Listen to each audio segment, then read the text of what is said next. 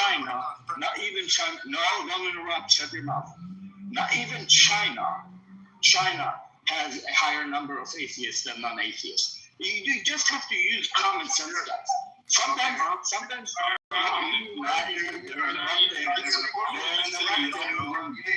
they're interrupting now. When you're done, I'm going to answer you. When you're done.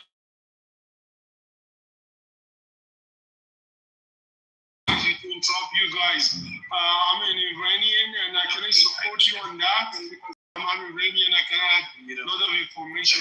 X, you gotta wait for the brother. You gotta wait, buddy. Hold on. Prince, you got 45 seconds. Let's go.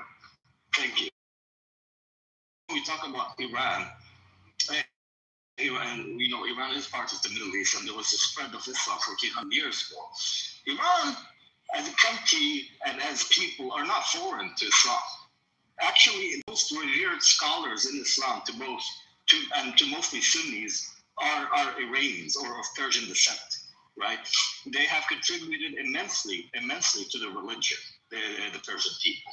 And 500 years ago, they converted from being Sunnis to being Shia. But what you have to understand is, number one, most people are actually religious, and there are some people who are religious and against the regime. If you believe in God or religion, I reclaim 45 seconds. No. Every time they interrupt, no. Every time they interrupt, I reclaim 45 seconds.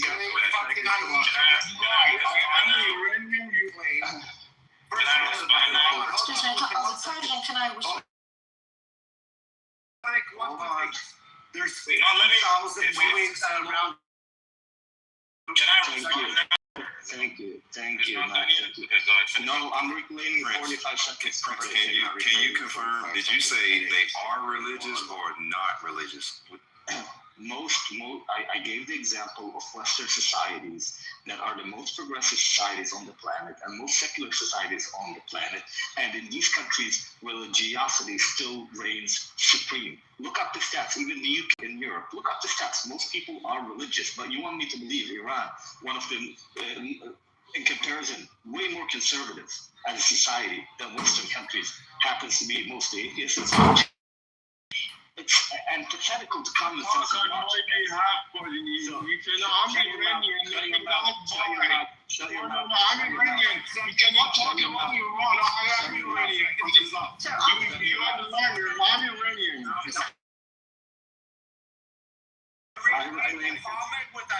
I reclaim 45 seconds. This guy is talking too much, buddy. And then you're going to reply. Yeah, can I respond? No, you can't. I have Buddy, you're finished.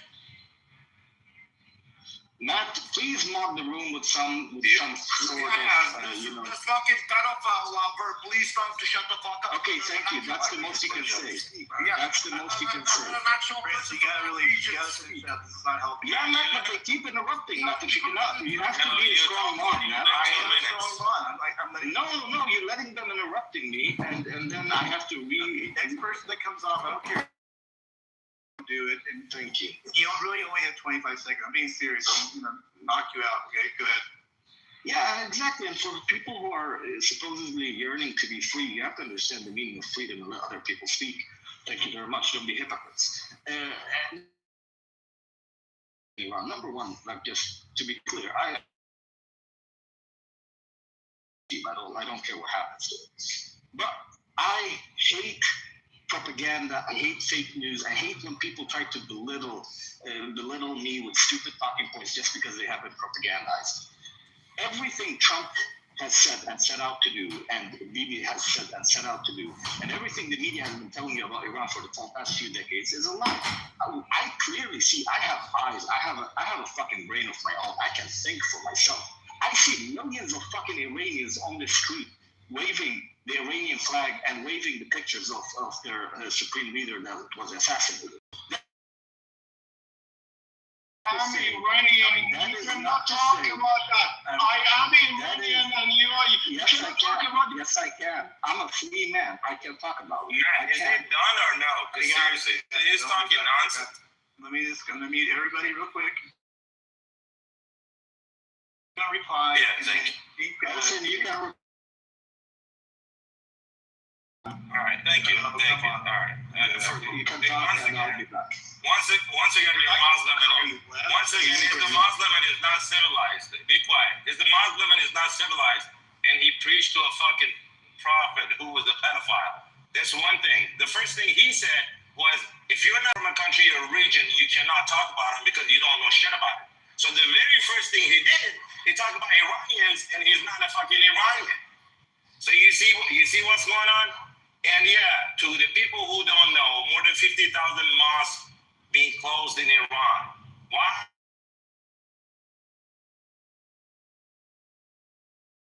Scale like no other fucking nations did, and Europe need to wake the fuck up too. I posted that in the Parts chat of right America now. need to that.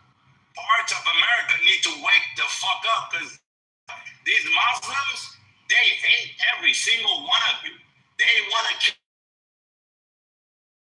doing it right now because they're doing taqiyya, because they're waiting till the time they are powerful, then they get a strike and kill every single non-Muslim. Either you become Muslim or no. You don't become Muslim, you die. You die. You don't pay jizya, you die. And they hate Israel. You know why? Because there is 2 billion Muslims. They constantly losing to 50 million Jews. And they hate America and Americans because America is an ally to Israel. Face it, wake the fuck up and fucking do something. Thank you. Okay, we're gonna get a woman's voice in here. It's been a little while. Mina, did you want to go? Then X, you can go after her. Go ahead. Hey, Awesome. I just wanted to respond to the last person who just came here and with a huge amount of confidence was telling, no, Iranians, the majority of Iranians are Muslim, which is not true. In Quran, in school. And still we hate that. We don't want to be Muslim. We don't want the religious rules. We don't want Sharia law. And that's it. I don't know how some Iranian, you are totally right. just because they are Muslim, they think they know Persians. We are Persian, we are not Muslims. We have culture, we have history, and we love our country, and we don't want Islam in it. We are done with that shit. So, can I just say something real quick? Right, I'm Iranian. Give me 5 minutes to talk. Give me 5 minutes.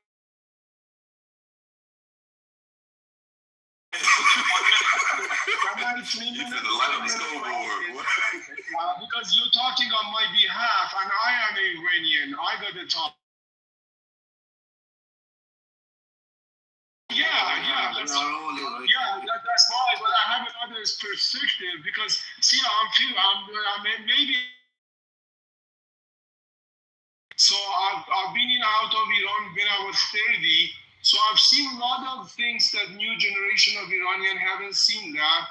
So I see a lot of every 10 years, all change of Iran. You know, I've seen that when I was in university, and after 10 years again, there is a protest again. So I'm sort of living about the politics 40 years. It's not 10 years. So what I'm saying here is this is a total lie. Iranian now getting 30.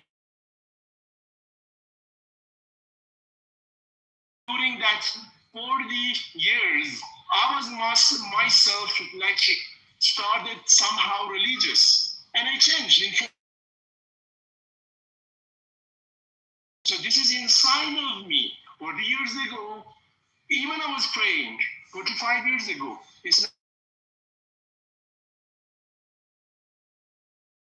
Don't go to mosque and then start to study, start go to university, and then I go to the other countries. And I'm another person now after 40 years. It's not me, my generation.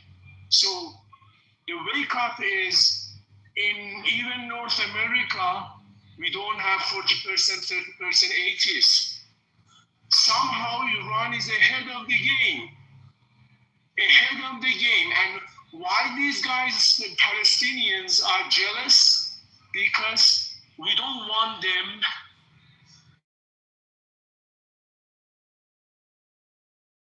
and they occupy Iran. Palestinians occupy, this Arab culture. occupied Iran. We don't want it anymore. And then one more thing says, the new friend of America,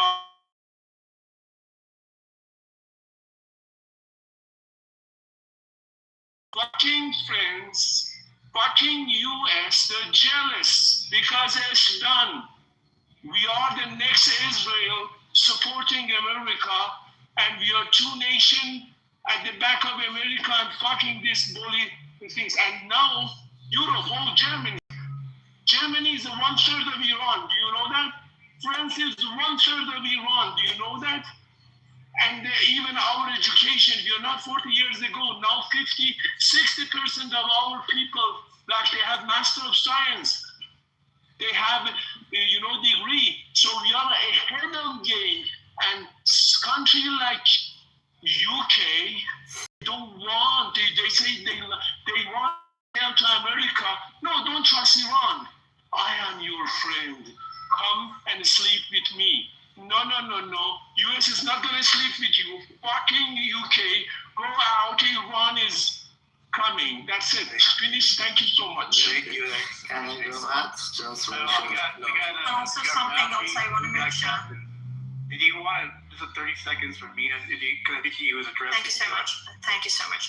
And don't forget that in Iran, if you want to leave Islam, you will be punished by death. Yeah. And also, if a non-Muslim want to marry a Muslim girl, should convert to Islam, even though they don't believe it. Okay. So that's how the number of Muslims in Iran are high. Doesn't mean that people.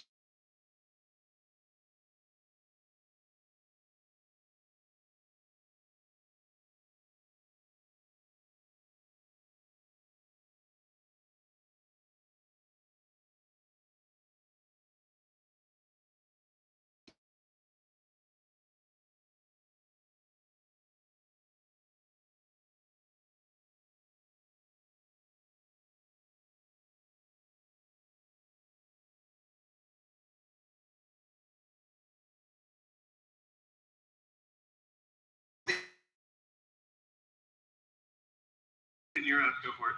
I'm gonna go after Kev. So to address you, X, I just want you to know that the rest of the Middle East, you're defending the Iranian people, the Iranian regime.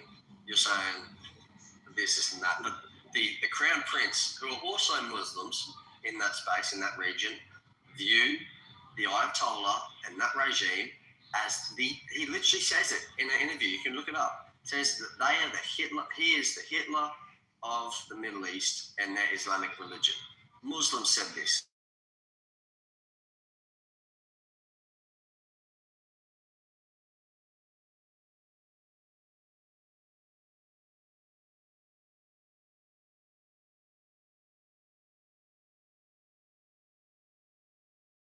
That's what I said. Yeah. Muhammad.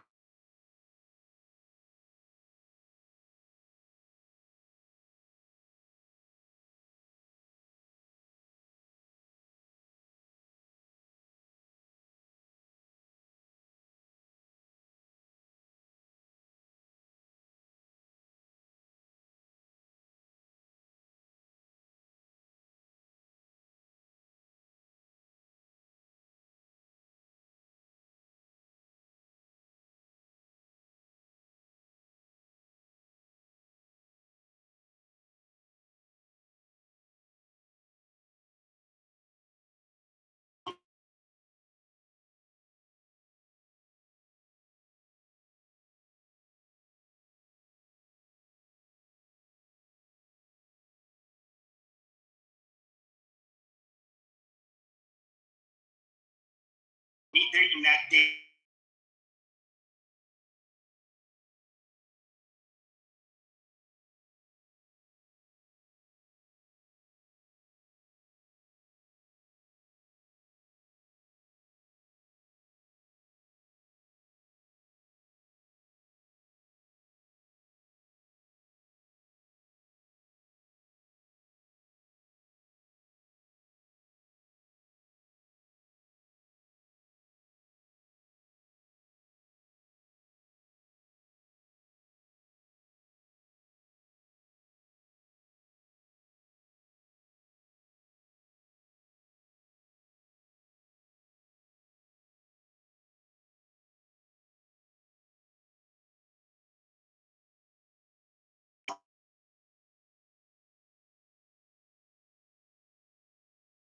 Are you against all of them?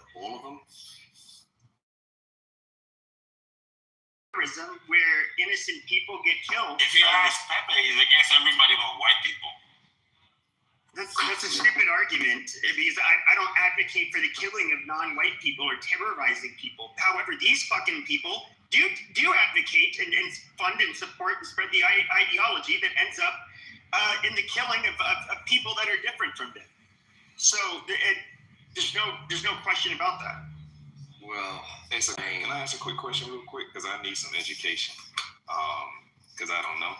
So going back to the question or the statement that was being responded to about the religion of Iran. So because I didn't know, I Googled it, and Google told me that They're 12 Shiites.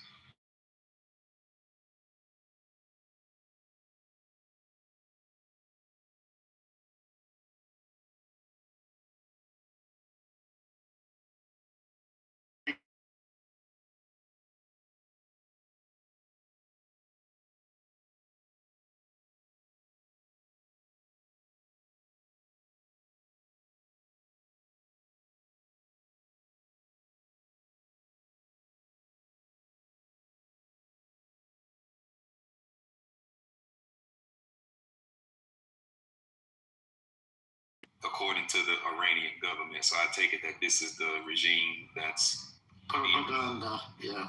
Okay. All right. Cool. Okay. Yeah. Go ahead. I don't know if you know this, sorry if anybody brought it up, but MBS, he was one of the crown princes of Saudi Arabia. He was also urging Trump to invade Iran. Like it's a whole thing. But their official statement, Pepe, out of their foreign ministry was they were not pushing for regime change.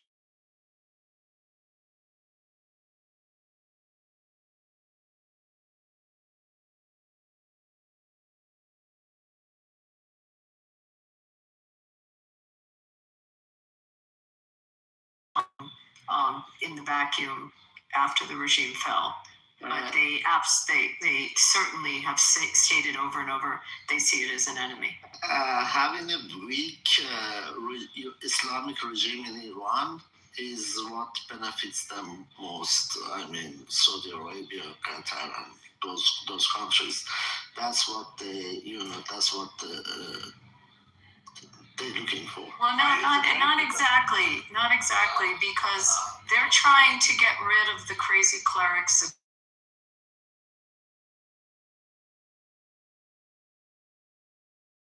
They're very, very clear about that. So the fear was who would come in the place of the regime, but that particular regime also promotes the problems that they have within their own country of the anti the kingdom and against the king.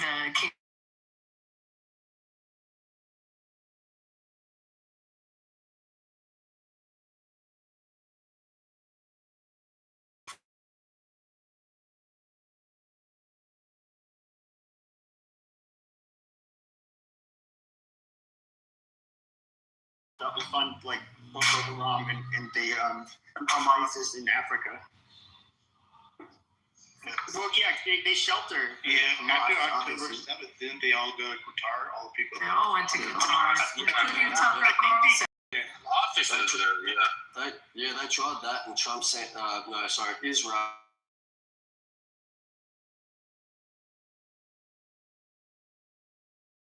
And they went, but you can't do that. And it's like, well, hold on. You're holding fucking literal terrorists in your country. If you don't get them the fuck out, then you're going to get caught in the crossfire. And now, all of a sudden... They didn't make that threat. What are you talking about? They did like a precision strike that just killed them. Yeah. I know it.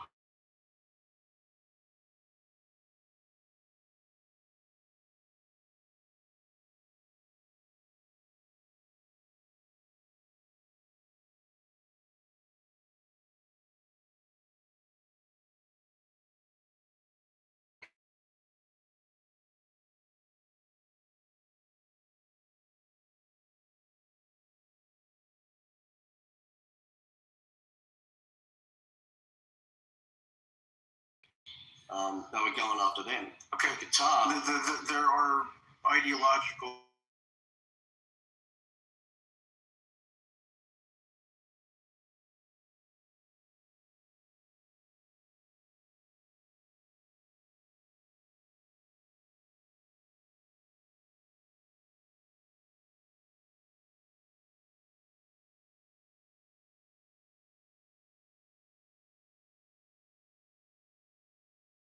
Man, you saw fucking the US react immediately.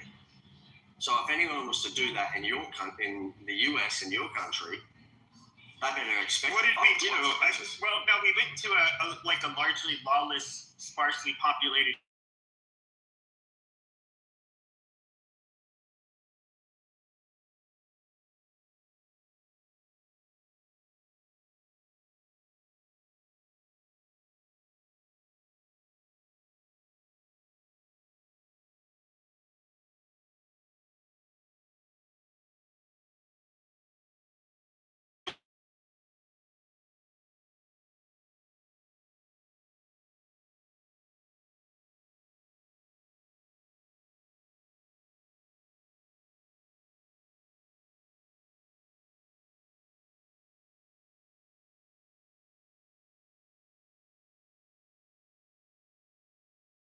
People involved that they don't really want the American public to know. Yeah, but that's different than the state sanctioned. I think that's what you're saying. Yeah, and I agree with you. There were probably people in positions within the family, I don't know, in the family or within the government, but that they and knew who they were. They probably have gone to Chop Square by now and aren't around. But in terms of the state sanction, they have, great, I'm going to use the word humility about it now, and have really, tried to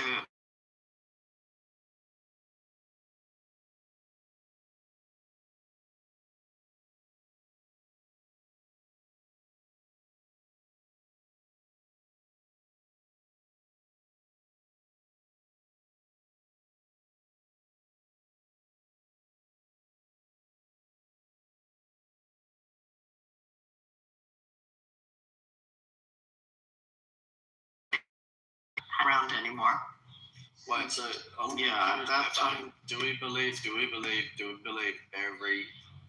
I'm trying to be as inclusive to humanity as possible. I'm speaking from that perspective. But do we believe every Muslim on the world wants chance death to America? No, nobody say that. I do think that, especially depending on the country, I don't think, I'm not convinced that you can have a large Muslim population without a good chunk, a good minority of them being extremists and very intolerant. Because I think the intolerance comes. Hold on. I think the intolerance is a part of their religion. I'm just being honest, and I do think that a lot of people will kind of they can't really check those extremists, and so they're.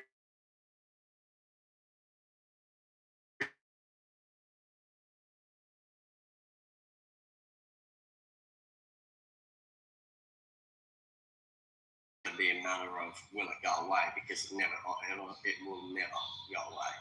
The thing is, the best way is how do we manage it? And I think Trump right now, with what he's doing, if they were to reinstall, hopefully, the Shah with their democratic ideology, at least we'd have some sort of progress in the Middle East.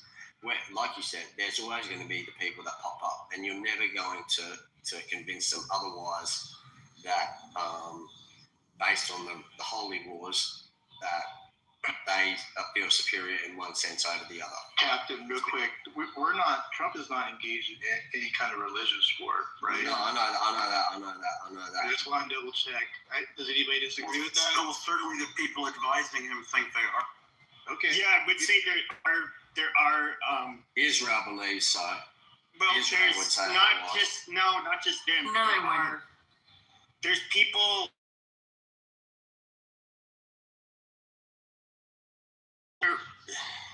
They're kind of of zealots in their own way. They're not. I don't He's like our Secretary of War. He's a Zionist. Yes, he's Christian. he's such a cringe piece of shit. Yeah, to but be you know, honest. it's funny. Where is separation of church and state when it comes to this? But that's not. no. Who are you speaking for? Like official position of our country or official position of the Israeli government? No one is talking about a religious war. They're talking about getting rid of a threat, an existential threat that if you have of the 14 countries that got attacked, if you had a nuclear warhead on top of all those missiles that they shot into the UAE and into Oman and into the kingdom and into Jordan and into Israel and to let's see all the nations that got hit with these missiles.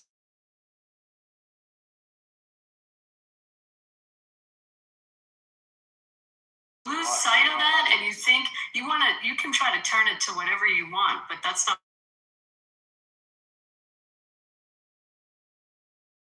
capability of a mad regime.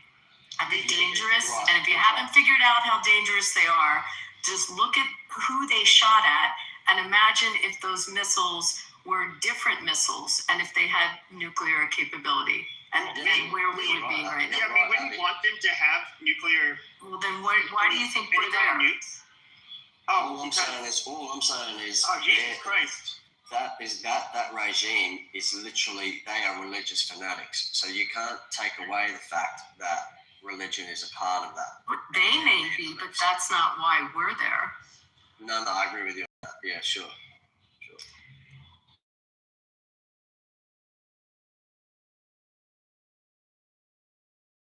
I think it's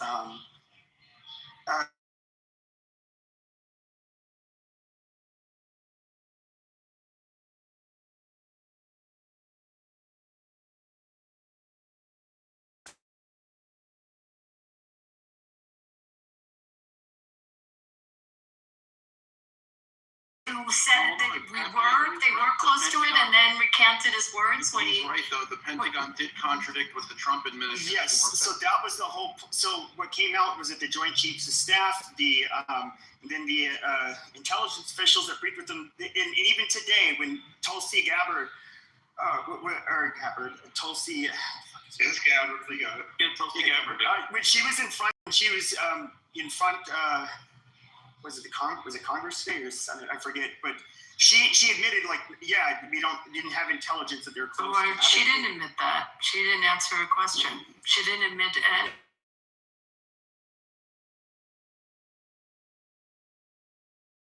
That she specifically did not. Pepe, the Ayatollah is on record saying that their intentions were. We know what the fuck. He was literally saying when asked about nuclear ambitions, he said it's none of their business what we're doing. Like, It's true, but he did initiate a fatwa against the possession of nuclear weapons. Does that not account for He did have what? a fatwa? He declared that nuclear weapons. No, that's a jihad. But fatwa is a declaration. He declared that nuclear weapons is haram. They also have tahrir. So, yeah, exactly. They also have tahrir. So I don't think. Yeah, so I don't think it had anything to do with them having the ability to send an. This was Come on, Pepe, bro. no. This is fucking garbage, dude. I mean, we saw who was looking for the get Khomeini.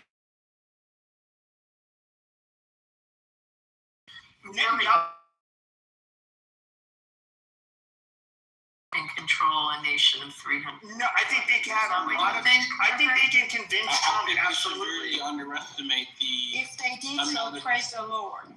Thank I mean, you have Jared Kushner and Steve Witkoff that are in both of his ears. They did send time to Israel. Do you have a problem with what we're doing in Iran? Are you concerned? Do you wish the regime was going to stay in power? No. I think it would be fine. See, if they could go in and they could just get rid of the regime, that would be better for everybody. How would you do it if you were in charge, Pepe? You're the king. I don't think you could. You're the president. Sure. How are you going to do it, Pepe? How are you getting rid of them? Tell us. They're saying they're going to come and take out Phoenix. They're going to come in and they're going to attack your country. They're going to kill your president. They're going to kill They're a threat to your nation. They're going to the fuel or any of the sea traffic and trade and commerce. So you have all the things that are happening. You're the president. What are you going to do? Sure. Well, I wouldn't have attacked. I mean, yes, you're going to have to like destroy their whatever nuclear production. And how are you going to do that, Pepe? Well, we've been doing it we had Stuxnet. We've been bombing. And you're okay with how we did it? Well, you had to do it. But I'm asking I'm a little frustrated that they didn't seem to comment on securing the Strait of Hormuz as quickly as they should have. Yeah, but It took them like a week to realize that they needed that as like agenda item 1. So the Strait of Hormuz, though, that's a struck. How would you secure it without naval assets? Because Admiral Cooper did it fine, blowing up all the shoreline. Oh, I agree. They're doing it. I get the sense that they weren't aware of it. That it was like a main military objective for the first. I think it was the primary objective. A primary objective overall, because it is the strait that actually allows the trade. And to John's point, he's more about the dollars and cents than he is about the ideology.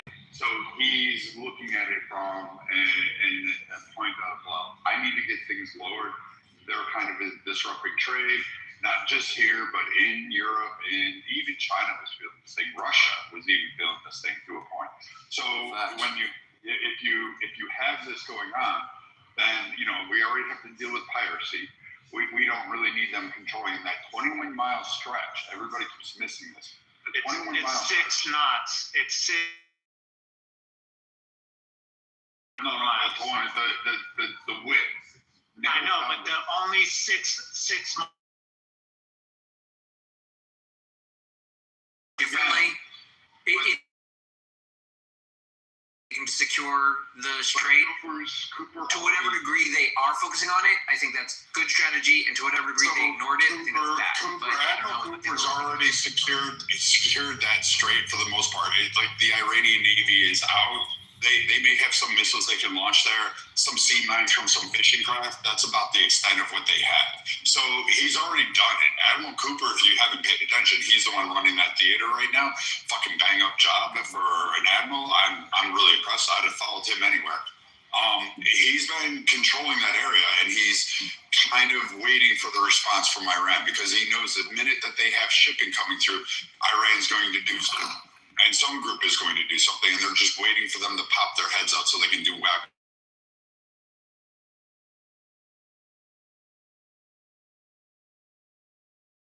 Next question. Pepe.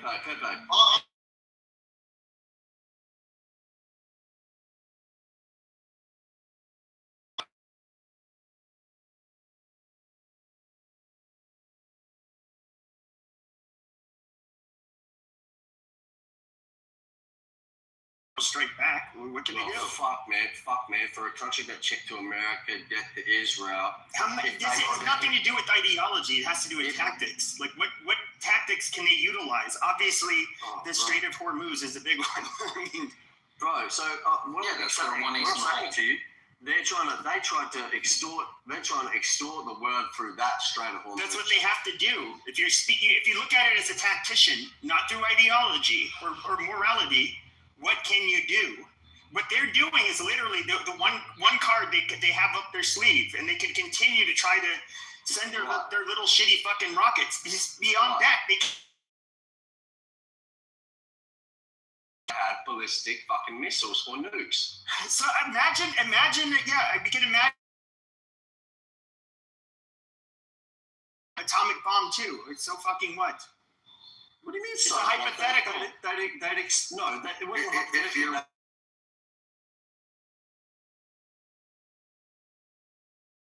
To Israel. So we get Marco Rubio. What does he say? Israel said they were going to bomb. We have to respond. Speaker Mike, just pretty much exact same thing. Trump ends up saying the same thing. The next day he goes, oh, actually, no, I think I ended up, No, that's not what they said. Yes, it absolutely is. And the problem is, no, Pepe, you said Hold on a second. You said it was hypothetical, but the one thing that you cannot fucking prove without one reasonable doubt is what they fucking don't have. You come in here like you know all the facts, like you're sitting here with some sort of security and intelligence that nobody else has. And I'm going to tell you something. Do you believe that other people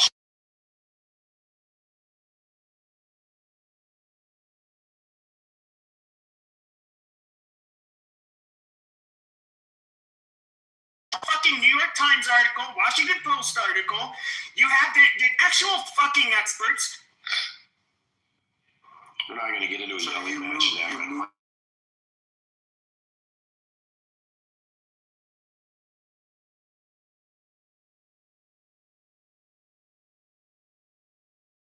Hours of this room and none of that business is going on too much, you know? So let's not do that. Let's just talk to each other normal. We're mods. We're all on the same team. Basically. Is this your room? Well, no, what I'm really sick of is you get people like him who think he can talk over you, that thinks that you're like, oh. Stop screaming. Use your rights. Stop it. Pepe's been talking Just over been everybody. screaming. Like, I'm not trying to go deaf to listen to you on a fucking audio app. Like, just stop screaming. This is what I'm talking about. Voices crazy. I'm gonna keep you two on being just for a little bit, just to cool down, and then I'll beat you guys up. But okay.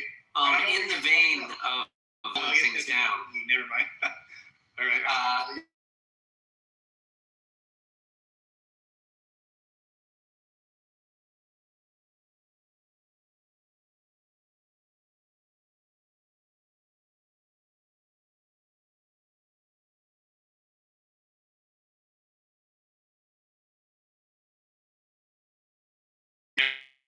To shoot slowly, basically. So a lot of that stuff has been destroyed, but also they could just take 24 missiles and then drag it out for 2 more weeks. Right. But isn't the problem also the less frequency of strikes? I hear you. Hezbollah still has weaponry. Yeah, I'm not saying that I don't believe that number. Maybe like the Iranian known sites and stuff like that. But we're still sourcing out like drone sites. The way I heard it, when they shoot, they get identified. That their supply chain is being disrupted, specifically the launchers. The launchers are being taken out as soon as they launch something. Correct. They're able to identify it. Yeah, we are doing that, and they're not getting resupplied, which Russia was helping like prior to this conflict, but Russia's no longer helping them. So it's kind of right. It's eye-opening to see that Iran's alone, and not even North Korea is making any kind of suggestion because they.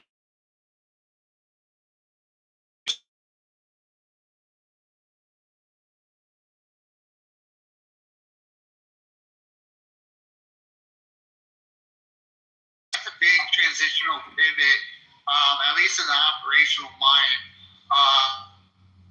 The Warthogs, super exciting. This is the Warthogs, yeah. I don't know, is he going in and out for anybody or no? Yeah, I think I can't hear him either. I think Steph, we got you. We can't hear you right now. Oh, thank you. My apologies. Calling cattle right now. But anyways, the Warthogs going to be a good the transition of the Warthogs. Oh, do appreciate it. Got 44 feeders on right now. But that's something you guys got to really look at, especially the transition of the operation. A-10s, that's a big impact, especially on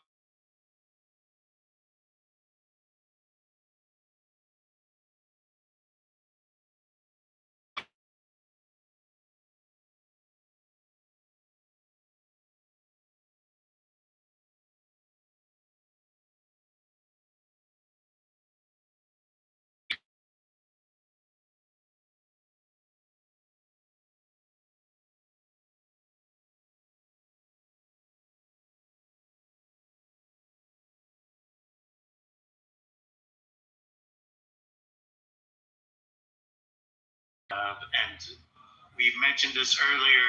Mark Rubio said that they are taking his words out of context. So fuck the New York Times, fuck the Washington Post. Mark Rubio said, the moment that we attacked was because we knew Israel was going to, and that would have launched the war.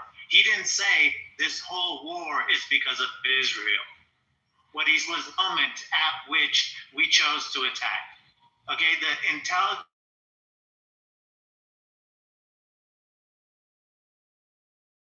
to the news and to CENTCOM and to Israel was from the CIA. They were waiting.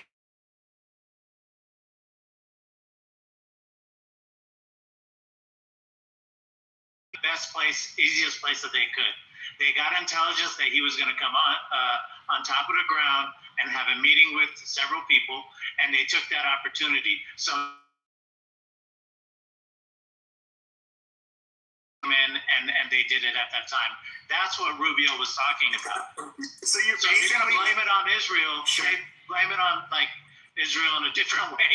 So let Israel dictate our action. Is what Yes, you're saying. I mean, the thing is, this is The timing. That's The exactly timing. It didn't. It was the timing. Don't use the word dictate because That's what dictate is an incorrect term. No, And it's disingenuous. right. No one Right. dictated to the U.S. to do anything. The U.S. made a That's exactly tactical what he said. decision.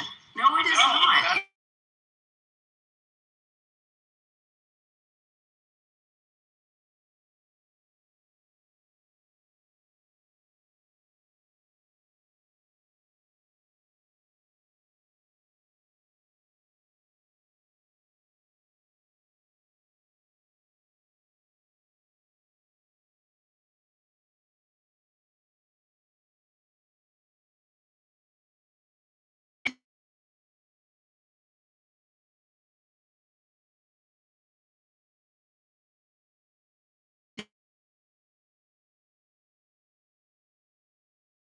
They gotta live Build your there. fucking self then. That's what people are pissed about. That's the whole point. Yeah. It's Yeah. Who's it's pissed? story drink. Who's pissed? Who's Couple pissed? Americans are pissed. Who's People in this room are pissed? pissed. What? Who's pissed? a lot of us on the right are A lot of pissed us are pissed. because Yeah, really? What are you pissed about? What are you Because pissed he about? dragged, he got us Were you? involved Were in a you? foreign Were you? entanglement. Would you have said been he wouldn't do pissed? it. Would you What have I been did that, pissed it's what I'm if pissed you about. knew that you could? I mean, you absolutely. They had enough for them to decide that they wanted to strike, and that was their choice. Are you pissed that they are a nation that can defend themselves versus in 1940s when they couldn't defend and they couldn't go into the camps and do anything? So now they can. So is that what you're pissed about? Trump never promised. Trump never promised.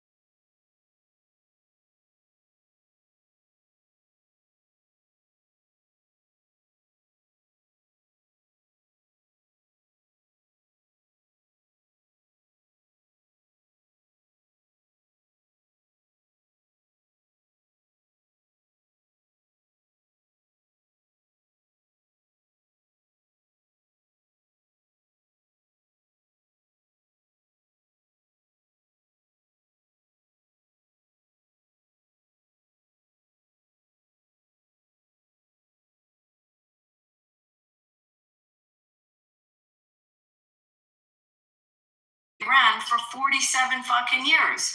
They have killed American citizens. They have attacked American assets. They have threatened to assassinate our president. They have tried to assassinate members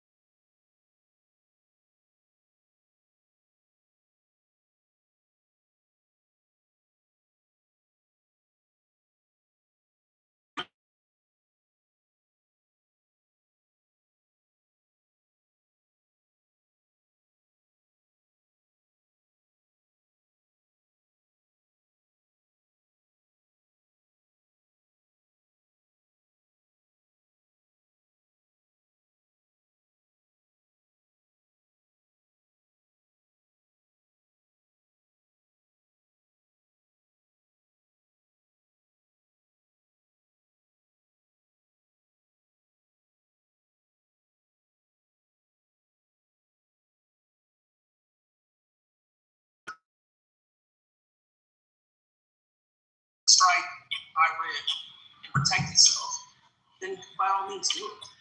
But don't let them dictate our action.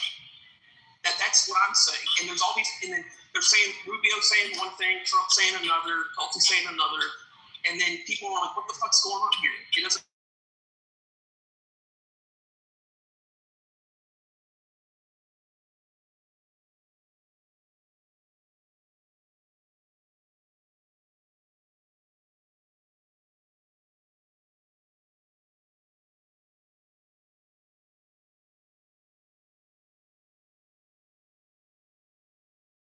He also campaigned on no. He's always said Iran is an enemy. Forever and over. Forever he has said Iran is an enemy. We're still he not has at war. said it. They can be an enemy. And he has campaigned on the fact that they will never.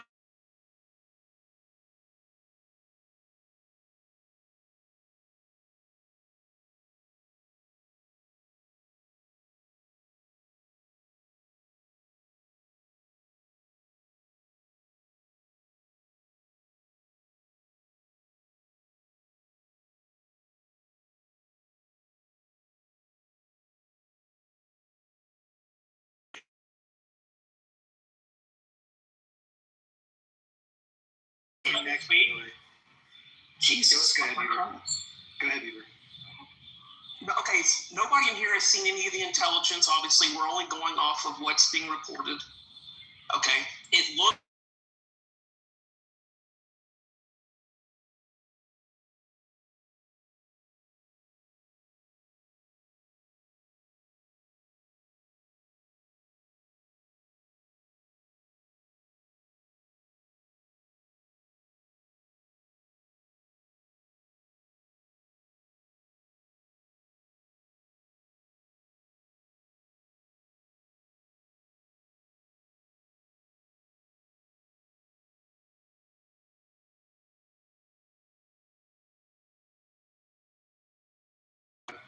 Thank you. Yeah, 100% of MAGA, sure. Okay, you believe that?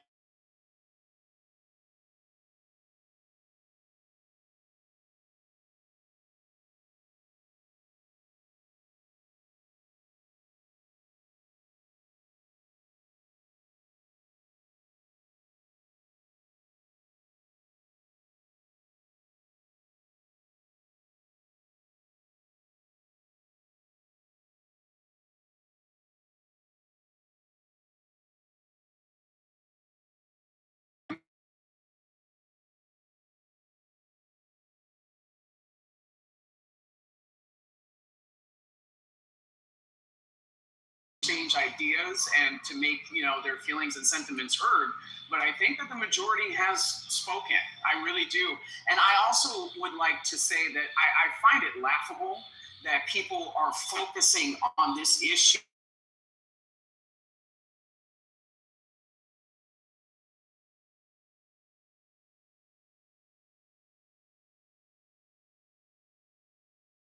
I'm sorry. Well, but it's consistency, right? So maybe you guys need to understand exactly the war. Maybe you need to understand exactly what consistency looks like. Yes, Africa's otherwise you wouldn't be driving us into in war. The small 15%, but he cares to hear the opinions of, because again, the majority has spoken. Okay, Because of the price of oil. Let me Price direct it back of oil and price of oil.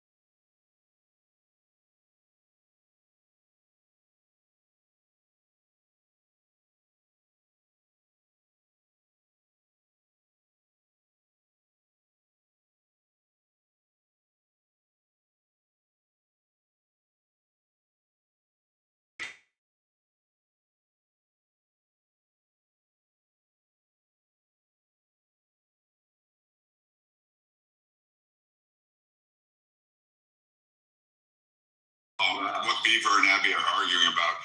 I mean, I get the anti-Israel thing. Like people, like I don't really get it, but it's whatever it is. But I'm looking at it from a more military approach. So, like in the weeks following it, we like March 10th through like the 15th or something like that. Well, something weird like that. The Strait, like they were attacked, and they had promised to, like Iran said, they were going to shut down the Strait.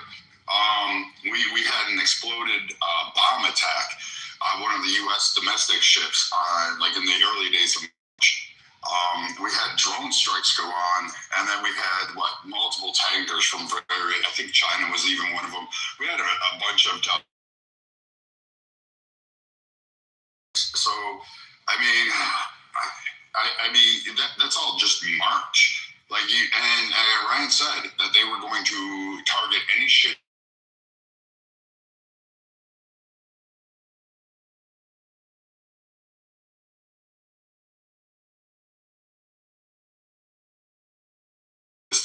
And he'll use Israel to his benefit for the most part. He'll side with it for votes, but and maybe funding from various groups within the U.S. But in reality, he's looking.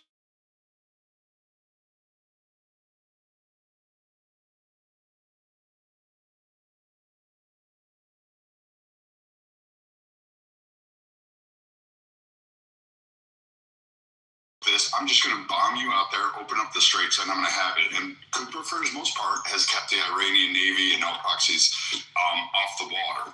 Like they're eliminated the minute they touch that water. So.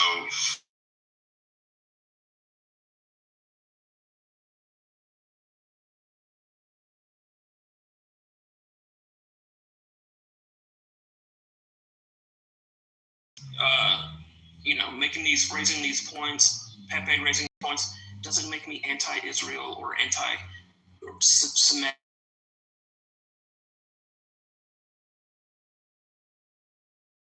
What I am, and I have legitimate concerns. When did anyone say that either of those statements to you right now? Oh, you've done it several times. I've not said. Yeah. I have not. I don't put words in my mouth. Of America. America first would be an enemy of Iran. I have not said that I have.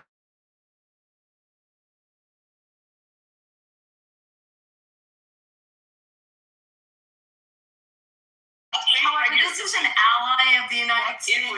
If this happened with the UK, would we, or this happened with another ally, Japan, what would we do? What would we do? Can I speak? No, they keep interrupting and others keep jumping in. So which is it? I mean, do you think I'm anti-Semitic or not? I think you have a problem with Israel.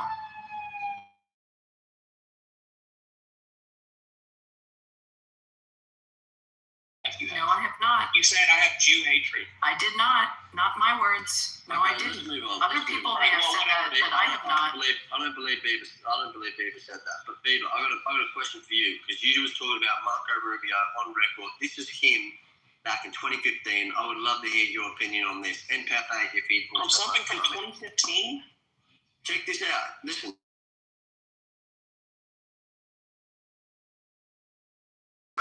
Should it go through? Iran will immediately use the money that it's receiving in sanctions related to begin to build up its conventional capabilities. And then at some point in the near future, when the time is right, they will build a nuclear weapon. And they will do so. They have become immune. That we will no longer be able to strike their nuclear program because the price of doing so will be too high. This is not just the work of imagination. It exists in the world today. It's called North Korea, where a lunatic possesses dozens of nuclear weapons and a long-range rocket that can already reach the United States. And we cannot do anything about it. Or Seoul, or Guam, or Hawaii, or California. And so the world must now live with a lunatic in possession of nuclear weapons. And this is the goal Iran has as well, to reach a point where they become immune to any sort of credible military threat because the price of a military strike would be too high. Isn't that wild? Because we could have shown you that video and said that that is what Rubio said yesterday in explaining why we did it. But attack countries when they're weaker. Had we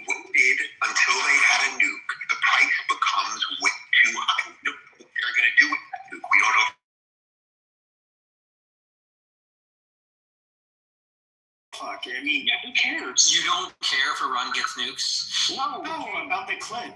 Yeah. Okay, yeah, I don't care about the clip either. But he is right about there being a threshold. And as I understand it, Iran even reported in diplomatic conversations that they had 12 weapons. The most ignorant response I've ever heard, but go on. What about what the clip said? Well, we know for sure they have over 400 kilograms of uranium that is enriched to 60% levels, which goes against the treaty that they are committed to. And let's also say, regardless, let's remember how quickly Iraq and Afghanistan and the response to 9/11 went. Yes, Trump is in office,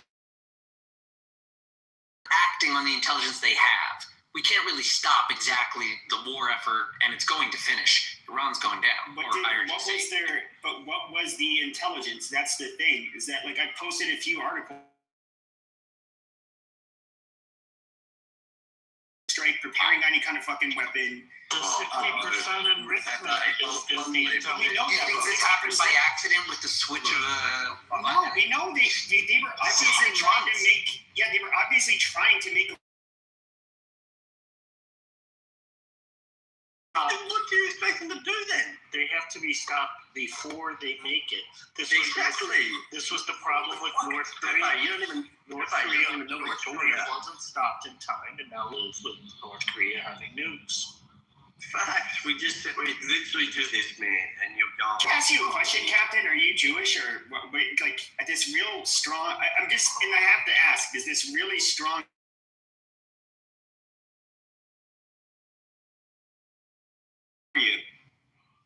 No, I'm not Jewish. Okay. At all. Fair enough. At all. He's just smart. Are you South Korean?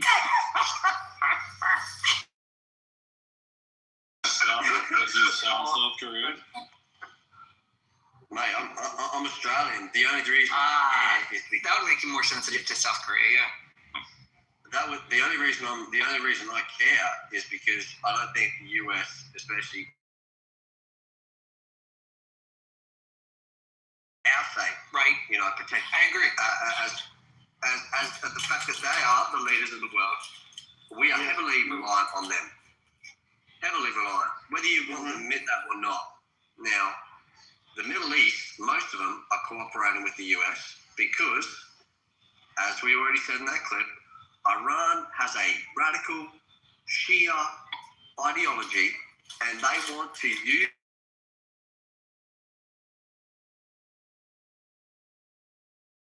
I mean, look what's happening to them now. If they had nukes, it wouldn't happen. I mean, it makes from a logical standpoint, yes, they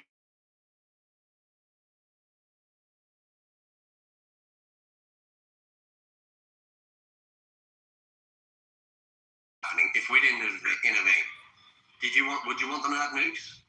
What would you think? I never said it. I was never on board with them getting nukes. So how would you have stopped it?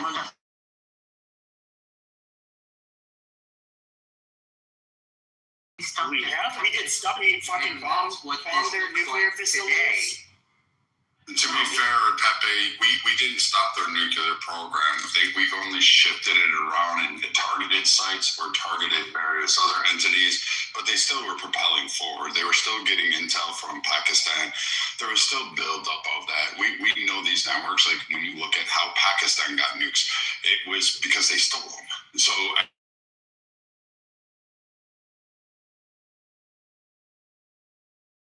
Russia didn't want to share that technology with them, but Iran was opposed to stealing them. So, I mean, at some point, like I say, we tried bribing them. We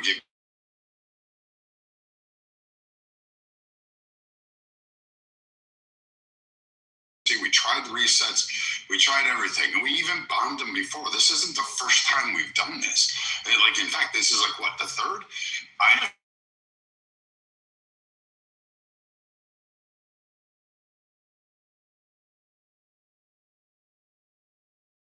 Not just their military assets, but he's targeting their leadership. Every time one pops up, they disappear. It's some son, and it's only being elected by clerics who are in that circle. And so as soon as Trump hits that cleric, the people will be free, and the people should go out to the streets and say, hey, you know what, we're going to take back our country. And I was just going to bring that up, and I'm glad you kind of touched on it, Brad. 30,000 or whatever it was, people getting mowed down in the street. Like, this is a regime that's ripe to fall. Like, I don't look at this the same way I look at Iraq, and Afghanistan, in the sense that you have people who are desperate, not for democracy. And I don't think anybody's saying that we're going to go in there and do this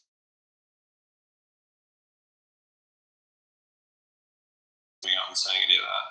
So I don't know. I see what everybody else is saying, where you have a weekend, you have a lot of their tentacles around the region that are greatly weakened, and I see a regime that's ready to fall. So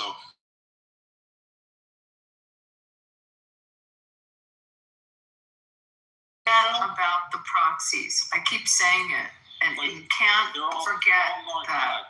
Well, yeah, we were talking about the proxies earlier because that's how they mainly inflicted casualties amongst us in Iraq. But when it comes to so Lebanon too. I mean, wait. Sure, yes, but when it comes to no, but this is not a war of retribution. This was supposed to be a war to stop a threat. Just really quick, That's the whole point. They're a major threat to the entire, and the people that are against this initiative have to come up with the. I have a quick question for Pepe. You know,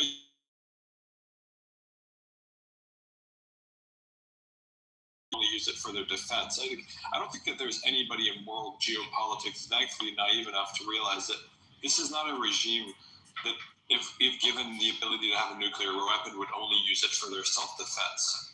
Like,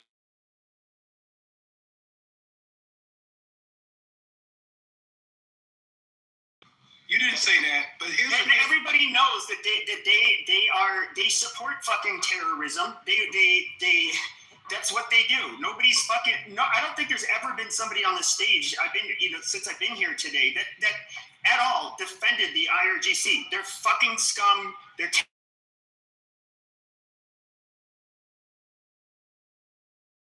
missing this one key component.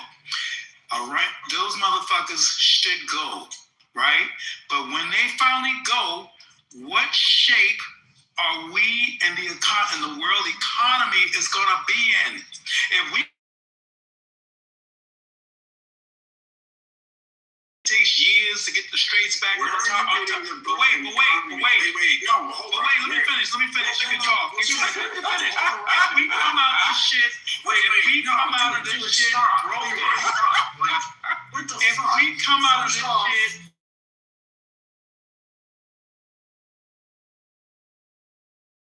if Iran go down, it's gonna break the world. If we stop and they can okay, stop. We're not asking you to stop. No, you got to deal with that because that's coming. You don't like it. I don't give a fuck if you don't like it, but that's a real thing. First off, so if you can't stop.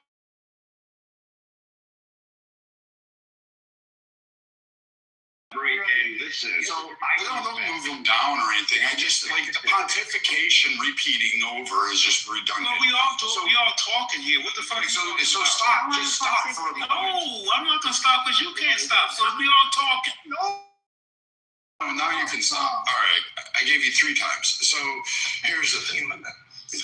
The idea, you can come back up. I'm not like banging from I'm not trying to be a mod, but I'm like someone did that to me, so now I'm gonna play that. You said, what are we gonna do if the world goes to shit, the economy collapses? First and foremost, the economy is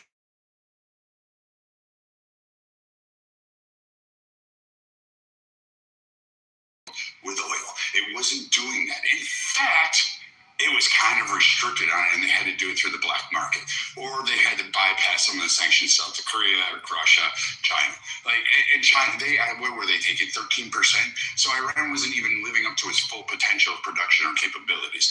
The fact that you somehow think we're going to go into an economic collapse off of this is absurd. It's fear-mongering, and it's retarded. Also, so now you can come up. I appreciate it. So let's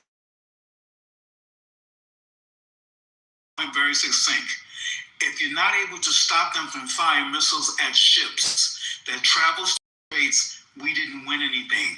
That's the only point I'm making. If you can't stop their actions, after we say we're done, and they're still firing on ships, then what do we win? Who's firing on the ships? Who's firing on the ships? Them? Well, of course, the ships are being. Leroy, is that if we take out the launchers, which is the ability for them to launch those missiles, if we're taking out many of, I don't know that Brad probably knows the percentage of the launch are hidden underground, so they're not so easy to find, then their ability to launch those missiles and what they have in their stockade is limited. However, the proxies have missiles. So you then have to look at, have you disabled the Houthis and their ability? Because those are the ones that have been shooting at our ships over the last few years. Okay, Abby. So Abby, that's you're right there where I want. You're right where I want you to be.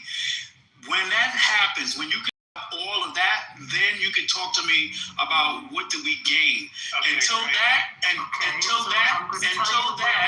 Okay, great. No, but until that, that's what we're talking about for me. Good, we got it. You're saying the same thing. You have to wait.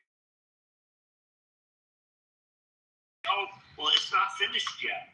Well, nobody has stopped. It's not over. But I heard the biggest problem they're having right now is they've been basically effectively able to avoid getting their rockets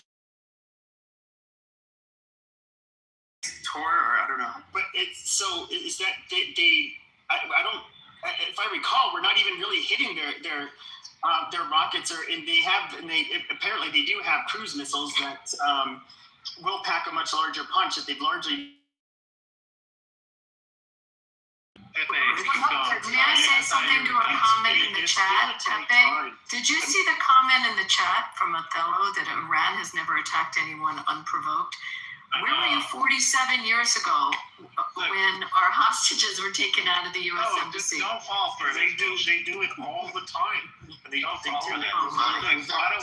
If the people or missiles, that happen. I'm sorry. Well, he's Palestinian. You guys know that, right? Othello's Palestinian? Yes.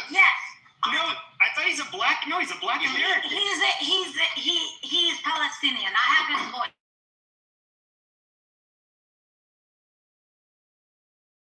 He's not like looking. He used to have his fucking PTR on here all the time. Whatever he is. I'll send it to you. Pepe, I'll send it to you. I have his voice. He was talking about it.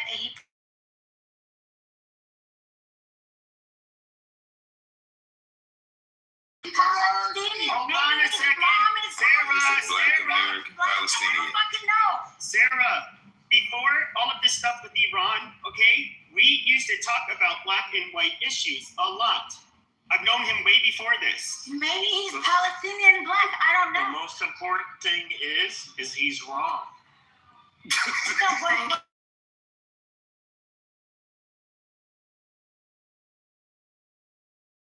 What did the Christians do to Iran that they had to shoot at the Church of the Holy Sepulchre? Tell me how that one was provoked. I mean, was that intentionally? Yep.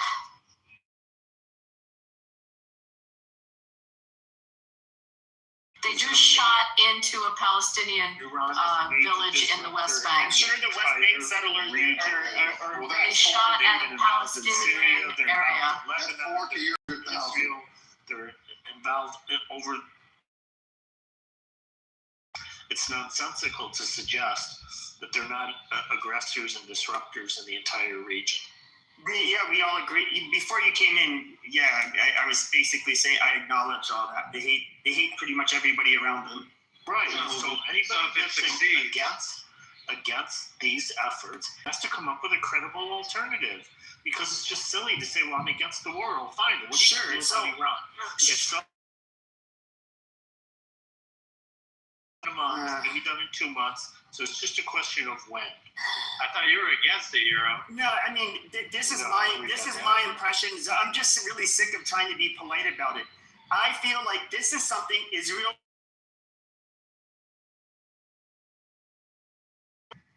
We can look at who Trump surrounds himself with. We can look at who his large donors were, and of course he's not to mention that he's obviously has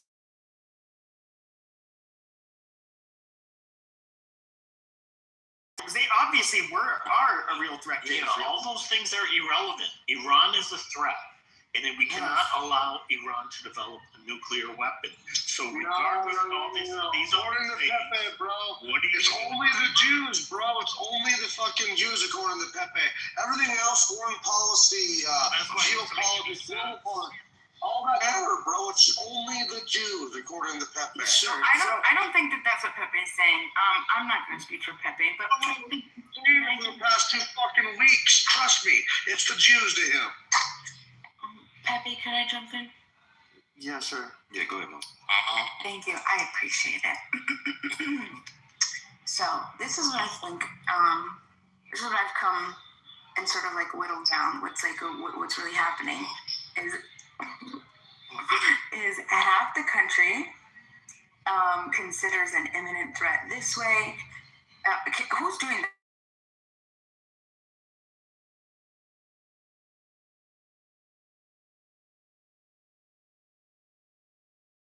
I think that we can agree that Iran was doing what they were doing, right? We can agree that that was a threat. We can agree that Iran is a threat. But where we start to diverge is what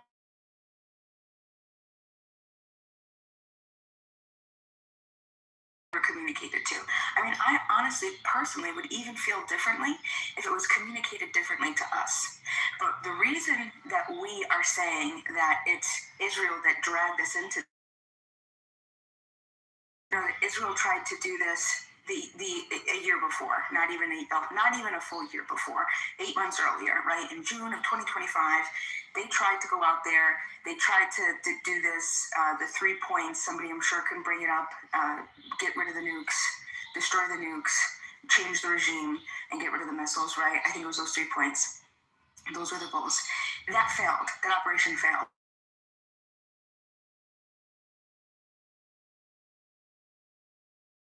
So now we have the next year, right, which isn't even a full year, right? June, how many months is that? June, July, August, September, October, November, December, January, February, 5, 6, 7, 8. So 8 months later now,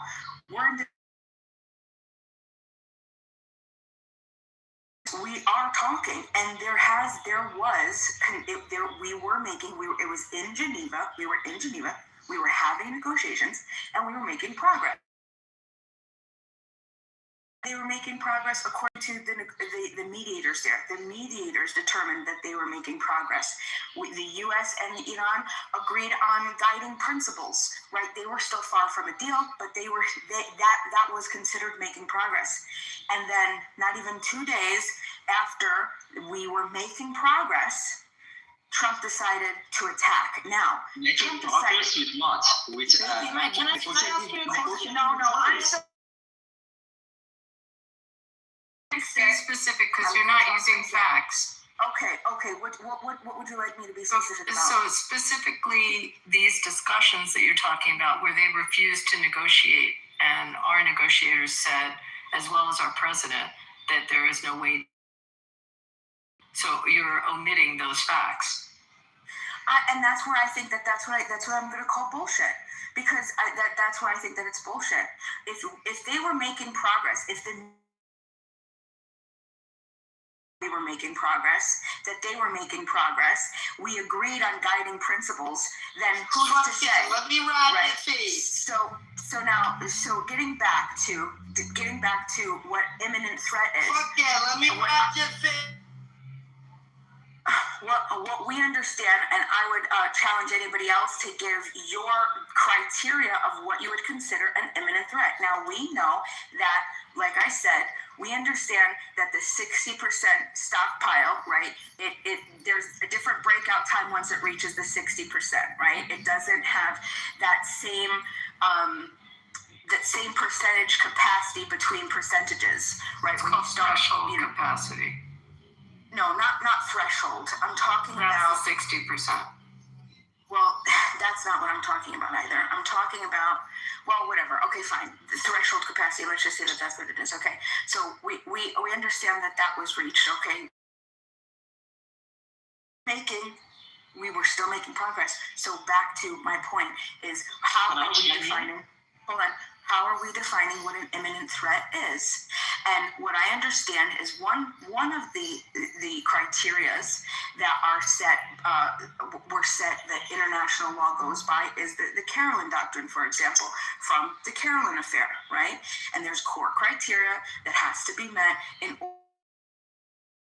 and that was a preemptive self-defense, what we did in Iran, right? So did it meet that criteria? And the fact is, no, it did not. So if we're not using the Carolyn Doctrine to justify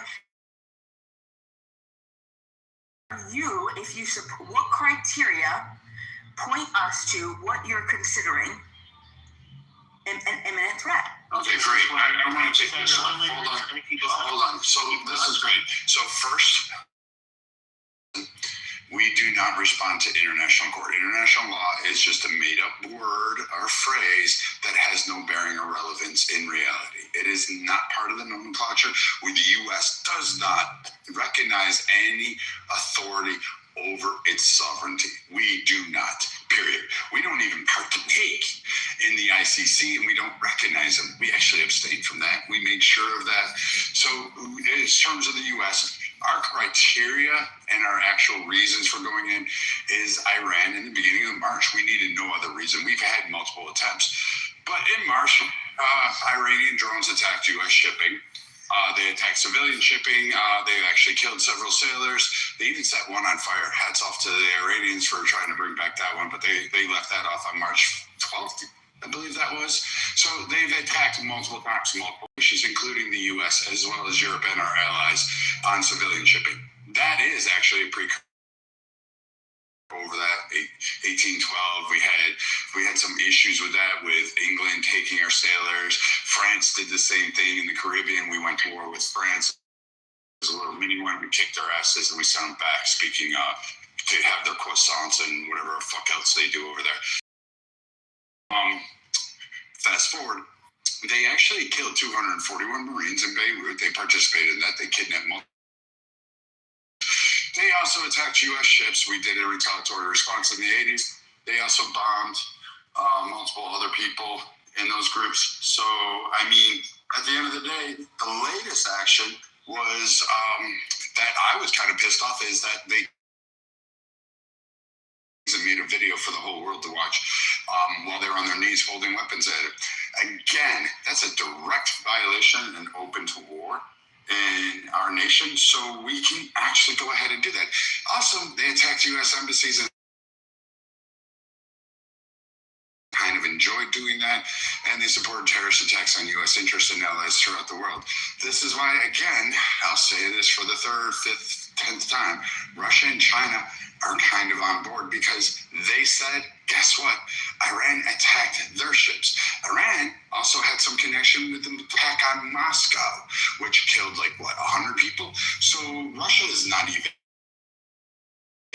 So everybody's kind of sitting back going, yeah, we'd like to have interest with Iran. We just wish they'd stop acting like asshats and funding groups that want to commit terror around the globe. That's not to mention that 20,000, 25,000, 60,000 different terror attacks that they've helped funded throughout the global world. National orders, that's never been a thing for the U.S. It's never been a thing for Europe. It's never been a thing for anybody in the Middle East. It's certainly shit not all for China or Russia or India for that matter. Nobody abides by the international order. The U.S. rests on the issue, and that's the deciding factor. Or in prior past, it was England, Ottoman, Russian, depending on which empire was in control. U.S. happens to be the sole superpower, so everybody's going to wait for the U.S. decision to be made, and U.S. will decide what international order is going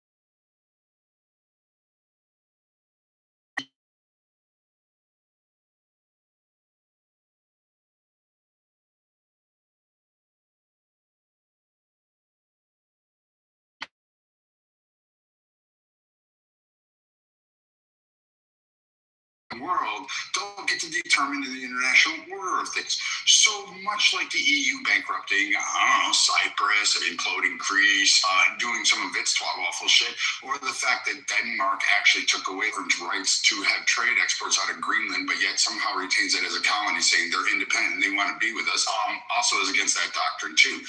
The greatest minds about invasion, Ukraine, bring about Georgia, bring about Syria, bring about Iraq, bring about Afghanistan. We can throw that out there.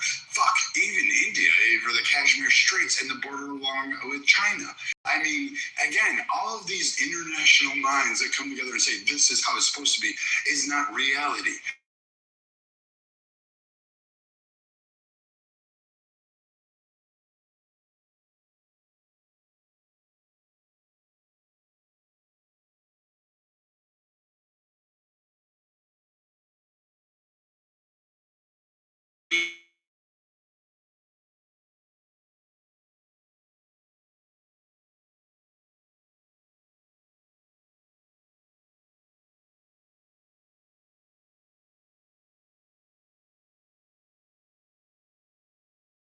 Courts, the international law organizations, they have no world backing except for the U.S. That's the only time. And even then, we don't answer to them. We tell them to go fuck themselves routinely. And they've tried to sanction us, and we told them to go fuck themselves. So it's not even close to being a reality. And when you guys say this about international courts, you just signed like you've never moved out of the suburbs, and you're still shopping at Target for your shirts. Okay, and also, Can I finish? I would like to. I'm so sorry. Ben, I apologize, but I just like. No. I just wanted to point out really quick that if you want to talk about the UN as an example of this high tone. I mean, she can never.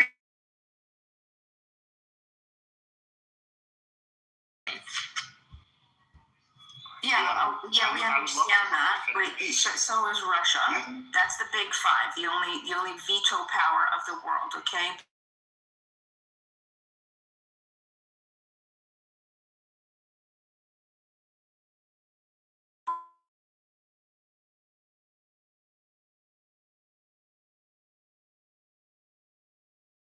Doesn't make it right. And why should that matter? Why does what makes right? Well, because if we use it, then that would also justify other countries to use it when they deem it's right. So we have to set an example.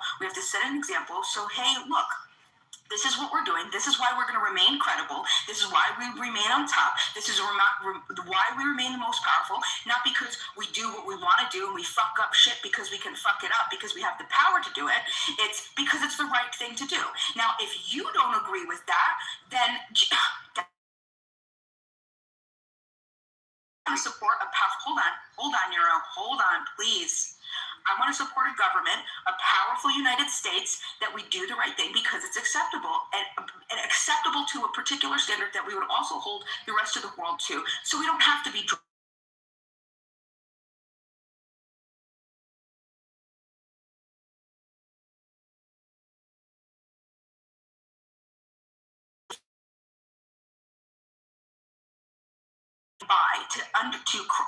what you want to say is an imminent threat, right? We agree that it's a threat. We agree that Iran is a threat, but an imminent threat is something different.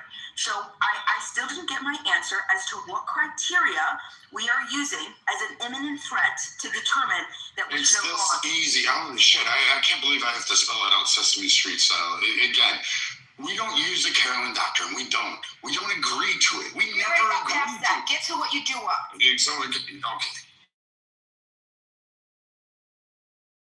Too stupid, too ignorant. Just say it, Brad. Come on, just say it.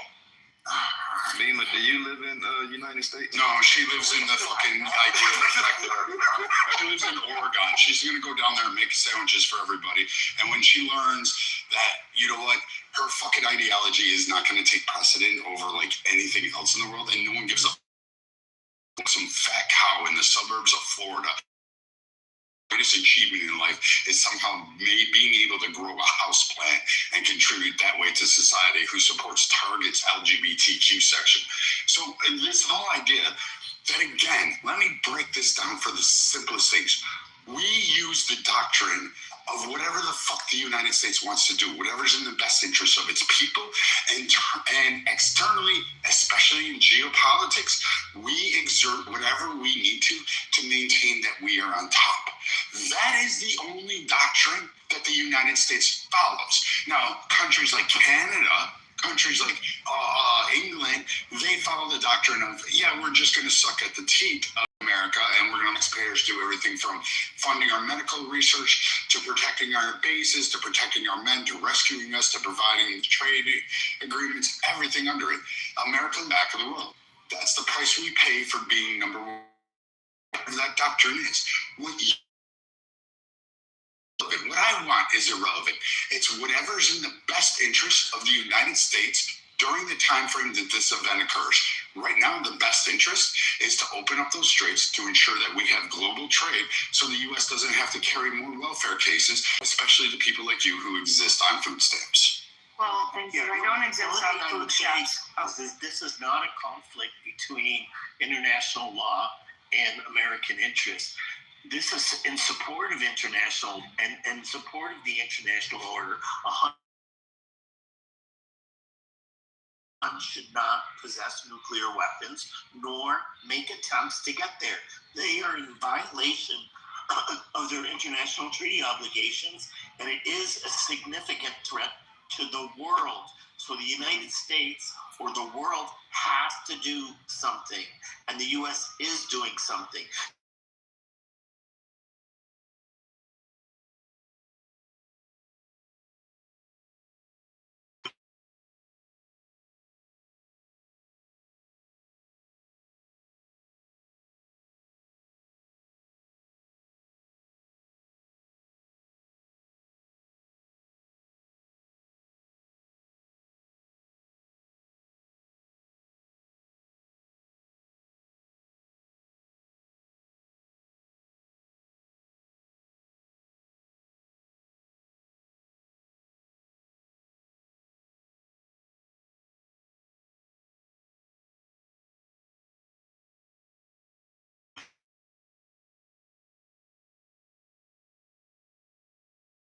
.67%. This is a huge difference. They could be weeks away or months away from getting to 90%. They have over 400 and some 14 kilograms of uranium, more than enough to develop a bomb. There is no civil purpose for this. They are in clear violation of their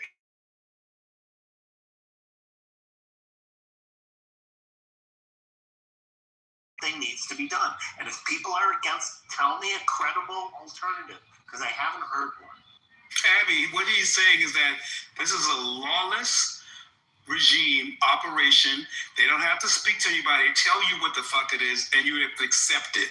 They're not asking you to go according to some Congress and Senate that goes through the process. They're saying that what they're saying is this is a lawless, we tell you what the fuck it is, and you go along with it, and when we're done,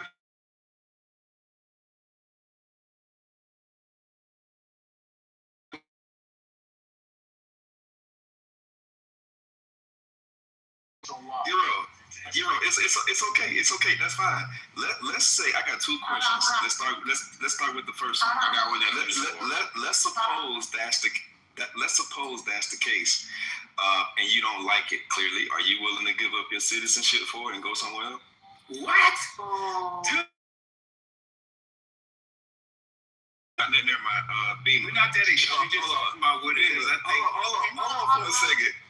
So, Beamer, the gentleman just mentioned that there's also 192 other organizations. Like, let's say if the Caroline Doctrine, countries. Let's say if that was the case, and the Caroline Doctrine was in fact in full effect, but 192 other countries are like, fuck that doctrine. Are you willing to give up your citizenship and go somewhere where they actually abide by the doctrine? But that's not what Biden is talking about. That's a good question. Yeah, I appreciate it. I appreciate it. Yeah, I think I would. I would want, because I would want there to be a standard that was set. Because if my country, hold on, listen, because if that country ever became as powerful as the United States, I'd want them to set an example for the rest of the world. So there aren't other countries that think they do the same thing, and then there's bullshit that happens. We're supposed to be leading an example for the world. If we wanted to go into Iran, and we wanted to say, hey, look, they have the capability. They're not an imminent threat, because that just isn't. It just doesn't. But we're going to go in. Then say that. But they are an imminent threat. That's Hold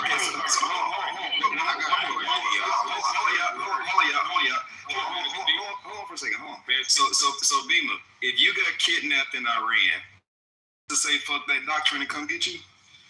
Oh my God, this guy. Excuse me. Oh wait, hold on. I gotta see. I don't even understand what the question is. I know. He just said shit. I know. I am. So just listen to it. I know. It's okay. It's okay. And we are setting a right example for the Euro. Hold on, Euro. A nuclear. Listen, my question is my question. Because if you got kidnapped by these Iranians, just like the other folks did, and they was held captive, would you want us to be like, fuck imminent danger, fuck all the doctrine, and come get you? Would you want that? Well, so a doctrine is a set of principles for when something happens that you can reference. So if things are being violated, then criteria has been met. What does that sound? Somebody has to do something with the background. So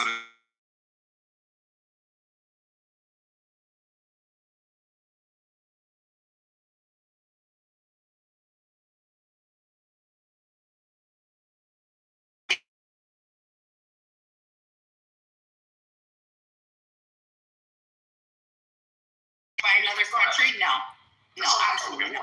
All right, so we should leave. So we should just leave you there? Yeah, I'm leaving. You guys are extreme. I got a question, y'all. So look,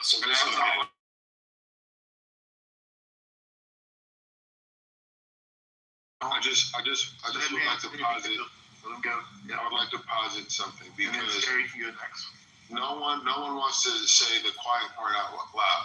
The term imminent threat, there is no one standard for that. That's that's an amorphous term that there's one person that gets to determine that. And that's Donald Trump. He was voted in by all these people in this country. The term imminent threat is as determined by the commander-in-chief. So I'm just going to quickly read something. It's Tulsi Gabbard's recent tweet, and I think it puts it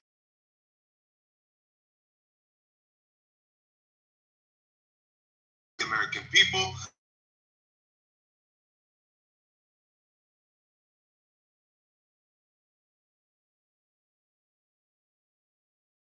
Action as he deems necessary to protect the safety and security of our troops, the American people, and our reviewing all the information before him, President Trump concluded that the terrorist Islamist regime in Iran posed an imminent threat, and he took action based on that conclusion. So for us to substitute our definition of what an imminent threat is wrong. The previous speaker tried to do that. There is no one definition for it. Commander-in-Chief, which is a singular position, who was voted in by over 70 million people and the popular vote, the Electoral College, he gets to make that determination. Now, I understand you don't like that because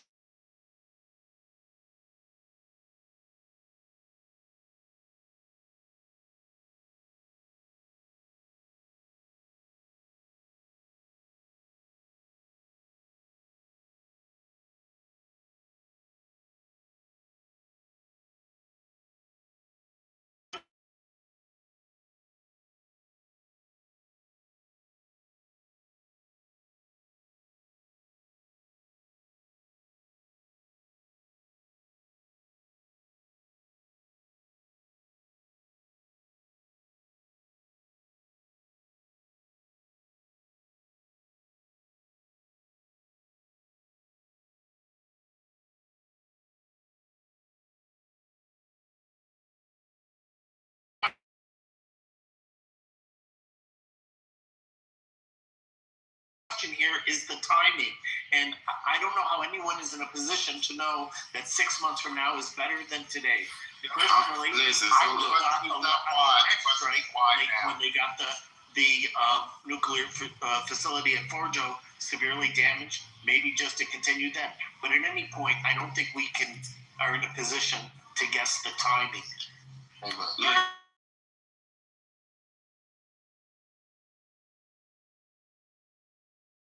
About Trump, right, and his regime, his decision making, everything that he's been doing. But you know the question that I asked that I can't wrap around my head? In the last 20 years, which one of these regimes has done better?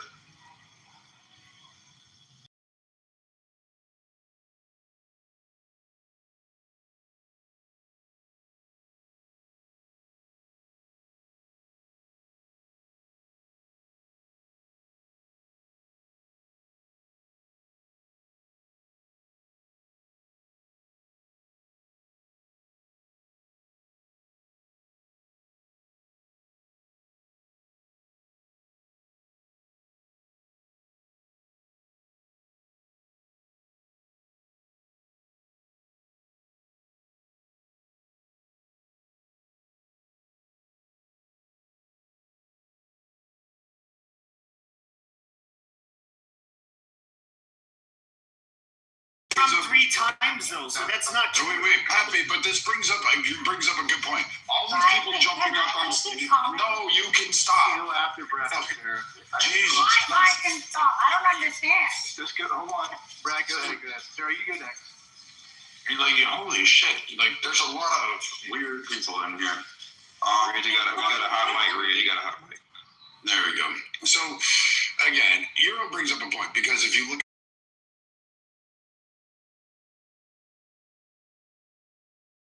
Harsher than what Trump was doing.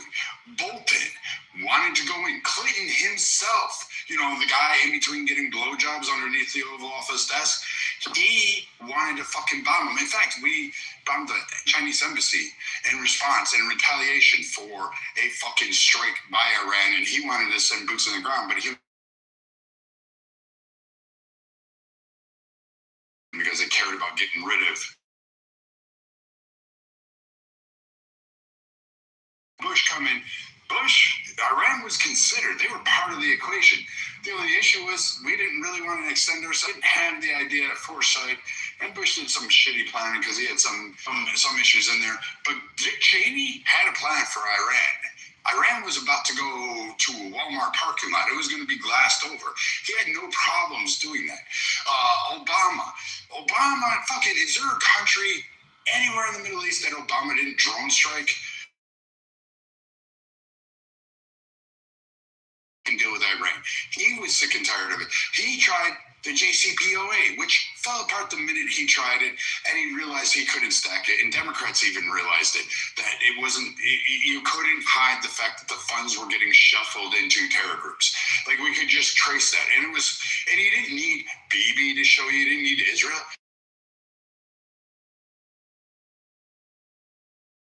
You had Saudi Arabia, you had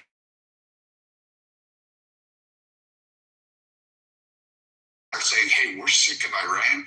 There seems to be a universal global support, which is so weird to me. People on the left or people who live in utopia that they can't recognize. They can't fathom the fact that almost every nation in the world is on board with this. They are literally on board. Yes, and so somehow or another, they have the mere wisdom over every.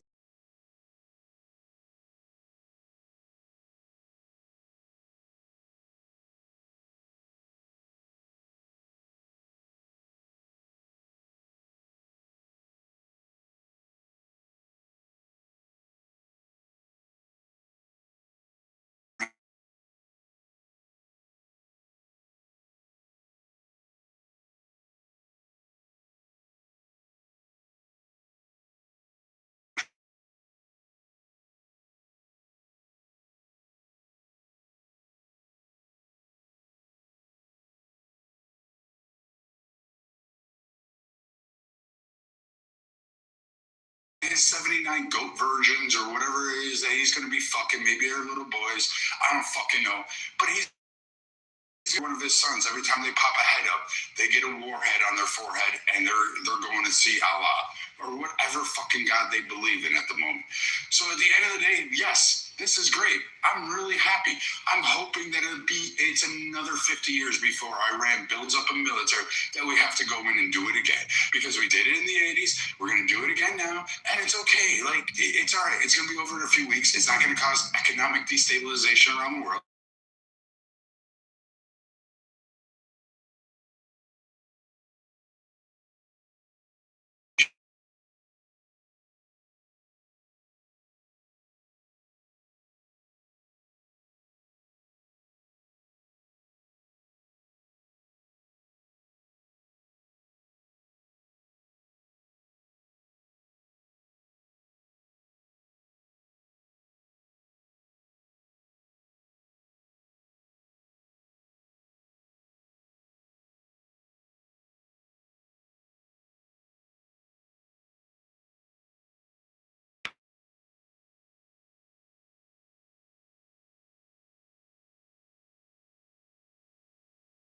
Elon Musk. And now that Elon Musk is out of the way, now Trump got to take that fade. Anything he do, right, wrong, or indifferent, they just gonna shoot that shit down. Well, so we have to thank goodness that in World War II, England and the United States didn't say, "Oh, what? We can't enter in this war because it's going to."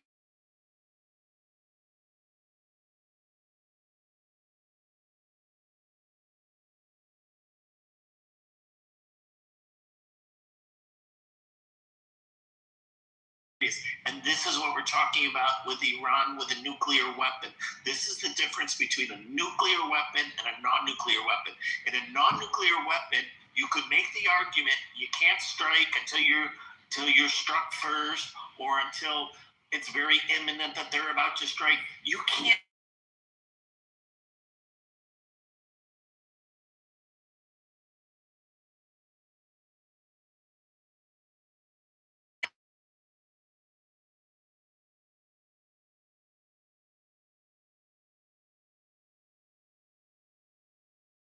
And with a regime like Iran, where we know how dangerous it is and how much terror they support in the region elsewhere, to say that, well, maybe it's okay that we let them work towards a nuclear weapon, that's insanity. So I just want to say, I'm still left with no answer. I just want to remind everyone.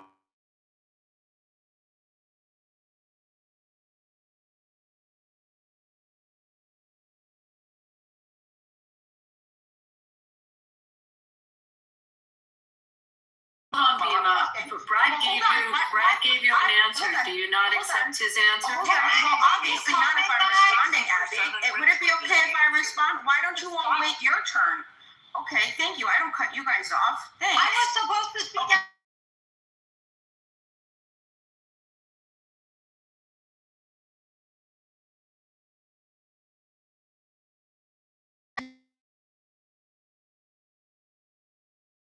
Know how much it does make of a threat, which change things around.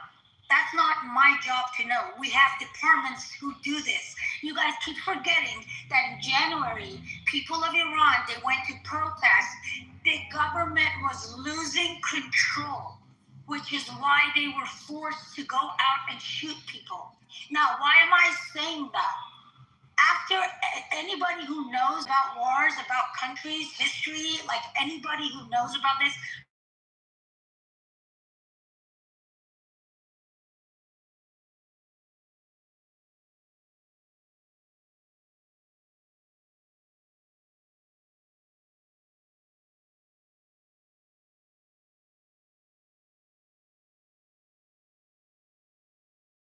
after a few months, people's fear goes away. And people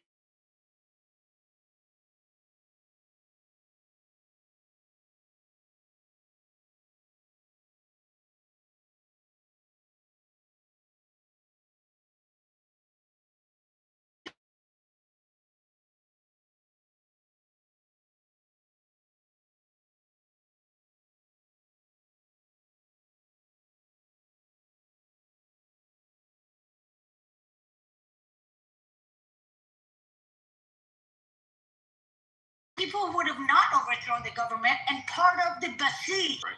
Well, the point is, we always take your word. Hold on. I'm answering you. Just start with a yes or no. You can explain. Just start with a yes or no. Say it again. What's your question again? Oh, come on, brother. All right, say it again. Say it again. Was the JCPOA a good or a bad deal? Given the premise that you said, you shouldn't take nobody's word for it. No, what I'm saying to you is that we have so it was a bad deal, right? No. We have no choice but to take their word because we don't know. Right. That's the point I'm making. You're speaking about it from a perspective of you disagree with that. So I'm speaking about it because we have since we are those tax-paying people, we don't know shit. All we know, see, so the bottom line is this, that if you like Trump, you take his word for it. Maybe if you don't like Trump, you might not take his word, but then another person. You would take his word, right? But then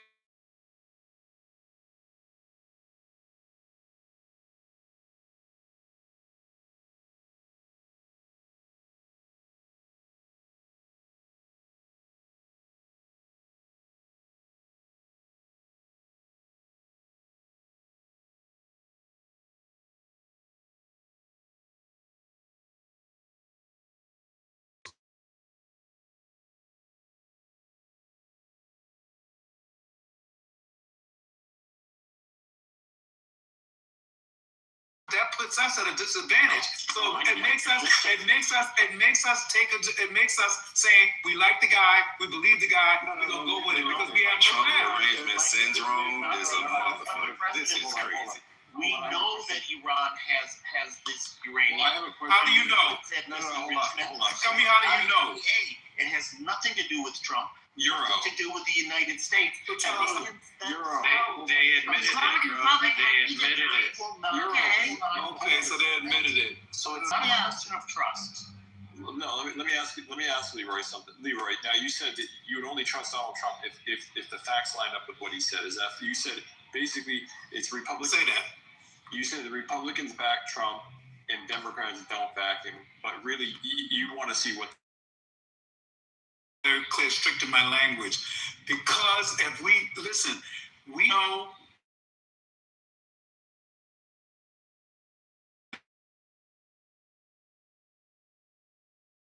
Us anything. That means whatever he tell us, we have to take, because we're not going through any process to document whether we should judge whether the facts are there or not. Because like Brad said, they don't give a fuck about that. So that puts us at a disadvantage. We have to go by what he says. We don't know anything because the Congress and the Senate, that process, and all the other generals or whatever, they'll tell you when it's an imminent threat. None of those people matter now. So why should you know? Why should you know? Why should the CIA tell you?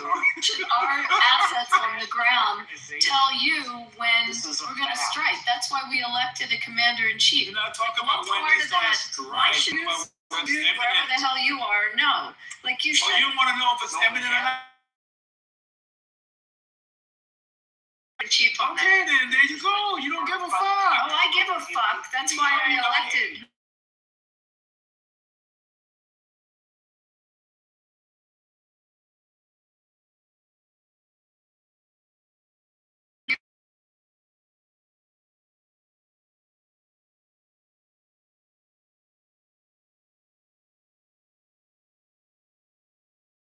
And information on the ground in Iran.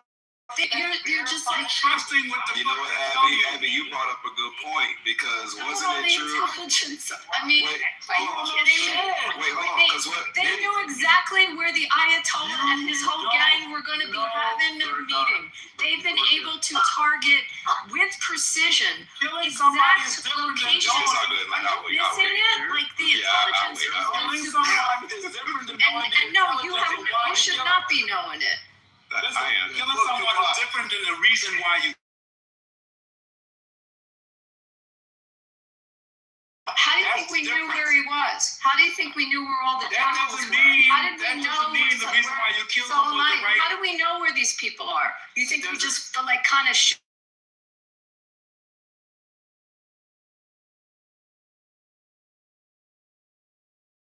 Nor should you know. You should not know.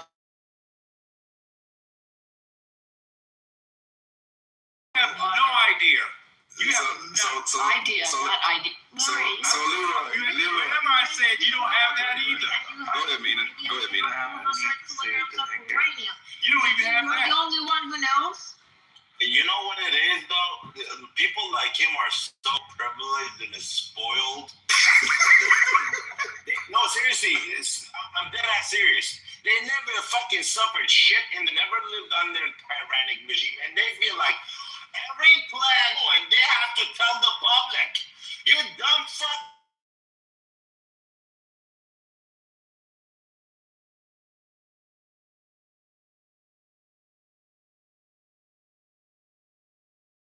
But you're used to that kind of dumb shit.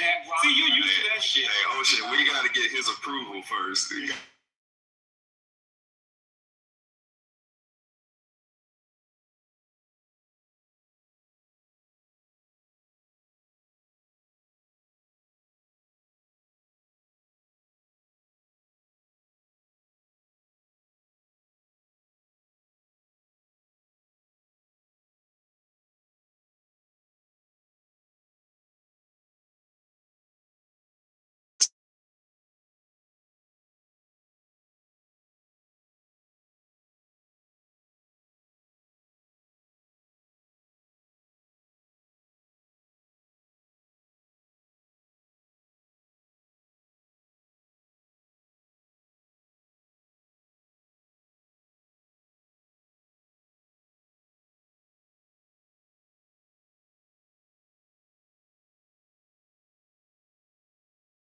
See, no primaries, was there?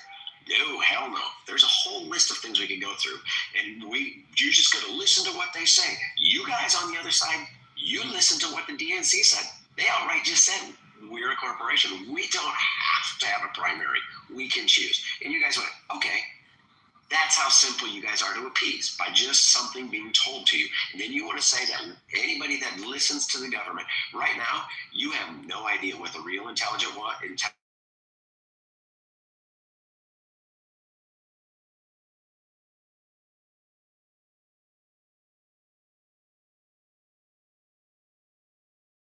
is this. Hillary Clinton said it. Listen to her video. Go onto YouTube and put Hillary Clinton in 2016 on her plan if she was a president with Iran.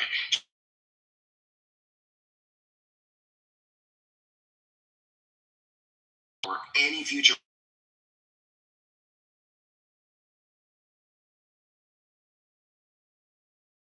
You're never going to know what the full details are, and there's a reason for it. You guys can sit here and spin it, but you're not getting the whole story. At least be accepting of that. At least be accepting of that. If you can't be accepting of that, threat to Israel. Was that a Freudian slip? Look, we know it was an imminent threat to Israel is what the Democrat that was in the meeting said. And you're all talking, so you need to stop. So here's the deal. We know about the stockpile. I think Euro hit the play button on his mic player.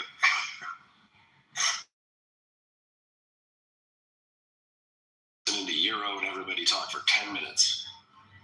Bottom line is this. You're not going to learn what you want. What you're talking about. I know more about it than you do, I guarantee you. No, you don't. I can tell your dumbass something.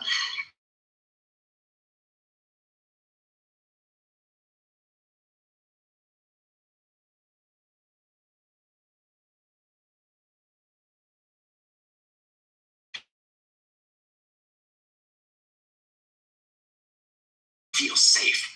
No imminent threat. No, there is no imminent threat. From our intel.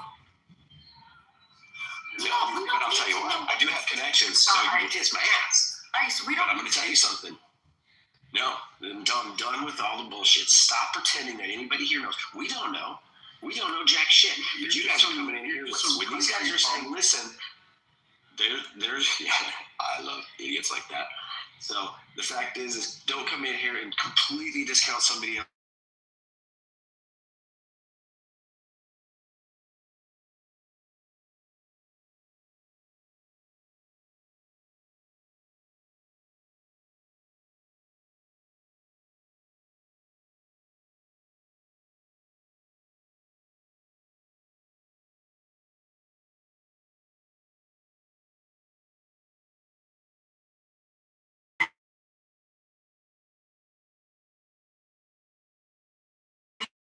We don't need to know all the details, but I would like. And you know what you should get, Rima?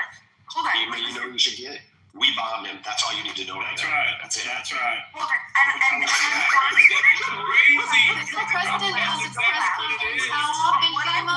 how often does this president do a press conference versus the last administration? Just remind me Y'all the classified difference on that. information. He's done more press conferences in 1 year than like the last 3 or 4 presidents. He done. Right. He put the leaders on TV. He put everybody on 2 TV. days and Biden did 4 years. Right. And what I'm saying is, all I'm saying is that I want a clear communication as to how he's determined that it is an imminent threat, not a future threat. Right? Yes. I have said.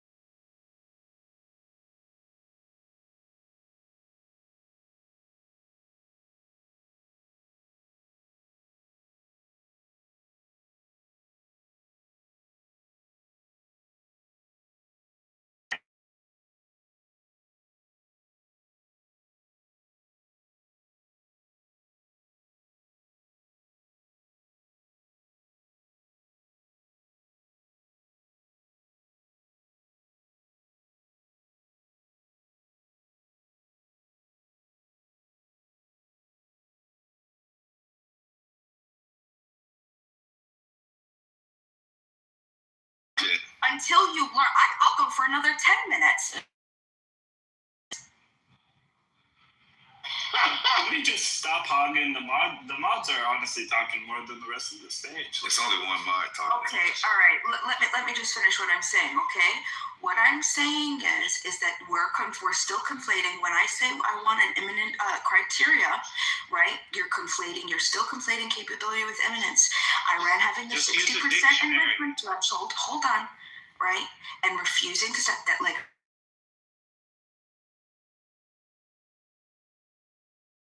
attack or something that's going to happen, that's going to occur at soon.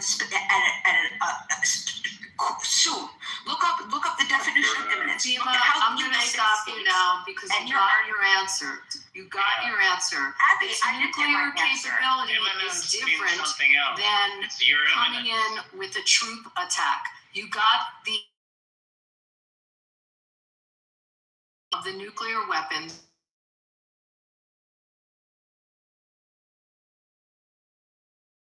I am not, and I will tell you, my dear, if you try to argue this one, that's exactly what you're doing, because no one wants to actually give me the criteria.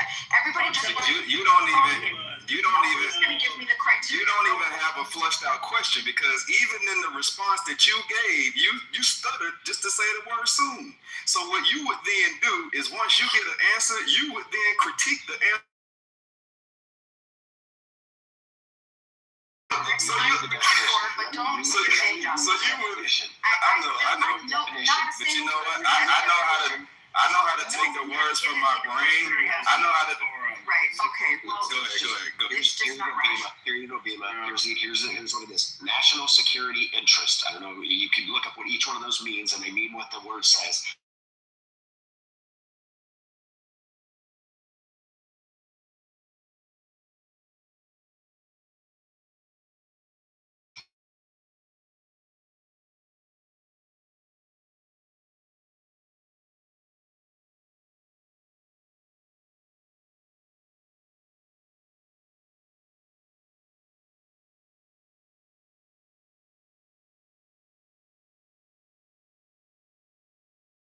Claims, that's not the necessity claims, that's not the proportionality claims, that's not the likelihood of success, that's not the consequences and risks.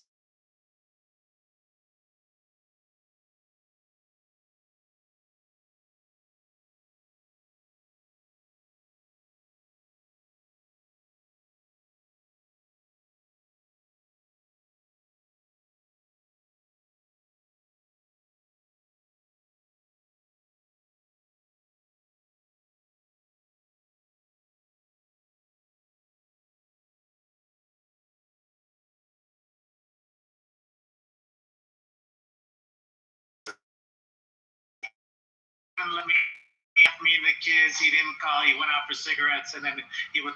Bima, here's the reality. Whether you accept its imminent threat, it doesn't matter. This is about regional dominance and Western hegemony in the region, and you should be completely fine with that. Don't understand this concept and are not concerned with this. But we're going to war not for no reason, okay? We're going to implement our dominance and reinforce it in the region. And we never want to have another threat, Iran, ever again. We need to show no fucking mercy. Go in and dominate their country and their resources. And it's period point blank. They're never going to tell you exactly what, because then they're giving the enemy too much information. And honestly, the American public doesn't deserve to know. There's too many fucking retards. So, Bima, if we were to accept your definition that the imminent risk and threat can only occur once either the attack is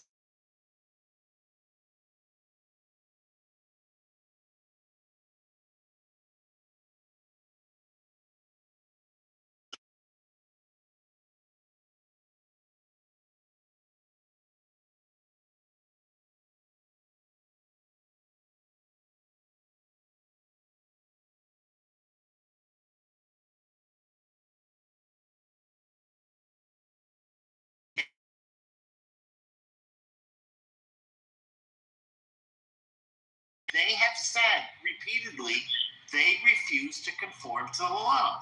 That in itself is a threat. They could be literally weeks away from developing a bomb. So it has to be stopped now. Right, and that's that justifies the doctrine of prevention, not imminence. And that's my entire point. No, it's not. It's a doctrine of prevention. You're redefining imminence broadly, and you're erasing the specific principles. Jack, are you and I on the same page? Actually, 100%.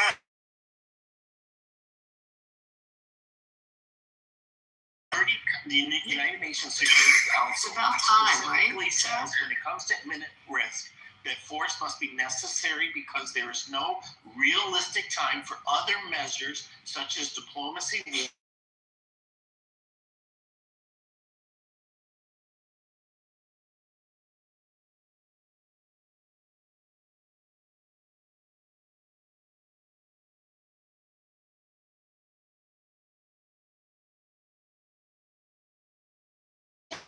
You can say it's a preemptive strike because they're going to. The weapon.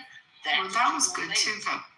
I don't think that it is a preemptive strike to prevent attacking us. It's not. And not just us, but our allies, right? The UAE is our ally. Saudi is our ally. They really did have the weapons of mass destruction. So here's the deal. Let's go down to necessity. Forces should be necessary. Non-military options, diplomacy, sanctions are ineffective.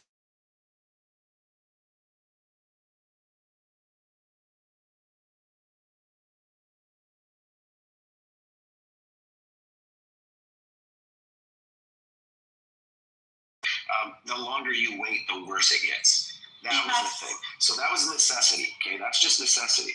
We just went through the other one. I don't know if you still need me to freaking read it. Self-defense or imminent threat. The U.S. is attacked, or there's an imminent threat of attack. That's just for the U.S. Okay.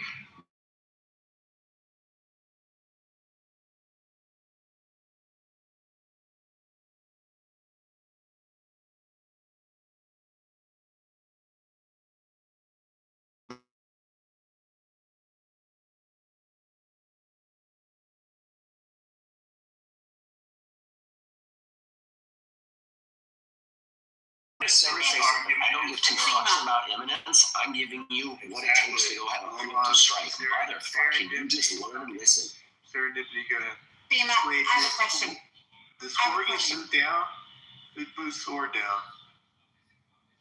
Anybody? No.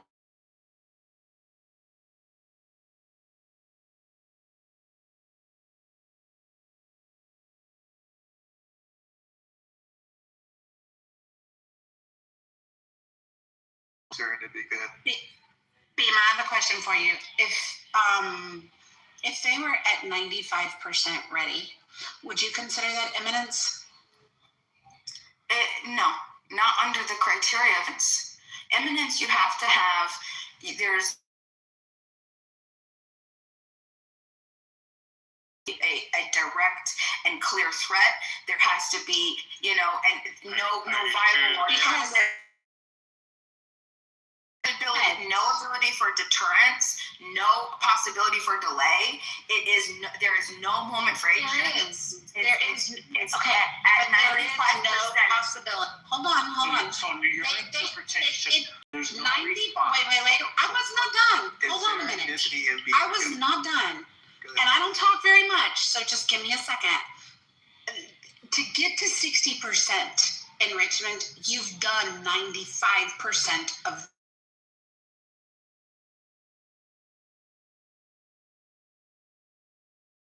80% enriched nuclear bomb. So from that perspective, with the right centrifuges, they could have a nuclear weapon in 20. Right, but that's how quickly they could have it. Sure. And I agree. Funds I agree with you. Should not have a nuclear weapon. No, I don't agree with that.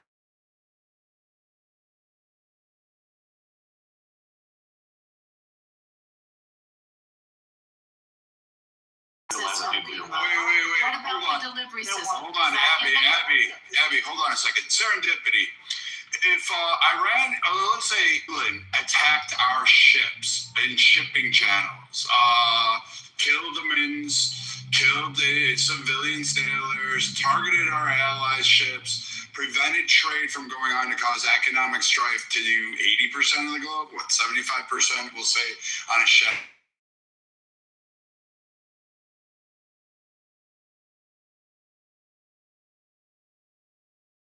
That fucking leave the nukes off the table. Iran's already done this. It's already attacked U.S. They had U.S. ships attacked. They just forget about embassies being attacked. Of course, because again, it doesn't suit the narrative. And again, proof positive why Trump was like the winning edge over all of these people, because nobody actually imminent all you want to. Guess what? They already started the engagement. You attack a U.S. ship, you attack the United States of America. That is enough for us to go to war. And we have gone to war over that multiple times in U.S. history. Can I get in the queue, guys? So enrichment at 60% is considered what? I'm reading it. The only reason I know is I just read it. It's called threshold capacity. I can put it. Yes, it's not needed for civilian energy use. It's considered very conservative.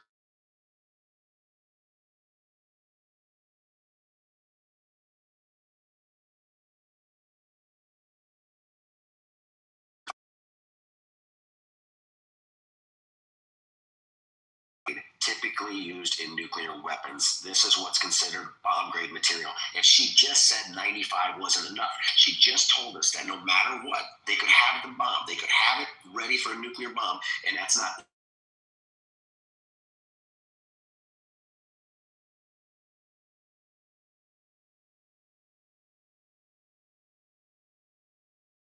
nuclear capability at 95%.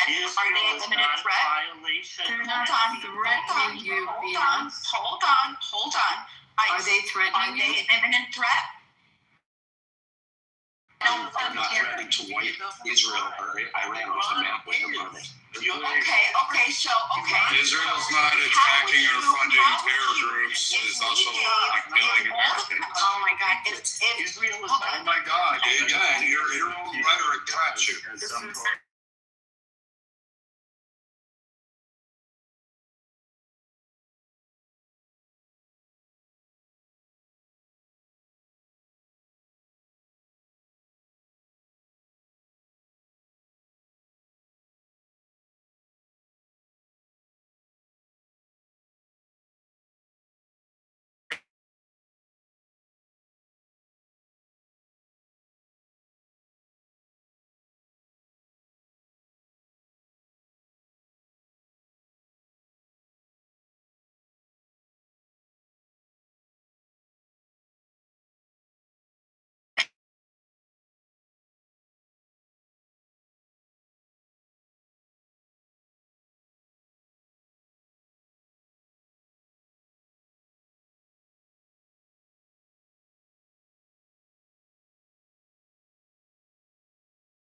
Not a Trump supporter, are you?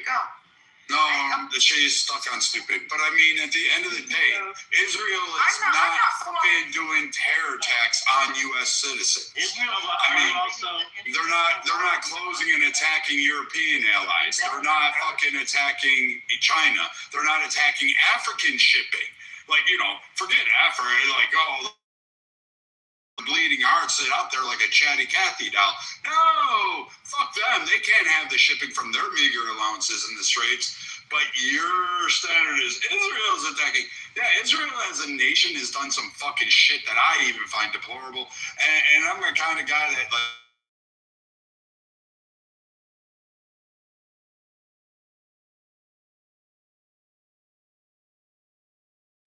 I remember all these things. I know all these historical advantages. But here's the thing. Israel is an ally. They're not going around and blowing up things except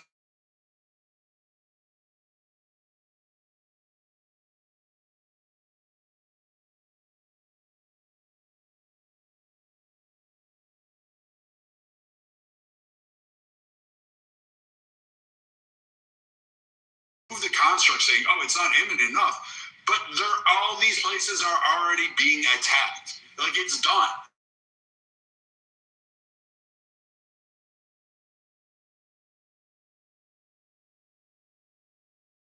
Full of this, and every administration has wanted to do something about it. Very true. It's done. Yeah, thank you, bro. I just want to say to all my pro-war people, let's stop. I honestly think we should stop using the imminent threat argument. I think it's a flawed argument.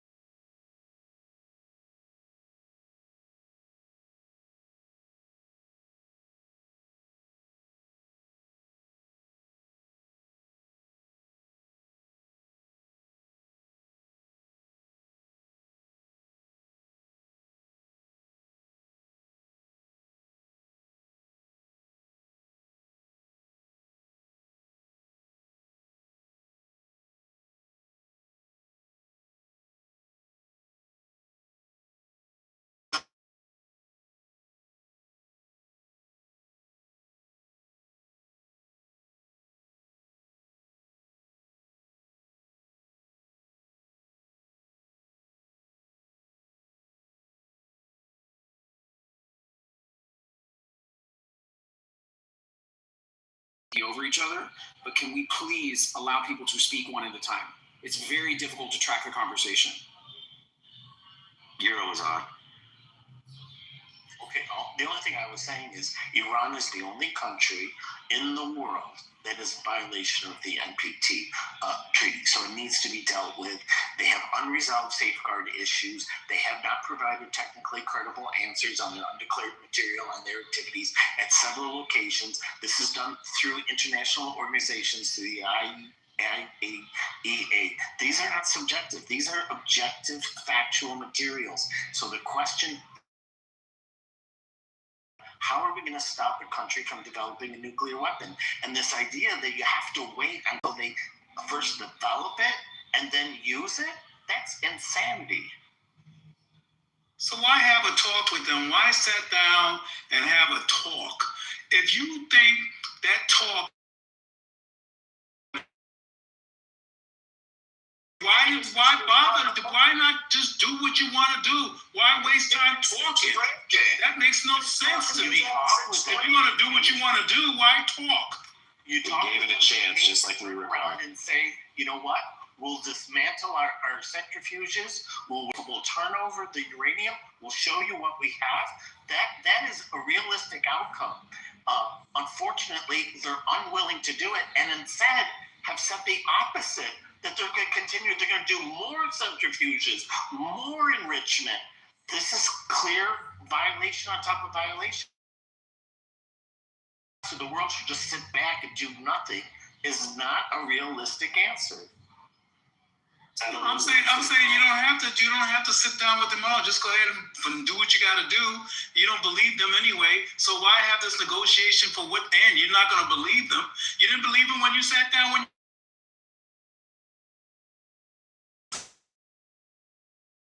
years of threatening all those Americans that were killed. Then if that happened all those years, and now the right time is now, why talk to them now and then say we talk to them? That makes no sense. Does Iran have any responsibility for getting out of their situation that we deem that they are a threat? Okay, so do they have any responsibility for that or no? In your opinion? If you, why is it? Yeah. In my opinion, everybody, if they really sat down and was honest and talked, everybody had a response. Whatever they said was like, fuck Iran. We don't give a fuck what they say. So why bother to talk? Wait. We talk with Iran told us where the fuck goes time. You don't know that. What if you how about this? What if you found out that Iran told us to go shove it up our asses?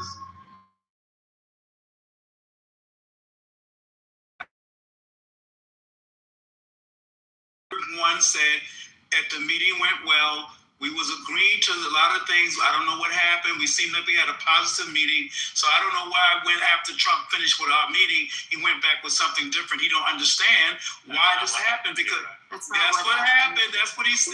Leroy, here's what happened. They attacked shipping. They attacked ships, U.S. ships. So what? Hey, we're all for this. We want peace and blah, blah, blah. The Iranian Navy and drone pilots decided to attack shipping in it. And that was part of the contingent. Got March 15th, and you're killing fucking civilian sailors just trying to earn a paycheck, driving a boat full of fucking cheap shit all the way through the canal.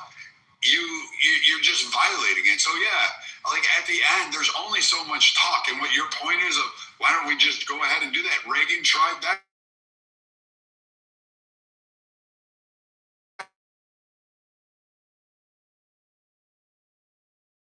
And it hasn't worked out. Like, again, we've made agreements. They've gone back on agreements. We've given money. We've sat down, lifted sanctions, implemented sanctions. Like, what more do you want at this point? Like, literally, what is it that you want to do? Because, quite frankly, we are here, and you still haven't offered a clear, concise idea on how to, like, deal with Iran or be able to mitigate any of the actions that Iran has done over, 50 years. And yes, before anybody comes off, yes, we created the fucking mess to begin with. That was the U.S. We accept that. We fucked up. There you go. I don't know how else to tell you. We meddled around. You know what? Blame the Nixon doctrine. I don't fucking care. But right now, today, what is it you want? But Like, give me that. You know what? Listen. I want what you said earlier. No, I agree with you. I want to get.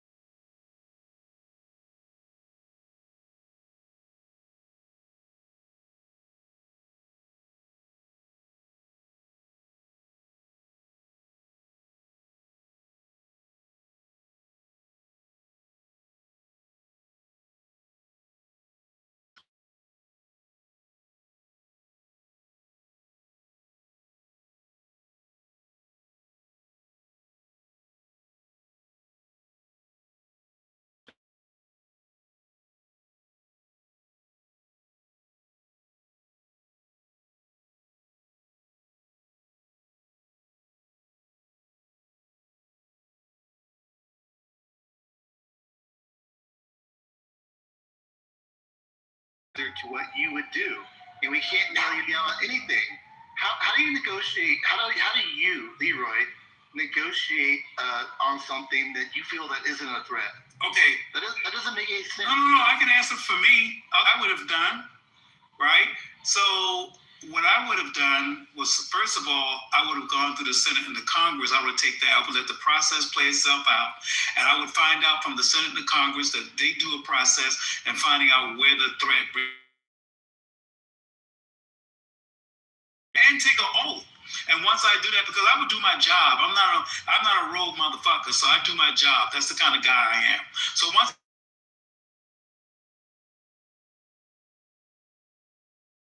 it's not an individual thing. It's not about how I feel about what they've done. This is about a system that's in place, 3 branches of government. So once I take those, go through the steps, whatever findings they come up with, that's what I obey.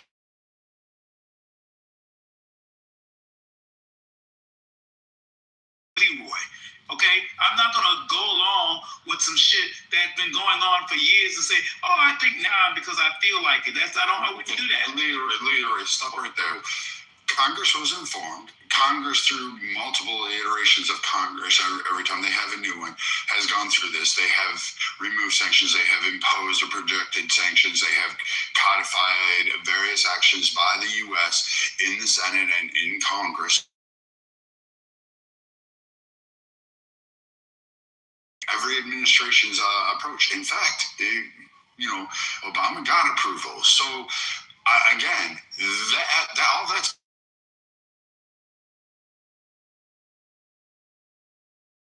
elected. It's an awesome responsibility. It's amazing. It's a lot of power. It's scary. It's terrifying. But at the same time, he has to make that call because guess what? Congress can't tell him you have to go to war. He's the commander in chief.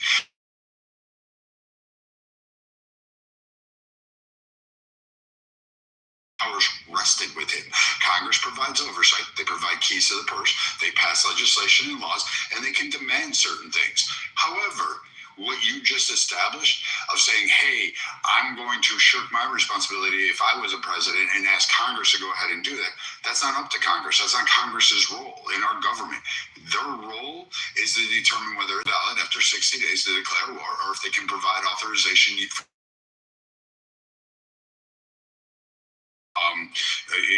basically economic policies to help fund the military campaigns should they want to. They can pass legislation. They can impeach the president if they want to, if they believe he's gone too far.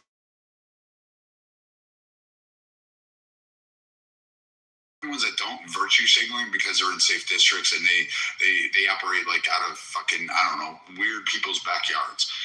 Outside of that, you have a majority of administrations, both past and Joe Biden's,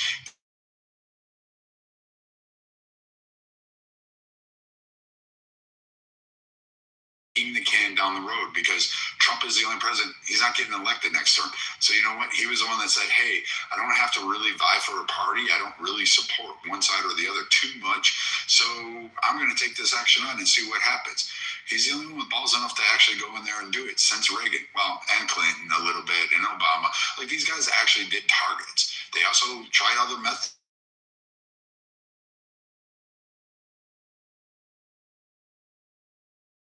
Going on right now, drilling the of the Obama military administration. Why are they having this meeting to?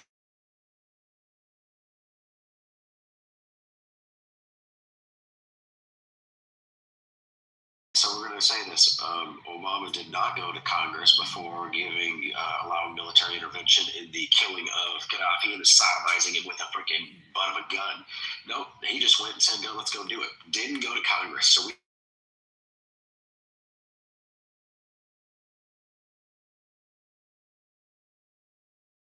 Said every president's done it, right? But we've tried the negotiating thing. Wasn't working and it was going too slow. I just read to you the necessities on the whole list of different things that play into it. So negotiation wasn't going to work. We can talk about the UN. The UN had done that, but the UN didn't uphold it before with Iraq at all. With the chemical weapons.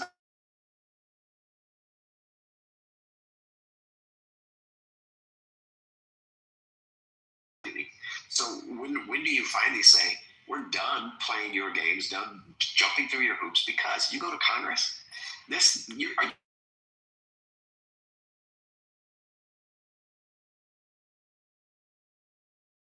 somewhere get a tweet or something put out to somebody, you know it. You don't do that because you put people in, all the pilots that fly in are in harm's way. You can't do it. So sometimes you have to make a move. And when I've read stuff,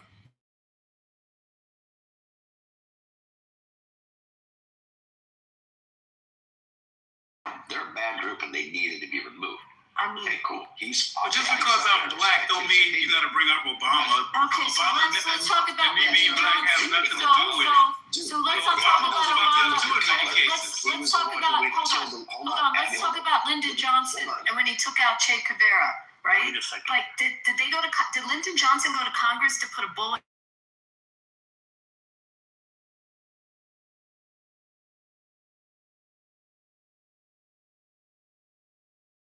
Because that is for strikes like this, that is not something that Thank you. Go before exactly.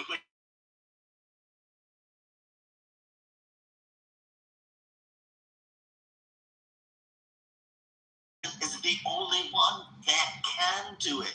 As commander-in-chief, it would be impossible for Congress to be able to make the decision when to strike quickly enough that it makes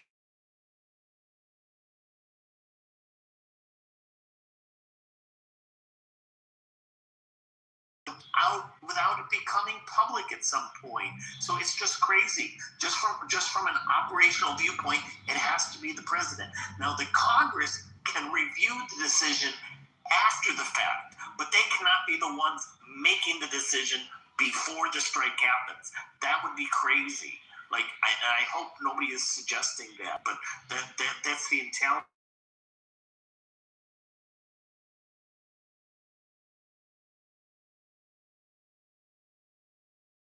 Military strikes.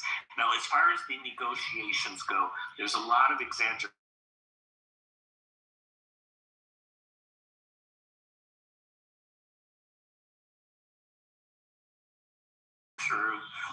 There was no framework, there was no agreement. Now, it's true that the Omani mediators said that there had been progress, but that progress was procedural progress.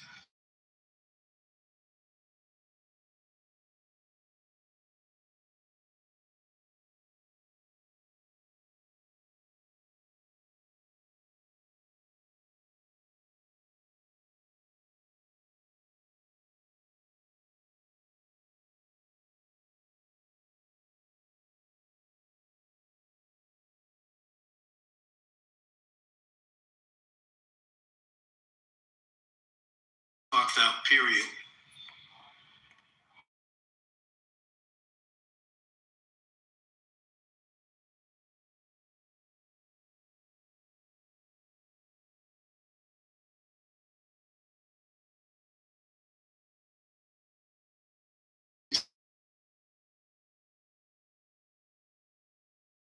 Privy to all, confidential details about world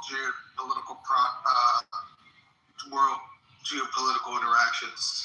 Yeah, but you would see it. So now you're asking NATO to come in after the fact. Wouldn't you think you should have had that conversation privately prior to going in, so they would all be a part of it? Hold on.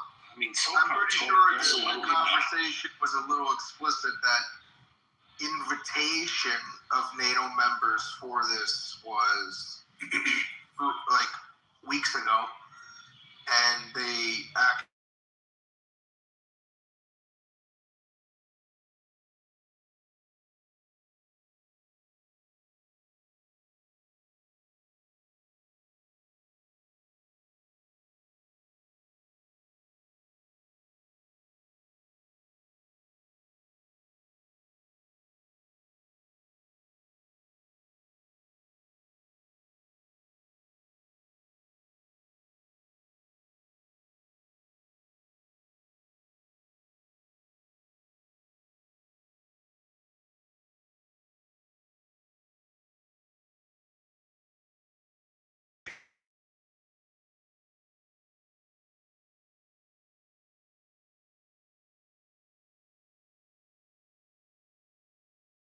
In order to deal with whatever interest that involves them. But that's not, they would, if you drag somebody into a fight, I mean, what the fuck? That's not the way, that's too positive that they did the shit raggedy and choppy and unplanned, and they just fucking created a problem. No, they didn't. And you think they should have gone, Leroy, you think they should have gone to Elon Omar and gotten permission from her first? So those people who are in NATO need to respect the fact that it's the largest, multi-mutual pact, allied treaty, I don't know what you want to call it, in the world right now. It outlasted the Warsaw Pact. The effect it has on the international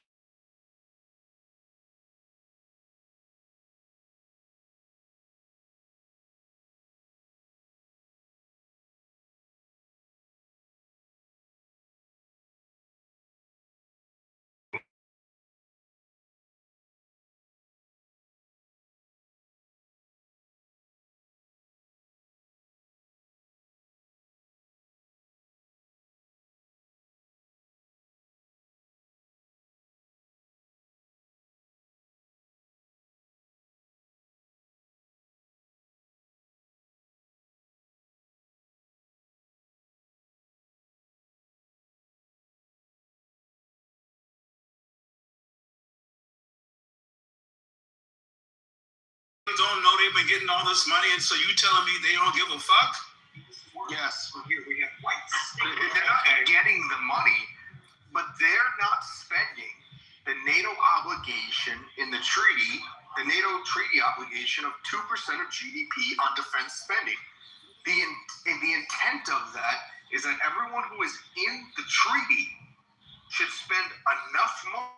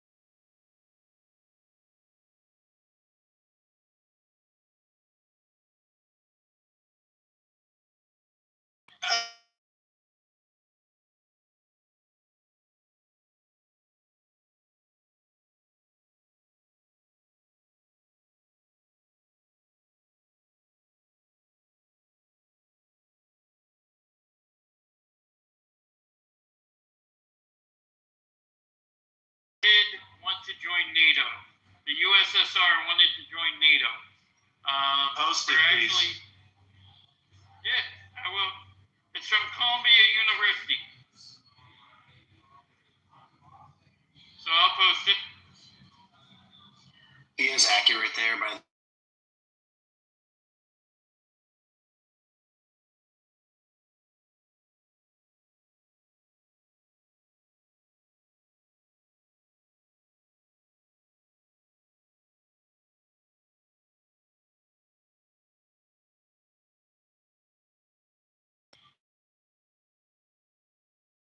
1968 or 1952 under Stalin. Sorry, I'm reading it right now. But yeah, they tried to join in the 50s and 60s under Stalin, and then under Putin, they wanted to join, and we closer, and we kept stepping closer to Ukraine. And Ukraine, when we got them free under the George W. Bush and Gorbachev era, kind of making the 7 states free. I mean, we told them no, we weren't going to do this, and yet we did. Well, us, NATO did, move closer and closer. So Trump was saying, you haven't done your part to NATO. We've supplied you all the information. Why isn't NATO stepping up to the plate to defend Iran with us when we put all this money into NATO?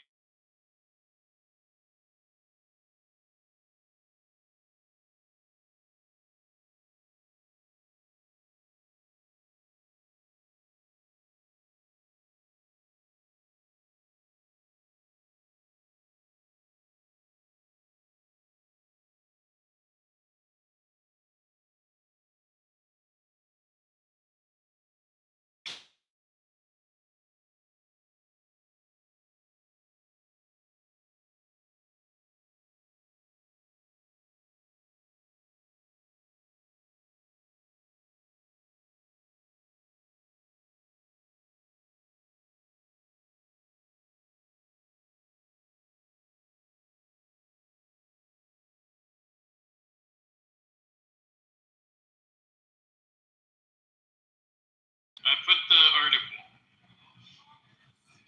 from Columbia. Let me. I talk fast, so let me just get my 2 cents in here, if you don't mind. First of all, NATO was created. First, I agree that NATO is a piece of shit right now, and I'm very disappointed in them. Okay, but I want to be fair. NATO was created after Russia would not back out of Eastern Europe to defend Europe from Russia, from the Soviet.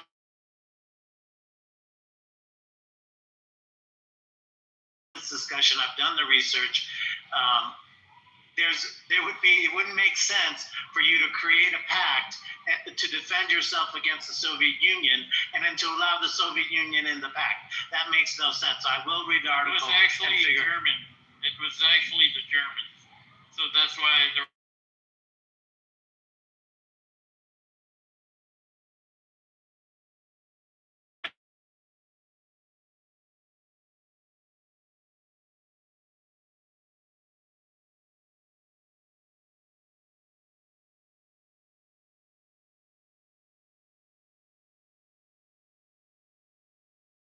Okay, but anyway, the other thing that you mentioned about how they promised not to get close to their borders, they never promised that.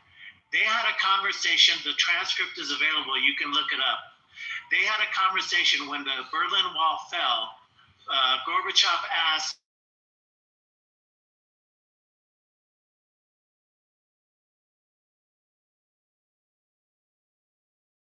to NATO. And James Baker said, no, we don't have a plan. Okay, but then he realized what trap they were going to put him in, and he said, but that doesn't mean that if they don't apply, we're not going to let him in. Okay, so that whole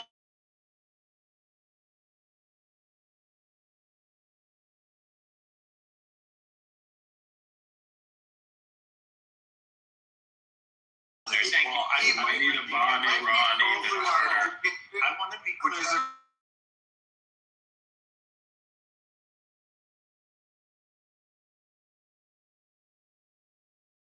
Go ahead. Okay, so Stalin never wanted to join NATO. What was the article? Yeltsin and Putin toyed with the idea, but it was toying at best. They didn't apply. What was the article I put?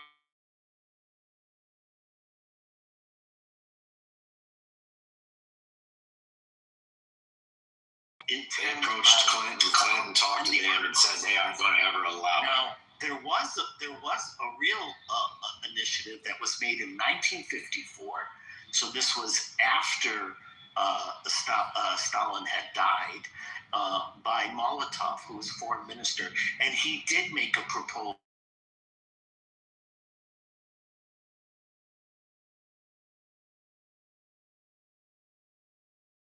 Not only by the United States, but it was rejected by the United States,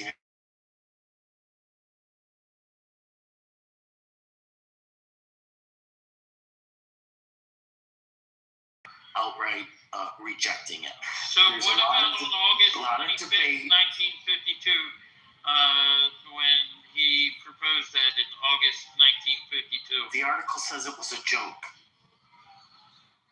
It's not a proposal. He's making the point.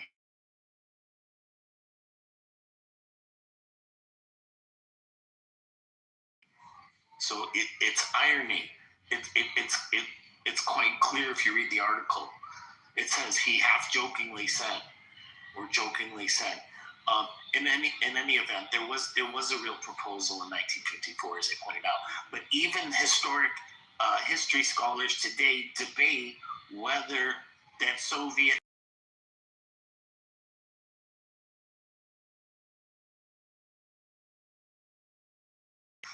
tactical maneuvers, and there's a big debate about that in the historical community.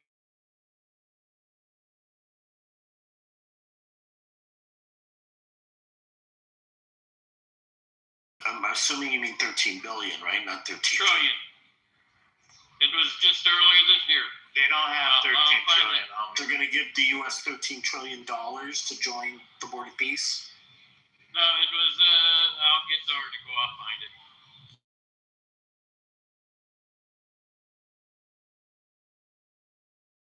I read the same thing in a different article that somebody tried to argue the same nonsense. It was bullshit. What was that about him wanting to join in the 90s? Because that was legitimate. That was a discussion that Clinton actually talked about one time, about being approached about it. And he went to talk to him. Who said he went to talk to him was told there was no chance. I agree with you on that one. I'm talking about the one.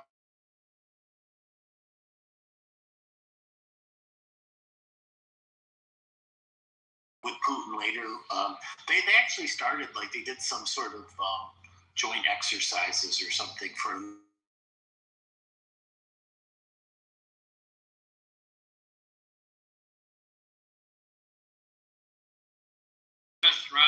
Russian projects. Basically, they're pushing 14 trillion, and they want to be part of the American peace thing. What's so twisted? What if Iran came and said, "Well, we want to"?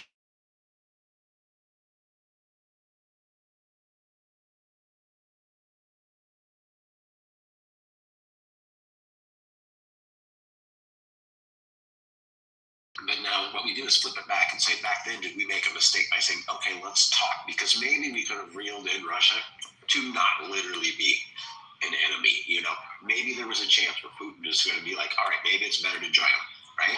Now I don't think so. Yeah, no, if you want to do that.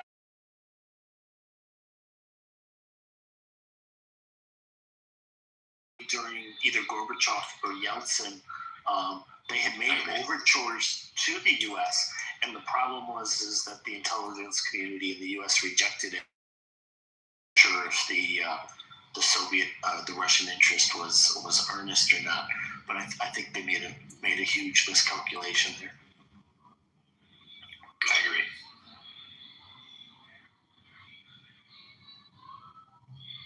So you're saying there's no hope with Putin? So basically, Putin is actually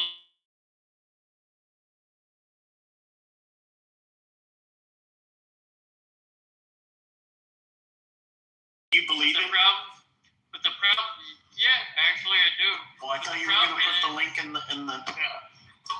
I just found the one I'm looking for. But the problem is that Ukraine keeps fighting it all the way. Maybe the problem is, hold on. Maybe the problem is that Putin is providing intelligence for the Islamic Republic. Maybe the problem is that they have a military alliance and they're giving each other weapons. Maybe that's the problem.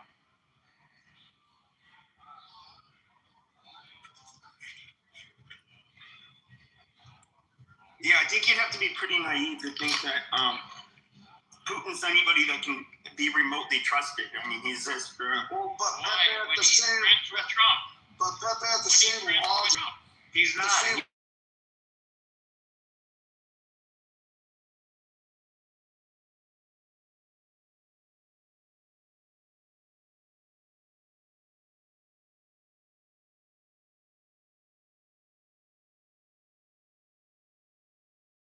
stupid about that shit. Right. What about who was Burisma? Burisma was bribing Biden's son. Is that not true? I don't fucking. I mean, it's a fucking corrupt country. Like every Soviet country has a lot of issues. No, that's not true. Hold on. Bob Lewinsky blew a whistle on that. They were bribing Biden, bribing the son. They were bribing Biden. Right. And through the son. Okay, next point. So also, I checked. Putin never tried to join NATO. What had happened was in early 2000s, he made a couple of statements that maybe that this is something Russia should consider. There was never a proposal. On the 17th of May, he said clearly Russia does not intend to join NATO. And then what he started.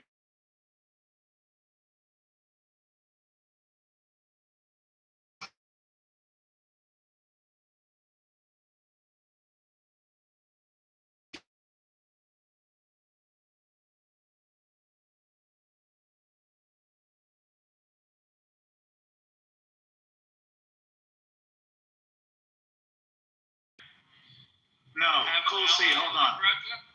No, Kulsi. When the war started, where did the head of Burisma flee to? He fled to Russia. The head of Burisma, who was bribing Biden through his son, was corrupt on behalf of Russia and Putin, not on behalf of Ukraine. So why would you? And then what about the dossier? The dossier that they had was created. Right, the Russian collusion dossier. The source was a Russian.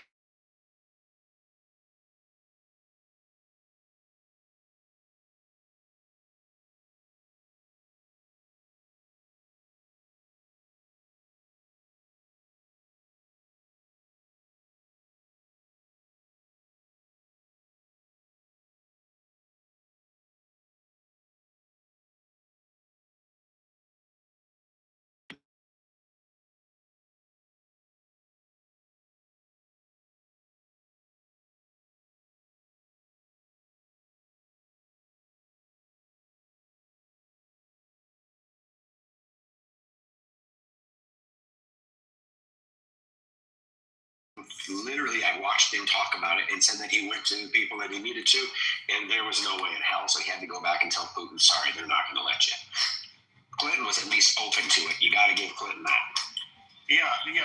Like that's what I was saying. That there were early talks in the 2000s, but by 2002, Putin had already said that he didn't leave. Someone kicked him out. So he told me to come on stage and tell y'all that someone in this room kicked him out the room. Who's that? A guy called Thor. I don't know who got kicked out. Thor got kicked out? Yes, Thor got kicked out the room. Yeah. Really gone. Y'all got kicked out.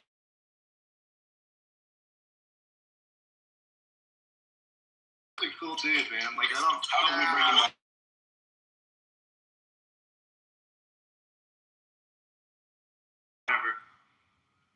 Sword.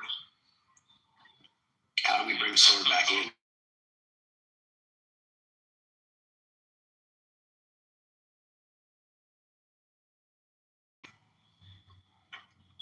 He can't come back in, Ice. He's done. So FEMA or no kidding. As far as I know, I mean, once he removes someone, So Matt, yeah, you gotta make a move. If you click on that little clipboard right there and you select history, you can see exactly who did it. Good point. Ooh, that's cool. Person. I'll go look. Am I the only one that can see it, or can you guys see it? I forget. No, I can see it. Do you know who it is? So you invited Moshe, you invited Curmudgeon.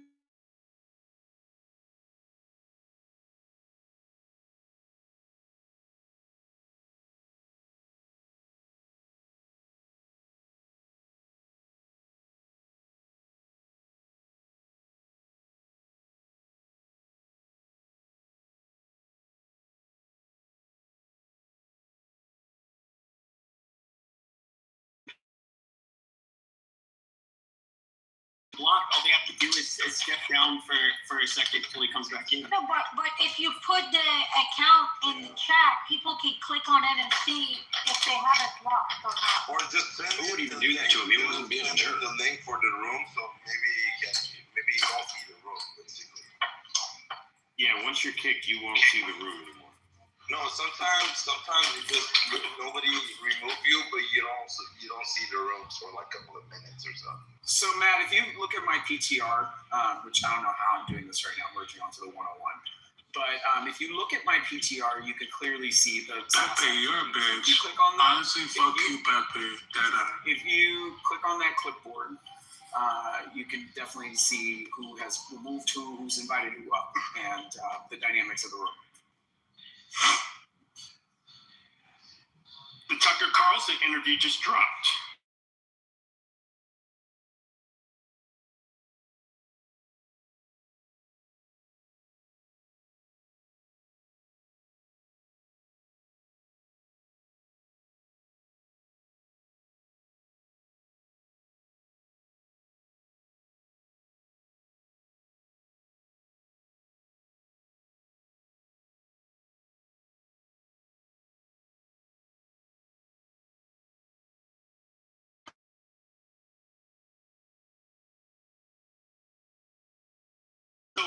Because this kind of ties into the conversation, because Joe Kent, he just did looks like an hour and a half video. Obviously I'm on here, so I haven't watched it, but he's the counterterrorism, I forget his title, but he worked under Chelsea Gabbard. But the thing is that it was not a guarantee. Look, here's the crazy part. There was no guarantee. No matter how many Iranians said, yes, we're going to, go into the streets by the millions. Okay? Trump can hear that a million times, and Israel can hear that, but they don't know that if people are actually going to come out. So they're not going to first bring the troops and spend 2 months, putting supplies in the Middle East and getting ready for a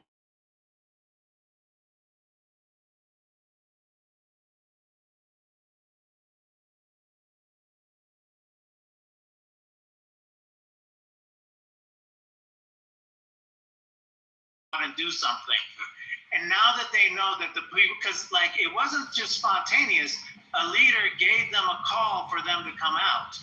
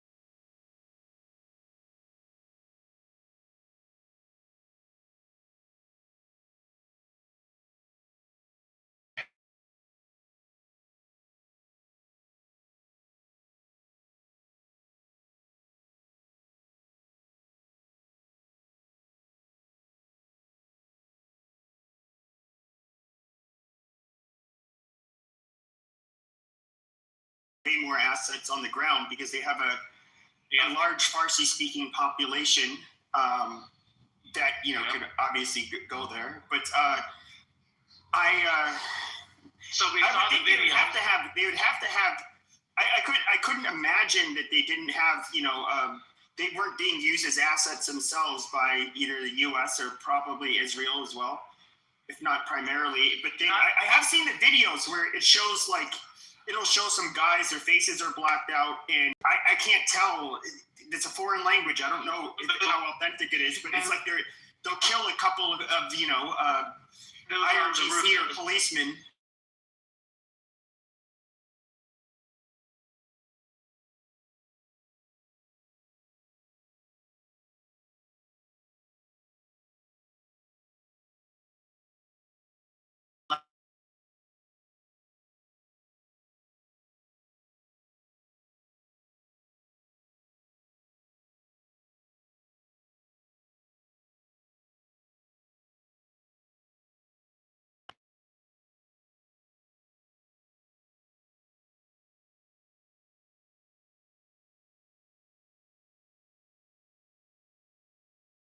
I think they were going after missile production facilities and things like that. So we saw these commandos in the 12-day war, and when the people protested in January, we were like, well, what happened to all these people that were on the ground who were supposed to help the protesters?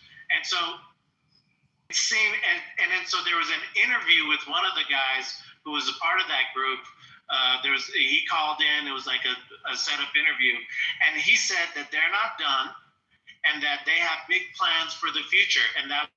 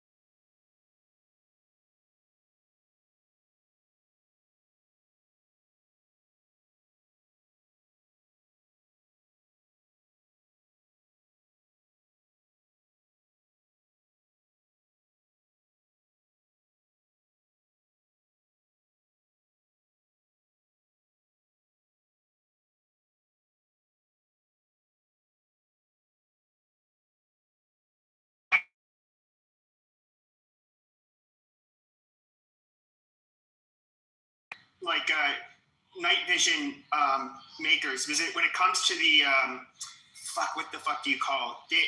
There's these little metal tubes that go within the binoculars or monoculars that are the most expensive part. They literally cost several $1,000s a piece. Today it's mainly white phosphor, but basically you have Elbit systems in Israel, which is like a main manufacturer of them, and then you have several here in the US. But yeah, I mean, to get that kind of shit, it would either have gone off the black market from shit left behind in Afghanistan, or they're being supplied, which I would probably think that's what it is. And from what you're describing, it sounds like they're being trained. Like you don't.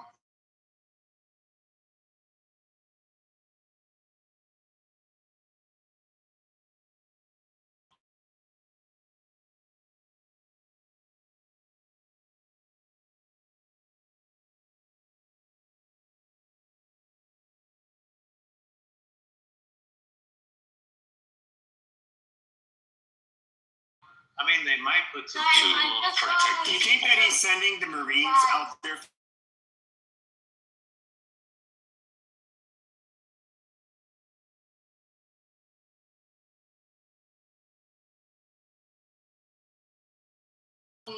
Some on the ground at the heart. Yeah, they want it for the island most likely. Yeah, but it's fucking troops on the ground. I don't want any troops on the ground. It could be a American doesn't want troops on the ground. This is the slippery slope why people like us were against it, is because for anybody who's looked at it like Iran on a map, it's like I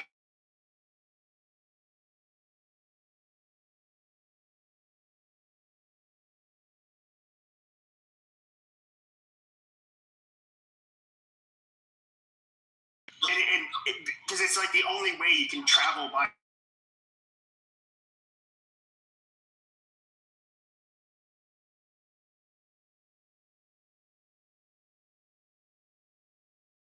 Only for the Hormuz thing. Exactly. It's that part. Only for a limited number.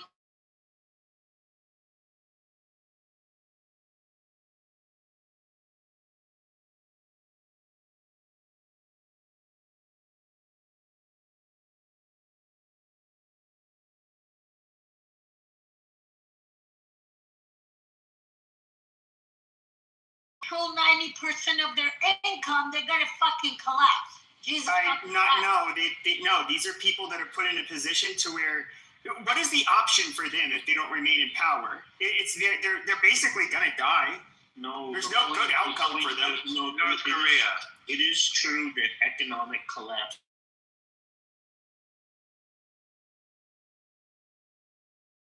in that regard. But as far as troops on the ground, like I said, it wouldn't be for nation building. It wouldn't be for holding the country. It would be certain limited.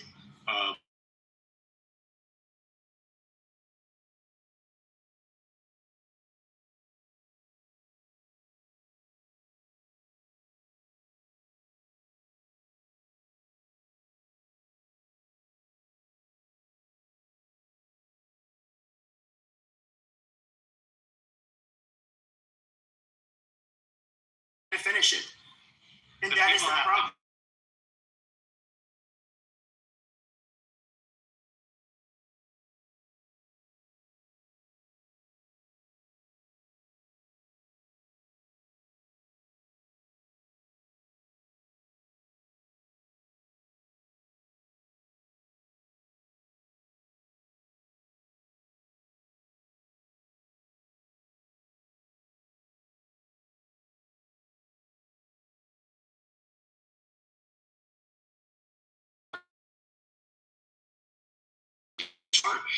I know what I would do. I'd be like, well, wait, let's just keep this thing dragging out, make it go a long time. Then at the midterms, the Democrats will get in charge. They'll pull out, and then we'll survive.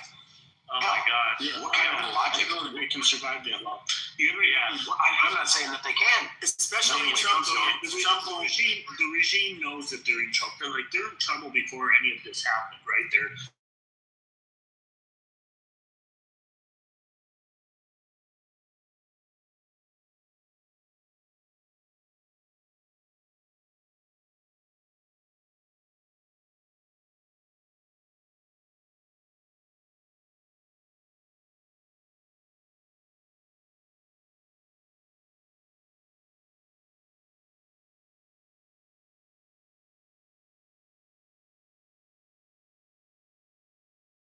has there's basically defense contractors that are ramping up.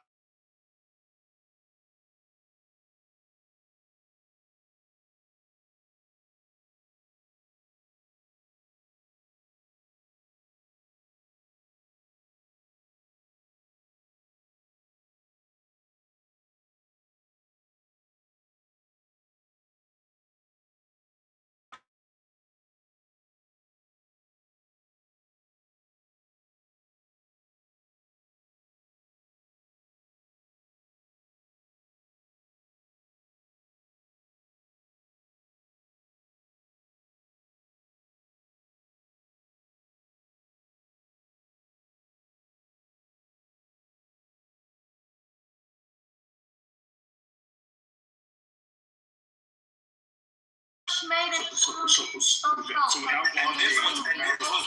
this was don't forget, this was like.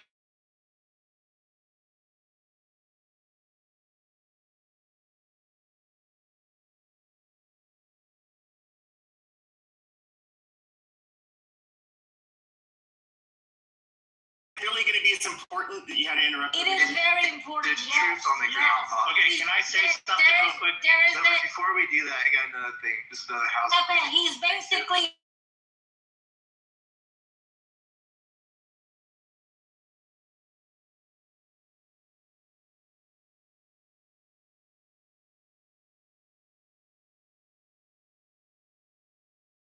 No, she's there. So I'm trying to get Sword back in. We did. I got his. How did he get thrown out? I don't know. I'm trying to figure it out. He can't get in. Wait, did he get thrown out? Can I send him out? One at a time. What's that? Can we all?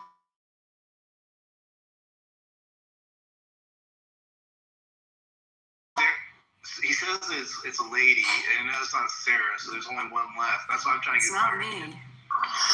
No, it's not me though. I don't even know the account, but that's why I asked the. I'll put it down the goo. Watch. Put his profile in.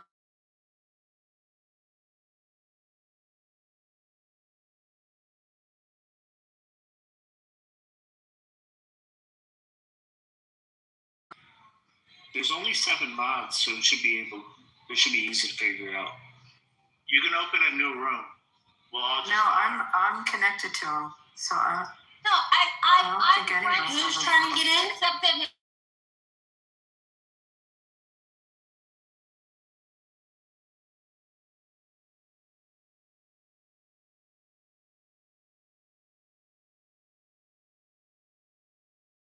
She has him blocked. You never know, but I'm gonna do that real quick. Maybe it's Viking. I don't know.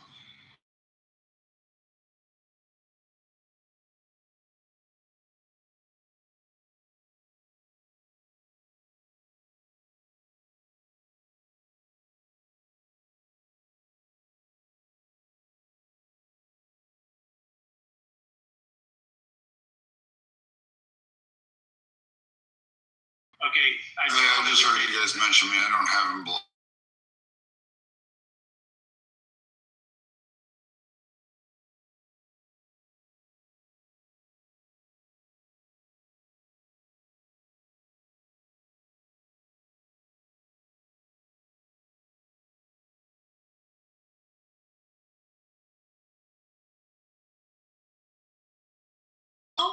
Then remove him from the goo.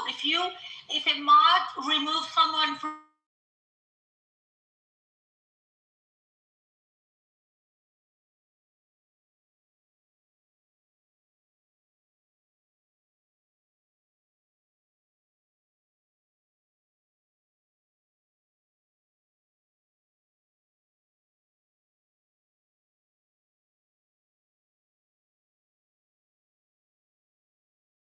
It doesn't. I mean, you had people. Yeah, I looked through the list.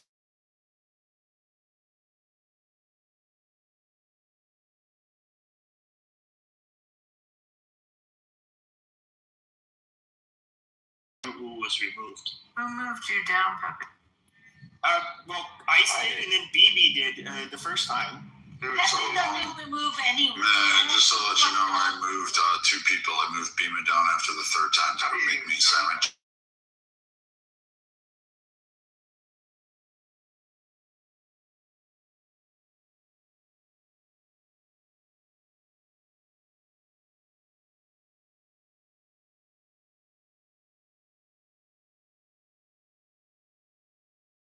She wasn't a mod at the time. She just wouldn't shut the hell up. No, I know you did times. No, I know you did it. But I'm just saying in general, when you're in somebody else's room, I used to be a lot of you.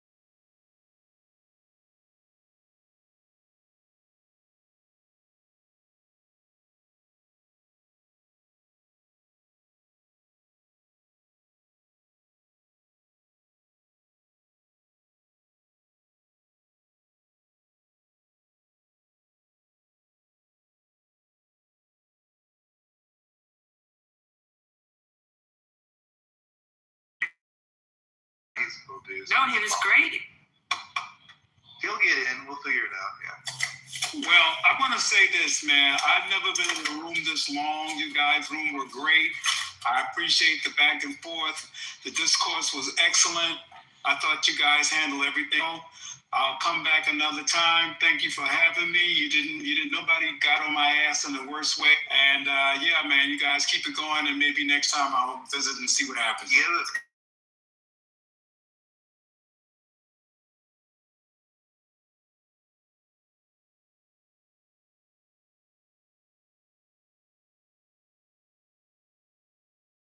So no, that's literally what they call it. So yeah, so I wasn't using that as like. Leroy, do you have a pink ticket? Did you already try to? So how do I do that? How do I turn it in? It's right up top there. The little. Actually, where did it go, guys? I don't remember where it is. I see the pink ticket. Then what do I?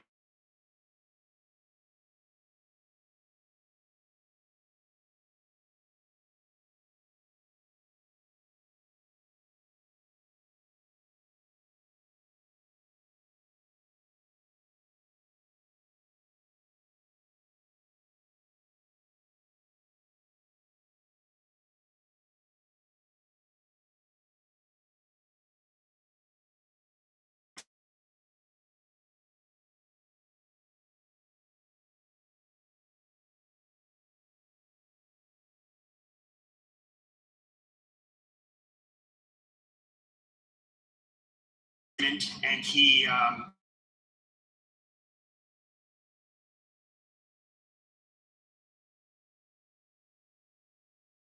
it's great, but he said like the special forces deployments work quite a bit differently than standard infantry in the army.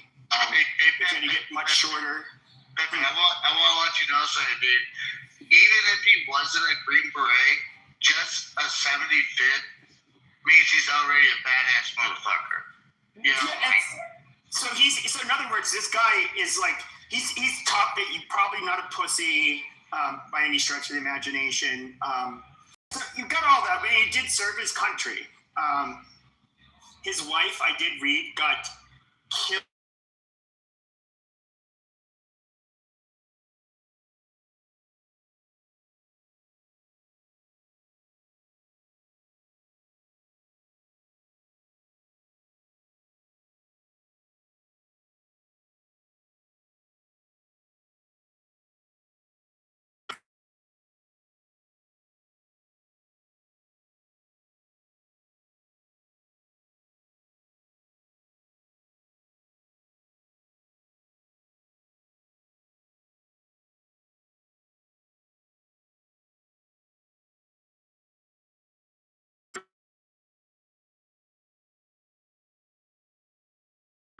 Are you talking about Kent? Attack, yes, Kent, and then why we, yeah, and then why, and hold on, and then why, and how he would blame, and he did make mention of like, going into Israel's wars, and I believe he mentioned Iraq personally, and I think he also said like, he lost a wife because of it. So He was blaming. I heard that she's a pro-Palestinian, like lefty. Russian.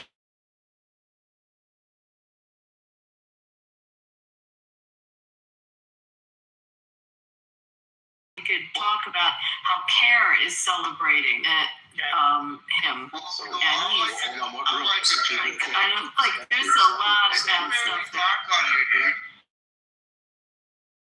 Hold on. I just want to say, I just read an article from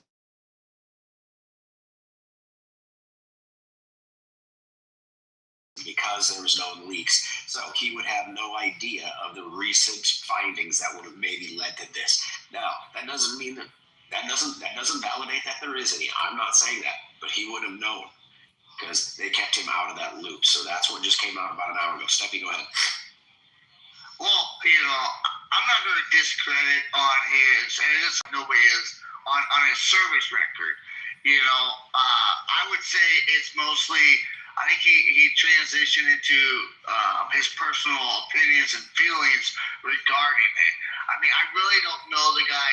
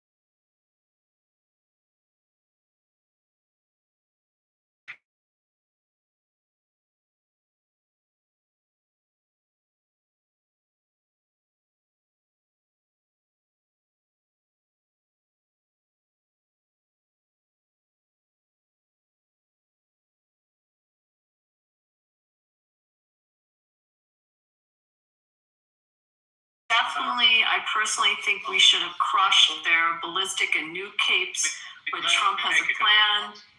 Yeah, he has definitely earned the confidence of any clear-eyed observer. I mean, he goes on.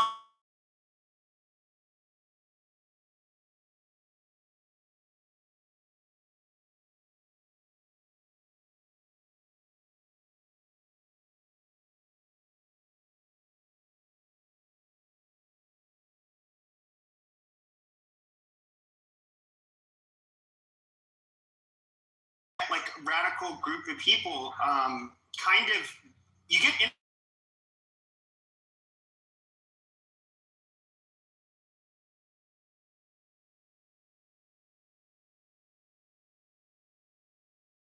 I was like diligent enough to where I would end up, and maybe this is a personality trait. The first thing I'd want to do is like.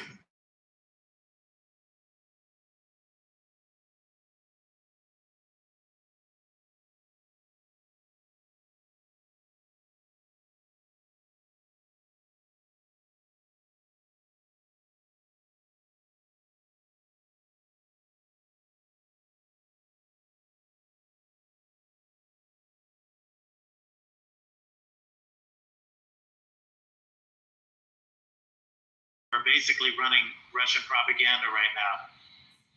Well, I will say.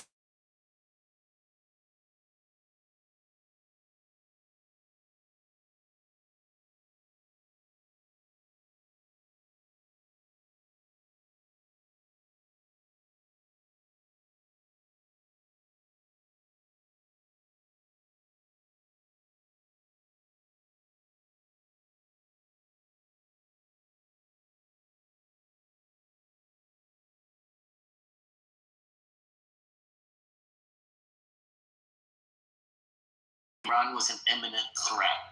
So that's direct testimony from the director of the CIA. So he's just wrong when he says that there wasn't intelligence to indicate that. And he also, made some claims about the Israeli driving decision. That's been heavily disputed. I think one of the worst things he said.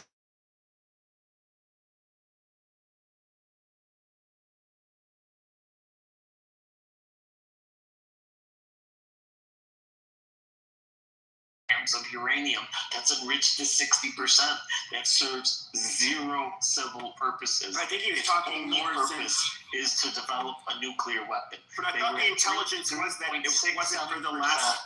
They were Since our 3.7%, which is the appropriate level for civil purposes.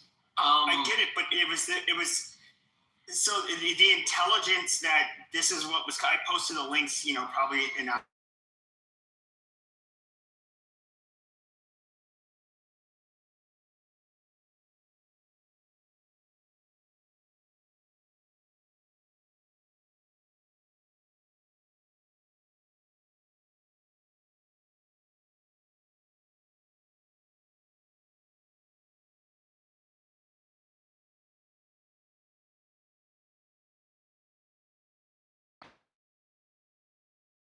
IRGC, just for the sake of the argument.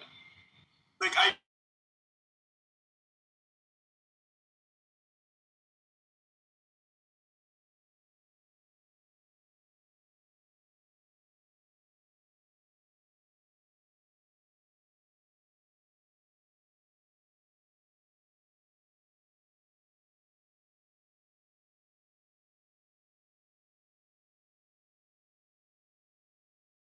hates the Democrats.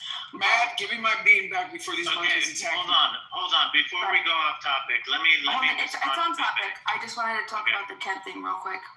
What I thought was interesting is that Kent was approved 52-44, 52 all Republicans, and all 44 Democrats were against him. And they questioned his. You guys, and this just shows that you're both fucked up in the head, to be honest. But did he have any indication that he was going to do any of this? So we can look at his service record. They questioned. Yeah, the service record was beautiful, but they questioned. There was three things, and I forget what they were. One was his mental capacity, like his ability, right, because of whether he was right for the job, and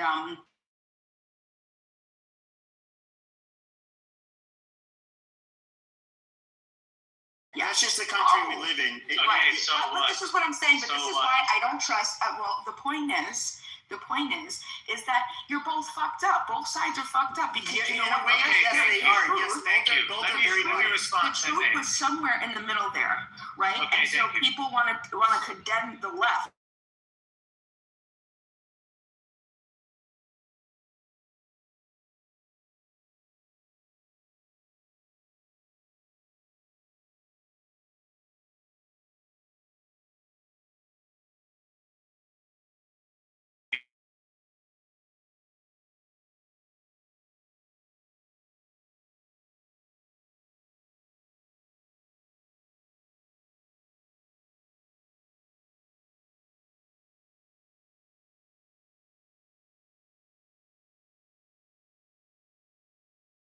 They wouldn't even commit to stop producing.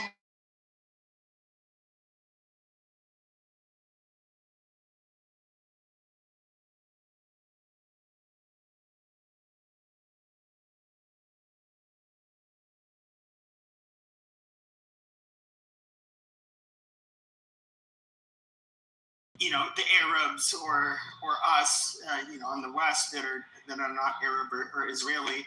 No, we know that what they're about, and so to me it's not surprising. I was gonna say something like 10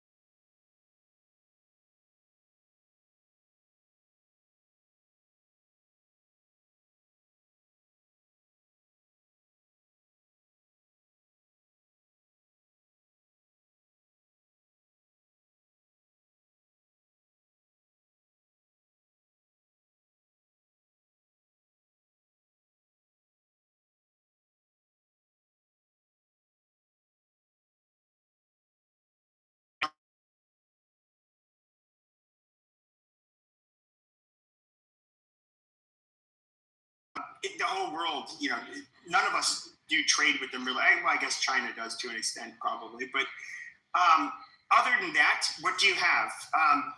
Horrible conditions for everybody, but you still have a small group in power.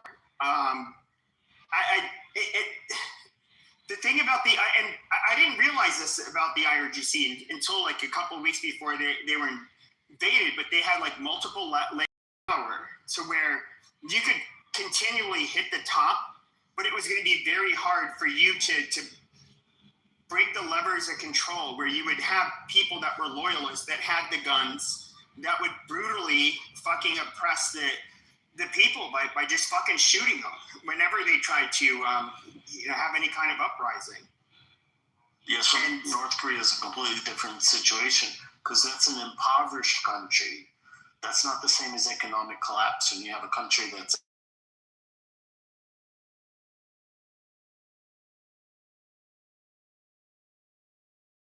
French Revolution. Sure, but why wouldn't and I would say the one thing that the Persians have going for them, the North Koreans don't. These are people that are, this is going to sound racist, but they're much better than the Arabs. They're much more capable and more intelligent people than the Arabs. I think a lot of them would probably just fucking leave Iran if things got that bad. A lot of us have left Iran, brother. 8 million of us are outside of Iran. 8 million. Yeah, they're the ones cheering on the war the most. And you're not talking about a nation that doesn't have shit. You're talking about a nation that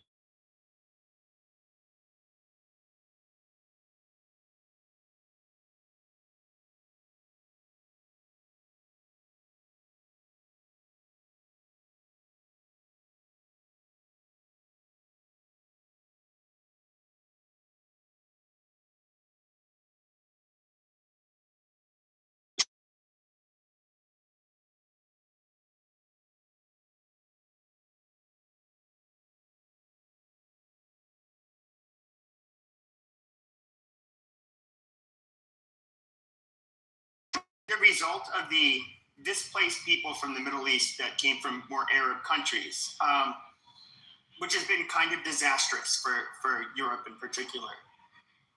The problem is that when it comes to Persians, they are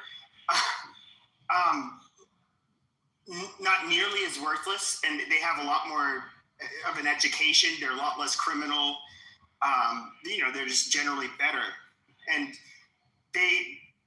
And I would say they're a lot more resourceful, and so I think I don't know how many of them would stick around and play this fucking game, not knowing how it's going to turn out. I mean, if you have a family and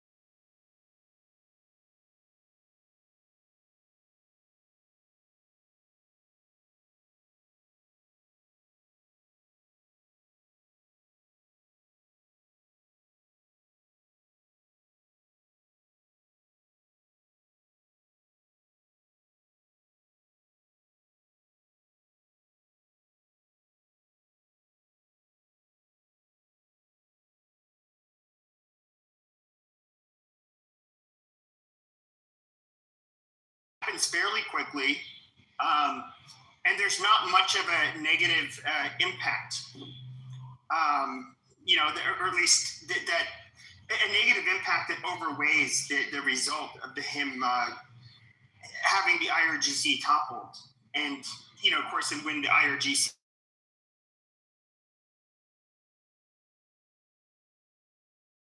power that are going to be, I guess like Pahlavi, they're going to have this interim person in charge, and then he's going, then they'll have a democracy, and then it would be happily ever after. That would be the best goal.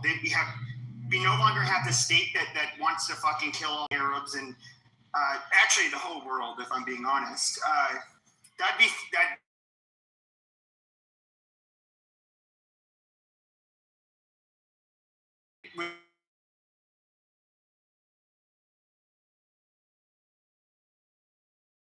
goal. So yeah, I want to say if there it's a secondary goal. It's not a primary goal. Sorry, I'm talking. If there is no regime change and things stops, like Trump says, okay, I achieved my goals and let's finish this war. Like, what difference? Because they'll continue to because this is where I think also, I don't know that Euro's on the right, but he's not even American. He's a European. But okay, so if the IRGC is no longer, they're not overthrown. The problem is that you still have this brutal, oppressive regime that will, especially more so than ever before, realize the importance of getting a fucking a nuke and an ICBM, and you literally just fortified their fucking stance, and then you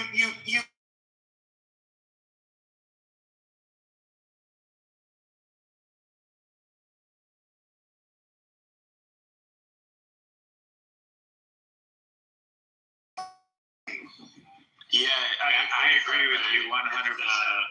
Yeah, if the regime survives, it's just delaying the problem. I mean, truly, it's just, and I can sadly see Trump doing this.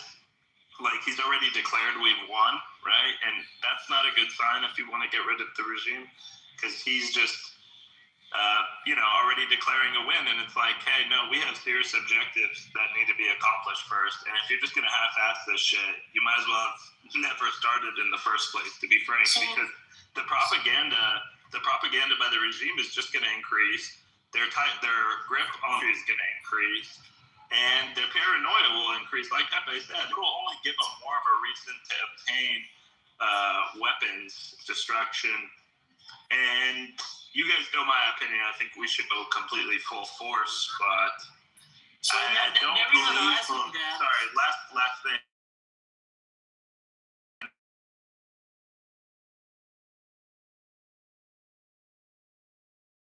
The Iranian regime will allow any internal overthrowing of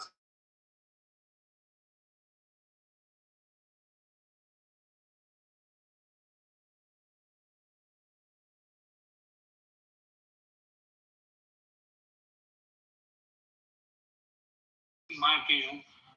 You can just likely. That's why. Yeah, I agree. That's kind of where I think we were sold on something that seemed would be quick and easy. Like, just kill Khamenei. Yeah, because the primary goal was never regime change. This is something you guys are creating in your Okay, but Trump has never. No, he has not been very explicit. No, he has not. Yes, he has. No, he has not. The primary reason he said during the negotiations, if they agree to stop producing nuclear.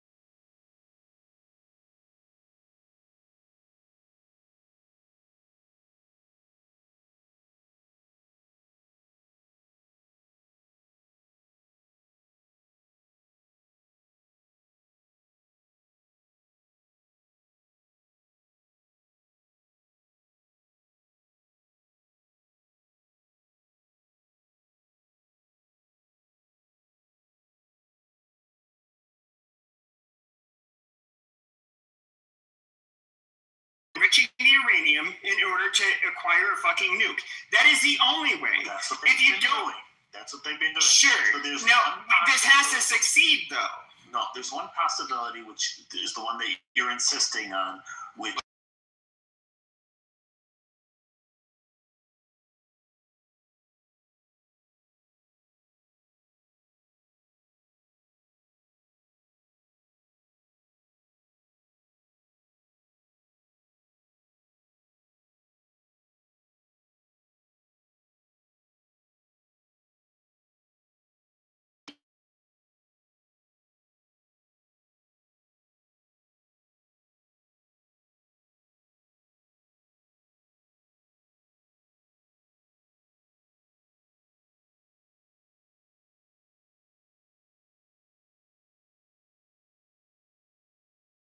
haven't found the 400 kilogram.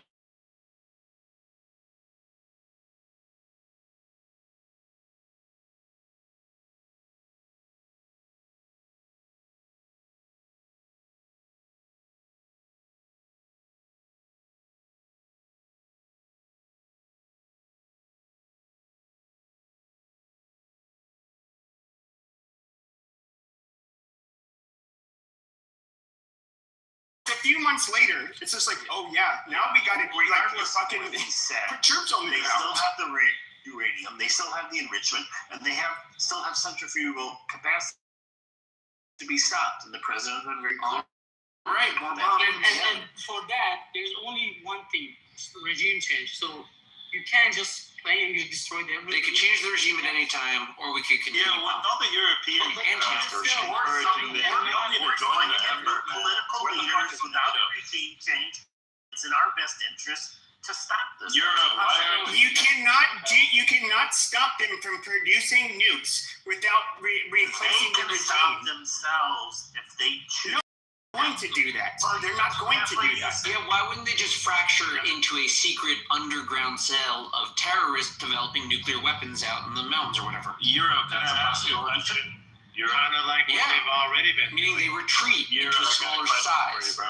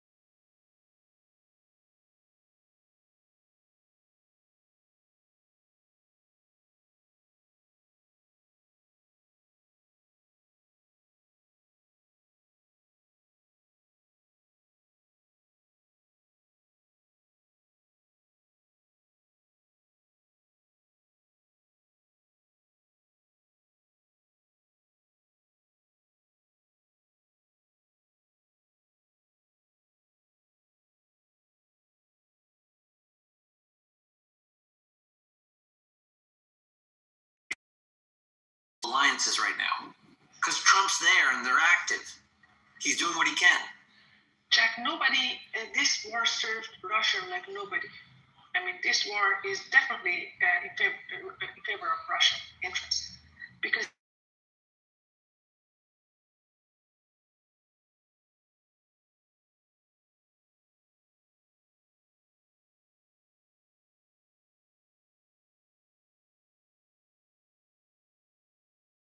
much Europe supports Russia's war against Ukraine. I don't disagree with what she's saying, but come on, let her finish. I don't know that the United States ever backed ISIS, so I don't know where this is coming from. No, we did in Syria. We did in Syria, just like Israel did. So basically, okay, that's they're totally misleading. I'm sorry. Let her. No, it's not misleading. It is very. We didn't know ISIS did not become.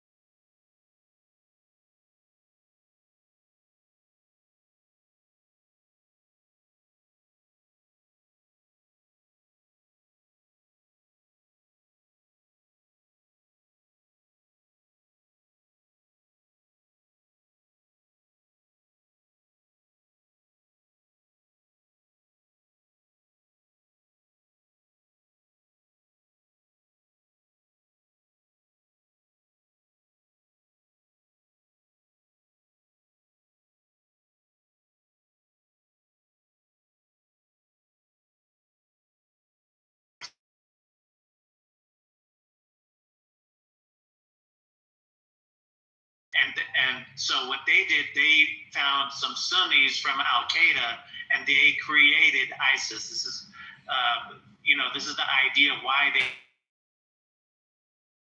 wasn't going to be aligned with the Shias and the Islamic Republic. Yeah, exactly. This is all I was saying. This is like, and like ISIS, I would say, I'm not saying Hezbollah was good by any stretch of the imagination, but ISIS was. You can look at what people on the ground were saying, both in Iraq, Syria, and Lebanon. They made it very clear. It's like Hezbollah is bad, but like, holy shit, have you seen ISIS? Like, these people are demonic. This is the same place that Iran came in and slaughtered 600,000 Sunnis in Syria just to, keep their money in power.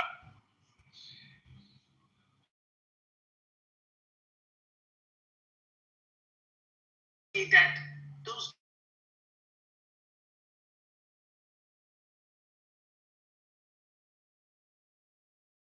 wars on They just might, to be honest. They just might. it becomes a brewing ground for Saman, and there's I can't read your Persian name. I don't even know. Kiana. Okay, so Kiana and Saman. You guys are both Persians. Really, I know fuck all about. I know you guys have multiple different ethnic groups, some different levels of religiosity, and as well as adherence to different faiths. But what do you think the likelihood is in a place like Iran that you would have sectarian violence and separation based on ethnic and religious lines? I would think that this is a considerable issue, and there is this probability is a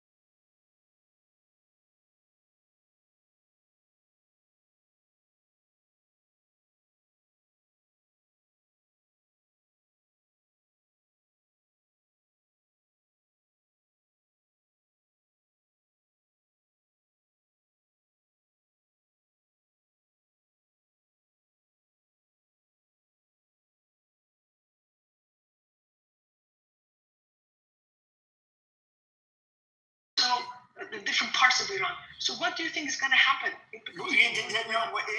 My question no, was, let me respond. After the you can. I just want to. My question.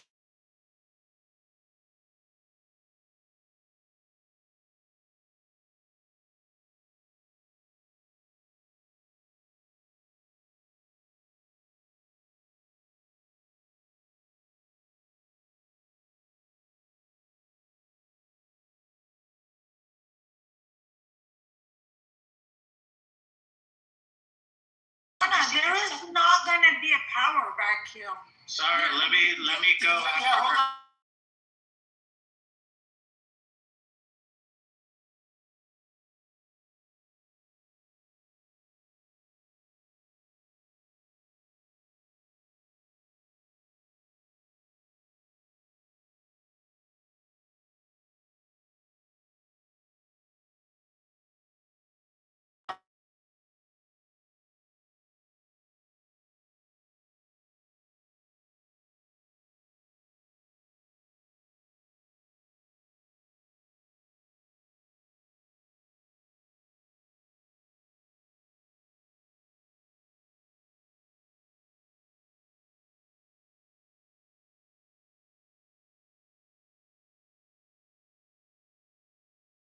In Iraq, which will cost life and money.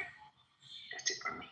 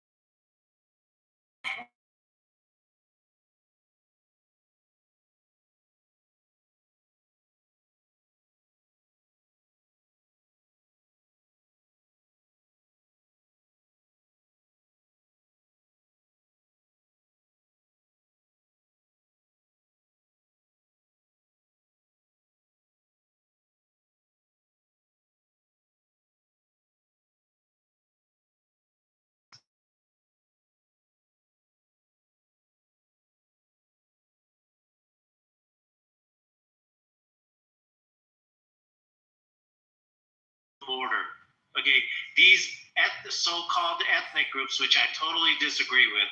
Okay, these aren't like traditional ethnic groups. These are groups that have been occupying this land for tens of thousands of years. Before there was Europe, before there were countries in Europe like the German and everything. So to try to divide these people into ethnic groups, I think is ridiculous. It is not the same thing. Okay, they have natural boundaries. The Arab states where all this violence has occurred, like Syria, Iraq, even Turkey, they don't have natural boundaries. Those boundaries were created after the Ottoman Empire fell by the British after World War.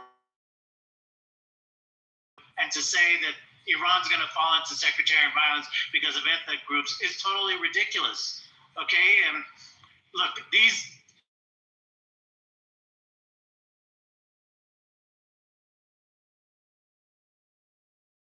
You're never going to have it in Iran. And why didn't you have it? Because nobody accepted it. The Kurds, like the Israelis and the Americans, didn't give the Kurds their own separate area. They didn't give the Christians their own separate area. Like, why wouldn't they?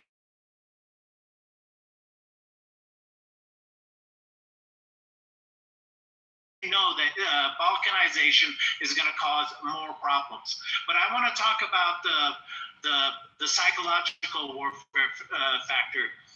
Inside Iran, they use the threat of balkanization,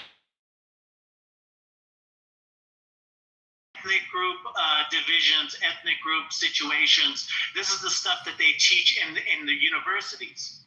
Because even the president, Pezeshkian, is considered a pan-Turk. He's like a person who talks about his Turkish identity. Okay, they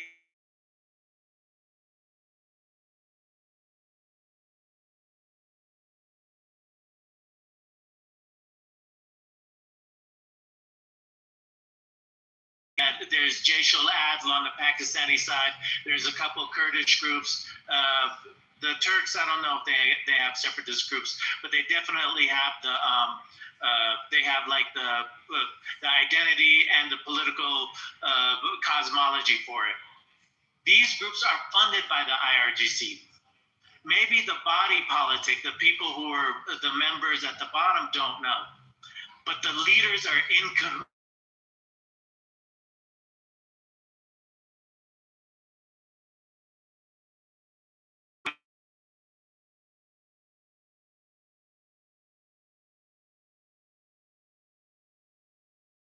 And I said, no, that's not going to happen, because the reality is those groups who claim to be wanting, their own rights and their own area and stuff like that, they're actually in cahoots with the regime. So they just had that talk. They talked the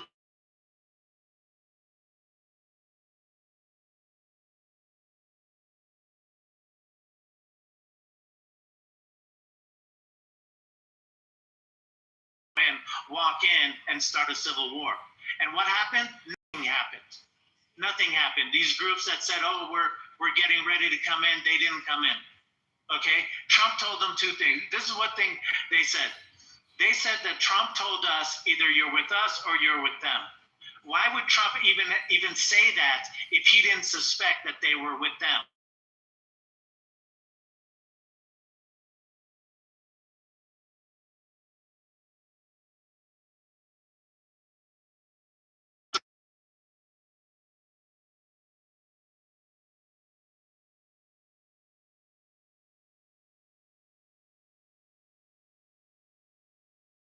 Internally, it's not going to happen, but it has one effect.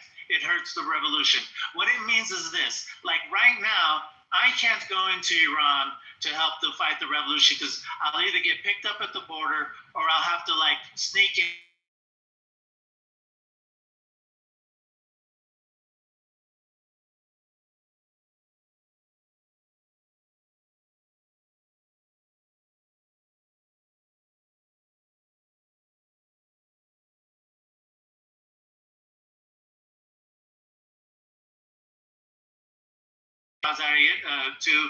And we are Iranian first, and we're never going to accept balkanization. Next is Yashar. Yashar, let's hear it.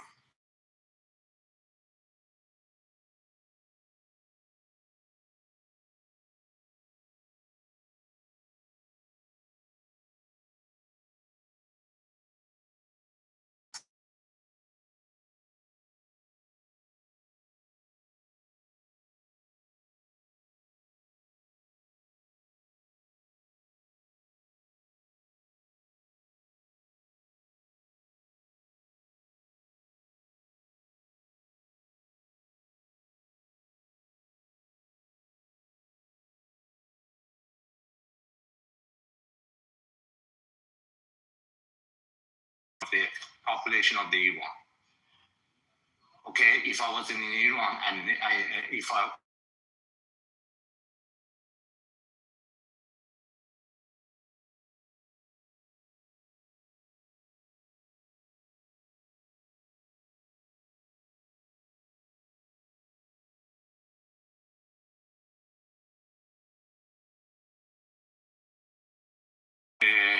I see over here you have the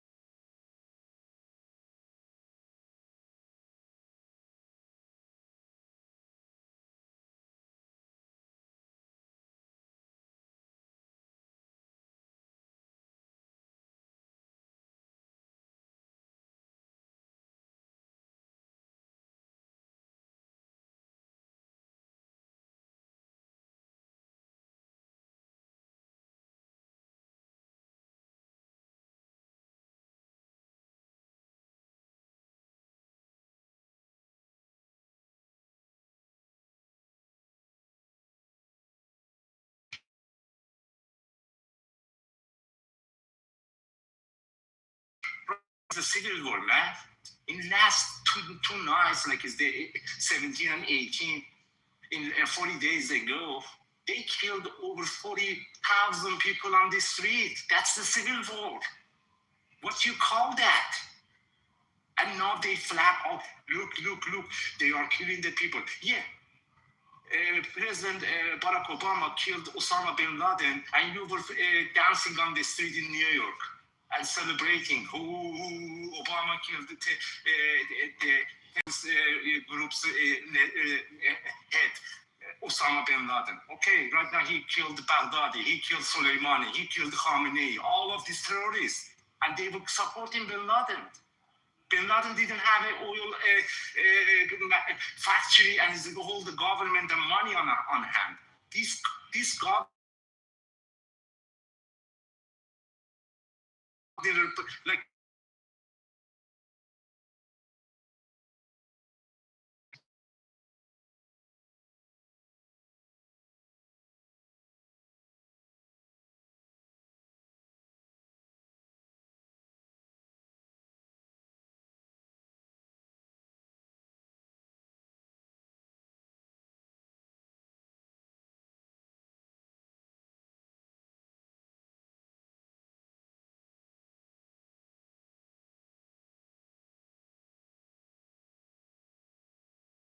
in this room listening, all of you agree with me, you're gonna stay with your ideology. I'm sorry for using that language, these motherfuckers, over 47 years, saying down with the USA, and all these motherfuckers, son and girls and sisters, brothers, family, all living in the United States, in Canada and Europe.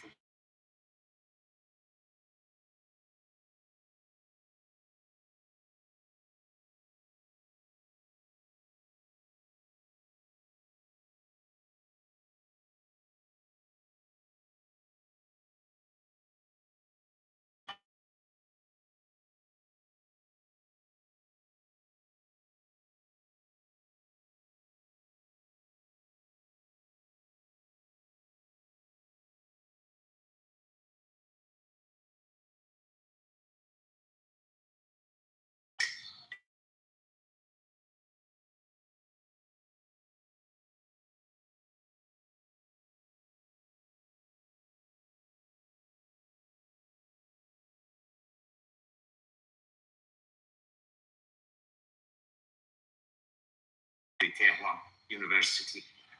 I came over here and I started, the foreign policy in a master degree. Then I moved to the engineering, and now I'm working for NASA. I had to sit with some, the girls and boys, 18, 19 years old. They just graduated from the high school and they come to college.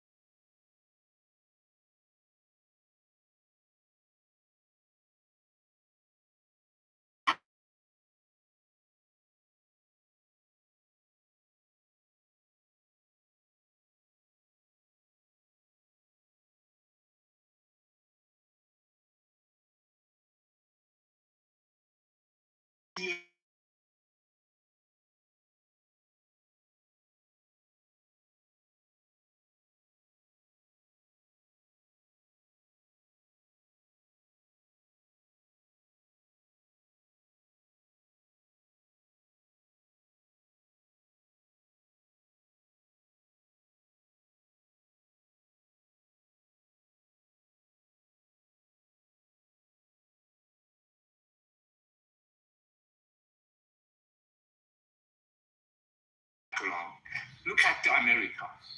The people coming from the China, the people coming from the North Korea, the people coming from the Cuba, like is the Moldovia, Ted Cruz.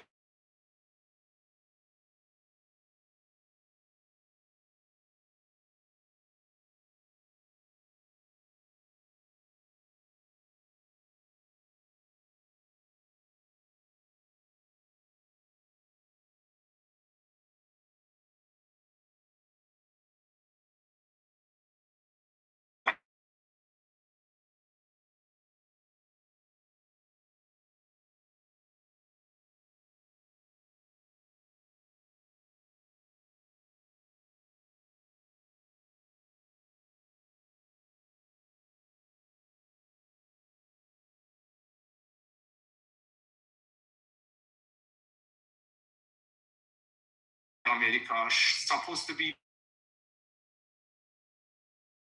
to they protect and freedom, and how they have to stand up for the support their freedom. Freedom is not free. That's the first thing I learned when I walked in the airport in Minnesota, then transferred to Houston. Thanks to Texas. I love Texas. And bottom line, guys, some people, even from my country, they're not talking to you true. They don't like Muhammad, this prince.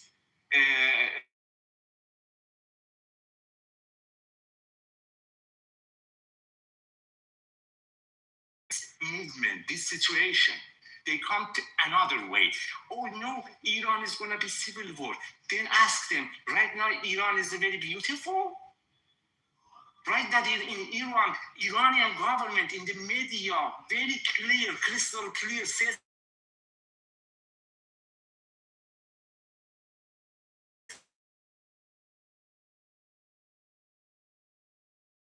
should be done. These things should be finished. But not step up and to do this kind of messy job. And right now I'm doing to make world, to make Middle East, to make that country beautiful.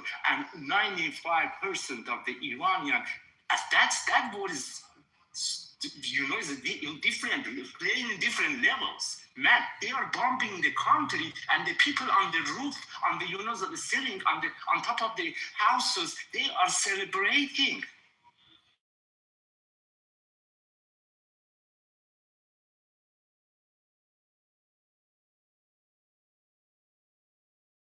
Down, and they get like they lost the hope. No, please don't stop bombing. Do you know?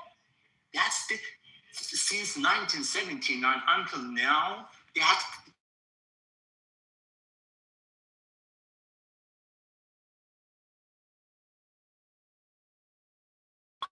and take their freedom back from that horrible groups. Like I said, it's a 5% of, and most of their family living in America, and every Friday they come together and say they're only to Israel and America. Son of a bitch, while you are living in New York, then go back to Iran. Right now they need you. I don't want to repeat myself. So thanks for giving me this time. To me, of course, that's the price. Gas price going up. As a humanity, all of the world have to pay this price. And again,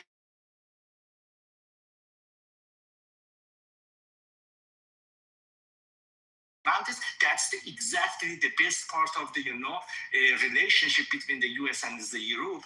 President Trump every day like is bolding. Every day is like is bringing up and says, look, Europeans just want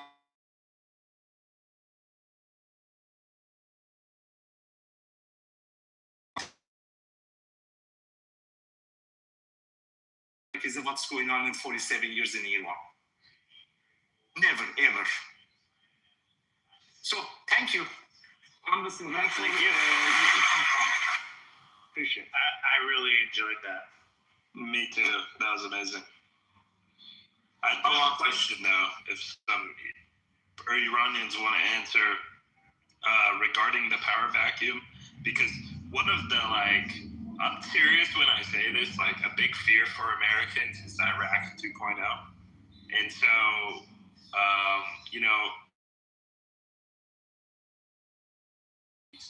Yashar, do you want to talk more about the separatist people? How you feel about them? Do you hear me? Sorry, go ahead. No, I was just asking, in terms of I was hoping America would fill it. Only fucking nightmare situation what happened in Iraq.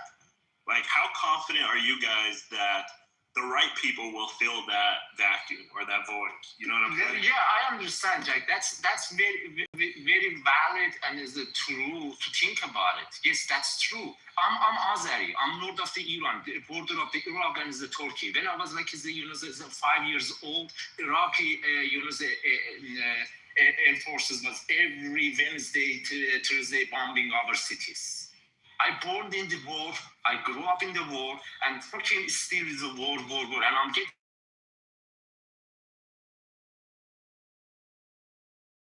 right now, Iranian, like I explained just portion of that 47 years, right? Not Iranian, feeling this way. They say with this government, we don't have any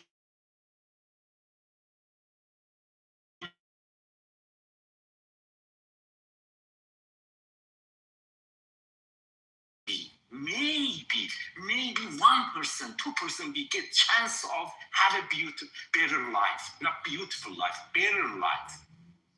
So that's mathematically right. With this fucking terrorist government, every day you getting down. But without this government, maybe you get somehow some lights in the end of the tunnel. That makes sense for you, Jack? Yeah. That makes sense for me at all. You know, yeah. Because the mathematically, yes. Yes, again, I said I have a master in foreign policy, political science, right? I studied this science, and again, I'm saying what you are looking, but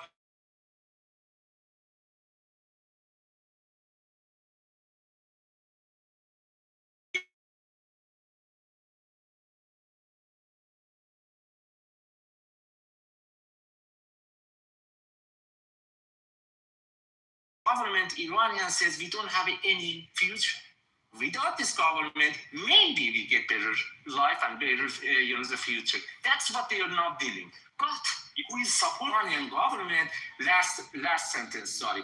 But who is supporting this fucking government inside the Iran? They are using that kind of language just to keep you busy with the, just like as a point.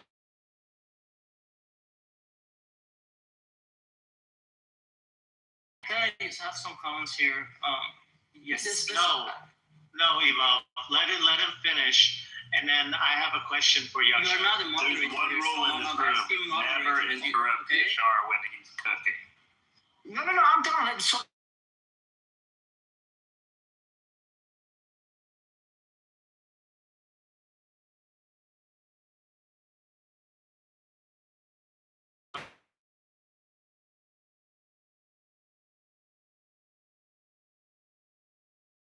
gonna be like is the separation and these kind of things. Again, you coming back to this first step, sir. Right now they don't have any life. Tomorrow maybe they have a life. That's it. Now I'm doing like the computer language in NASA. That's called the loop inside the function. When they play with me, with the knowledge I have from the political science and with the logic from the computer science, I put me in the function and I have the same answer for you. The same as the computer. When you ask the computer, hey, this is true, says true. Many times, 100 times, 100 plus 1 times, you go ask the same question, they're going to say true. And maybe computer be too smart, like AI, at the end it's going to say, are you stupid? You are asking the same question. Go ahead. Yasha, what about like how there's unity. Just real quick. Yasha never comes here. You gotta wait for your turn. Go ahead. Just real quick about the unity behind the leader of our revolution. Just 2 sentences about the people's unity behind the Crown Prince, the leader of this revolution, and how we feel about separatists. I've already said it, but if they hear from you, it'd be helpful.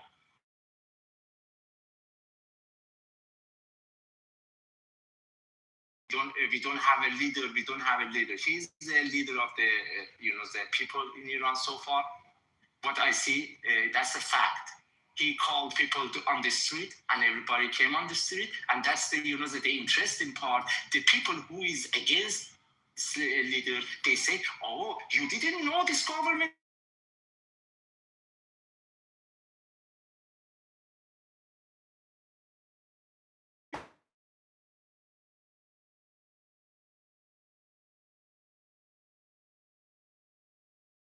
because those are people our leader called people on the street for the freedom.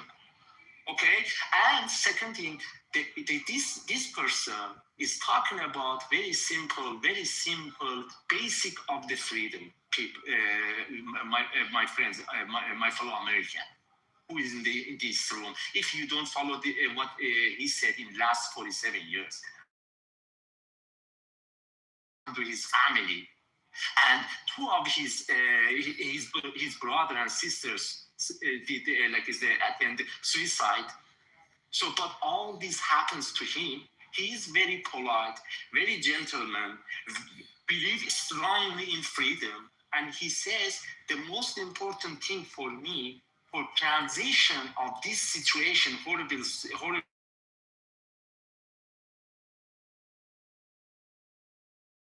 discussion with the whole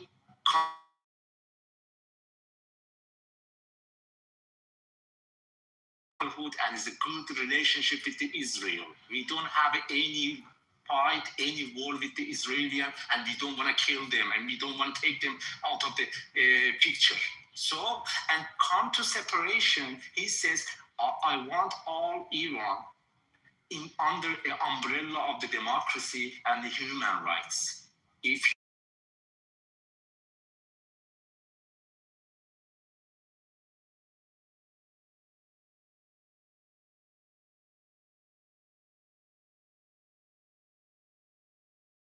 respect to each other under the law, no one above the law, like it's exactly the same as the United States, and we have to move forward. And he says, even I want to take back some people who not like it's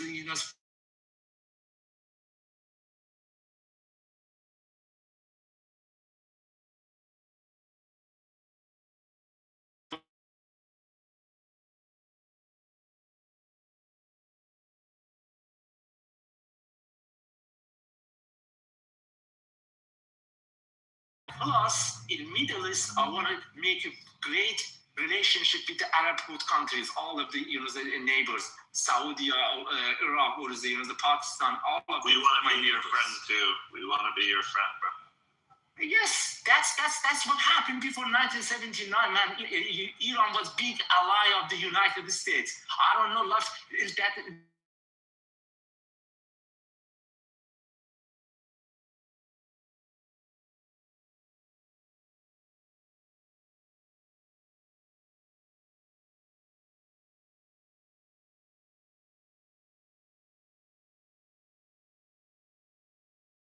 No, I hear you guys. I hear you because I don't want to take your title to.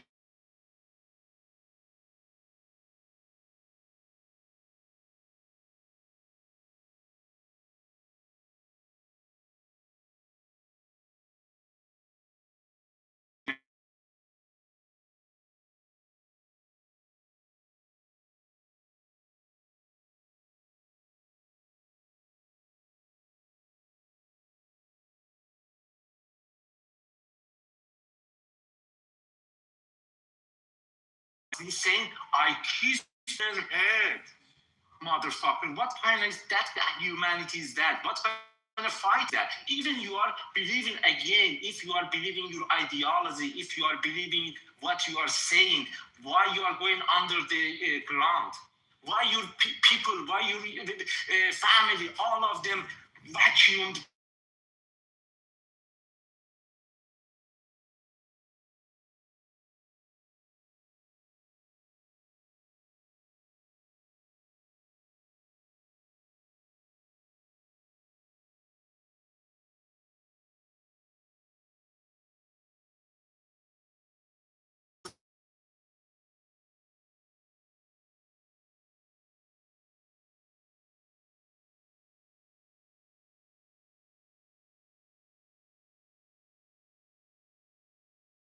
But remember that his son right now, he lives.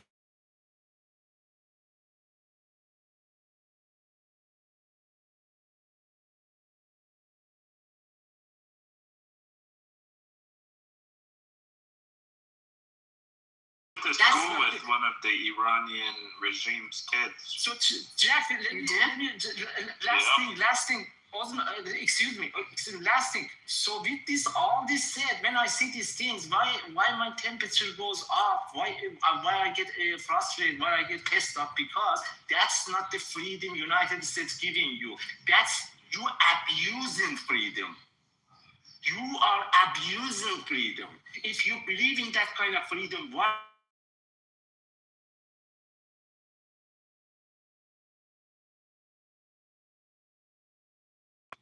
That's bullshit. They're playing with these words and they're taking advantage. But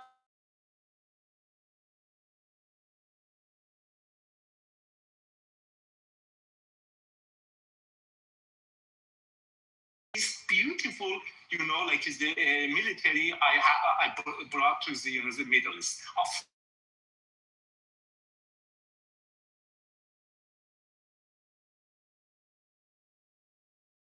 War, and I write email to the Prince of the Iran, believe me guys, and I told him I have a suggestion. Suggestion is this: after this war, if we take back our freedom, please add those soldiers' name on Iranian streets. Okay. We have to remember who killed us to get out of this shit. Are you from Iran? Thank you. Of course I'm from Iran. Okay. Sorry, just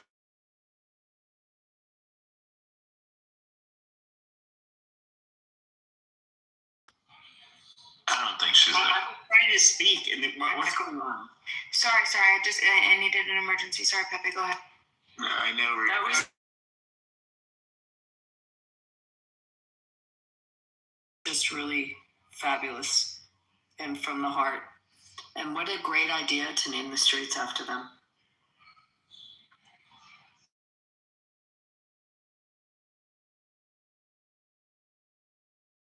Well, go ahead, but we were having like a little dialogue of Iranian people, but if you can't wait, go ahead. I'm Iranian too. What is it? I'm Iranian too. Oh, you are? I didn't know. Go ahead. Okay. Yeah, I agree with most stuff that Yashar said about the government of Iran, the hypocrisy they have, etc. But I don't want to close my eyes to possibility of a couple of things. Those and having the map of Iran be in some pieces, because Trump mentioned that it's high probability that could happen. Can I ask you a question?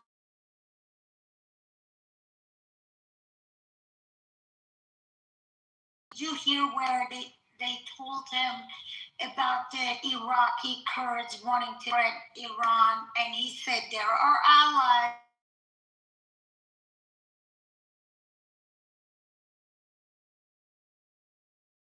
More complicated. Then they asked Trump, will the map of Iran look the same? I want you to think about this. When we talk about map in English, it doesn't mean borders. Map means satellite map. When they've already bombed 10,000 locations. So the satellite map already doesn't look the same. So that was not what it meant, because they specifically that day, within 48 hours after the Iraqi Kurd talk and everything, and they asked Trump, and they both said we don't have any intention of separating Iran. So that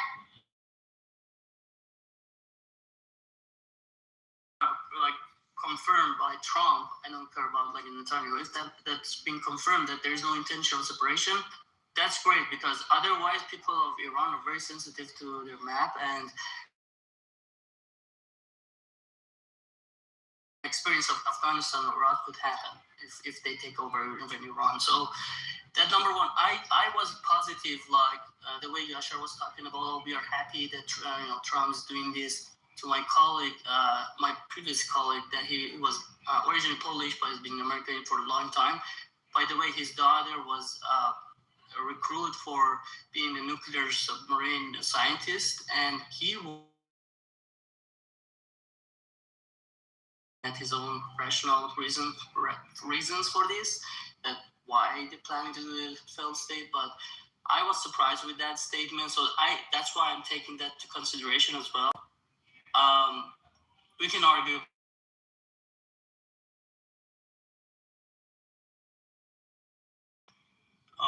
People are fed up with the existing government. However, with hitting the infrastructure and future,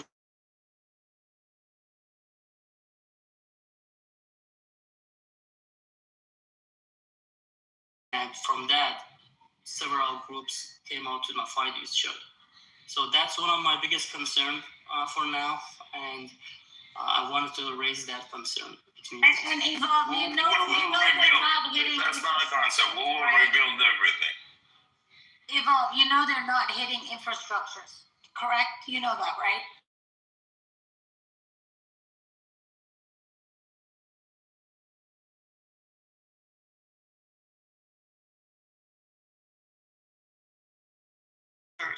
The main infrastructures like Polishkas, they're trying to make sure they're not hit. So it like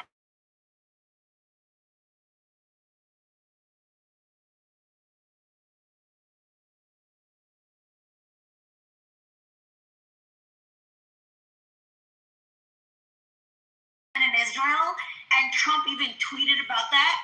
At the end of the day,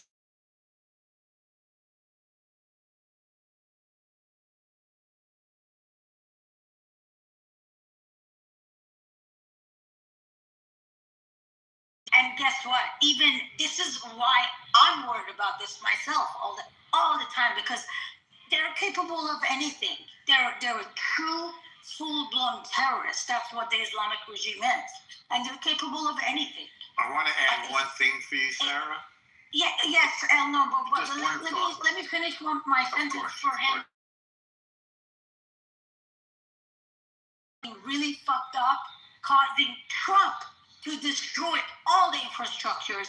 Do you see where I'm going with this? But at the end of the day, that's our government that we have to worry about. But go ahead. Just very quickie. It's not.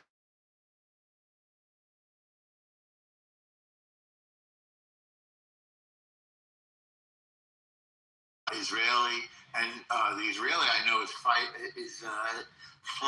3 sorties a day. We're actually running out.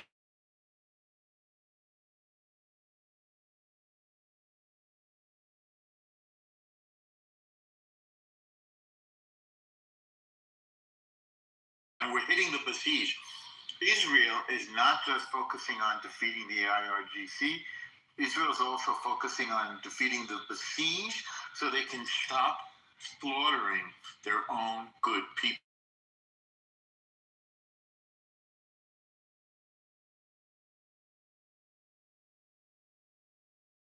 Psychotic, suicidal, apocalyptic. And Nomo, you know who cannot see all of this? All these Arabs that you see, they go fucking support IRGC. You know why? Because Reza Pahlavi said, we want to have a very great relationship with Israel and all that.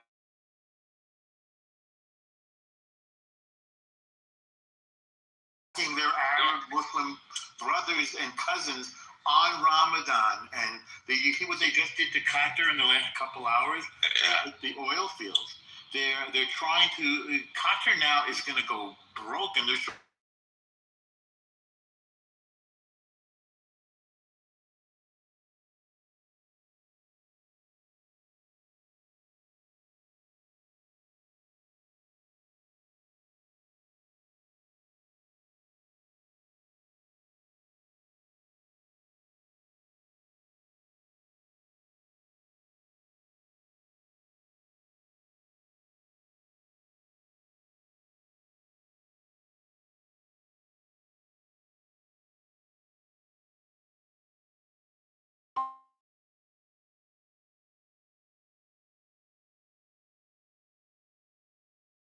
So I'm in the same thing. Right, I agree with them. So just gonna add one more thing. It's probably helpful. This is the New World Order, that I guess those who support President Trump, they understand that the New World Order. So New World Order that you could see the Elizabeth Warren in the Democrat Party, they squeeze their feet together as when president become elected. So because they do not like and they're under high aggression about this plan. This is not all about the president. It's a big plan they wrote it for the New World Order. United States can find the new united with the different. So I believe that this plan is totally different than what's happened in Iraq, Afghanistan, because of the people of Iran. Iranian people love America, love the USA, and as you know that Secretary Rubio has been told so many times that the Iranian people are different than their government. They understand that, they got that. So this is the over to Trump. So I voted for him, I support him, and then I believe that they can make America great again, and great. I believe that. Can I ask the Iranians in the room a crazy question? If everything Pavlovi's in there or someone else, would you move back? Would it, you feel, is it something you want in your life, or do you feel more settled in the US? Like where's your head on that? Can I answer that? So to me, I told in my colleagues and the Iranian rooms many times. Unfortunate, I can't. And every time when I answer this question, not I'm saying that you purposely asked this question. When I answer this question, I get so sad, feeling down. The reason, as an immigrant, when you're moving from one country to another, you are making base. When I came to this country, I was 32 years old, and overnight I was working in the hotel, the dishes until morning, and for 7 years. And from school and like engineering. During the calculus test, my professor was thinking I'm the drug addict, and took me to office, and I showed him my schedule. Say that's my weekly, and he was like, how you are alive? How you can live? Okay, so with all this said, I get married with my wife over here. I have a son, and my second baby coming, baby girl in August. So all these things said, I make the base here, and now I'm just fighting for the the future of the young people in my country. I know no light for me, no any chance for me to go back to country. Of course, for sure, but to go back to home, I don't think so. Who is the immigrant? They can understand what I'm saying. It's hard. It is hard, and many times you want to move to this place to another place. Even you're moving from the home to apartment to home for at least for the 2 weeks a month. You don't know where is your stuff, so that's not easy. I'm looking to do this question as a reality. Of course, as I can say, oh yeah, for sure, I'm gonna go Iran. No, I can't. No chance for me to visit the family tree. Of course, but why I'm in this time of the night here and talking to you, or the fighting in the social media, or voicing Iranian voice, because I am not happy with the 14 years girl in the jail of the Iran got raped. As a humanity, no matter what now, I'm Iranian or not, I have to stand up. But other than that, regime change, even the best freedom happened in Iran, I'm going to be happy, of course, happy Kent. Thank you. Abby, the answer. Let me answer the question. Who asked your question, serendipity? No, thank you for that answer. Can I also say, some of the Iranians are sending me death threats over my PTR. Guys, it's fucking Clubhouse. Just relax. You don't need to fucking kill me. Jack, don't be a terrorist. And people won't. Jack, would you screenshot that? Keep it. Yeah. Iranian, Jack is a troll. Don't take him seriously. I'm not a troll. Nobody deserves that. We just let him be. Not a troll. He's a real terrorist, not a troll. Wait, no, hold on. Jack is somebody I've grown to like on this app. You know, him and I get on. Is he playful and does he troll at times? Sure, but you know, not the hateful One human troll being. defending another troll. Okay. Jack, that photo is extremely offensive. I'm just letting you know. Okay, that's like the Nazi symbol for us. It represents Someone he knows. That's why he has it on. Surely he knows he's doing it. And he doesn't even really mean it, and that's why he's a troll. That's why I call him a troll. Can we hear Milad? There's a lot of things I get offended by, but I don't send that. And he regularly endorses. He regularly endorses terrorism on a daily basis. In other words, the killing of innocents for some sick ideology. I hear him do it every single day. I'm sorry.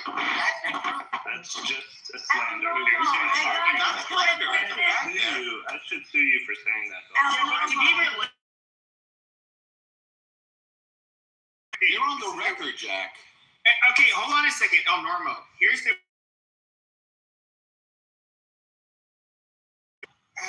You know, I've been around ideologies, but what has never ceased to amaze me were the people that, whether they're on the far right, the far left, whether or not a very strong religious ideology,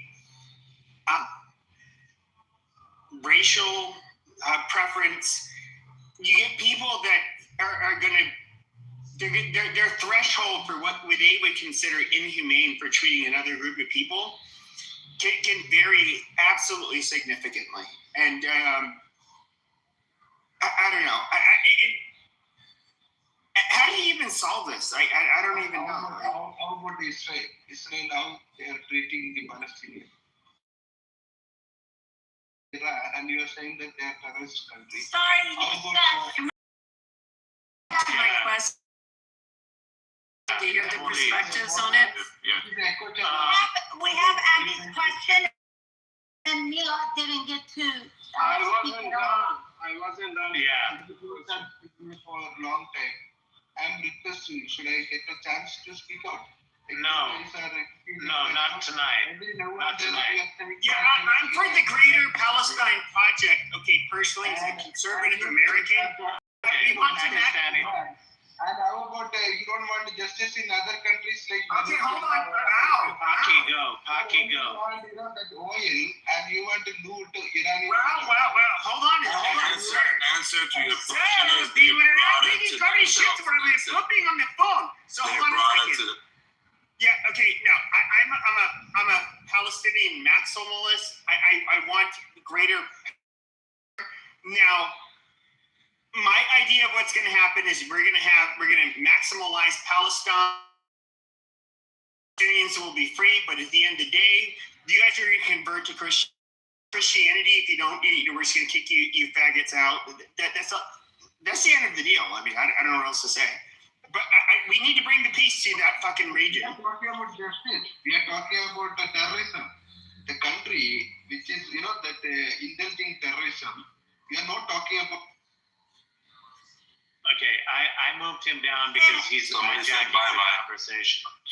Yeah, let's let Firuz talk and then Milad, and then I'm planning on going back if I can for a couple of years. And if I can't go, I'm going to pay for scholarships for students to, go to school. So that's my plan.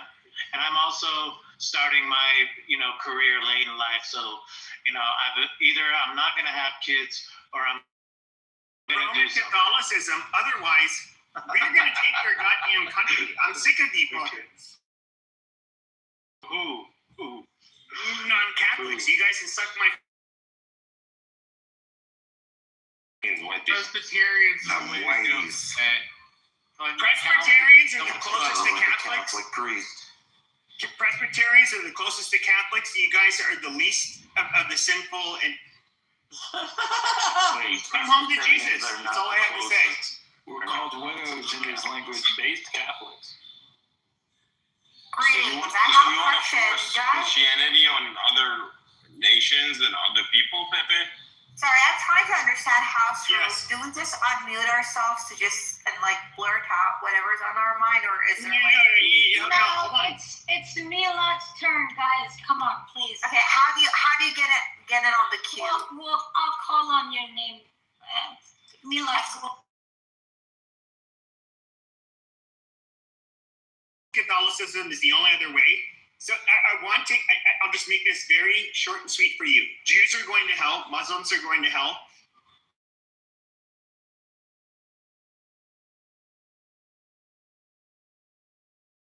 In the name of the Father, the Son, and the Holy Spirit, you guys can find Jesus Christ. I pray for you right now. Okay, can one of the mods create a queue? Can we have a queue?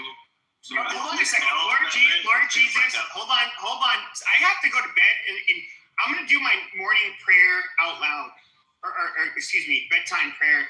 Lord Jesus, please save these Muslims, these Jews, these all of these people with very icky faiths that they're satanic, they're demonic, and I know they're hell worthy. But Lord, please salvage your souls so they don't have to. Hold on, I'm saying a prayer. In Jesus Christ, in God's name, shut your goddamn mouth.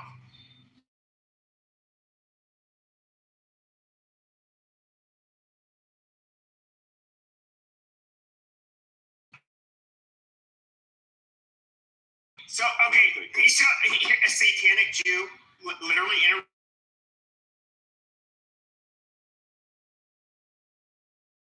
you said about the Jews. Oh my God. Lord Jesus, please. I hope there's an exorcism that strikes the demonic energy out of El Normo's soul. But please, I wish for all of you to be saved.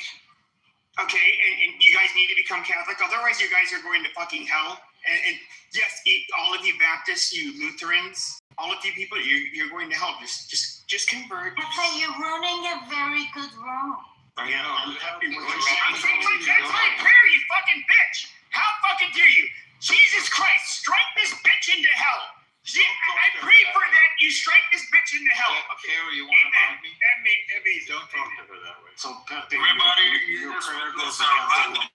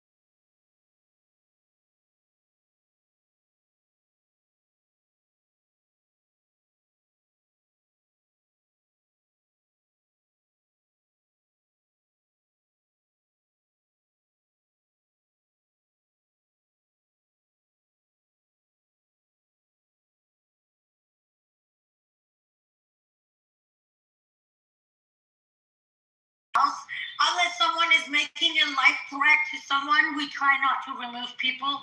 I personally had to unleash a lot of people, a lot of terrorists from my block list today. We try to keep it like freedom of speech and all that stuff.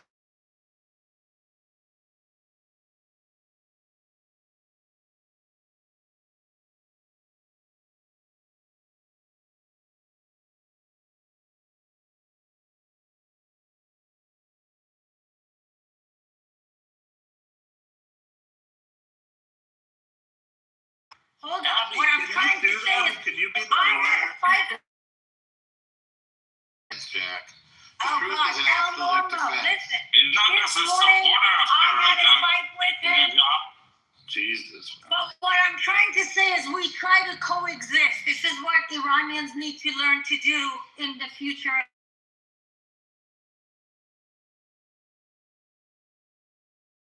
The future of Iran as long doesn't exist.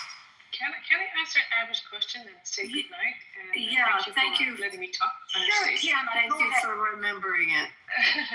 My answer is yes, I would. To Saman, I would say that let's go back to historical precedents.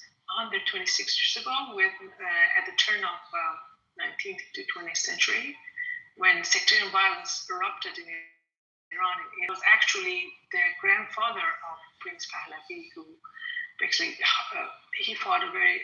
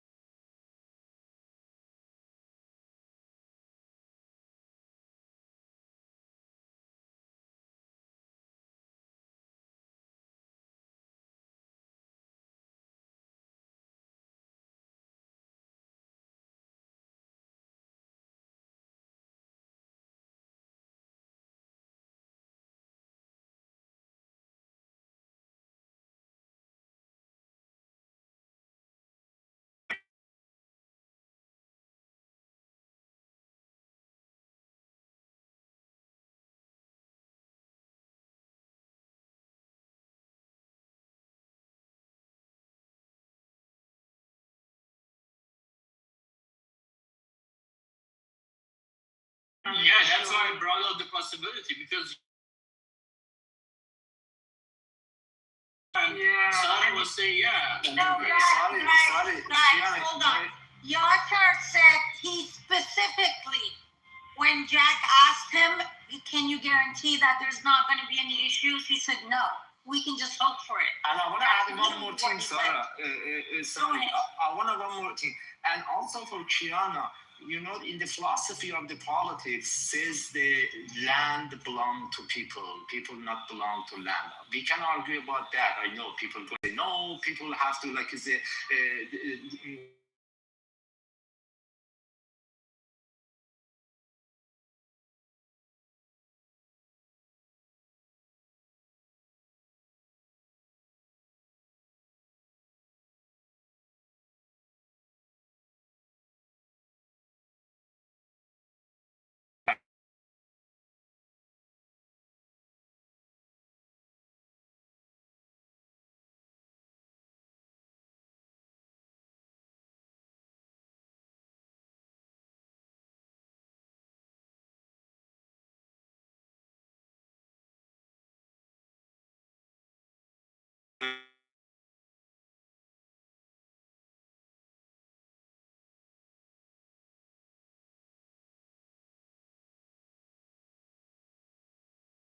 we're forcing forward. And then people come in here and, you know, afraid of the future of Iran's gonna separation. And I say that's when was the last time you went to Iran? Wait, I'm gonna answer that question too. When people come in and you know, like is talking about these things, then I say that's like is you know the bullshit. Because let me give you example. In the house,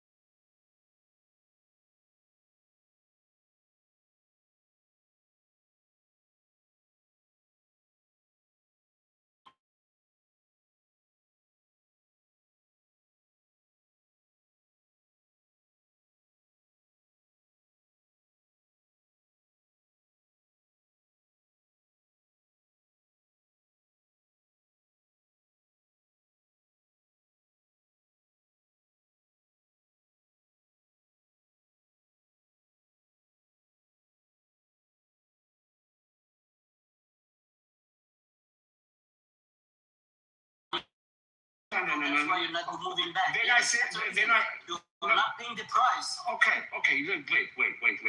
I'm paying price. Just a minute. No, you just honestly just all time. Okay. All right. Listen, if I answered people question honestly, don't take advantage of that. That's not the right moral. First thing. Secondly, my family there, my mom, my dad, if they count as a family. So I'm worried about my family.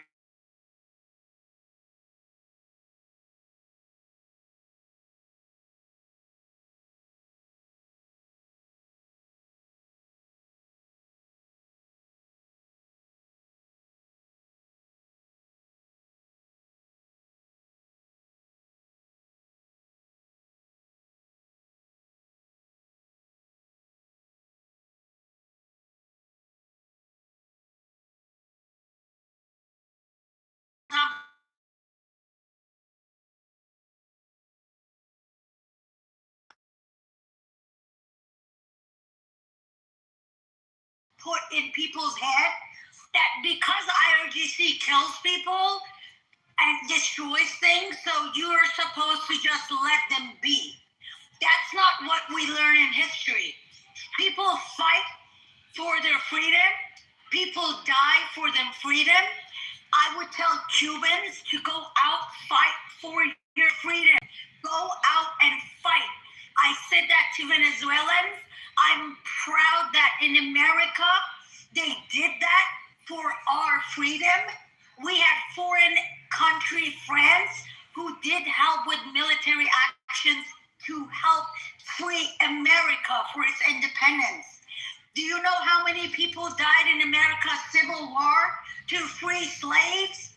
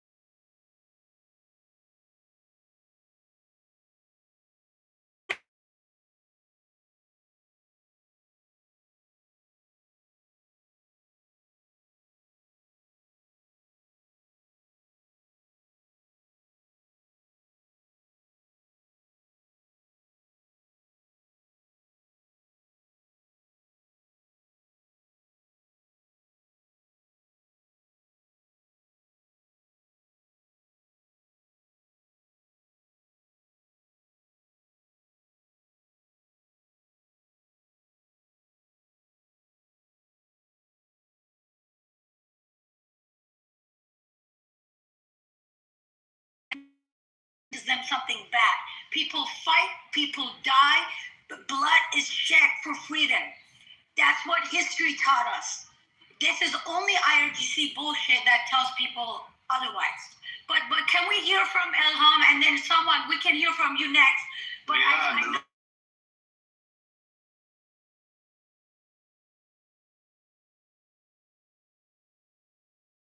But none of us heard anything. I don't even. Yeah, Malad was above his mic. Yeah, press on your mic if you see on the bottom left of your screen. I'm confused, Matt. When did we, as America, really, I'm going to be honest with you, I don't really care what you guys do, and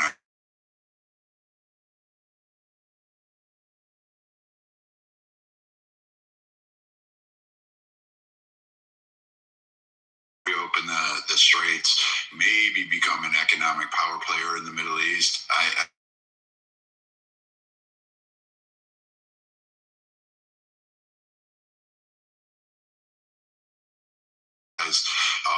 Backup targeting of in Asia, Pacific, Europe, American shores, African continent, back those terrorist attacks. I mean, really, I frankly don't care if you set up a kangaroo court and have a king or whatever it is. You can set up anything you want to. If you want to be part of an economic trade policy, that's at the doorstep. But right now, what Trump is fighting for is not to free your people. You had 50 years to do that. And yeah, the U.S. fucked around the first time around. You can blame them. But again, you really, your system, your liberty is not in my question. And or even if your people are free, you had 50 years to fight for that, and you had the backing, you had support from multiple nations ago. What's the point of all this talk right So I can talk, you can shut up. No, but what's the point of all of this? Matt, do you want to handle this? Sarah, hold on for a second. But he's not wrong. I'm going to finish my point, and then you guys can rebut it. I want to have a little bit about this. Yeah, let him finish his point, nigga. So, like, most of the Americans in here really don't give a damn about it. We're just sick and tired of having to high dollars for our own goods, spending $300 billion a year on average to protect the straits and combat terrorism attacks that you're pretty much doing, like Iranian government's doing all over the world. And from every waffle kid that gets either radicalized in your nation or falls prey to it or some other kind of sectarian belief, like, really at the end of the day, what I care about is whether or not you guys are really going to stop, like, the funding of these individual radical Shiite groups, Muslim, or whatever you want to call them. And if you're going to start, like, folding into Islamic accords that the Middle East is clearly on a track forward, because it seems like the rest of the Muslim community, at least the nations, are not backing up all this. And as far as your freedom goes, that's up to you to decide. It depends on your government. And right now you're allowing the clerics to pick your next leader. And we keep knocking them down. And you guys are still not getting the message. Viking, aren't they sectioned up into 31 sections? Who's that? Hold on, Lise, hold on. No, Sarah, I just wanted to, keep in mind this is, obviously an American room. You know that, obviously, and we're going to be talking about these things. But it's funny because I was just sitting here, and you might want to close your ears, Sarah, but I'm looking around, I'm like, well, a lot of these folks aren't, really Americans, for that matter. I mean, some are, and we're paying for this. So we kind of have a little bit of say and a little bit of, a little bit of stuff involved in this. I think that's where Viking was kind of heading to a little bit. That is 100% true, Matt. Yeah. You know where I stand on this. The whole point of listening to some Iranians, by the way, these are Iranian Americans. Almost everyone who talked lives in America, so these are Americans. They're just. But the whole point of listening to some of these people was for other Americans that insurance, and they have questions on what is different about Iran. What do you think is different about Iran that's going to make Iran be different than Iraq or Afghanistan? Why are we in this war? Right. We'll continue that, but I just want to but that's kind of what Viking is kind of. I appreciate it. There's a lot of Americans. So can I make a comment here? I want to answer. I want to say something to Vikings. Can I say that? Milad was first. Milad was first. I thought Sarah said I make a comment. I don't know. Mom was waiting, and I think she had. I wasn't gone. I was trying to talk, but Yashar. Yeah, but he had a bug. Let Elham go. Oh, it's all right. No, Elham, no. I want to hear Milad. Yeah, Milad. Please. First of all, I just want to say, the American people. I'm considering myself American, U.S. citizen, and dual citizen, Iranian American. You're very lucky to having President Trump as a person in office right now, because he's prioritizing as a patriot the American interests on top, and I'm pretty sure even attacking Iran will maintain President Trump's, and not the President Trump's, the U.S. interests in the future, and you will see that, I can guarantee you. And the Iranian people do care about American people and Israeli people as well. They're like any other Muslim that you can see in the world. They're the least religious Muslim country in the whole world. And in future, you will see after the freedom that Iranian people are not the thing that the image right now in the world. So and I'm concerned about, as an Iranian, American Iranian dual citizen, I'm concerned about the American soldiers as well. I'm pretty sure this is the way a lot of Iranian American people are feeling these days. And hopefully with the least casualties and least and this war finishes for the interest, for the sake of Iranian and American people. I have for Pepe because your bedtime prayer was not good at all. Because I have a lot of feelings. You don't even know if he's awake. Pepe, are you there? I can see his name. I'm just saying. Asleep. He's asleep, man. Oh, okay. So anybody with Pepe's mindset, I'm just saying. I have a lot of interest in Christianity, and I have a friend that he's a pastor, and we're doing the Bible reading and a lot of other stuff. But the way that you're representing the Christianity and the Catholic, that's he was just trolling, bro. Don't take. Yeah, he didn't mean it. He's just being a dick. Don't take it too seriously. Maybe and it goes against what the Catholic Church actually Nora, just a... I just want to say thank you for giving me the. You're a U.S. citizen or what? Yes, I'm a U.S. citizen. Okay, good. And for the question that they ask if everything goes to the favor of Iranian people and American people, our dual citizens are planning to get back to Iran. My roots are there, and I'm pretty built something here so strong. I have 2 kids. It's not that easy to say we're going to get back to Iran because you should destroy everything on our back if you get back to Iran. But definitely our heart is here and there, and it's not easy to just choose one over the other. Everybody, Mila, thank you for answering that. And you know, it's interesting what I hear from the Persians and Rome.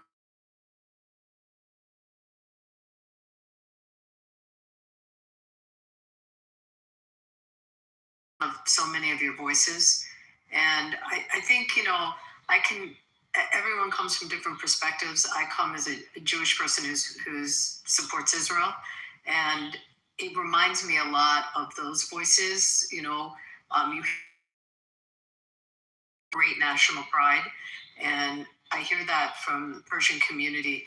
So I meant the question just to understand, look, I live in America. I don't live over in a country that I very much in support, but I'm an American, and it's a very hard question, but there's a strong fervor that comes out of your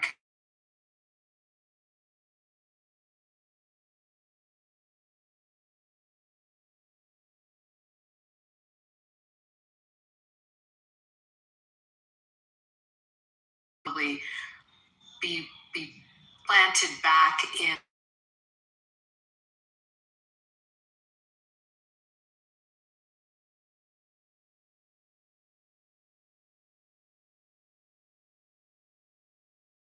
all of you. So thank you for it. But they said they wouldn't go back and live there. Well, no.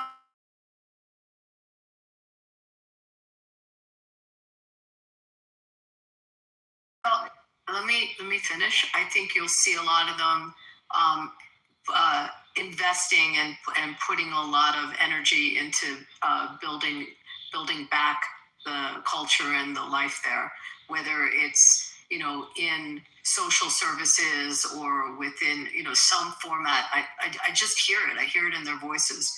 So I think it was such an excellent question, Abby, and I think that you know, the opportunity to live in more than one country, it might be hard to understand, but people can have very strong loyalties and attachments to more than one place. All we really care about is America. Well, you know, could I jump in?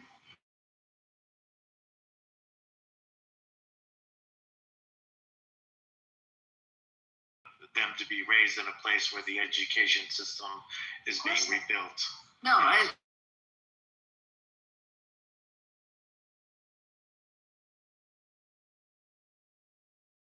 Since I first came on the app, whenever I come across people from the Persian community and from friends that I have, I live by the West Coast, and it's just a very strong pride, and it's very. That's why I believe it's going to happen, and I believe that most of the community will somehow put back into that nation somehow. Let's hope so. Jane, do you want to say something?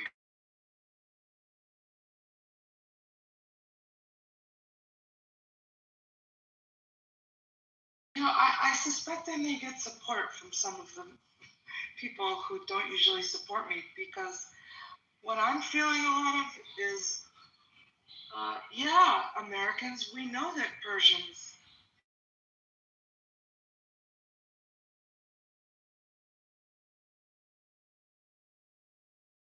from other Middle Eastern countries, I'm excluding Israel for a second, because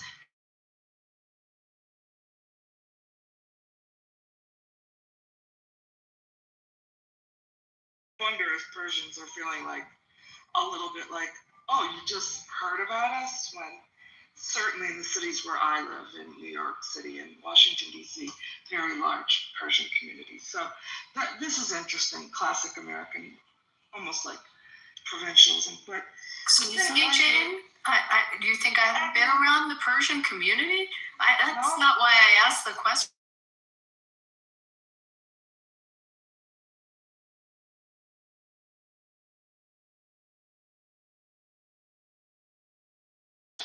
Between Iranians, Persians, and other countries. Well, Jane, you know that. I would like to say one other thing, Sarah. One other thing.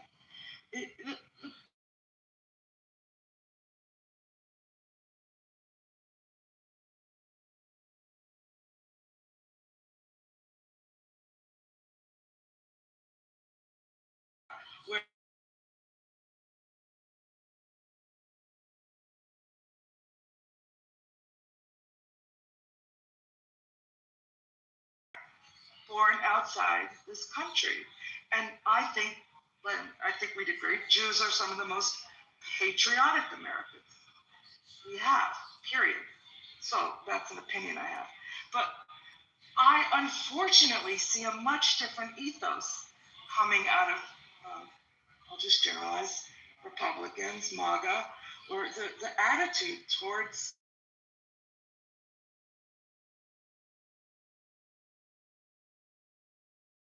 you don't want it, get out. But suddenly, this idea of, Persians should be treated, unfortunately, as not really Americans. You weren't born here, Sarah. You're not an American. That's how a lot of MAGA people think.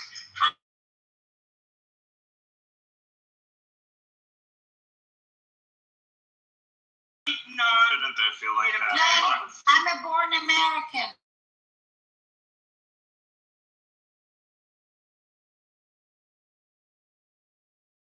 I'm sure she would have a problem with unlimited immigration to Israel. There's no problem with that if Americans feel the same way about America. Americans are allowed to restrict immigration and immigrants. Yeah. No issue with that. No. America would build differently. Yeah, what it is, I think, is it's a reaction against a couple of things: unrestricted immigration and immigration and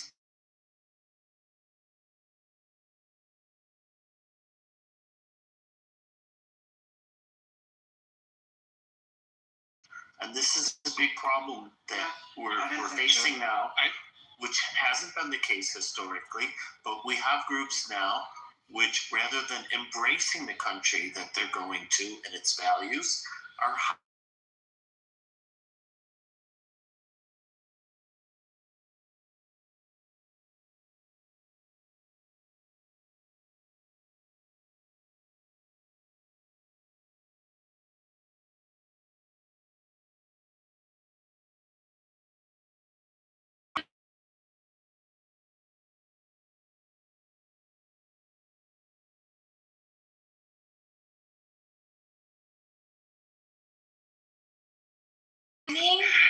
Elham is mad. Let me say, Elham, you have your own room. Sama, do you not hear me? I do hear you. Please No, you have your own rooms. You talk plenty. We waited a long time for.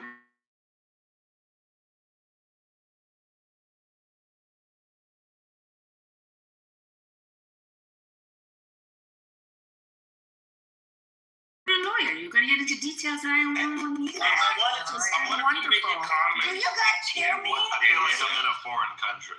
Yeah, we gotta get back on track. Do you guys hear me?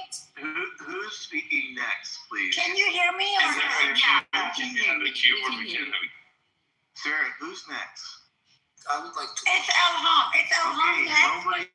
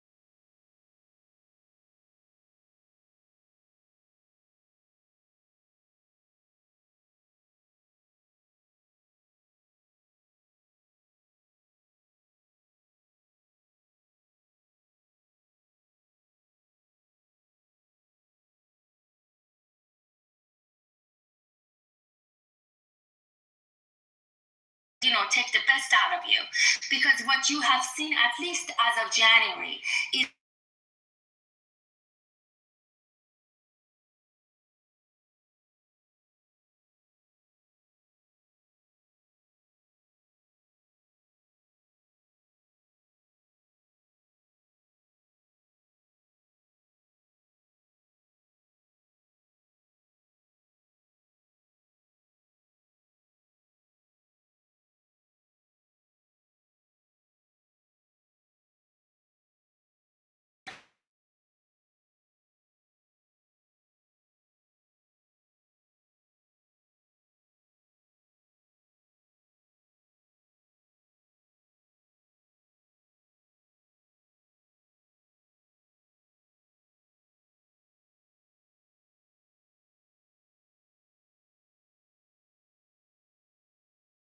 Republic to end Islamic Republic. So we don't have leftovers. We don't have another little monster growing to be a big monster. So we can take advantage of the situation. Now, this is my 2 cents, and I know Vikings. I have heard you speaking before, and I respect your feelings. And I know in some ways it could have offended my feelings, but this is not about feelings. It's exactly about the interests of the nation. But I just wanted to put this 2 cents out there.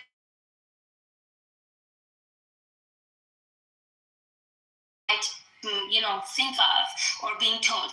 And I wanted to answer Abby's question. I have children who were born in the United States, who have gone to school here. And, my oldest says his wish is to go to college in an English.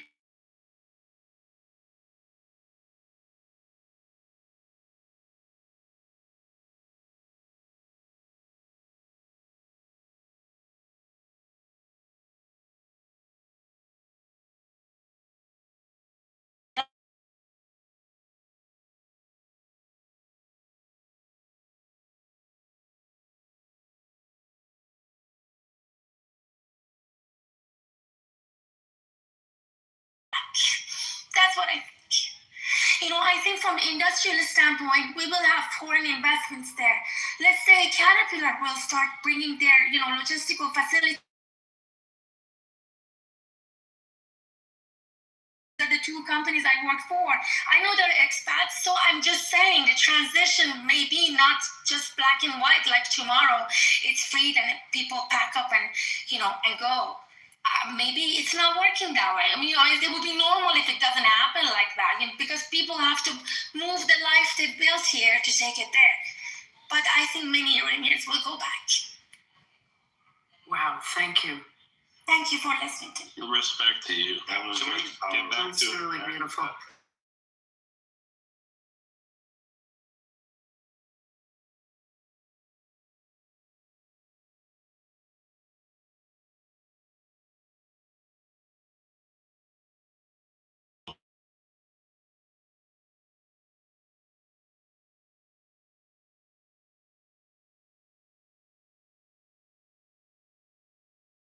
Their job, a bunch of people changing their way they live, their culture, their values.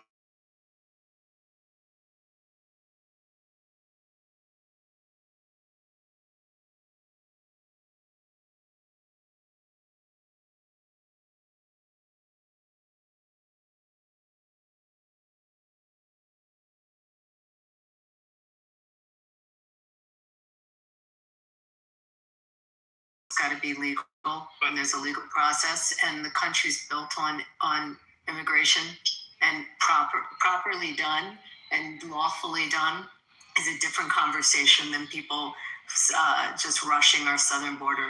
It's just completely different. But if someone comes here legally and goes through the process, and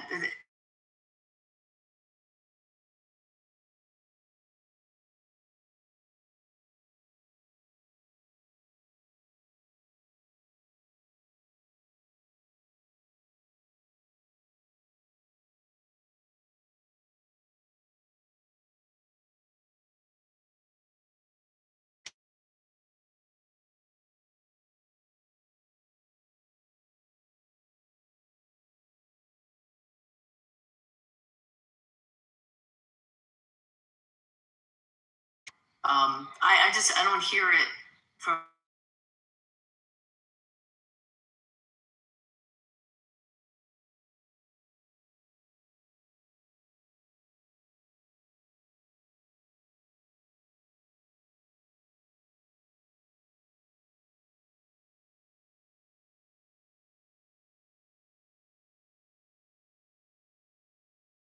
It's not anti-immigration in principle, because the U.S. historically has always been a country of immigration. It's against the specific types of immigration which is harmful, mainly illegal immigration and immigration of people that are hostile to the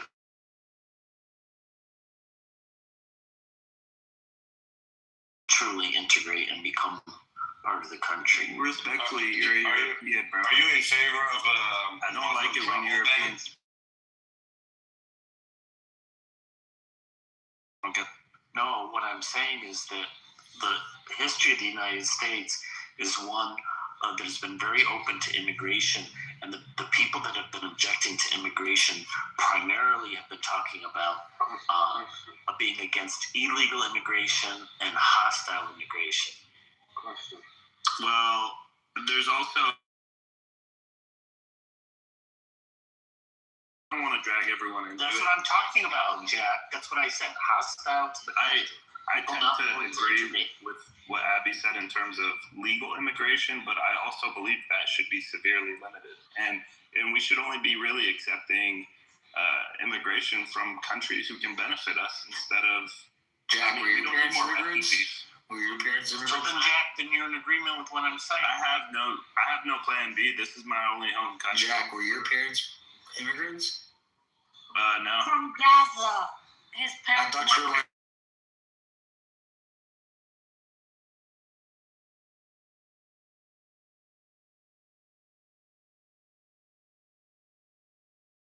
I mean, yeah, it would mean either them or your grandparents. Like, who in your family is from there?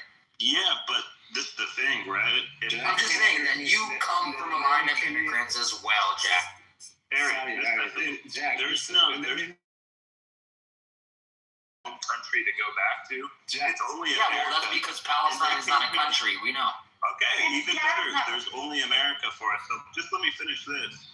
Again, high-value immigration is a lot different than accepting refugees. If you're accepting people who are doctors, engineers, lawyers, AI scientists,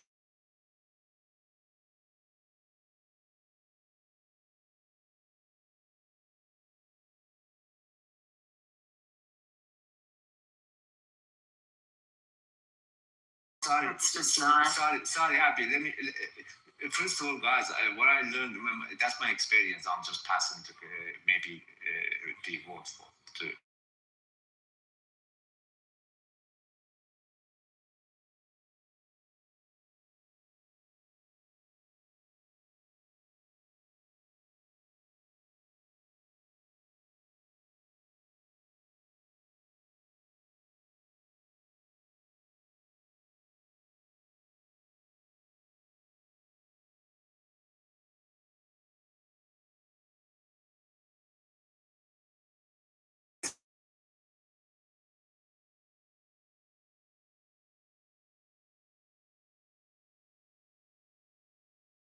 Viking earlier, and this discussion I was following. Basically, let's put in the bottom line is this: America interest in foreign policy with the package right now, at least.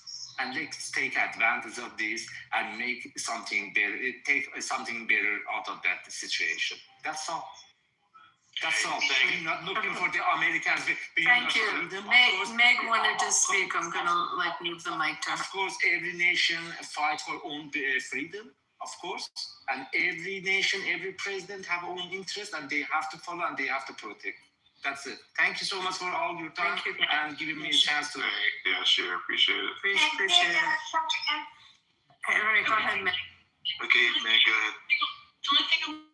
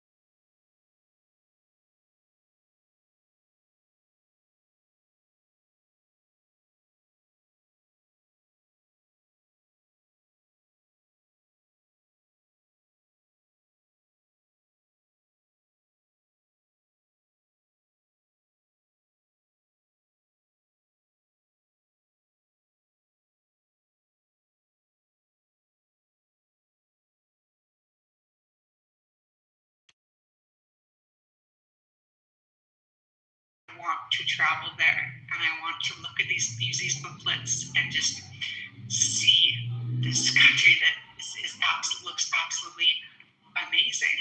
And all I have are travel booklets and no ability to go to somewhere where I love ancient history. And so for me, I would be one of the first few questions. It's stable enough, and this kind of tourism is opened up. Go there just gleefully and hopefully meet some people I've met on here, and just be like a crazy tourist that's going on and on tours and just like. I would want to go everywhere. Thank you.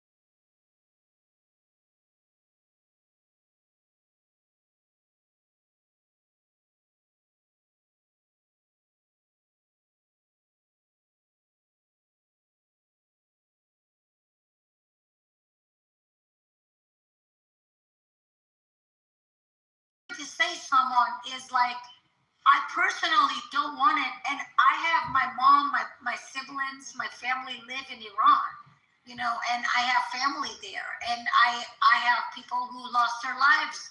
I know what's going on, and I still don't want it. So I think. And how do you want to have regime change? So maybe that's the question again. We should pass around. Yeah. What I'm trying to say, Ivo, if you let me talk, what I'm trying to say is I actually think it's good for Americans who do have those worries like I do, because there are a lot of Americans, especially in this house, who hold similar values to mine, which if you click on my profile, it says America first. Why does that say it? Because I want my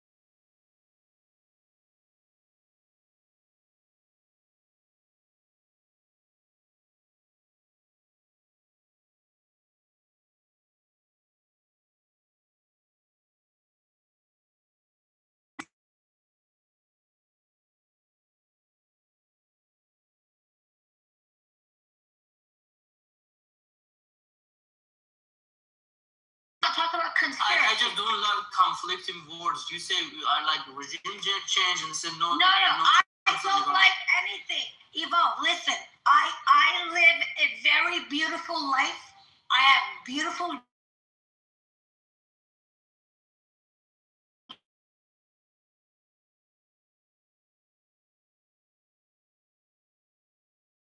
wanting a regime change. People of Iran were having a regime change, and the Iran government is a problem for America and for American safety.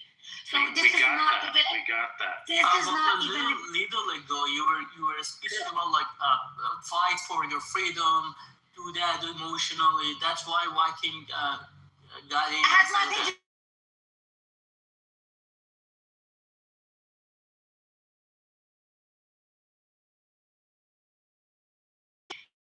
America fighting to free slaves. I didn't even use the word Iran. And I did it purposely because I'm not saying that with emotions attached. Someone, I think I'm running the stage. I mean, unless Matt wants you to do it, I appreciate if you don't try to tell me what to do. How do you feel about You're just rambling, sweetie. No, she's making a good point. She's telling she's America first. She loves Iran, obviously, but she wants Iranians to do. Yeah, but you can say that in two sentences. There's nothing Like, I don't contradictory about understand why we're spending 5 minutes talking about how much we love this and we love that. There's nothing contradictory about it. The answer to evolve is right now, just yesterday, in the last 24 hours, Israel has hit 200 targets of Sipah and Baksiji's checkpoints. These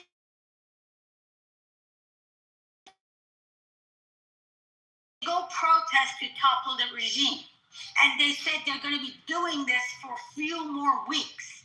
So that's how Iranian people will have the chance, if they want to free their country, to free their country. And that's why Trump and Bibi, they both have said, this is going to be a once-a-lifetime opportunity for if they want to free their country. No, U.S. is not trying to free Iran. Okay, are you going to land or what? That's land. On people. No, Sarah's right.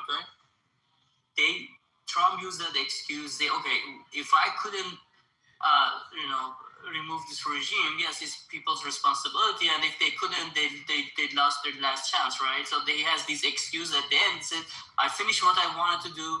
I bombed their missiles. I bombed their nuclear facilities. I won the war. I couldn't topple the regime, and that's it. Left it there, right there in that position. There is no other chance. Like, people trusted Pahlavi, trusted Trump, came out, 40,000 people died because of the regime and like fucking torture, like crazy killing them, right? However, this time I don't think they will easily trust those tweets or those words and get out and put their life in guns to free Iran. You're sitting comfortably in wherever you are, right? And you're saying, like, go fight for your life, for your freedom, blah, blah, blah. But in reality, those are bullets. So are you. You're in a free country. You clearly have access to the world, and you're sitting here and telling people in Iran who cannot feed their kids, and the government is killing them. You're trying to say, they should just sit there and live like that. We're going to finish this conversation.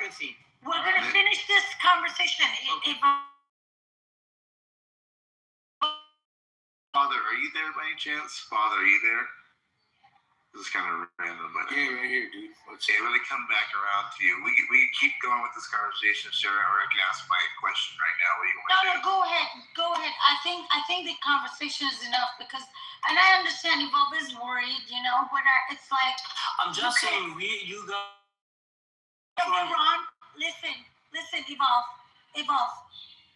I did not bomb 15 countries. I didn't ask IRGC to bomb anyone or fight US. I didn't ask them to build nuclear weapons. And to be honest with you, I'm not even happy about this war. As an Iranian. I don't understand. What I'm trying to tell you, Evolve, is this is not about me. And neither is about you. It's about the people, and they make that decision. Yeah. And people, it looks like they're happy with what US and Israel.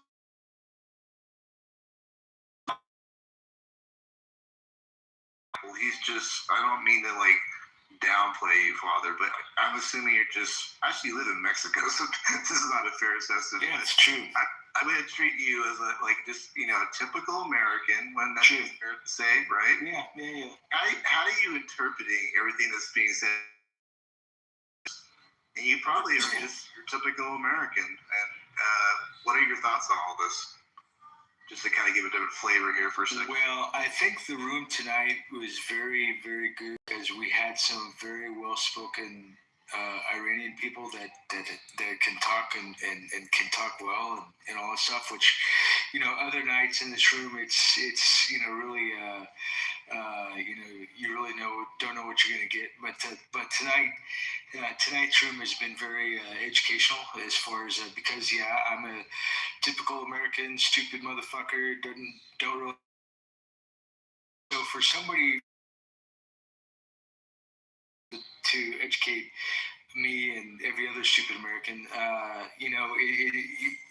it's one of those things where it's just it's a breath of knowledge and something that I'll remember for a couple of days. And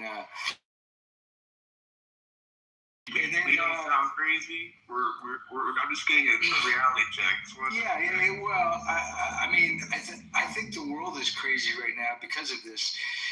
Obviously, Canada, we've got that douchebag, what's his name, performer from Canada saying he's this and he's that, but well, whatever. And then we have other people that are TDS, addicts, and so they, I'm totally, bad about this,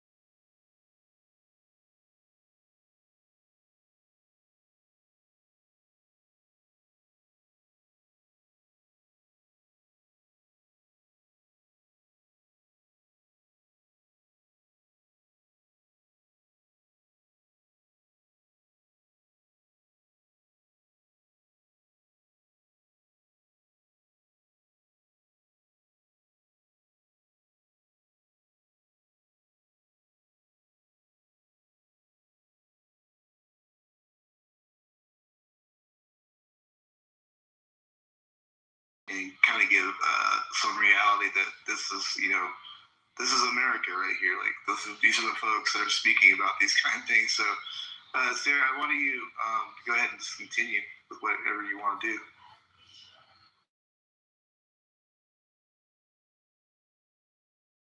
Well, I like the question that you propose. Are we still on Abby's question? I don't even know. Did we get through that? I think we answered Abby's question. Yeah. But I think Emerald wants to speak. Yes, I do. Okay, good. Thank you. And thanks everyone for making this room happen.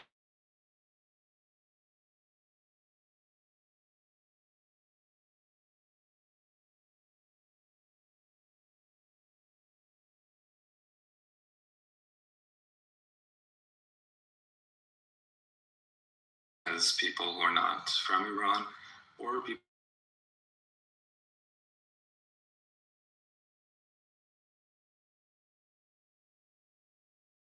attachments I have to my country still, my family, my friends, and watching the news very closely, just like yourself.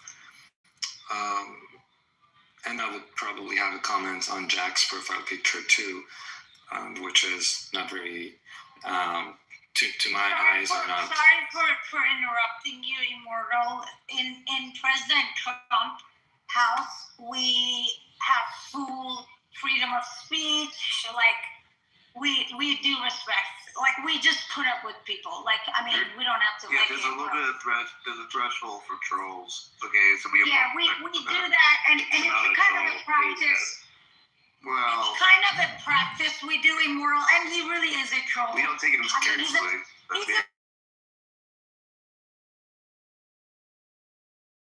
Immortal had the right to be called a terrorist and a troll. I'm a fucking American. I have a right to.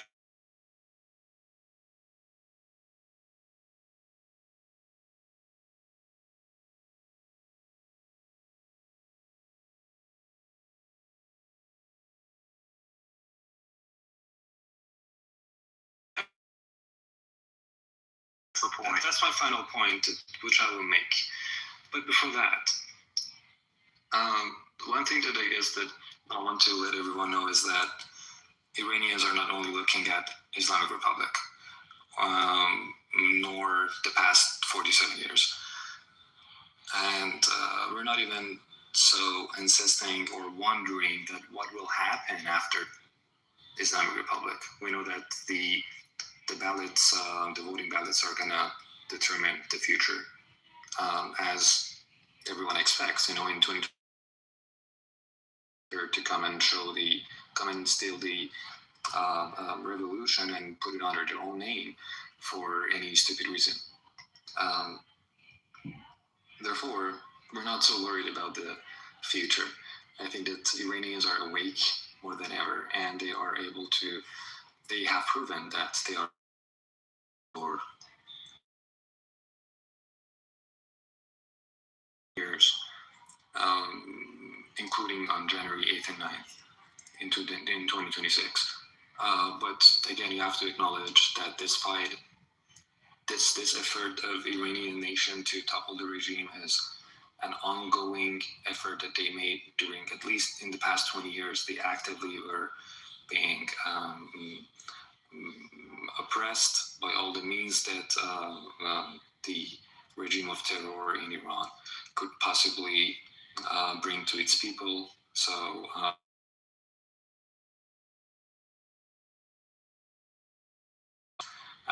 executions, sufferings, jailing people, and blah blah blah.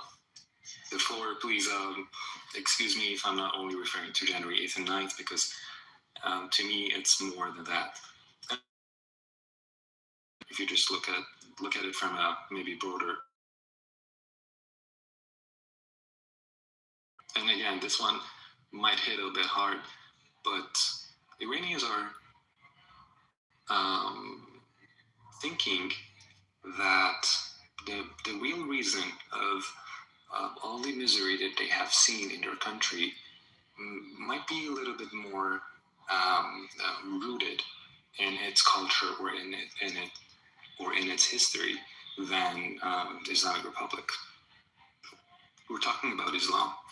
We're talking about the religion of Islam, that the way that it was brought to Iran by war, the way that the Arabs invaded Iran, and the way that it eventually evolved into the shape of this Islamic Republic, which is now the matter of the question.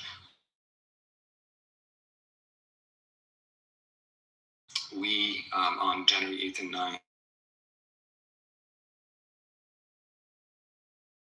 burnt so many different mosques in Iran. We burnt dozens of mosques. We burnt hundreds of Qurans, the holy book of Muslims. And that's exactly the reason that you won't see a lot of other Muslim countries or Arabic countries to support Iranians' movements, because we're exactly questioning thing and only one thing, which is Islam, which is Allah, which is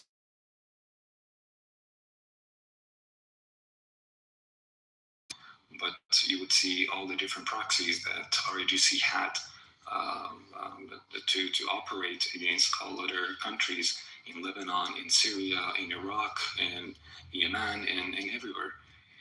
By Houthis, by Hezbollah, even Taliban, or in Afghanistan or other neighboring countries, you'll see that only one thing in common, and that's the religion, which is Islam. Therefore, people like me, which are the majority of the population in Iran, people were aged between 18 to 40, we would call a combination of Generation X and Generation Z, are, because of, again, the suppressions that they suffered, and because of being a little bit more educated than maybe normally people in a healthy environment or educational system.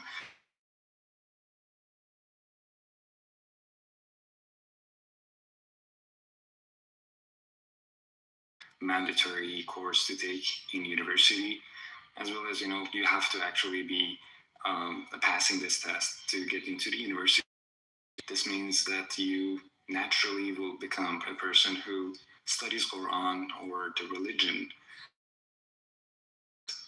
thing during your life. Therefore, the information that we have about this religion or the way that it's been practiced or its ideology is a bit more than you.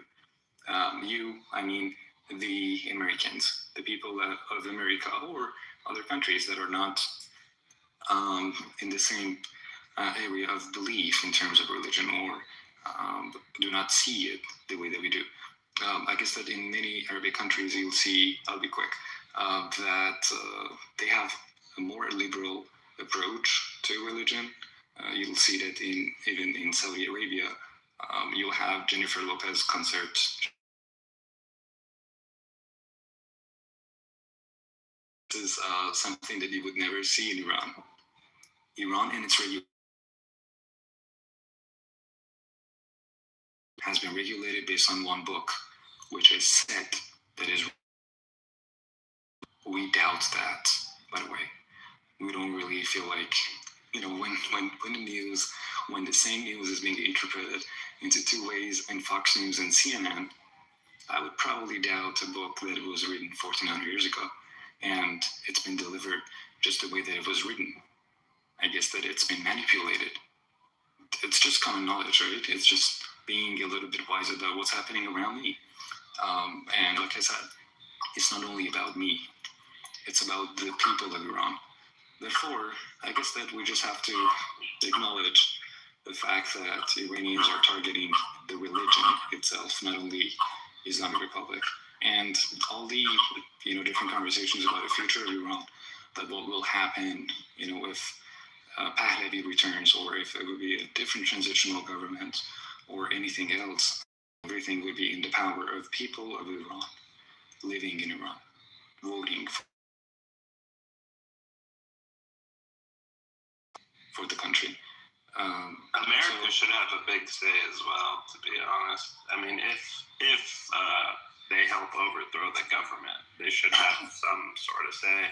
But also, the whole religion thing, I think you guys follow from religion than the Gulf countries. They seem like they're well off, rich, and like you said, a little more liberal, maybe like 100 years ahead. Totally, yes. And in terms of America to have a say in what will be the next approach of the government, that's also a given thing. It's something that no one ever doubts, because it's going to be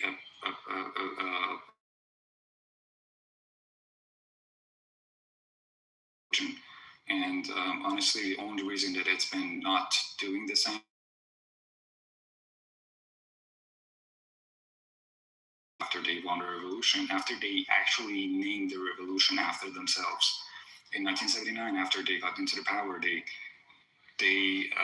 executed all other parties that helped them to get there.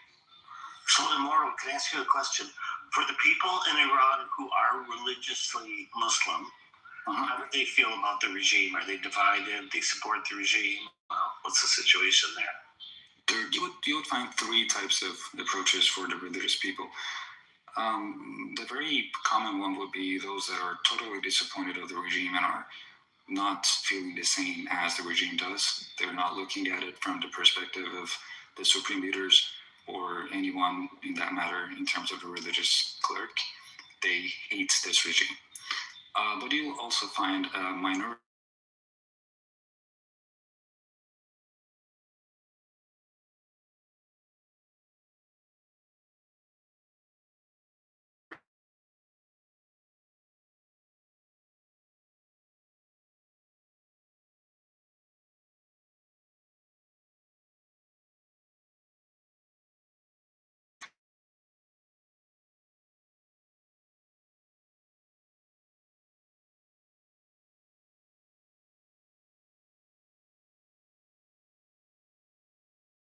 interrupting you. Make sure you make it clear this is not the anti-regime demonstration. This is the pro-regime. This is pro-regime demonstration. And at the same time, U.S. and Israel is telling people to stay home because we're bombing. So that's why the government is asking whatever people like him is asking them to come outside and protest while they're hiding underground. Sorry for today. No, good point. Today I was talking to, a friend came to Clubhouse.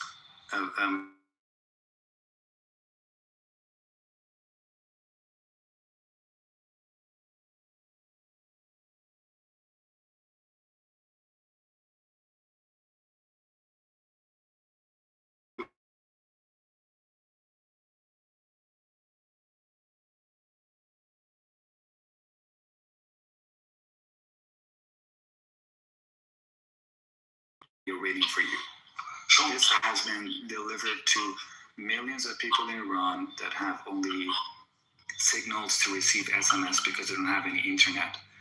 And they, at the same time, are advising their own supporters, which, like I said, a minority of religious people, to come to the streets to, make the streets look crowded, and to make it if there will be any, damages to their own suppression infrastructure, then the regular people, innocent people, are also there, so that they could also question you, U.S. and Israel.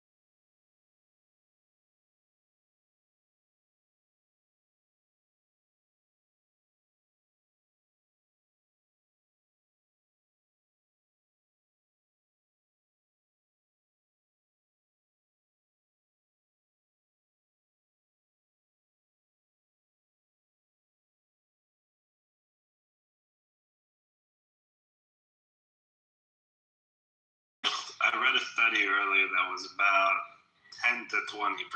That was from Gaman Institute.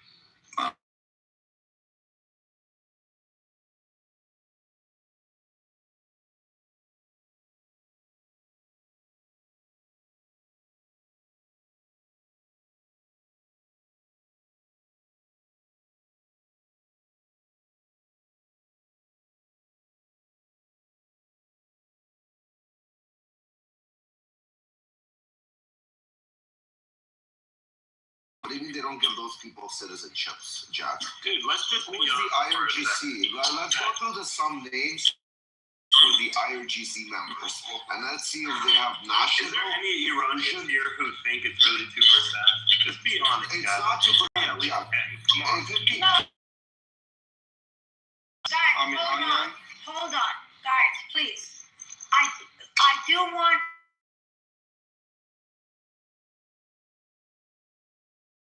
I have had this argument with Immortal before. The 2% he says is not true. Neither your 15, 20% is true, Jack. Jack, I come from a religious family. My mom is Muslim. She prays, and she doesn't want this government. And nobody else does in my family. Only because people are Muslim, it doesn't mean they want to go or they want jihad. I agree. Yeah. Question for you, Sarah. How many people in your lives are you? Nobody. Like Today, all right. nobody. So do you see coming from when I say 2%?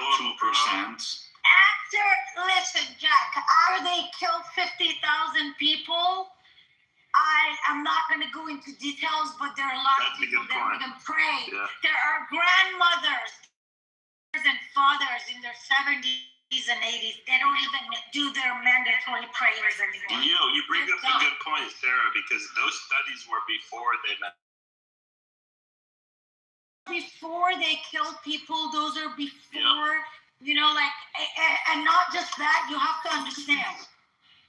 So you just proved what I said, that it's less than 5%. It's about. Nobody knows the exact percent. Immoral, you're assuming, and 2% is too low. But too low. Again, a fair percentage. You're saying 2% of 100 million. Immortal, a fair percentage is to say 10%. Right now, there are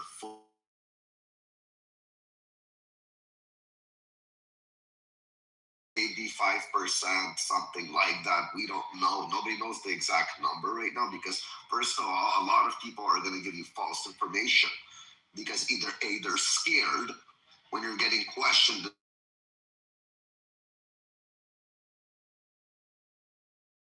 Honest fucking polling there. And you have to see what's actually just happening on the ground. If there's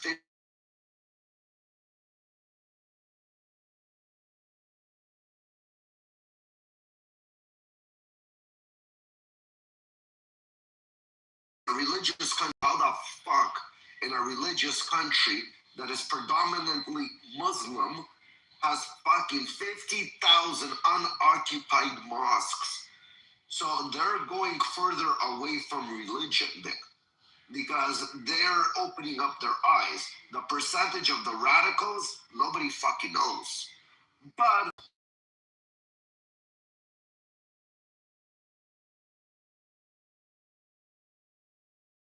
percent on, let's say, 100 million is still 10 million people. That's not a small fucking number, even if we go by that number.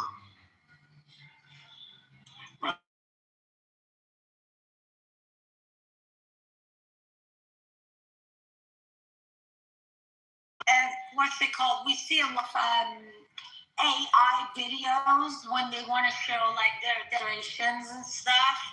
But one good thing of people who went to the streets in Pakistan after Khamenei was killed was higher than the amount of people who went out for Khamenei in Iran. Sure, because you gotta think of that too. Sarah, and again, if you look at the top leaders of the IRGC, the names, they're not really Persian names. They're from countries like Afghanistan. If you look national names, Jack, well, again, you want to go through some names? Yeah, go do Ali Lajardi, the guy who got killed. He was born in Iraq to Iranian parents. He was born in Iraq to Iranian parents? Yes. Bro, like, dude, so, they're mostly Azeri and... Again, Azeri is not Iranians. Yes, they are. There's...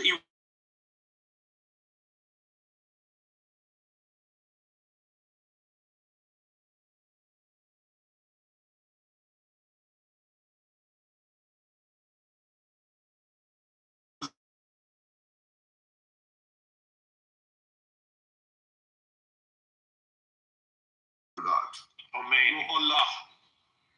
Which one? Ruhullah. Where's he from? He was Indian. His grandfather was from India, actually. Indian. Yeah, but where his parents are from? And with the last Ayatollah, he's Azeri Iranian, right? Like, I get it. We hate him. We don't like him. That's fair. But like the whole idea that these guys, none of the leadership is Persian or Iranian. Let's be honest. Some of them are. They're just fucking psychos. They don't represent you guys. We know real Iranians. They're successful. They're smart fucking people. Jack. They're accomplished. Jack, we're trying, guys. Be nice to Jack. His ancestors are from Gaza. You know that Palestine people talk about. That's not true. And they're losing their sugar daddy, which is IRGC. So Dude,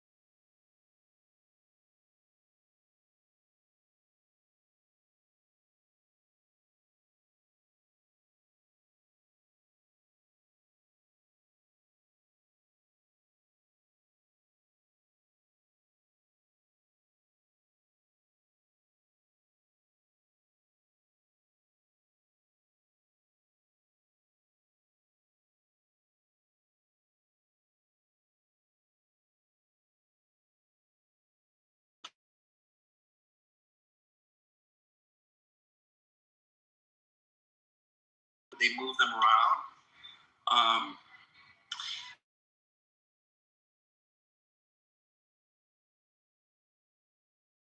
Yeah, I don't know what does Tehran have does that still have a city zoo or no?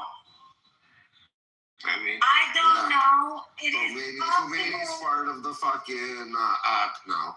He's in the case. No, it is possible for animal rights. It is possible that they don't, but I don't know. So I have an interesting comment on this. So American scientists long wanted to go to Iran to protect the Persian cheetah. It's really the Asiatic cheetah and the Persian leopard. And the reason I bring this up is it may seem inconsequential. The wildlife scientists were killed. They were affiliated with people here in the United States, like at the Bronx Zoo. Wildlife Conservation Society is a So, you talk a lot about the physical science, the nuclear scientists, the physicists, the chemists working on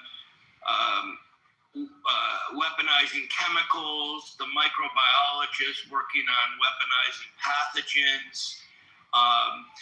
And yet there are also, a whole bunch of scientists who are working on things that in any other nation a government would take pride in. And basically, because of the way the Iranian regime has treated scientists,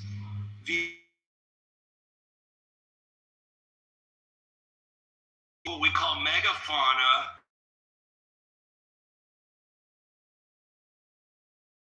fairly high. I realized I'm not trying to say that that's more important than.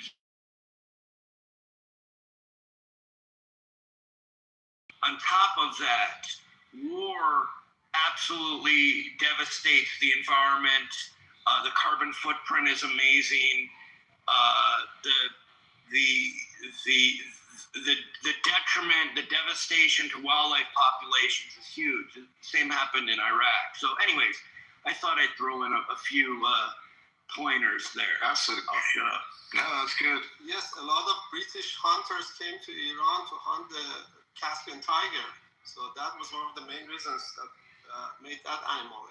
So it looks like the Tehran Zoo for now has not been affected. As far as I can see, like all the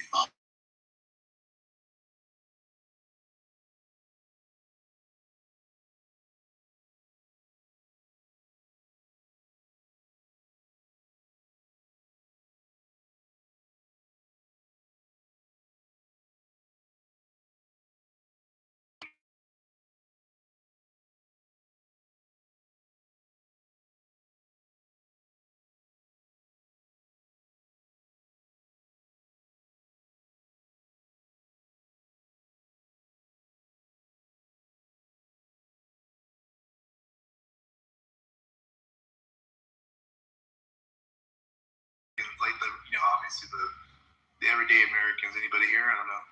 I would go, bro. I would go as long as they don't get mad at me for my shirt or some shit. But yeah, I would. I have a question. Who said the Tehran Zoo hasn't been affected? I said, as far as I can tell. You mean by this war? I mean, as far as I can tell, because when I did the web searches. Okay, let me be clear about something, guys. Even though the communication between inside Iran and our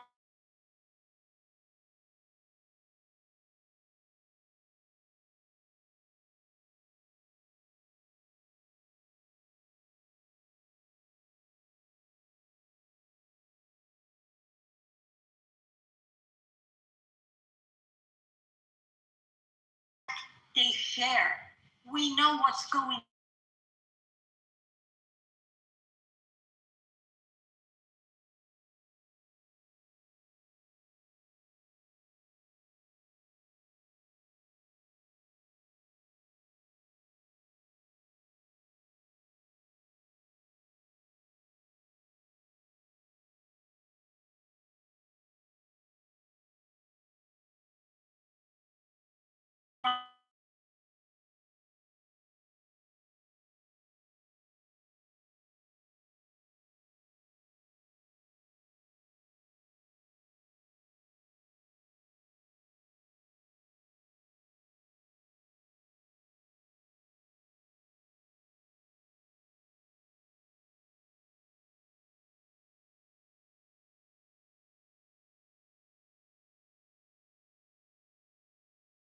Here's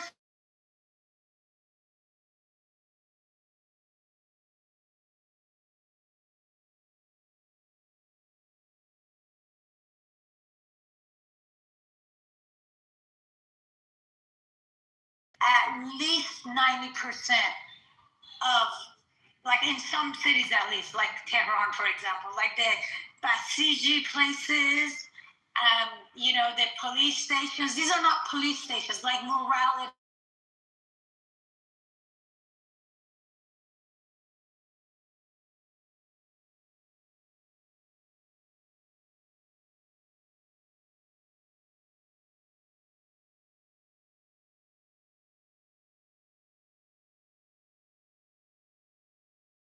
We laugh and we don't care because these people are the same people who were holding guns 2 months ago shooting at people.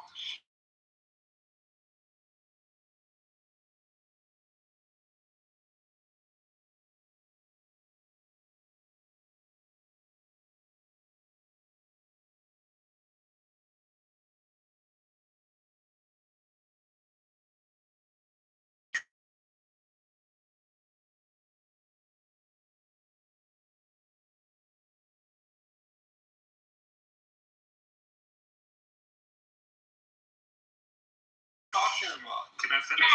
I'm gonna be very nuanced. I'm not gonna make a. Jack, I'm gonna need Sarah's right. Sarah's right. We don't. I was gonna finish my statement. Jack.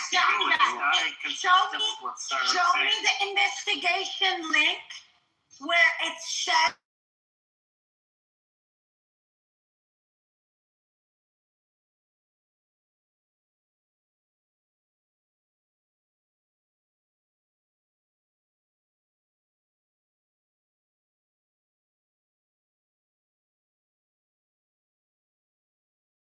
Information is wrong. That school was hit within the first few hours of the war. Can you show exactly at the same time of you?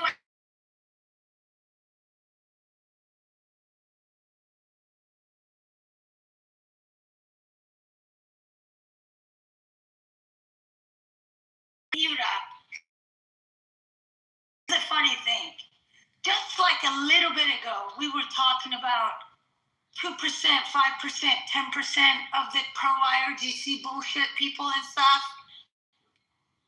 It's just crazy how on Clubhouse, it's like, it feels like half of the Iranians are pro-IRGC. He said 20%. No, the 20% or whatever, I don't care about that. What I'm saying is like the way that people act here. They just, and then you check and you see like they ping each other. They ping their friends. Hey, come here. What I'm trying to say.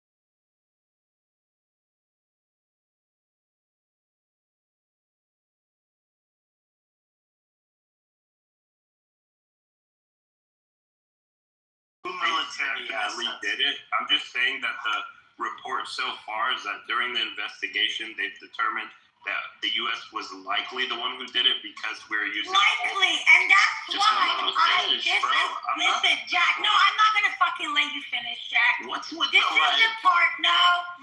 Y'all are like I'm gonna mute you. This is Jack, the part that I have to remind you because you're Palestinian. You're probably really sad that you guys are losing your sugar daddy. Hamas is a terrorist group, right? You guys call them freedom.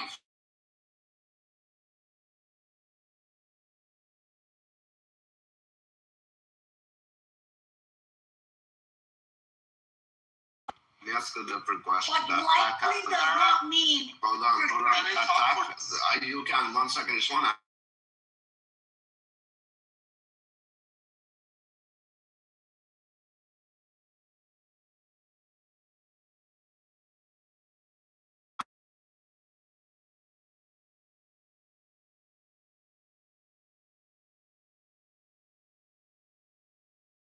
Thursday, Friday. Some places they're off on Thursdays, but yes, the Saturday. I just wanted to know because I remember the attack was done on a Saturday on the weekend. Yeah, and it was in the morning, But the reality is, this is the same government that went in on the TV on Iran state TV. They were saying, "Oh, the number of deaths are 3,000 people, not like they were killed." And Arafchi was on a live interview on Fox News saying 100.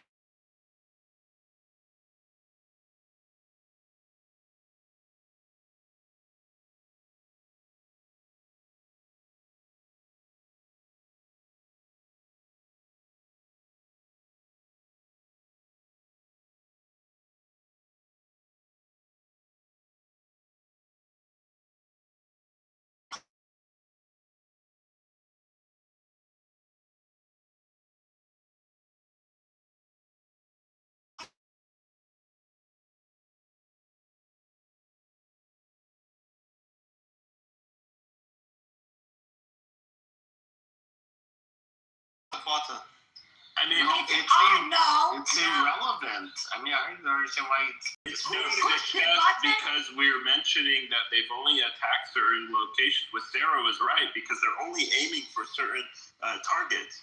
But I just wanted to bring this up as something that possibly could have happened as an accident. That's it, bro. That's it. It's not like, I don't know, man. Some of you guys have been like,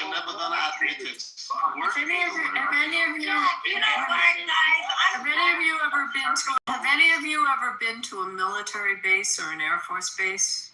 Any of you? Yeah. Ever been to one? Yes. So, okay, look, I live near Nellis.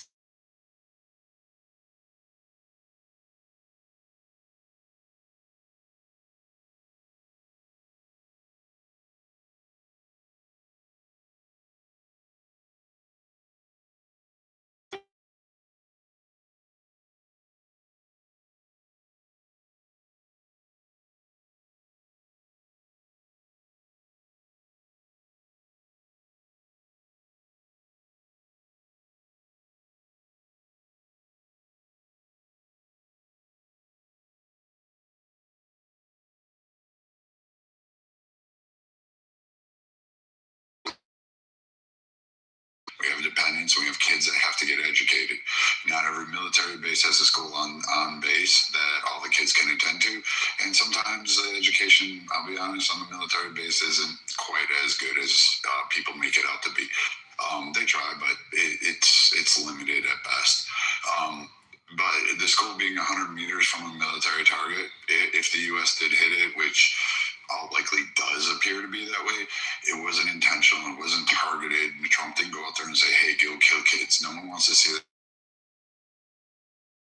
Under the UCMJ would have targeted that school for any other reason. There's a lot of scenarios in which a missile could deflect. It could be air, it could be faulty electronics, it could be a faulty guidance system. The missile itself could have had a compromise with the fuel cells.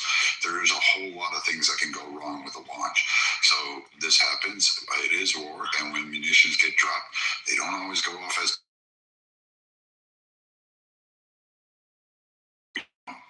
things like this happen. It's the fog of war. It's unfortunate. It's really horrific. Feel bad for the kids. Feel bad for the person that pulled the trigger on that one, because now they have to sit there. They most likely will never know it was them unless there was some malicious intent behind it, if the DOD determines that.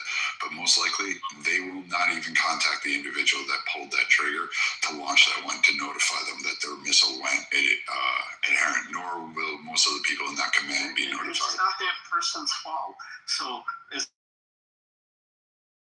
percent right, this is not an intentional strike. So the fact that people keep bringing up, it doesn't really even matter if the U.S. did strike it, because it was not intentional. There was a legitimate military target 600 meters away, and the school itself used to be a military target. So it could just be old bad data. That's all I said. So there's a lot of things that could have happened. And It's not an intentional strike. I want to make sure we understand. I know the military bases that Viking is talking about. Those are compounds. They can be miles and miles, huge places. They can be like small cities. That's what a military base in U.S. is called. It's a whole area. This was not a compound. This was a military building, and right next to it there was a school, and that school was in a building that used to be a military building as well. That's what I just said. It was few hours after the attacks had started. And I don't know if this is true or not, but we have heard on our news that some parents did call the school and want to go get their kids, and they weren't letting the kids leave. And you know what? Our government, IOGC, has poisoned elementary schools before. They killed close to 1,000 children under age. So we don't trust this government. Yes, it may have been the U.S., and it may have been accidentally, but it may have even been like a fucking movie that they fucking played. And it may have been themselves. We don't know about that government. And that's why I will not believe anything until I see United States of America investigation. That's it. We're done. They already are using human shields. They're asking people to come to the streets to this in Lebanon. They have done this all over their other proxies in the region. Also, I have a question. If anyone knows the answer to this, did the number of children has changed from so many different reports, and it seems to just keep increasing? Has there been any independent verification, or is that like similar, like when the Gaza numbers came out from the Hamas of information? Like, has that number been confirmed by any independents? Nope. It's only state officials. They say like 175, but I agree it did increase. It was only like 120 at first. It was like 80, 60 or 80, right? And then it's 168 based on how many because this happened were registered. So guys, because it happened at couple when the war started, because we know our government and how they fucking have the signature moves all the time, it's a little bit like skeptic for us. So you can think whatever you want, Jack, but at the end of the day, if they had made a deal with US, if they didn't fucking keep saying, no, we want a nuclear bomb, death to America, if they didn't make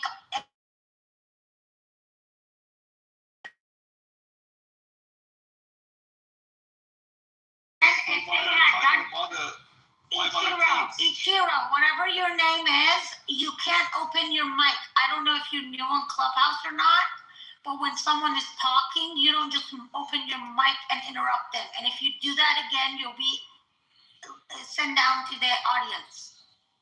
But you don't do those kind of things. You don't try to bully, the region. You don't.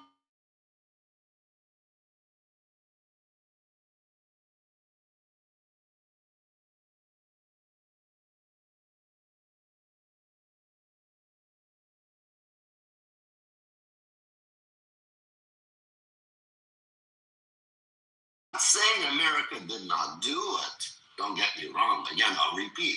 I'm not saying America didn't do it, and I'm not saying America did it purposely.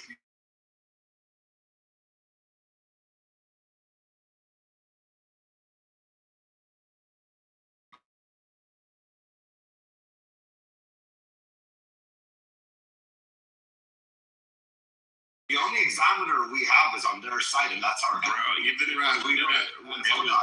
if we did it, it would have been a mistake. We would have never started. Of course. That's what I said. 752 Ukrainian flight in 2022 was also targeted only for propaganda, only for. Correct. So why wouldn't they do something like this to show, this is America being careless? I don't put nothing past them, Rafi. I'm just saying that's another possibility that nobody's thinking because these guys are great at making propaganda.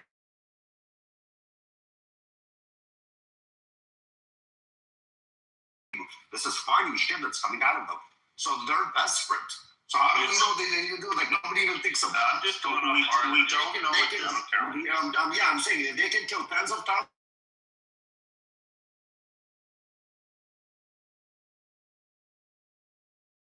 Second.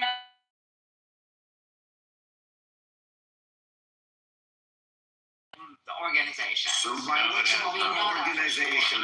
Multiple organizations. Who was it verified by? Can you tell me? Yeah, it's cool. Yes, please show me. CNN, BBC, a lot of other. So CNN and BBC are. Okay, hold on. Let me handle this. Hold on, Gazole, I'm gonna ask you a please, question. Sarah, please, just let's roll the mic I'm around a gonna little ask you a question. See, I'm gonna put it in the chat right now that CNN also posted an article saying that Iranians were very sad and conflicted that they're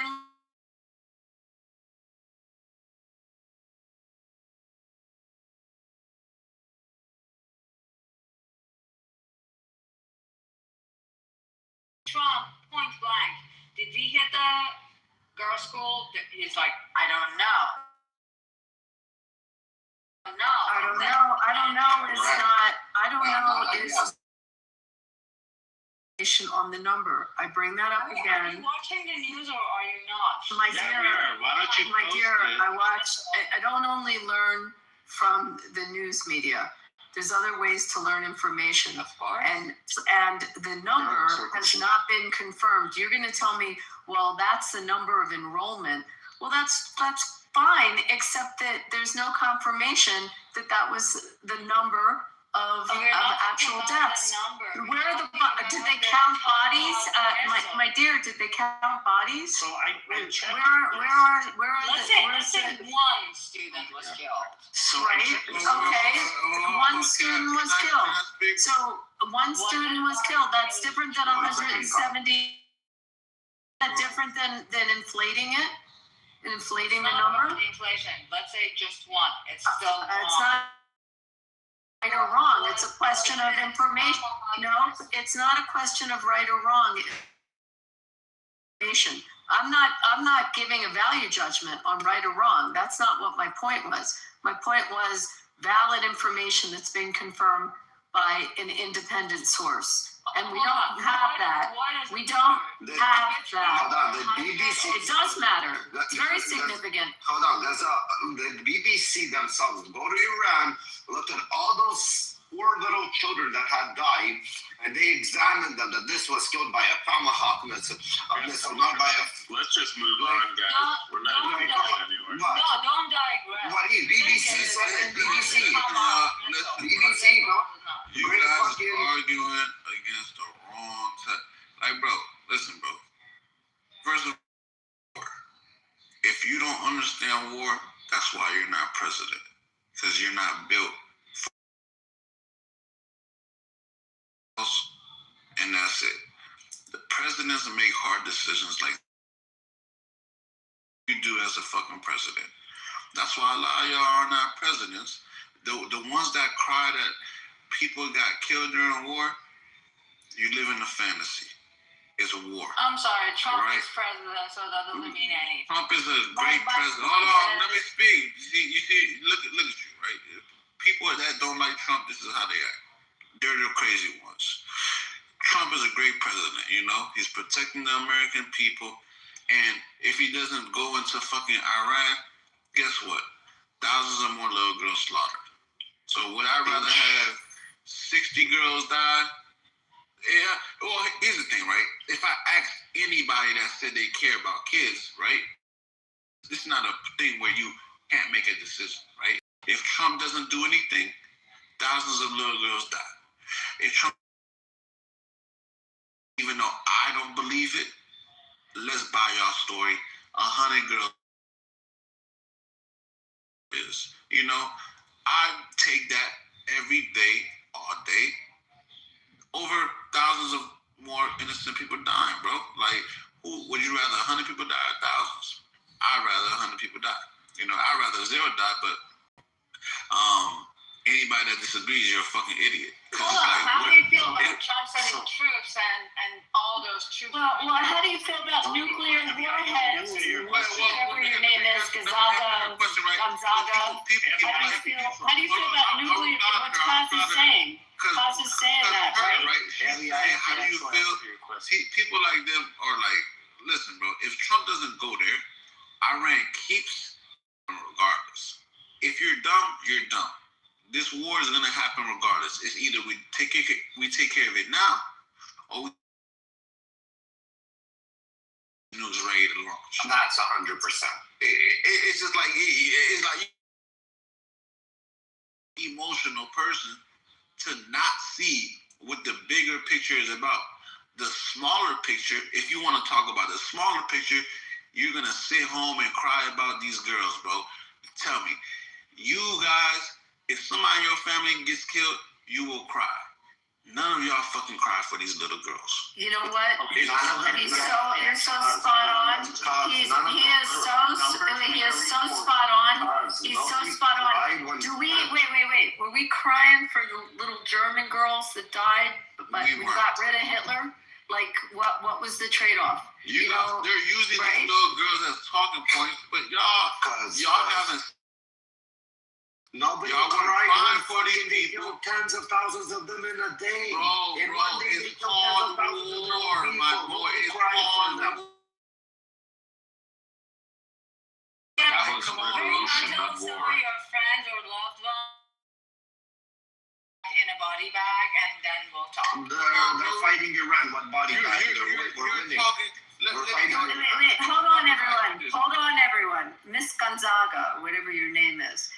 Some of us have family members that are in the military, and they proudly represent our country, and they proudly will fight for what is right and what our country asks them to do in their tour of duty. So my own father went and fought in World War II and fought the Japanese, and he signed up to do it to protect his country. So I don't know who you're speaking to, but when you're speaking to proud Americans, you're dead wrong. And he is spot on that. How would you feel about nuclear warheads hitting cities, and how many millions of people would die versus what you have to do to stop this?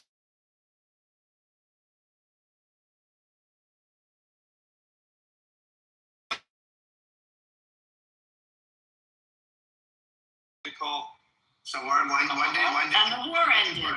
Yeah, and when did you cry about that too? I don't remember you crying. You guys don't say. I don't remember you crying. But that was absolutely. Did you cry about it?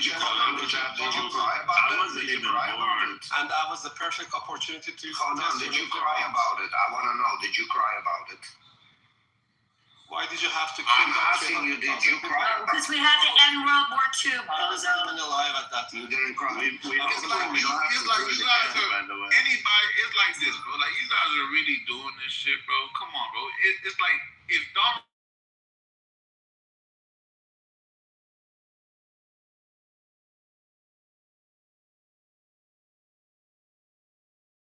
If we did get hit by nukes, the same motherfuckers would be like, dog, why did Trump?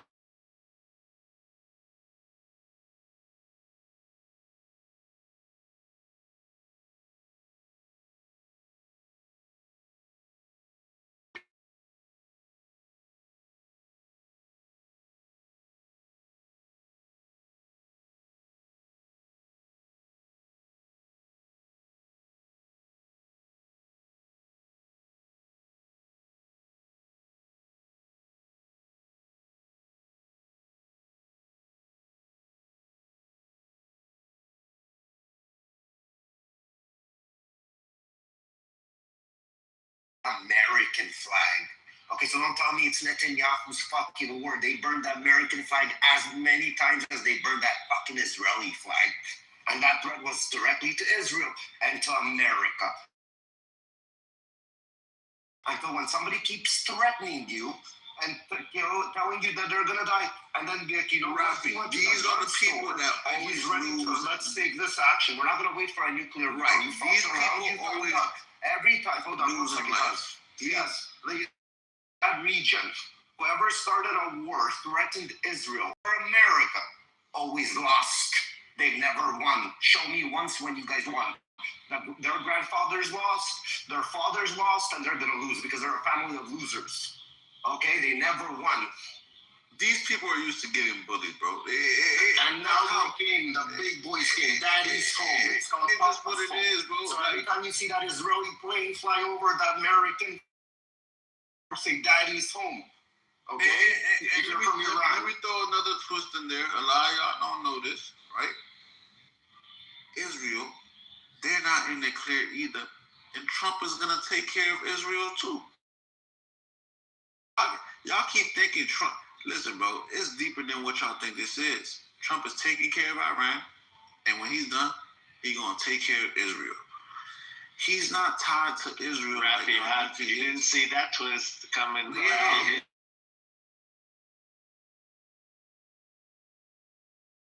Wow, guys, dude, it's high as a kite. Guys, you were doing good. I liked you. I liked you. Listen, you're doing so fucking good. Rafi, I'm not here to do good. I'm here to do good. You were doing so good. Because what about the 500,000 American citizens that live in Israel?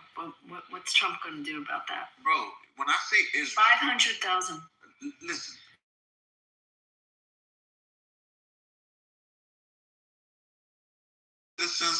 They're fucking The bad guys. Who are the bad guys? Because y'all don't know, man. If y'all don't know this shit, man, Israel, Mossad. Is he gonna get him? They're behind 9/11. Okay. Will he get the Tindler's I want you to have some sort of grace on this. Hey, bro, I'm giving you. Did y'all just see what Trump posted on his Truth Social? Like, not 3. It's nothing to do with it, buddy. I get read between the lines. Let me tell you what's going on, right? If y'all don't know this shit, bro, like right after he said he didn't know Israel, and he made again. He didn't finish it off on Israel. He started it off with Israel. Who funded Iran?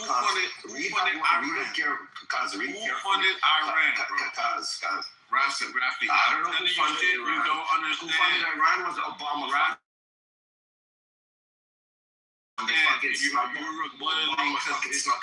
You're rebutting because you don't understand. Out of the country. Rafi, guys, just take turns, please. Look, I'm trying to explain something to Rafi, right? And then he just started. Because Ella's happy. She wants us to all just kill each other. Right.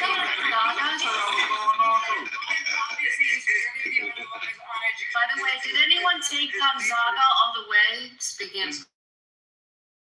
Because everybody knows, right? Israel, Trump talks about. I pay attention to Trump, bro. So I know what the fuck he says. He talks about the evil from within. When he talks about the evil from within, he's talking about the corrupt politicians in America that have corrupt ties to Israel, that have ties to Iran. Corrupt ties to If y'all don't know this shit, then y'all don't know 95% of the youth. Then he'd be talking about himself. Now, I'm talking about. Wouldn't he be talking about himself if you're saying he's got? I'm sorry, Abby. Why you gotta mute me?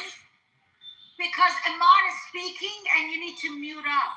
She was cool. I fuck with her. She's talking with me. We can't hear when you're. I wasn't even talking. No, I know. I wasn't talking with you. I was trying to explain to you that what you're saying. Place. Oh yeah, for sure. I'm going to the truth. The truth. So you have a problem with American Jewish people that support the state of Israel. Do you have a problem with that? Do you have a problem with Christians that are Americans that support the state of Israel? So what's your issue? That's not an issue. You're missing the point. No, I'm hearing every word you're saying. Listen to what I'm saying slowly, because if I say you're missing the point, that means what you're repeating out your mouth is not what I said, right? So let me start with America, because I live in America, right? America. What part of the government is corrupt? There's a group of people. Who are those people? I'm telling you, Abby. Who are those You people that sound are corrupt? combative, so I don't want to. No. I'm trying to make No, sure I'm not combative, but when people make a, sweetie, when someone makes a statement, you gotta, The you have to validate. Okay, it's a long. I'm telling you. We're not in court. We don't need this level of specificity. If he says politicians are corrupt, we all understand what that means. No, Alan, that's bullshit. I disagree with you. No, Alan, you gotta be specific. No, I get Is it Gavin Newsom? Is it? I'll be a little bit specific, right? I'll be a little bit specific. I got it. If y'all want to listen to the point, I'm gonna make the it. But it's like I'm trying to give y'all the truth, and y'all can just and then tell us if the world is flat. Right. I'm trying to give y'all the truth and have your own opinion on it. But bro, it doesn't hurt to fucking listen. It doesn't. I've been alive. I'm taking up.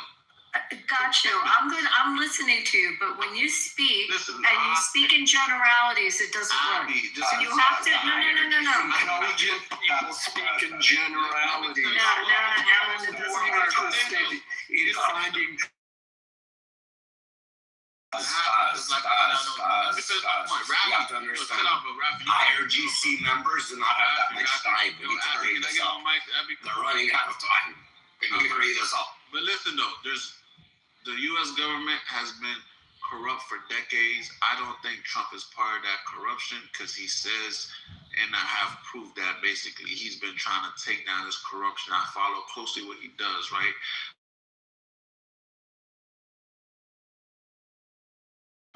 Y'all know some of these names. The same Obama that funded Iran and gave them money. I know he's not oblivious to what Iran theories of why he did it. But Obama funded Iran, right? So without Obama funding them, they have no nukes. Obama funded ISIS and Al Qaeda and shit. The U.S. government has been doing a lot of shit. They're tied to Israel. That's why there's always been a close tie. No, everyone doesn't know that. Okay, most people. No, most people don't think that. Most Americans, but regardless, that's. No, did you have anyone you knew that died in it? Because lots of us did, and no, everyone does not think that. A lot of people, including our home.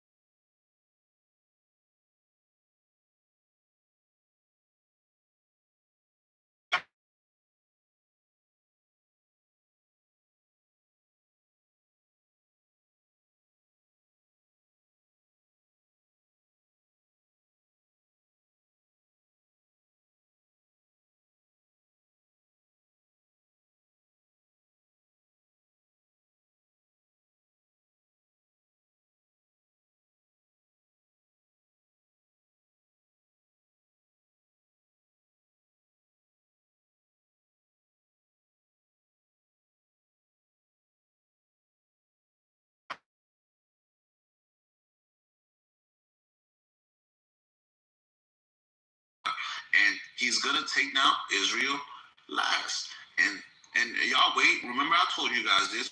Y'all could remember my name because when it happens, I'm gonna come back in this room because I do follow this room, and we're gonna have to talk about how I told you guys that Trump is taking Israel for last.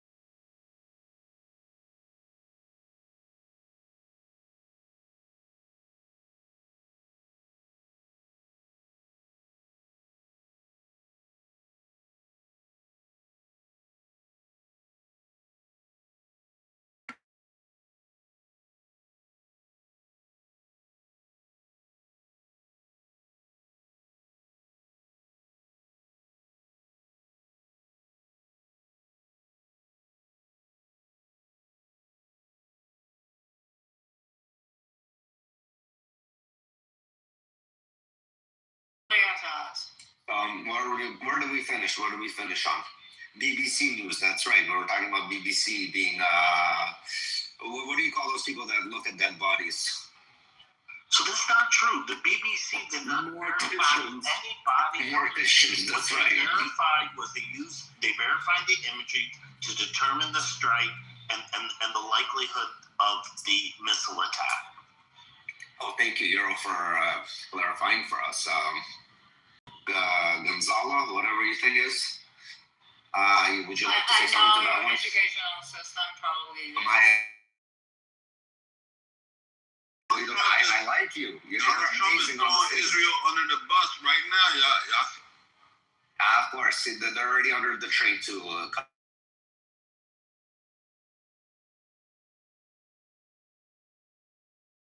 Tomahawk missile. Why Tomahawk? Why Tomahawk?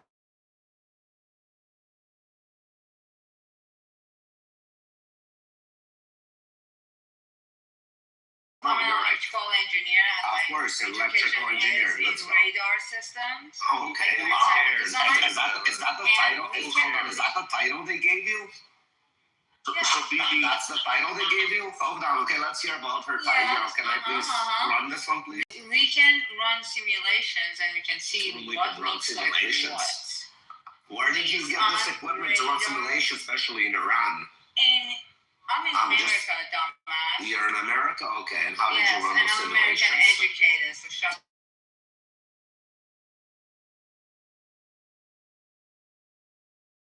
again. Azala John, your fancy words is not gonna justify the point that you're trying to say. Hold on.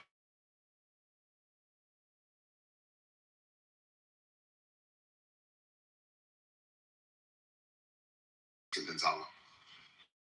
You have Google, please type.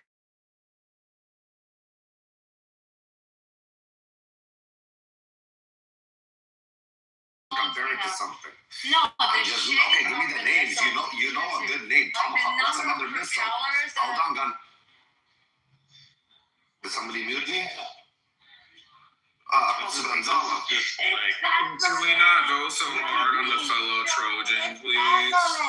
I should stop? No, he's uneducated. That's fine. Fight on, Gonzalo. I'm explaining. Azale, this is a friendly stage. Fun of my name. I'm not making fun of nothing. I'm making fun of just your Hold on, Rafi. As an Iranian, you should know everybody who's not Iranian has a hard time saying your name. So if you don't like it, just so you didn't put Gazelle. It's Iranians know Ghazale can go as Ghazale.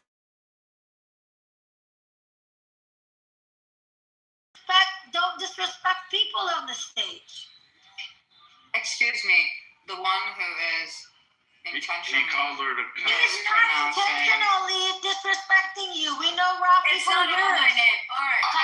We know him for yours. That way. I'm a fob. Words come out of my own word. Like, You're being hostile. Don't do that. It wasn't the cunt. It was my English mixed with my Russian. It's just.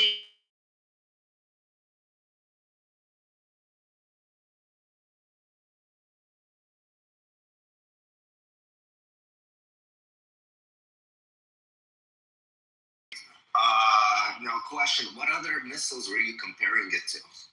Of the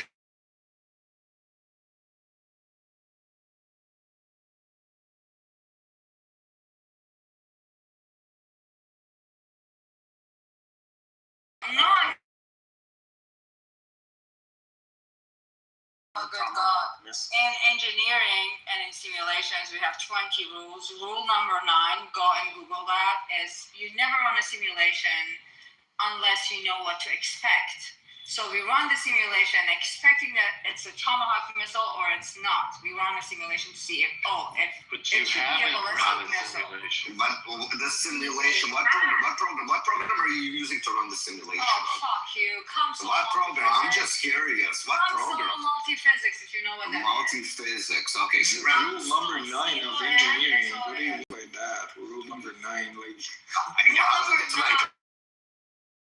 Number of I wanna hear all the rules now. Did you follow all the rules before you came to this conclusion? Rules in electrical engineering design. And rule number 9 is you never run a simulation without knowing what you're.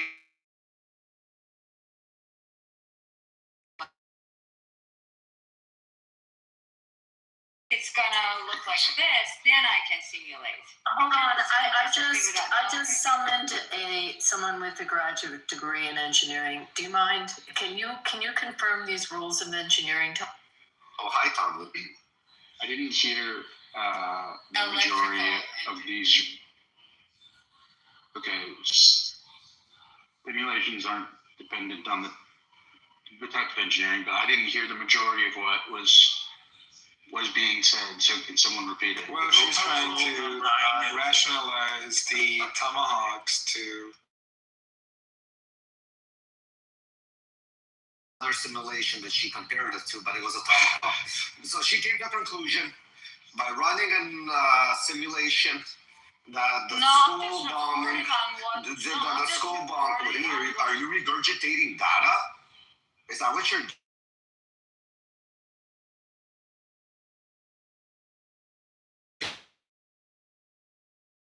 It doesn't change the article meant.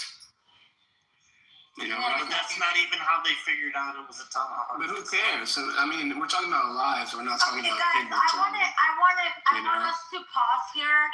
Honestly, guys, listen. We were having a very beautiful room. Like, to be honest with you guys, I think we all can agree that it's sad that children were killed. If they were killed, it is very sad. We can all agree on that, and we can all wait for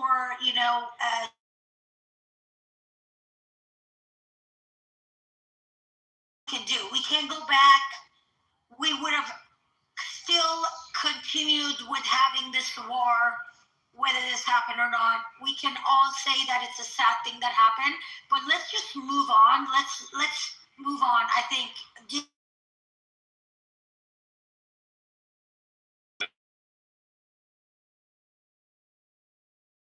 Move on. Yes. Yeah. So if you guys, what is the bigger point from Ghazali? What is your bigger point? Why are you here?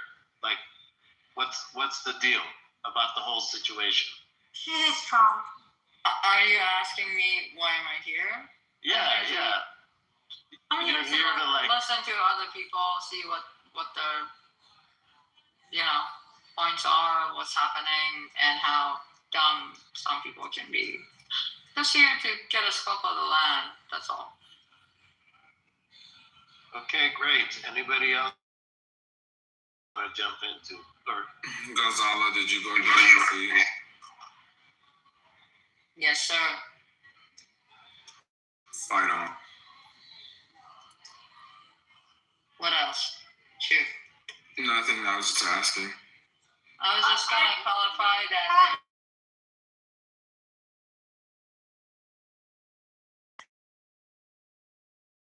America?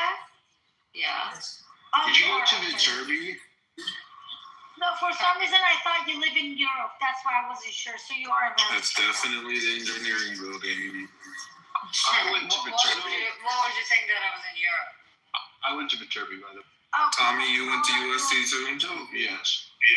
A Germany club or something on your Iranian German, something like that.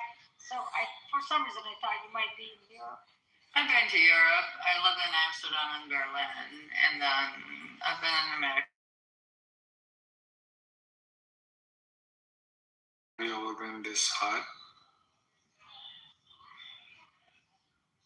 That was smooth. What the fuck? It's like self-control. Are you hitting on her, or are you a meteorologist?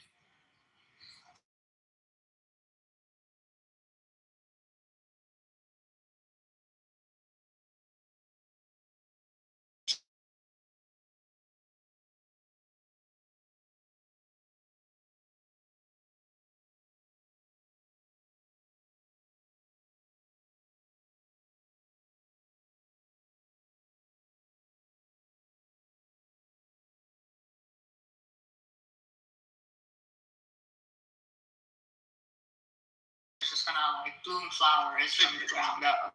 But aren't You have to have some sort of an idea. Well, rule number 9 says is never perform a measurement or simulation.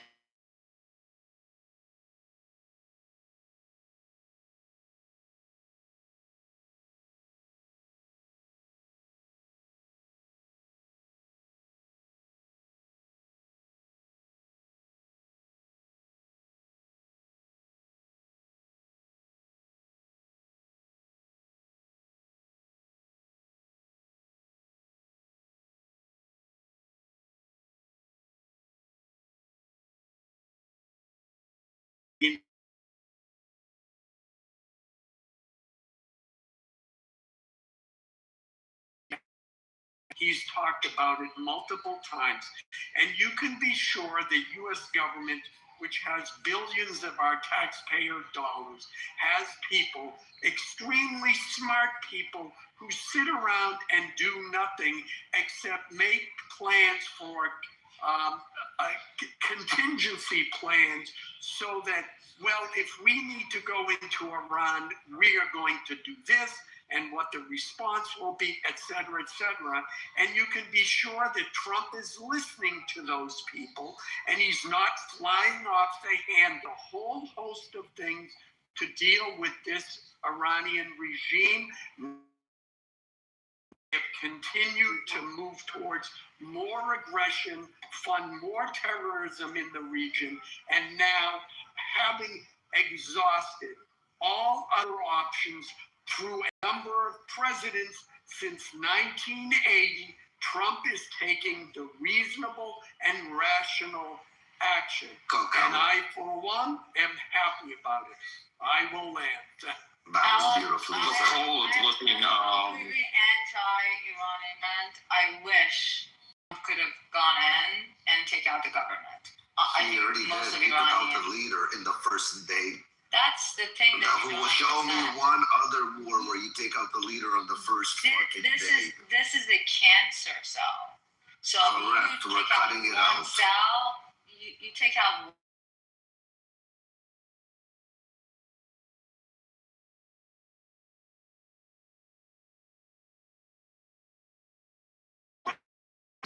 That they replace it for.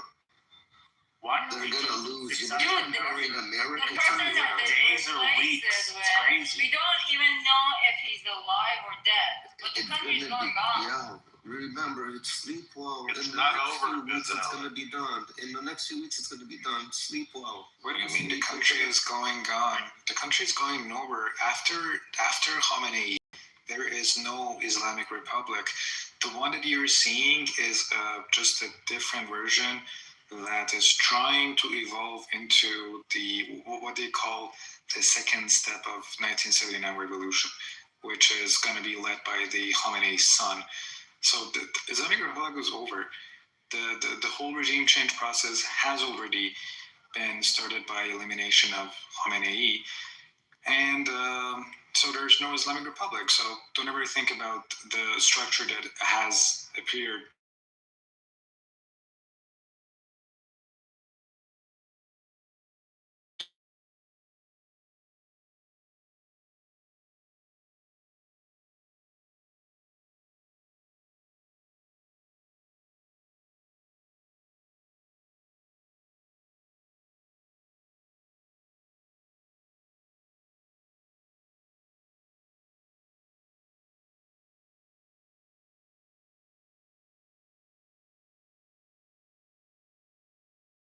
The American Revolution took 7 years.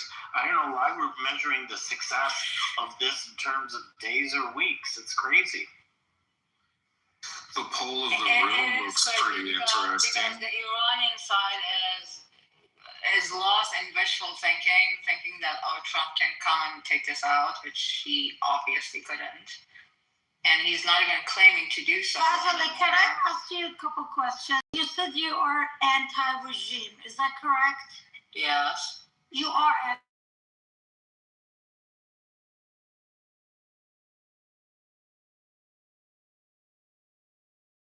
Okay,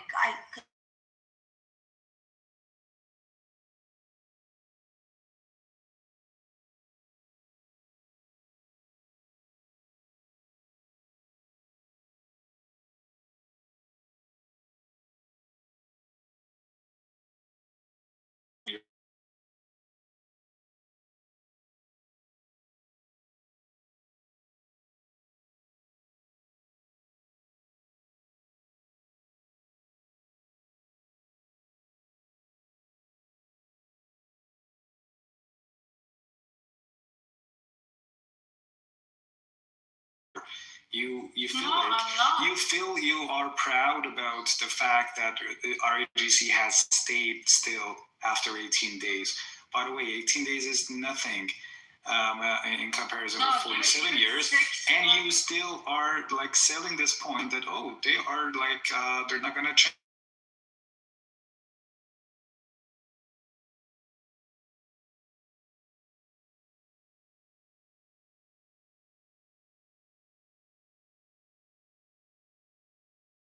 I want to say something. They know how to party.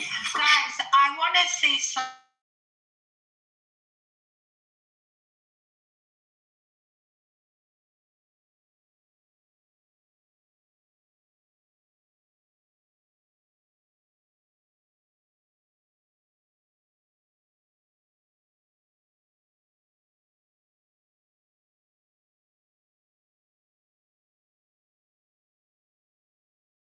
I have moments myself where I'm like, oh, there's no way you can get rid of this, blah blah blah. They're dictators. It's like an emotional. No, honey. It's an emotional. I'm talking. It's an emotional roller coaster for people, whether they know it or not. You know what I mean? Immortal. So it is, and there, you and I, we both know. Someone knows that too. That.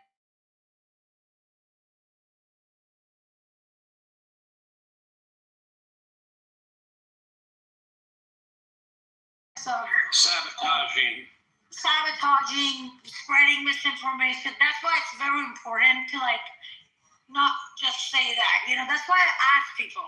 It's okay to ask. But it's she might think that way, and that's fine. No, I was targeted by RGC and I lost an eye.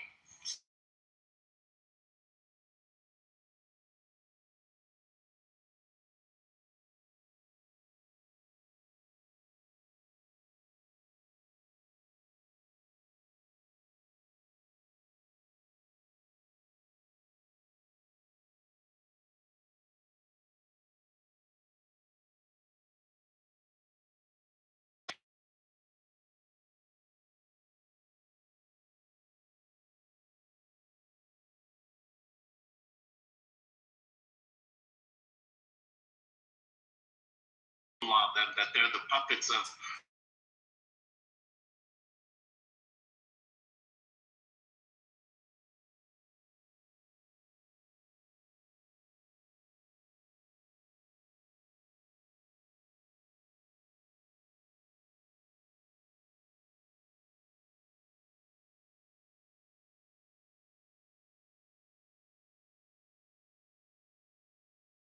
Would like it, and that's good, but he's not going to formally announce that he's going to do it. In fact, the closest thing he said is yesterday when he said, we could stop the war now, and they're 10 years behind, but I think we want to take it to the end. So why are you upset about it?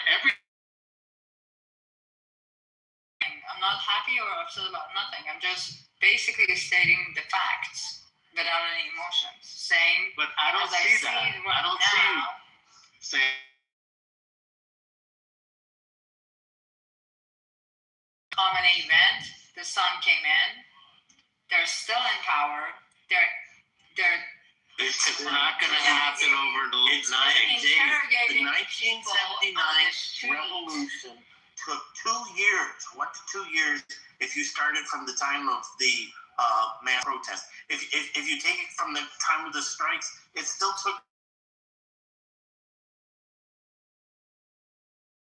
It's a failure. People don't like to think. They just talk about numbers of rules of like thermodynamics or what was this one?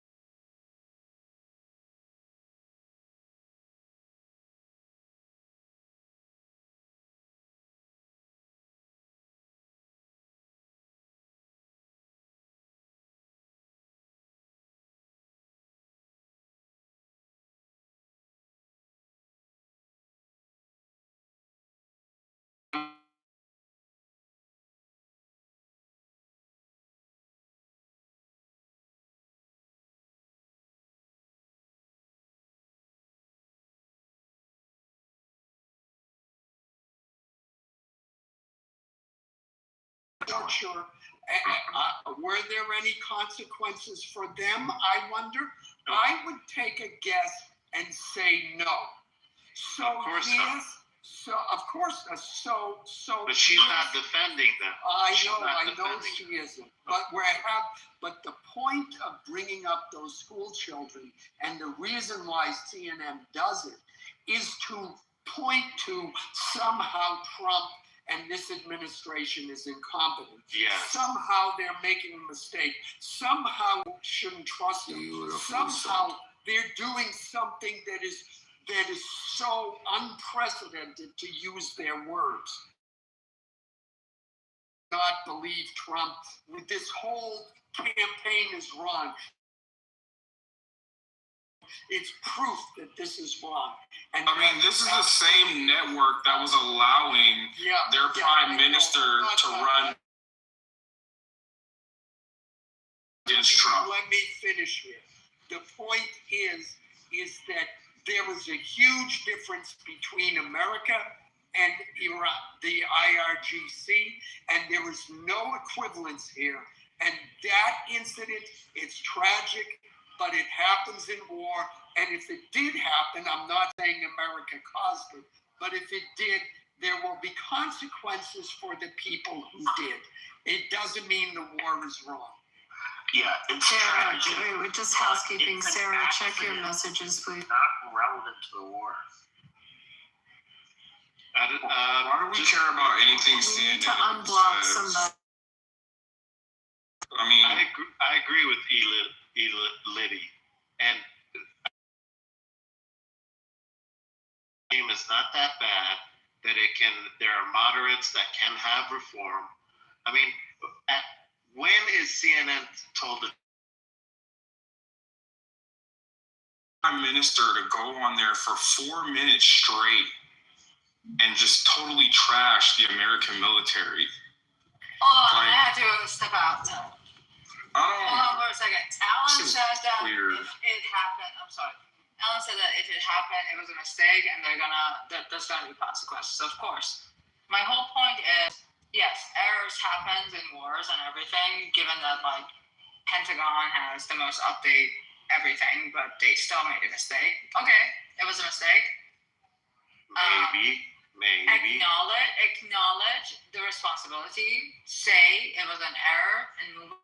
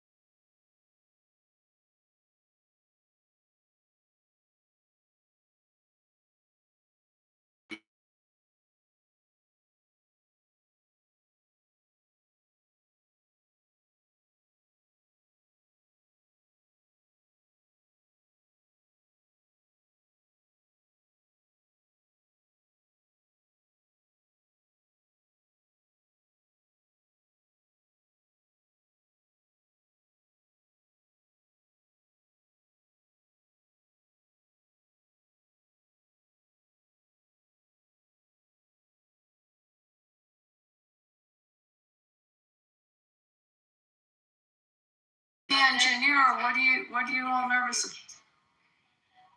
I'm nervous for other people. They never gave her Not that just about status, me. Abby. I'm not nervous about the 95% that want the regime. Let them keep talking has Could proved you its tell me all falsification. Can you like rattle them all off? I really don't.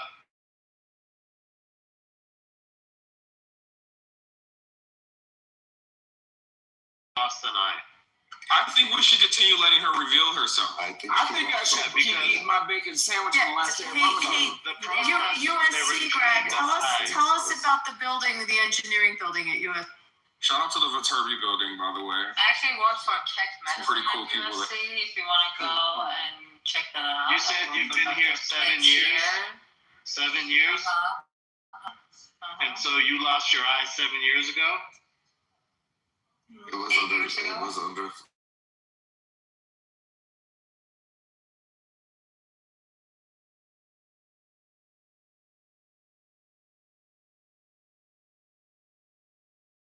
So that was 2019 or the year before 2019, 2018. The year before 2018.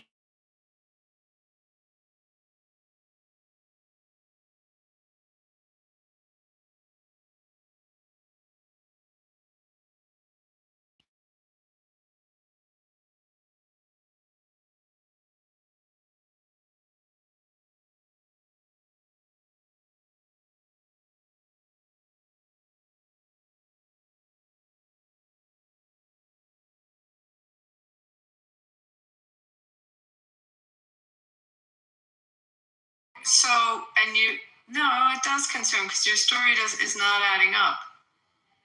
Why not? It is. There were multiple protests year after year. There was the first one, and then there was the second one. So you just graduated USC? No, I just did not.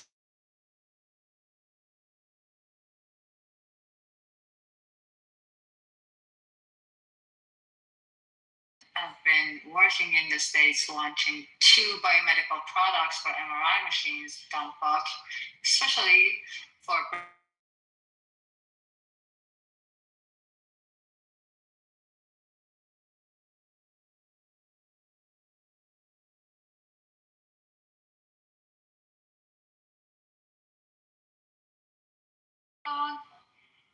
What does it have to do with her? I send her to the audience. Thank you. Okay. Beautiful.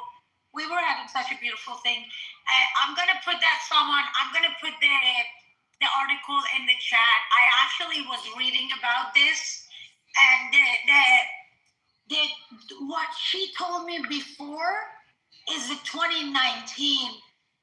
This November of 2019. That's the protest that she claimed she lost her vision in.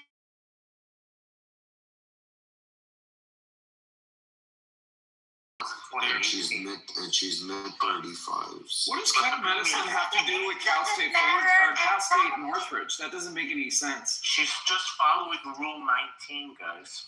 But what does Tech Medicine have to do I with want to know these Cal State? rules. Rule number It 6. doesn't make any sense at all.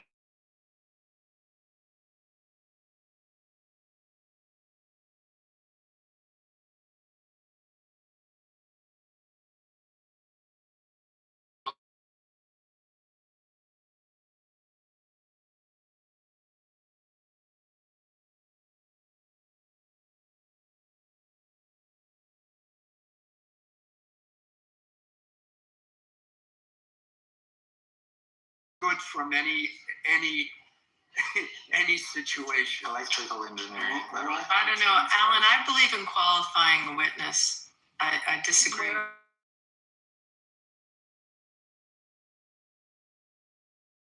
Presenting sometimes is also fabrication. So there was just too many holes in that. I'm sorry. I understand that. Oh, come on. Abby says the math isn't mathing. Damn, y'all gotta step on the joke, Alan. Double check. Alan, why you gotta step on the joke? But she forgot. There's an expanded list of those rules. 21 is you only use the Q-tip on the outside of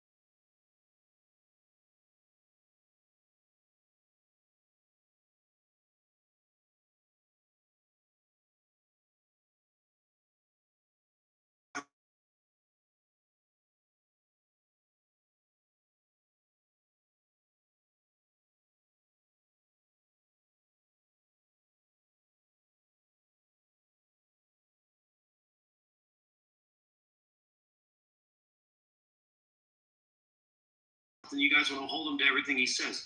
It's the dumbest shit in the world. They don't know anything about oh, if I'm on my way to your house, I'm like, yeah, I'll be there in 2 minutes. Does that mean I'm going to be there in 2 fucking minutes? You fucking weirdos. Exactly. They don't even understand what they're saying, and it's just hilarious to me at this point.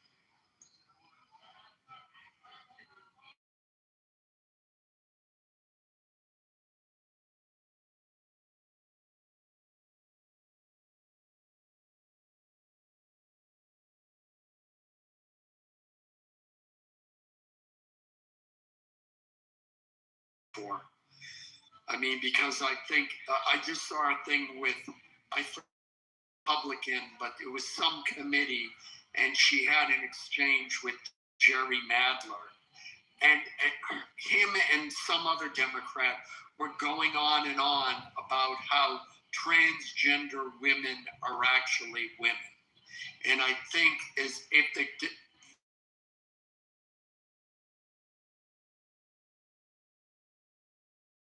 country is going to be like, yeah, fuck the shit. I'll say that Alan, the did times you see the results in Illinois?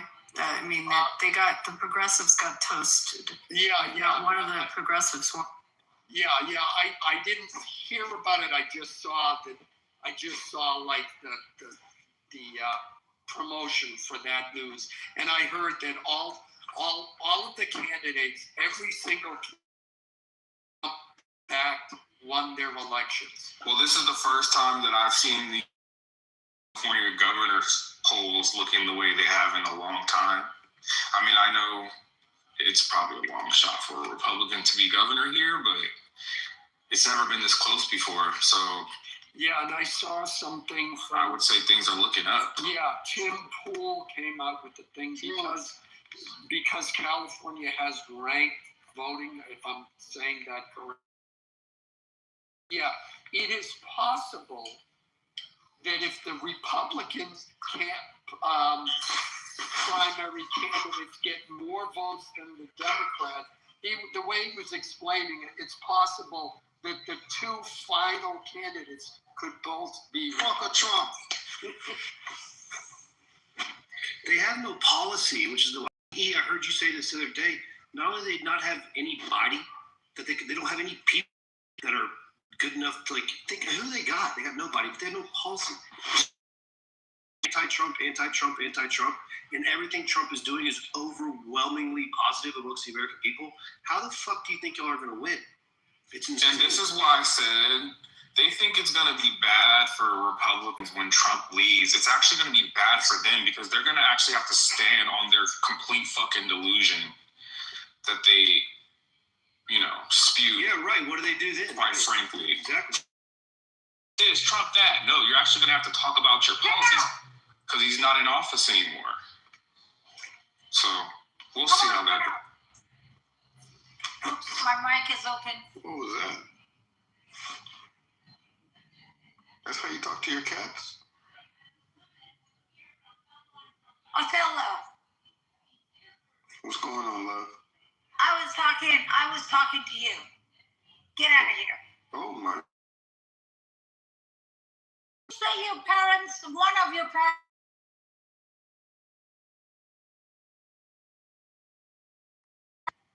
You don't. Mm-mm. Okay, so would you lie about that? No, why would I do that? Don't do to me.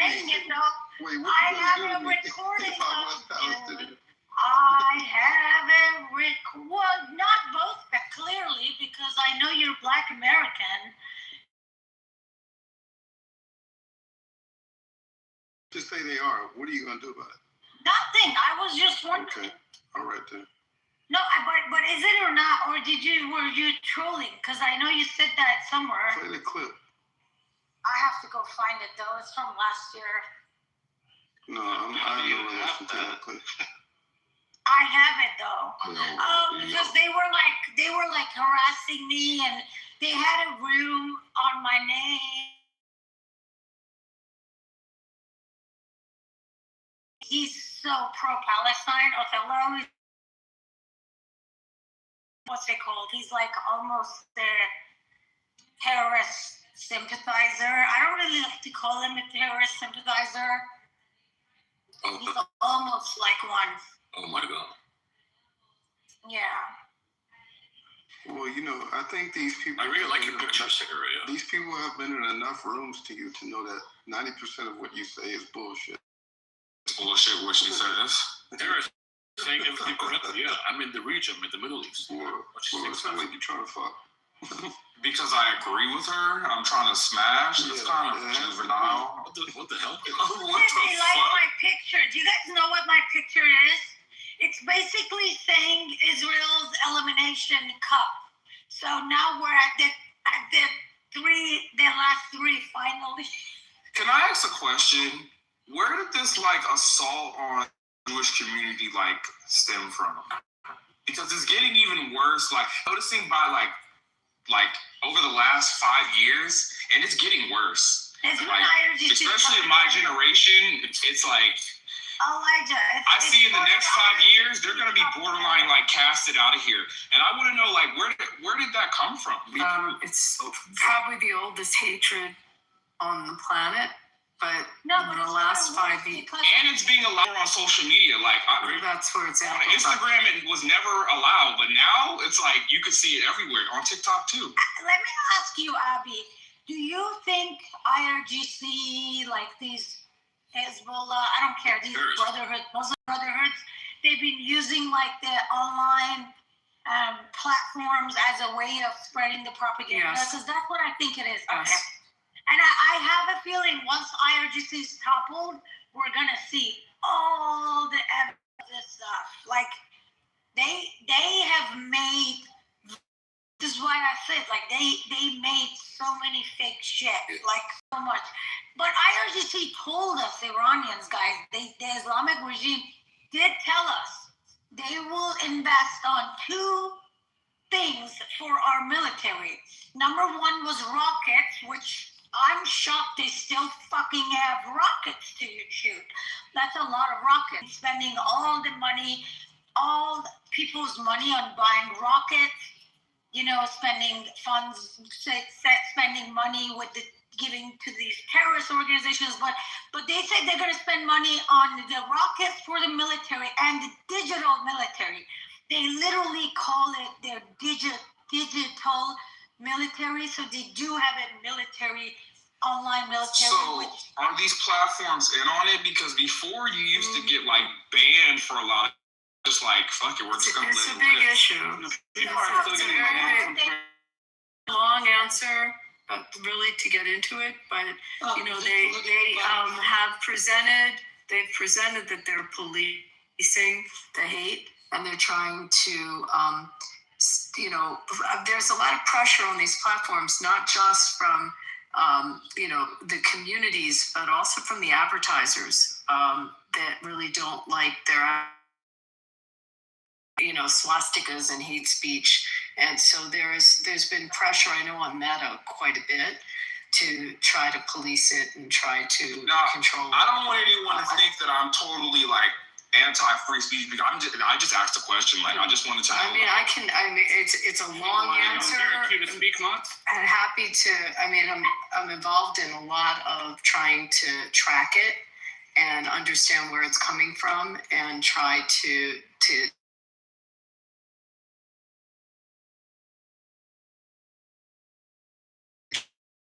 Michigan and what we have to deal with. So I need to tell you in context, and this is not a fake number, and I have the receipts on this. In 6 days after what happened in Michigan, we received 8,000 incident reports of hate incidents in America. In 6 days, 8,000 were reported in. So if you can get a sense on just that number, and the fallout is what we have to spend to protect our institutions and what we spend on security. We spent about $740 million last year just on security, if that gives you some idea. What we do. And that's in North America, that's not worldwide. So for the fallout, the problem is there.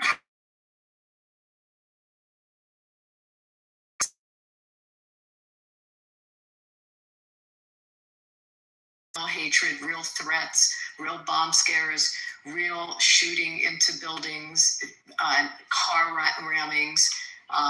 In Toronto, I don't know if Rafi's still in here, it's in one 48-hour period, 3 synagogues or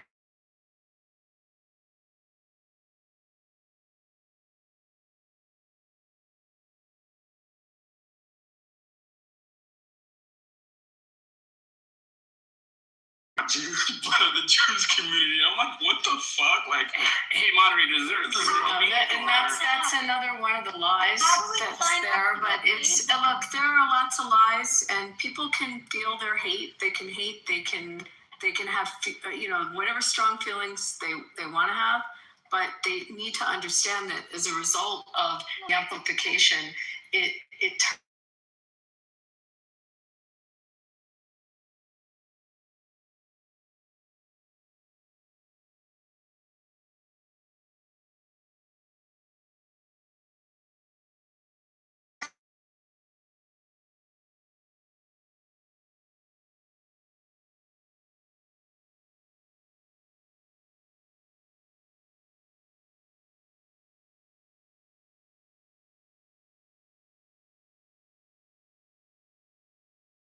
asking people if you're a Jew.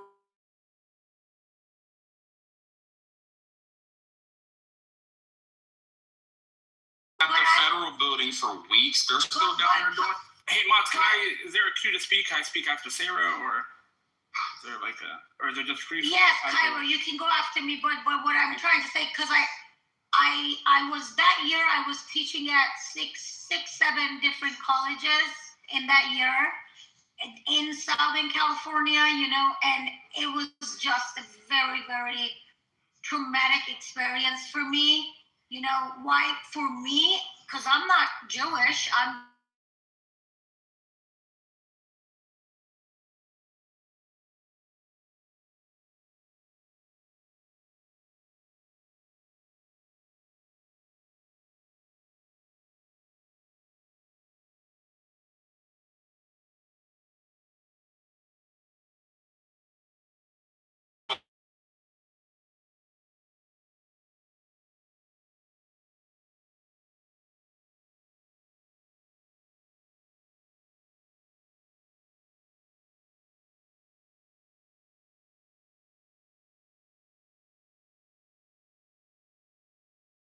We don't plan the policies and the military decisions for the state of Israel from our synagogues, our children's schools, our kosher markets, and our community centers.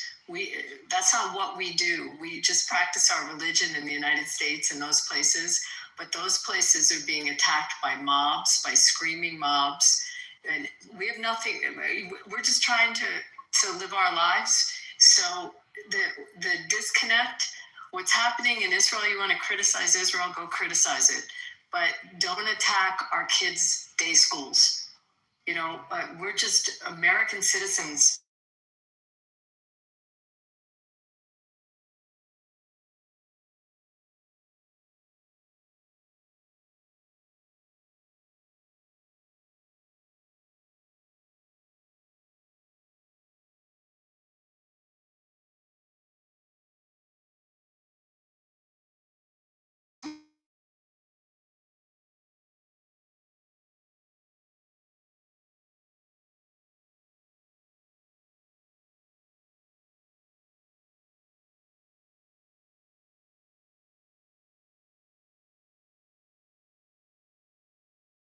Internet dementia? What, digital dementia? Just relax. Are you gonna finish your point, or are you just gonna ramble? Talking, bro. Waiting for you to finish. Well, if you shut the fuck up. Go ahead, Alpha. Go ahead. You're still rambling. Gen Z idiot. Go ahead. You were born after 2003. He's still rambling, by the way. See, you're the reason why pro-Palestinians are in the colleges. Alpha, you're wrong. That's not Arabic clothing. That is Muslim clothing. Exactly. No. I am gonna interrupt you. I am gonna interrupt you because you're not a fucking woman. Number one. You don't know what's in libraries. Alpha, it it wasn't your turn to speak and you're rude, so wait in the goo. We did tell Cairo we can go, but just Pakistan is not an Arabic country. Muslim hijab. We have a big portion of Lebanon that are Christian, and they don't wear that clothing. That is not Arabic. It's not even the hijab that I'm talking about. It's these. That's the Are you talking about the kafia? There you go. Thank you. Oh my God. Thank you. It's like tied to everybody at my school's fucking bag. Yeah. They're everywhere I see here in LA. They're wearing them around their head. Just random. They're not even at a protest anymore. Palestine bullshit. It's just random now. It's like become a fashion statement at this point. That's what I'm talking about. So thank you for the individual who just put me on to the problem. I was trying to say it earlier, but the guy kept interrupting. So it's like I didn't want to yell. So guys, I'm gonna be.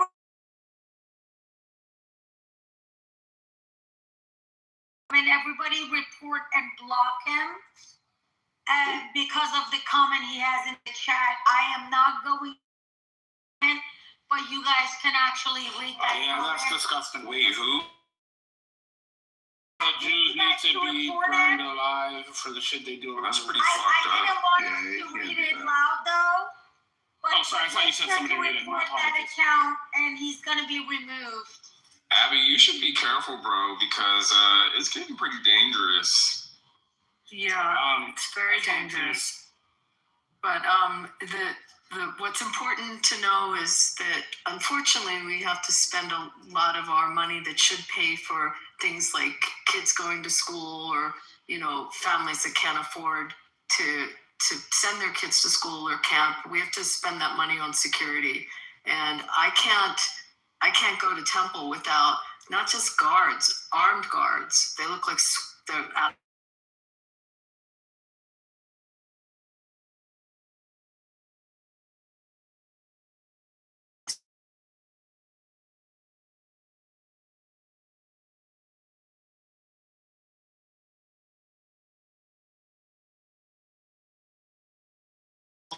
It's practice, but ours is based on community. I mean, we don't pray unless we have 10 people. We gather, we're a community-based faith. And to gather is very frightening now because of the threats. And almost every facility has gone through emails that are just like what you saw in the chat. That's pretty regular on a daily basis. And to answer someone's question in the chat, the monitoring of the vicious hate speech, the hate comments on social media is a monitoring against hate, against whether it's against Jews or blacks or Asians or Hispanics or gays. I mean, any minority that's horribly attacked.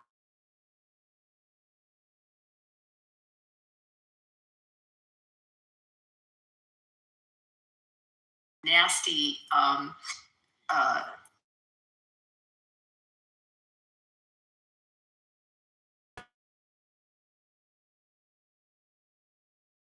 your ad there next to symbols of hate. So some of what's happening on social media, again, some of it is their own self compliance by these big companies, and a lot of the pressure is coming from how they're making their money on the advertisers. They just don't want to be associated with it. I hope that answered the question. And the synagogue is suspense for by Cairo soldiers with machine guns. Yeah, I don't want to imagine how crazy. Well, let's hear it, Cairo. Let's hear what you have to say. No, just your first question, Lauren, not your first, I don't know, but the first question I heard you say is, I'm talking about how anti-Semitism is on the rise, especially in the West. I 100% agree to that, obviously. It is.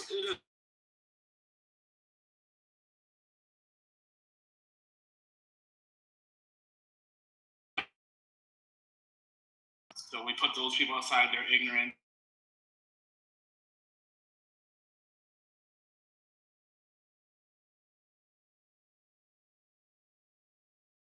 People, they just want to demonize people that had nothing to do with it, like a random Jew going to a synagogue trying to perform their faith, and they're trying to oppress these people for what a government in the Middle East is doing. A lot of times, though, also, if we're going to call a spade, it's people criticizing Israel, and sometimes with pro-Israelis, pro-Zionists, that are now conflating this criticism to all Jews. If you criticize Israel, there are people like that are going to say, oh, look, he's criticizing Jewish people. He's saying this about Jewish people. If you say, oh, Israelis have killed kids in Gaza, the IDF, then they'll say, oh, look, this is a blood libel. They're saying the Jews kill kids. So Kara, it's a double, have a double standard. You can criticize Israel all you want, and lots of people that are supporters of Israel criticize Israel, but you can't have a double standard. That's what. But that's not what is happening. No, you're not. I mean, we're living it every day. These are old hatreds that are coming from tropes. So you again. I'm going to repeat what I said. We don't plan the policies of the state of Israel and their military choices from our kosher markets and our day schools. Jews that are nothing to do with it, they're being oppressed. I get that in your head. Abby, I literally said there's Jews that have nothing to do with this, and they're just trying to go to their synagogues and practice their religion, and they're being oppressed. I said that. That's one of the first things I said. But I said also, because I got to speak to both sides. I'm trying to be honest and fair here. There are people that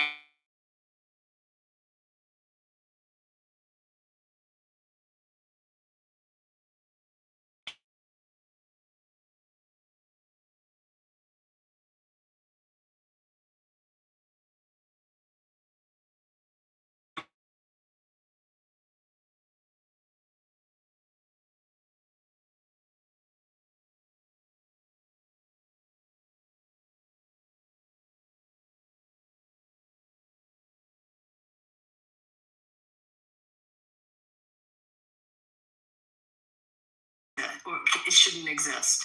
Okay, there's a difference. There's a complete difference. And there's law, by the way, in 37 states with respect to anti-Semitism. I mean, there's a advisory. It's actually that was going to be my next point. I speak to the law.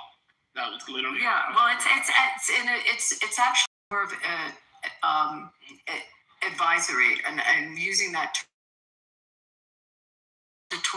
it's just advice. There are laws that obviously that are being coming up that I would say, me personally,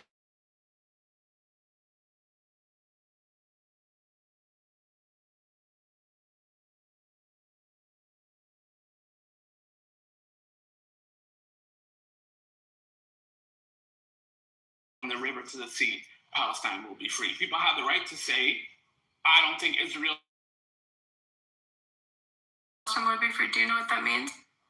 Yeah, that's what's it mean? Slogan that people use between the Jordan River. Obliterate the Jews. That'd be like it's Thank you. Listen, that's how some people take it. No, that's what it means.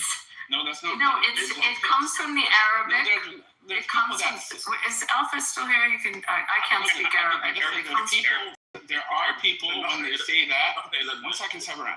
There are people when they say that they can mean are people that. Okay, I just want you guys to hear exactly what I'm saying.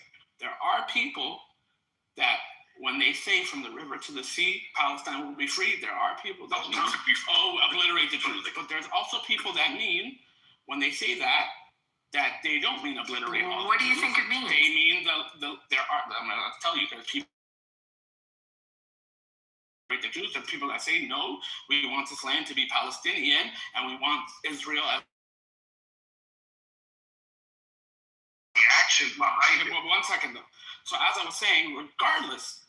But that's not what it means. It means that there is no state of Israel anymore. That's what it means. And 1 second, no state of Israel does not mean all Jews dead. It's at what, 9 million population? Yes. So there's 7 million Jews that live there don't exist anymore. No, that's what it means. The yes, government. it doesn't. That doesn't mean the government. That's not where the slogan came from.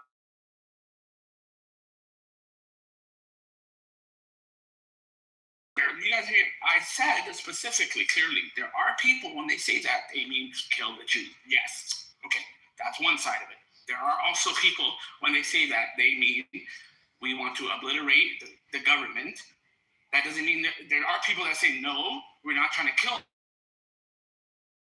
people that say that, but we're talking about legally. It shouldn't be illegal for people. Shouldn't be illegal. It's not illegal. It's not illegal to say it. But if you're asking what it means, I'm telling you what it means. It's not illegal to say it.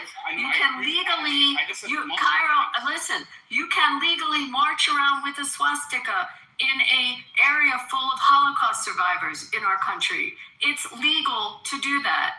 Okay, if you want to get into the tenets of the First Amendment, you and I can go through that. I'll go back to my years of common law.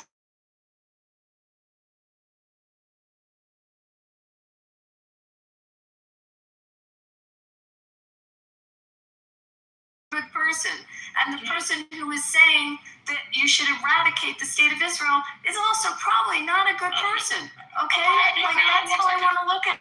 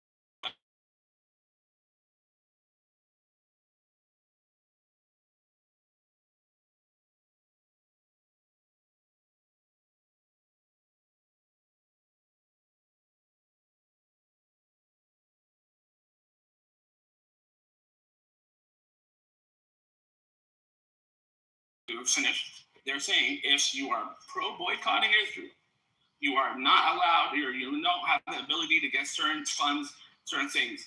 They gave an example, as in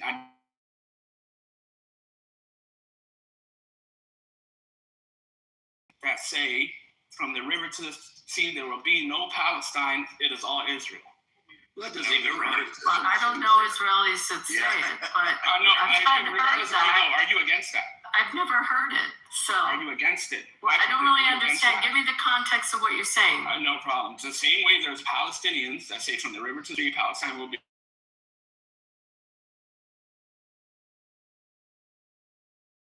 ours. Well, define the land. What land are you talking about? The modern borders right now that they have. But the borders that exist post-60s, the borders that exist after the 67 war, those borders? Yes. Yeah, do I? But we did.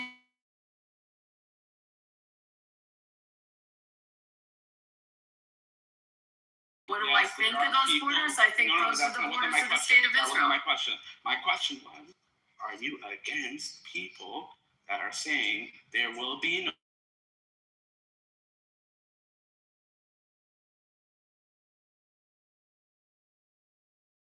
asking? The borders of the state of Israel are their borders. Those are their legal borders. With respect to areas A, B, and C, and what was defined in the Oslo Accords, you want to talk about those areas? I mean, be specific what you're talking about. I am being specific. Are you talking about the Golan Heights? Because that's part of Israel.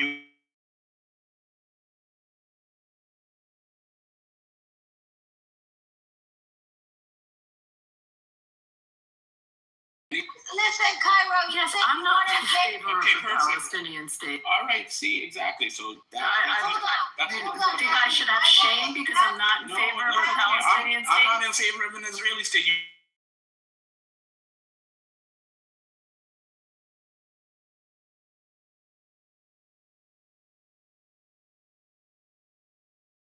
That live there. What would you like to do? Just eradicate them like what done before? Would that make you feel good?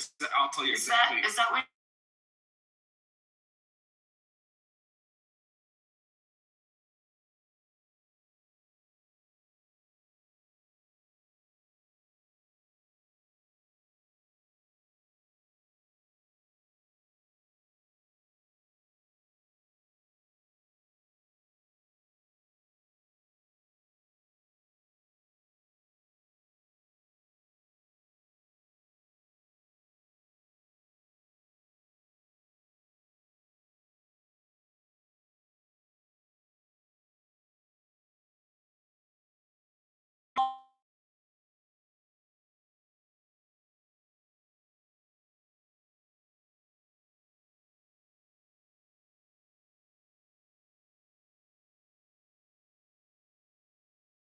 swear I'm not on my phone. Could you mute me, please?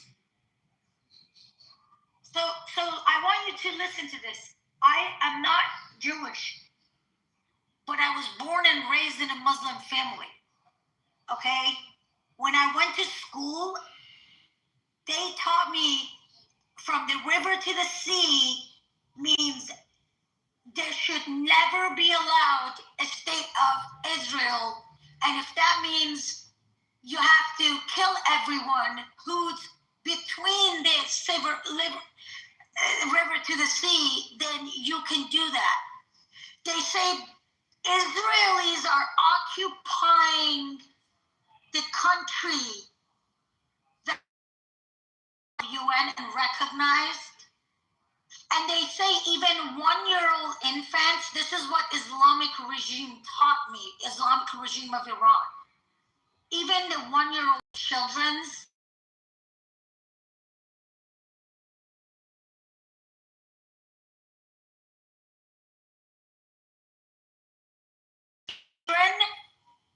IRGC would cheer up for you. So it's not just a fucking slogan. It's not just like, just do this, that to that. When they fucking say that shit, Cairo, they really mean that shit. Okay? If you open an Iranian passport, it says you're not allowed to go to Israel, and if you do, they're going to do this to you, they're going to do that to you, they're going to fuck you up, you're going to go to prison. This is the real shit that Jewish people and Israelis, they have to deal with.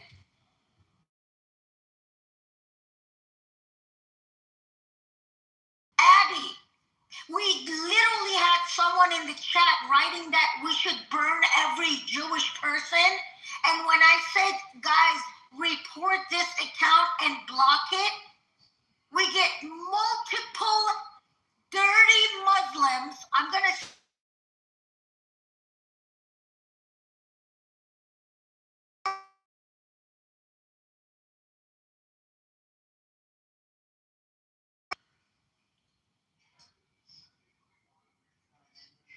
Like, there people tell me, why do I think I have the right to tell people to block and report Nazis? Someone who says we have to burn Jews? And then you're arguing about your point? What is wrong with you guys? It's crazy. Can I respond to you? Can I say something? No, I'm not done. I want 20 seconds to fucking... us to think about what just happened on the stage in this room right now. Somebody wanted, not Israel, somebody said, let's burn every Jew. Yeah, I reported them. And there were multiple people attacking me saying, who do I think I am for telling people to defend this bullshit? And What do you? Come on, man! Don't. Let's Sarah, can I say something? It doesn't fucking matter how you feel about that slogan. That slogan means let's burn every Jew. Yeah. That slogan means let's kill every Jew. That's what that slogan means. I disagree with that. I don't give a fuck about what you agree or disagree. Okay, I know. We could be Sarah. We could be respectful here. I went to school, and that's what they told us it is. Yeah, in a terrorist nation, Iran is. I believe Iran is. Where are you meeting God?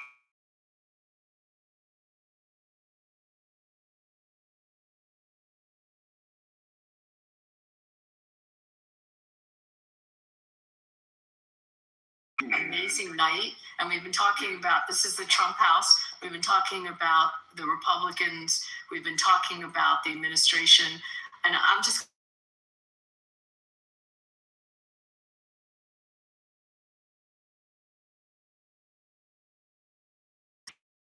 it's too much. A lot of people are focusing on Iran now. I've been criticizing Iran for many years. I think they are unjust, disgusting. Iran is actually disgusting terrorists. Hear me, by the way? Psychopath. They're psychopaths. Fair enough. Israel should still be demolished and not kill the Jews. There you go. The politicians should be kicked out the country. Citizens, civilians should be allowed to stay. And the politicians that have ordered certain things, certain politicians, certain soldiers, defending certain Hamas. soldiers. Are you Are you homophobic? All right, hold on. I know that, if the building still existed in Gaza, they would throw you off. They would throw you off the fucking building for being a faggot.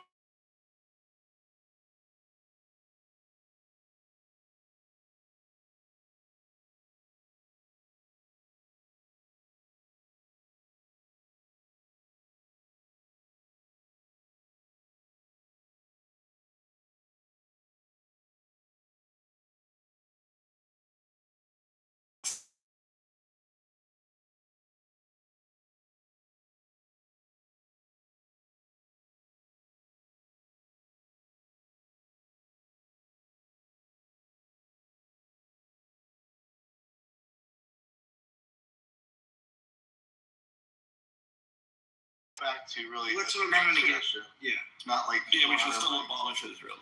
I'm still mad. Okay, Mike, go ahead. I will abolish you to the hallway, Cairo, if you say that one more time. No, Cairo. Because we're not going to abolish America. We're not going to abolish Europe. We're not going to abolish Mexico. We're not. And Netanyahu is dead, by the way. And thank God he's dead. We're only gonna abolish Cairo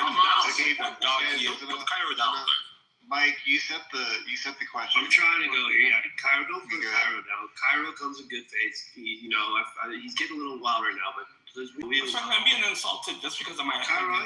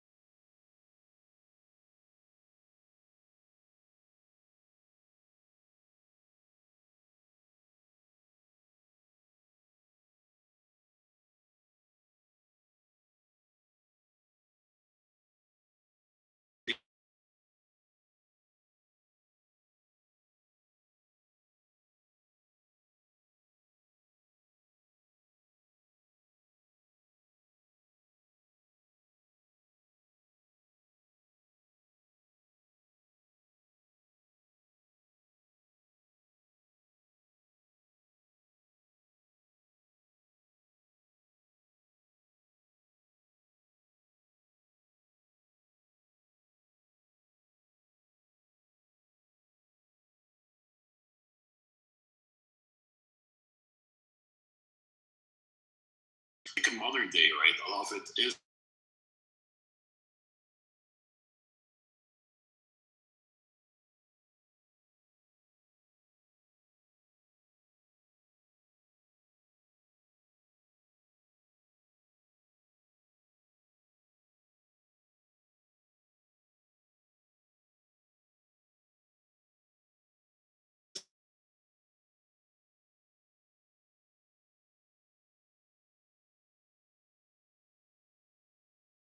type of thing, right? And of course, like Abby reported, in the United States, we were seeing so much of a rise in anti-Semitism and attacks on the Jewish people, like in their schools and their synagogues. And I think something like that has to be combated, and it's very, very sad. I was actually talking to a friend of mine who's Jewish, right, in the United States. I might disagree with all people here, right? I think that there should be actually a constitutional amendment, and I think hate speech should, as an example, because of this rise in anti-Semitism. And I think like anti-Semitism should be combated, and like speech against the Jewish people should be monitored, and it should be prosecuted legally. That's just my 2 cents. And I support all of you guys. I love Trump, President Trump, and I'm so much on the right. And God bless you all.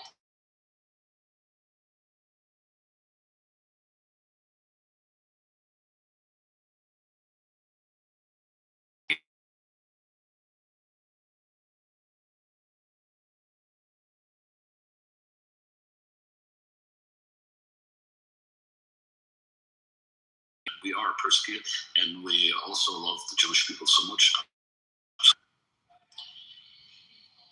Yeah, that's interesting. What was the question? Oh, I was trying to get, I don't want to go back to the subject, Alpha.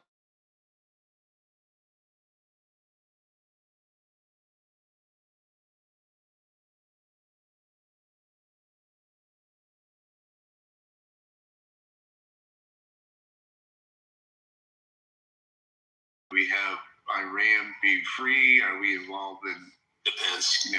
multiple wars? As much as I want a regime change in Iran, I don't think it's going to happen, to be honest. But I do want one. Like, I want the IRGC to dismantle.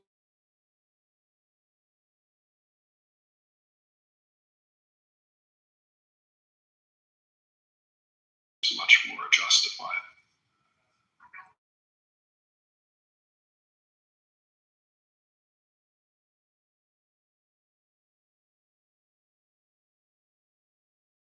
A lot of Iranian in the streets, enough that the government was losing control and they had to shoot to kill people to scare them into their homes.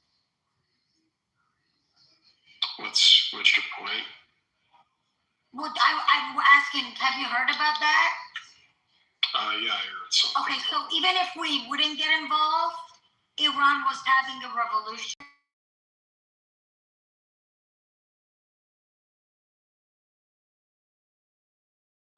Costing if we wouldn't get involved, but this is something that was going to happen and it will happen. Whether people like it or not, this is something that is going to happen. The chance of it happening.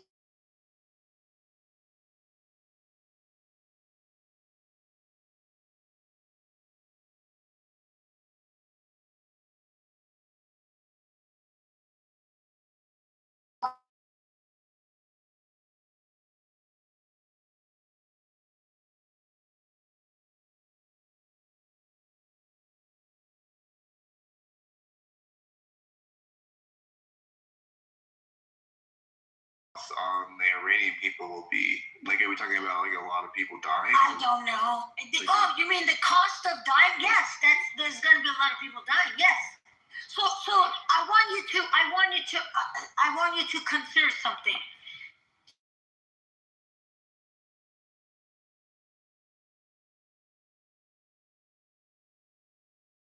There was Mossad spies in the streets.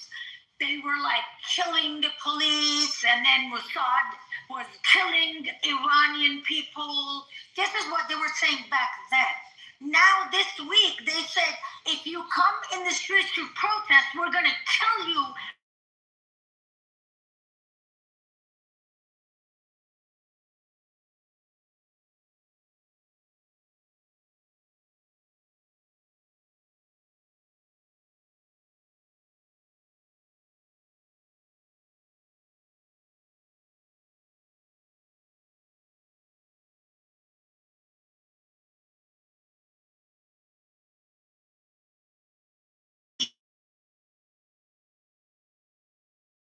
Thousands of videos and notes and voices. People calling their parents and saying,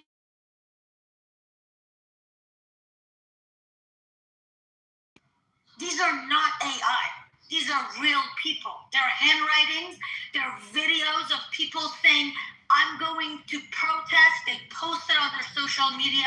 They say, I may not come back home because they knew the government's going to try to kill them. They're like, I'm going to protest. I want to free my country. We're doing this. So people are aware of that. But do you think they see the United States as somebody who that is going to fight for them? But listen, no, they don't. But you know what they see? They don't need to, I guess. So do you think You know what they see United States as? Do you not see that that's kind of relevant?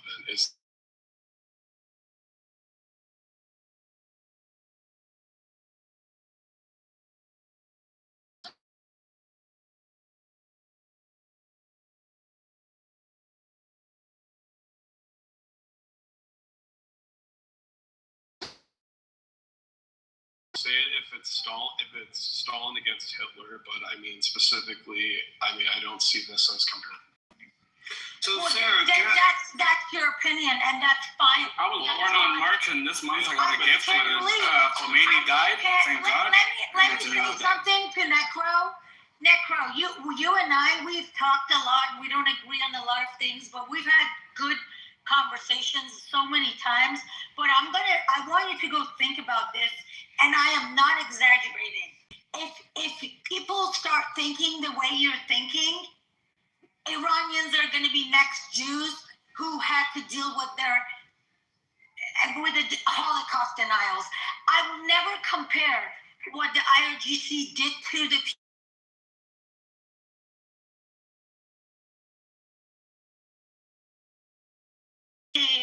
How many years and how many millions.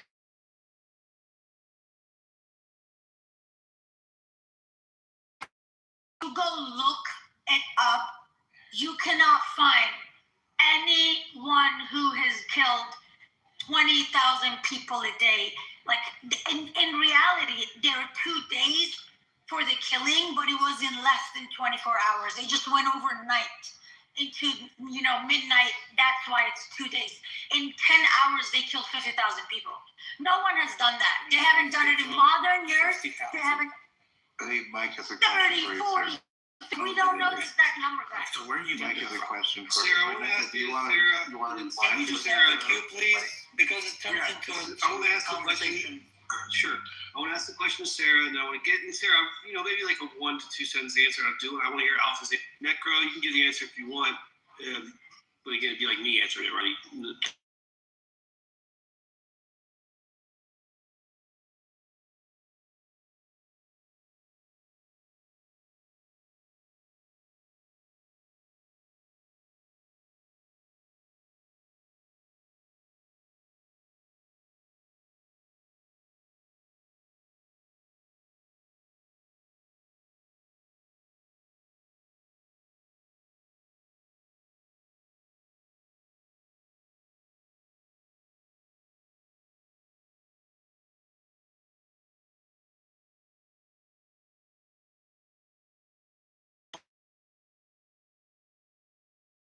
There are people that support the IRGC in Iran. Yeah, 5% of the population.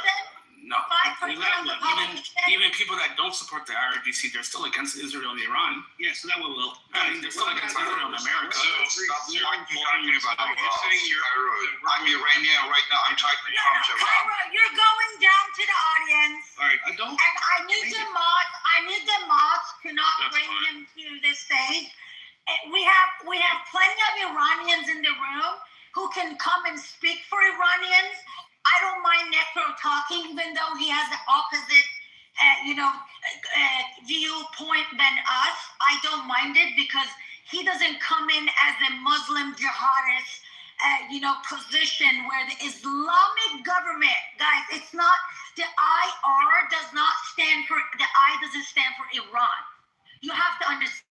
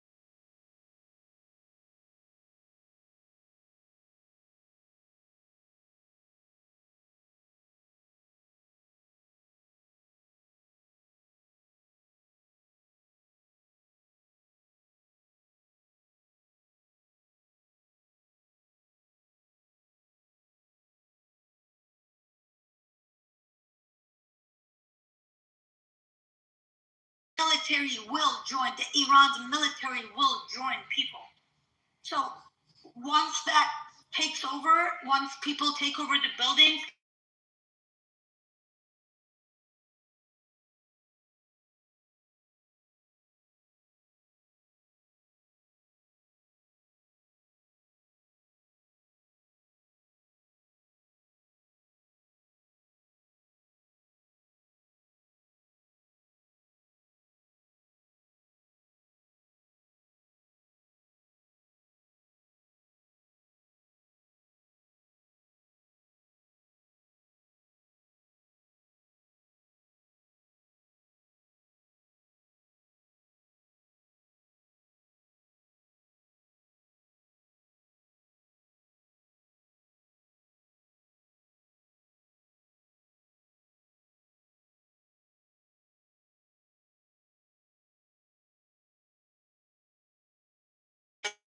transitional leader. But Yeah, well, here, Alpha, let me I disagree.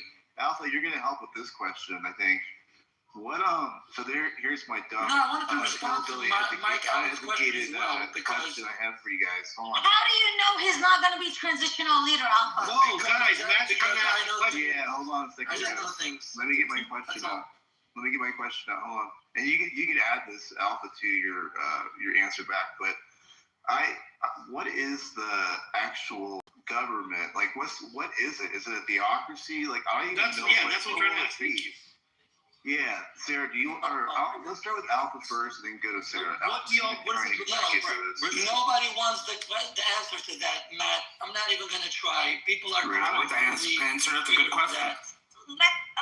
Somebody wanted to answer. Who said they want to answer? No, it's not a good call. It's a very triggering question because a lot of people. It's a great question. You're talking about.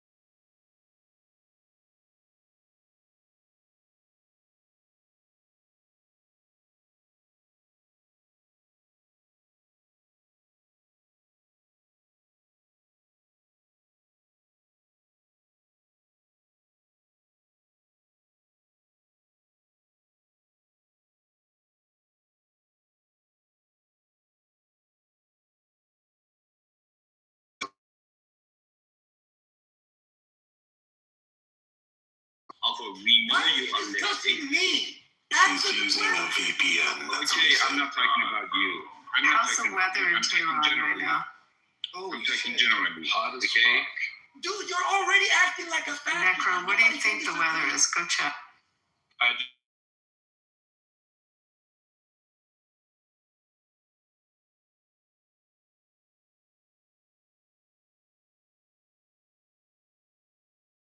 Can we just let this man finish? You're dragging it. Let me speak. We know people who speak against Pahlavi Yes, I do speak. are not. What do you? Alpha, dude, let him say more than 4 words, bro. By the way, is he answering my question? Just No, he's not. He's discussing me. Okay, a couple of things. Like, I'm sitting here. Hold on. I'm speaking.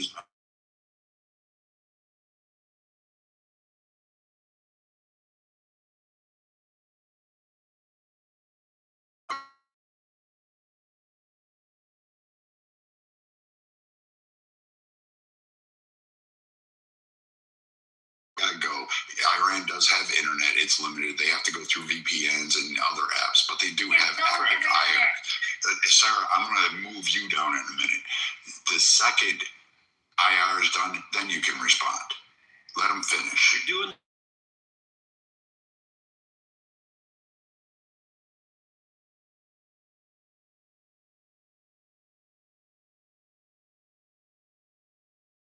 We can use different configuration to access to the international internet, but it doesn't work always. Sometimes you have to pay, as you know, maybe you've heard it also. Sometimes we have to pay. A friend of mine has a cell phone store, something like this. So I got some configuration from it. So I'm not gonna just go for this. Fair enough. Let's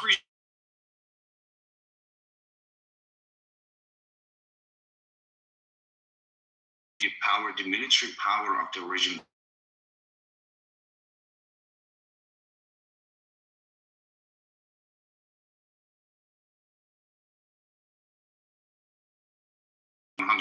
%, they are true. We were on the street that was totally peaceful. We did nothing, but they just they came to us. They just brought the protest to aggression. They just made it aggressive. You know what I mean? We did not.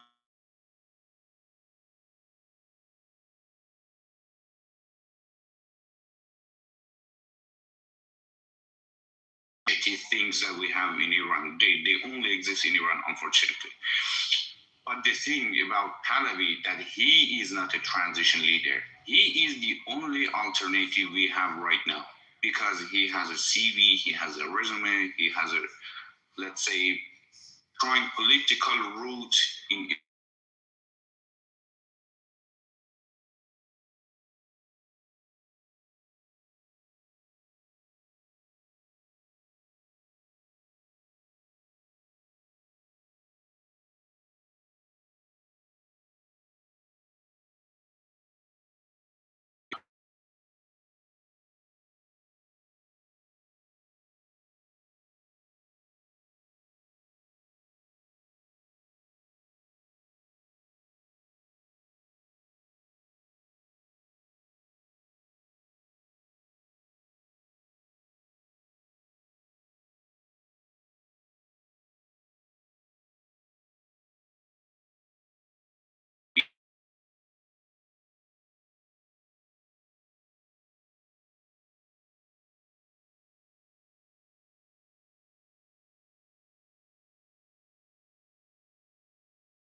But the thing is, I think the IRGC, that is the only barrier that we have right now. They are threatening people, as Sarah said, they are threatening people to kill people more. If you come to the streets and they will do it, they have no brain, they will do it. So the only thing is, we need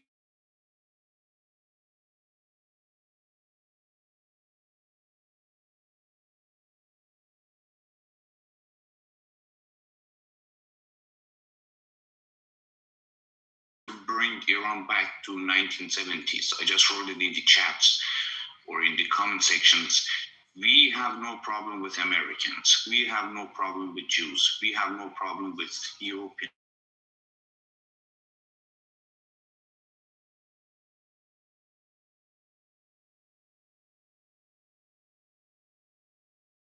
We do not want to only work.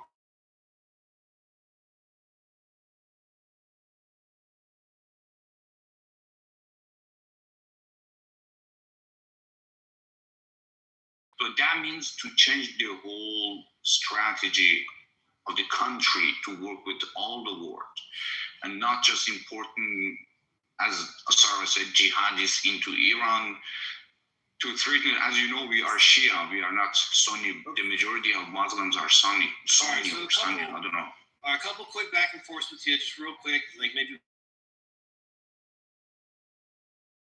Government in Iran, even back in the 70s, that's the Shah thing, right? Yes, that's the Shah thing, right? In the 70s. Okay, how did the Shah get into power? Was he elected? Yeah. There was no election. I'm not defending Shah, okay? I'm not defending Shah, but the fact is, he was working better than this. Okay. Again, I'm not trying to cut you off. I just want to pepper you with some questions. Before Shah was most of that, right? No, I'm not saying that. No, I'm not saying that. Okay. We are all the people. Listen, nobody is going for 100% absolute monarchy in Iran. We are supporting Pahlavi as a transition leader. And also he has said it several times, I do not want to be the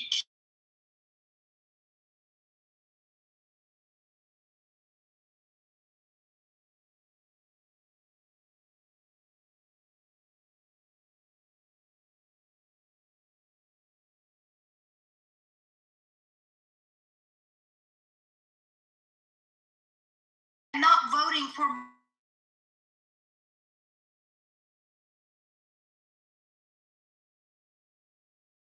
the supreme leader. Like if someone. So Mike, when do I get to answer these two questions exactly? Put me in the queue. I'd like to know. Okay, Can I go? Yeah, can I go?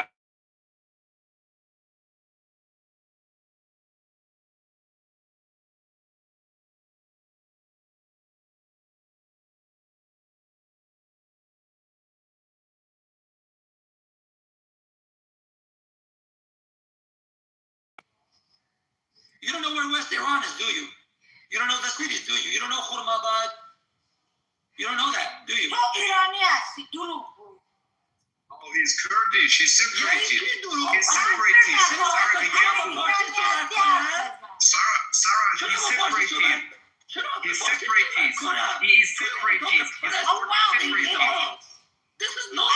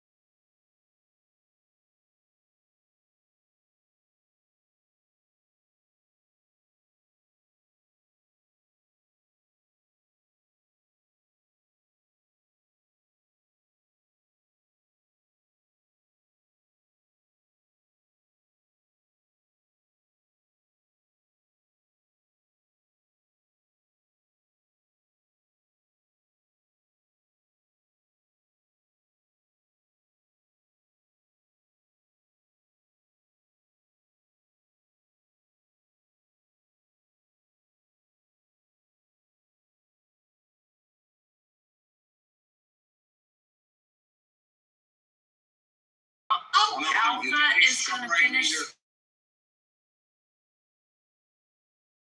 Okay. And then we're going to. Hero wants to jump in. I'm letting everybody know. You can let Hero go before me because he never spoke at all. So I'm going to let you guys know right now. We're not having anybody come off mic. We're going to get through this. And that goes for the mods. I'll just drop you. I'm being serious. I just don't have time for this, okay? Let's just get this through. Let's go. Go ahead. Okay, to bring it back real quick, Alpha, I think what you're saying is there's no such thing as a true regime change because the culture there just has to be the way it is. Alpha, please, 30 seconds, no one interrupt him. And I know Hero wanted to get in there. Hero, hopefully you'll calm this bitch down a little bit. It's time. No, right? Go ahead, Alpha. If the 30, inner 45 fascists seconds. of these people were not triggered. Say your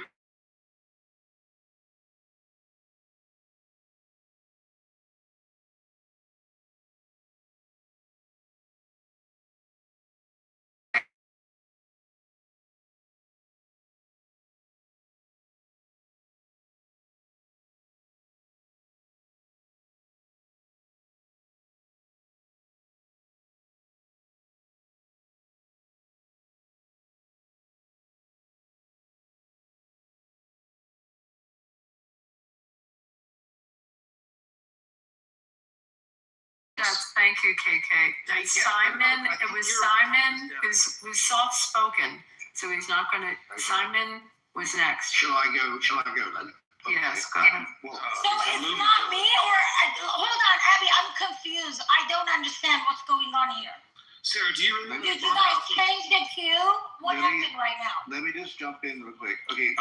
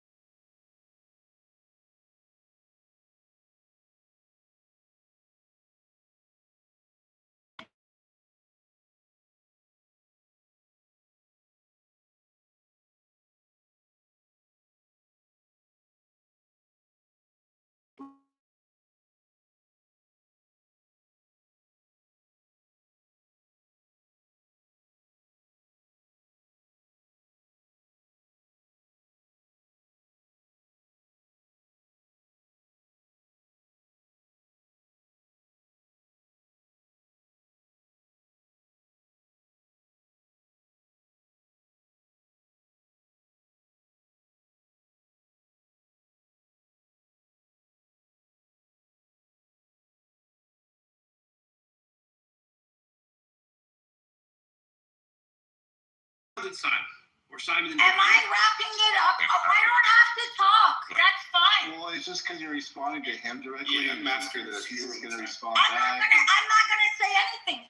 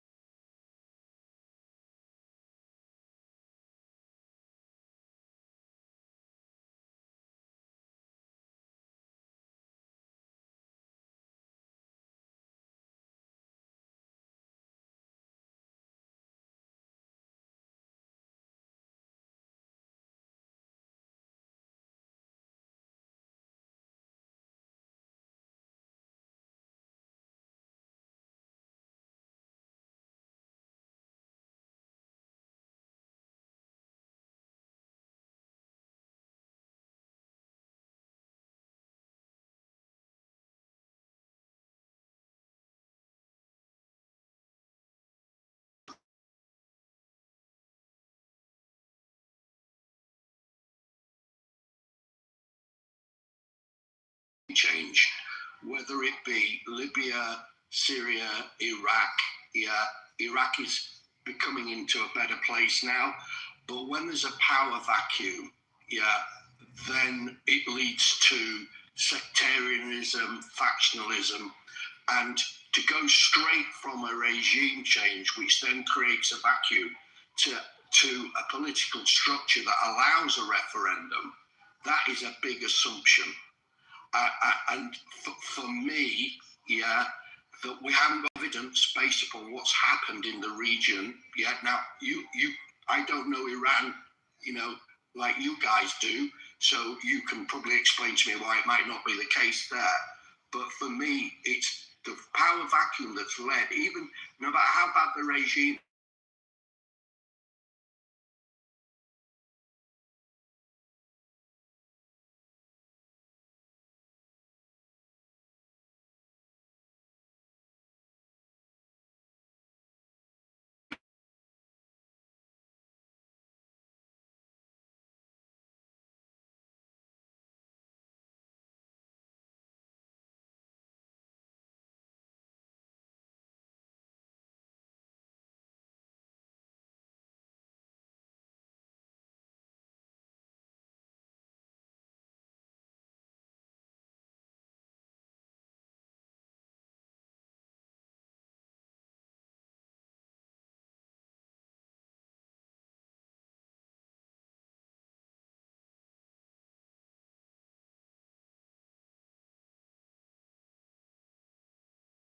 Corey, Cairo, I know you want to get in there.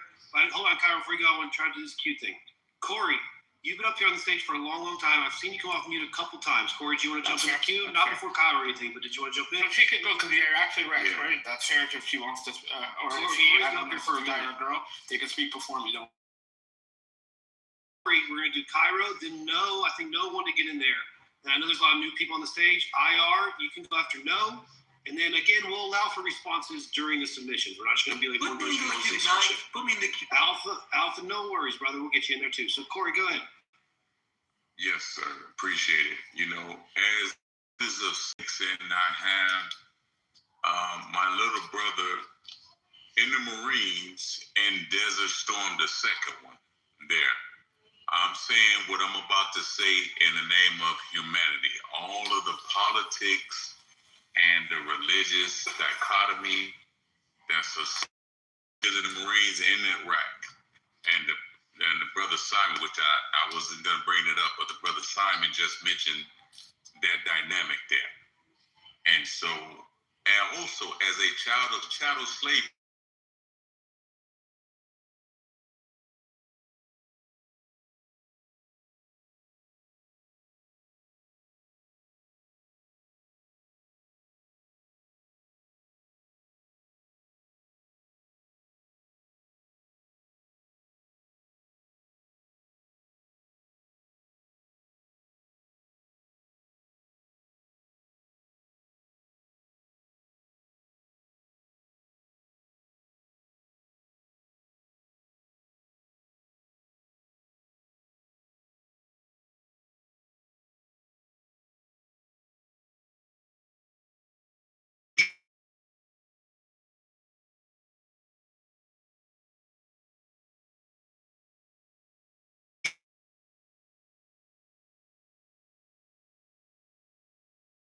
whether it was Vietnam, the Korean War, where the Gulf of Tonkin, look this up, where there's false flag operations, where they galvanize, like 9/11 was an inside job to manipulate the public for war, where these oligarchs and lobbyists then play on the emotions of the public. Whatever the Iranian people's issues are, the same way they had issues with the Shah Mossadegh, the revolution that happened they, as Iranian people, there was no outside forces that did that revolution. But that being said, it intellectually honest for us, and I'm saying this as a child of slavery, where we have not in America, and Adolf Hitler learned from Hollywood, not mine. Do the research. It is not intellectually honest for us to sit up here and pretend that America is some type of human rights champion, and she have not given the children of slavery justice to this very moment in 2026. And thus, when it comes to humanity and fair treatment, we cannot be intellectually, morally, nor scholarly and historically honest to point out who are the conquerors, the colonizers, those who are other human beings across the planet, and what is fair treatment.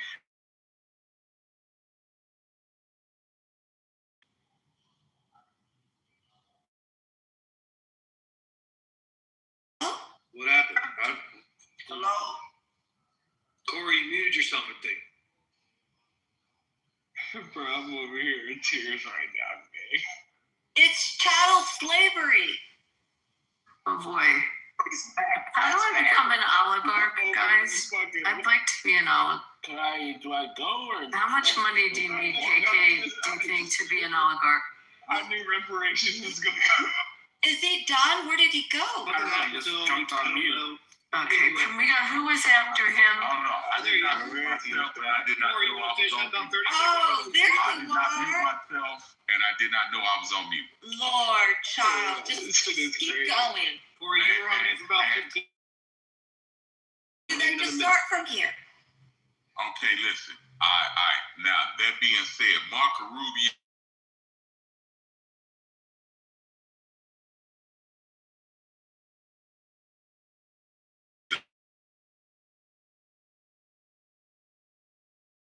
The United States of America has had a coup.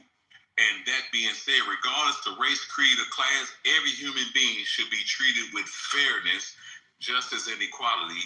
And there are those who are, whether they call them oligarchs or lobbyists, that disrespect the law of nature, unity, and God. And that is what we are contending with. And this war and this conquest and colonization is ungodly and satanic. I land. Good job, Corey. Appreciate your service. I think I remember you from my old school stereo days, man. I hope you're doing well. Hope you and your family are all doing well. It's good to hear your voice. It was next.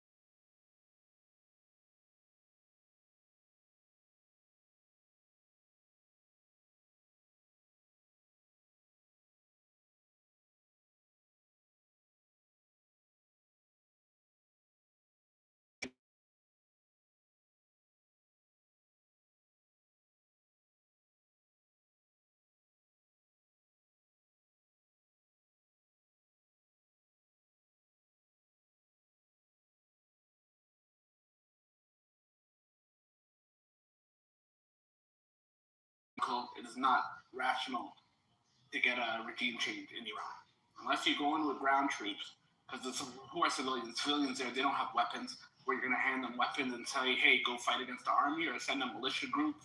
The Kurdistan, the Kurds, they even if they would fight, they're still not pro-Pahlavi. Like, they hate him.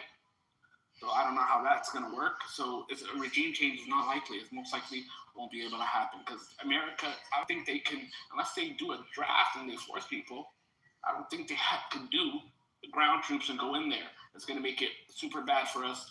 Right now, Trump, what he should do is say, hey, look,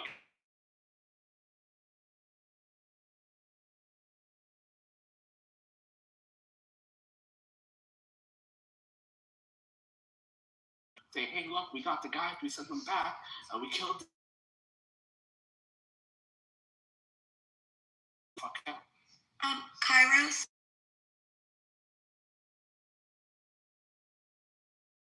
RGC was able to take over. So just like it flipped one way, it can go back another. Yeah, but the CIA was involved at that time, but I'm saying right now, it's not looking like that you're going to get a regime change. One guy dies, another guy's going to take his spot. That's what I believe.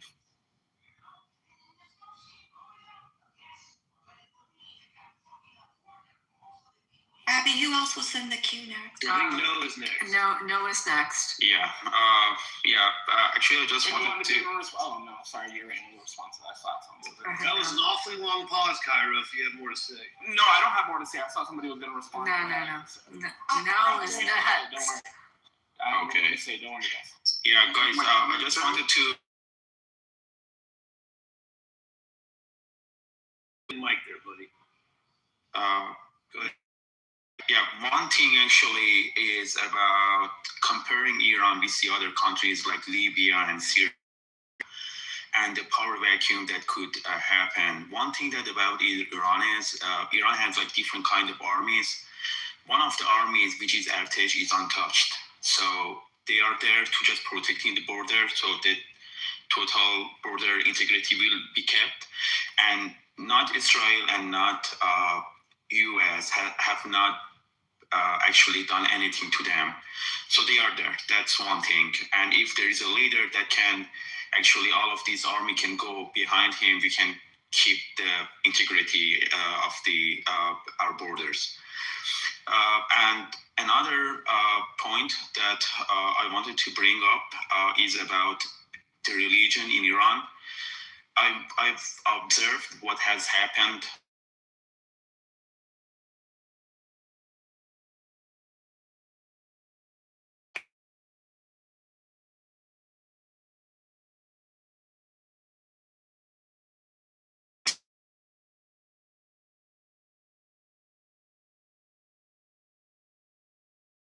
based on Arabic, but Iranians speak Persian. And so I think I'm saying that the collective unconsciousness of Iranian people are rejecting Islam. And the Gen Zs, like I can say for sure, like 95% of the Gen Zs, they are autistic probably. And even the people who are like 20 years old or 30 years old and 50 years old, they are coming back from Islam. So that's another difference from like how the society is being built in terms of the religion compared to the other countries.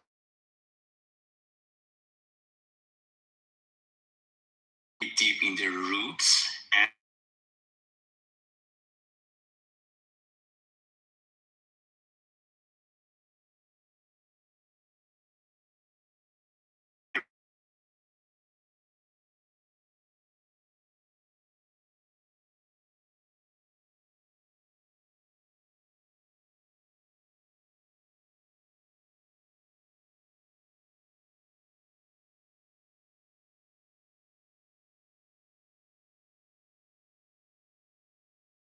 geographically and geopolitically in the region that has been invaded a lot. The Islamists invaded Iran and they raped Afghans, did Mughals did. So all of this, when Iran gets invaded every like 200-300 years ago, every 200-300 years, it basically the trauma doesn't go away when you see your mother raped your father being killed, it stays there. So one of the reasons that Iranians, no, so I'm just talking about like historically, like Islam invaded Iran 1300 years ago, and they fought a war against the Sassanid. Yeah. Come closer, Cairo. It's hard to hear you. Islam fought a war against the Sassanid government. They won a war that the Sassanids started. I mean, invaded. No, the Sassanids started a war, and the Muslims, in defense, won the war multiple times against the Sassanid Empire. So I'm just. And the first treaty they signed with the first land they took. No, I'm just trying to. I'm not saying who invaded who. I'm just trying to say that Iran.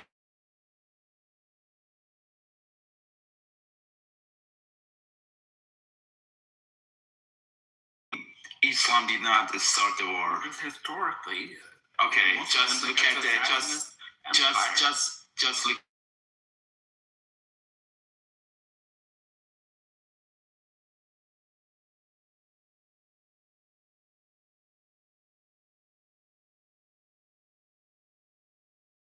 Emperor at the time, who killed his father, and then he became the emperor. They killed the delegation. It was a war.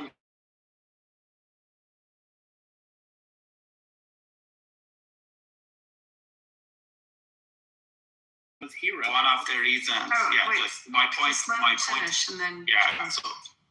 So my point was that one of the reasons that Iranians are trying to be a little bit clinging to metaphysics is because of the traumatic events that has happened to them, and they've been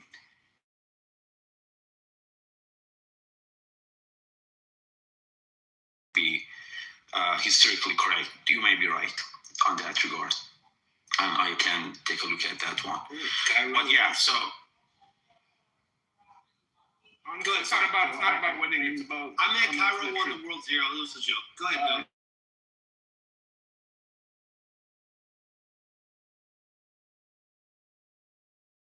State of mind, I guess I can say most of them, 60-70% of them, they are not religious anymore, and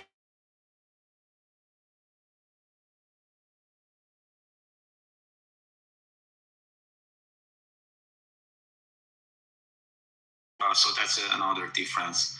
And the third one is that people are very actually tired of being suppressed and don't have the basic human rights and like basic human rights. So they just want to have like basic human rights, basic freedom, and good income. That's what the people want. They want to have a beer in a good evening and don't get hit. So I guess because of that, they want only a leader and make a transition. That in the basically, I guess it was February 14, over 1 million people protested outside Iran, and also in Iran, he has a lot of actually.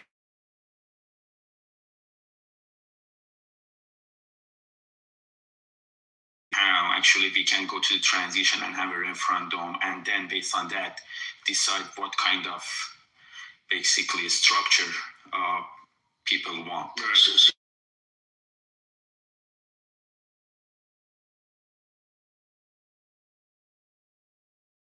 Brutal, and people don't have weapons, but I know that they are ready to get back to the streets, and probably they will the moment that the war is gone.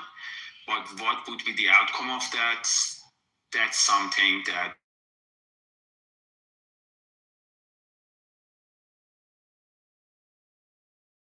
European countries and the US would be better off with a secular Iran rather than this regime goes on, because they are trying to expand. They are trying to get to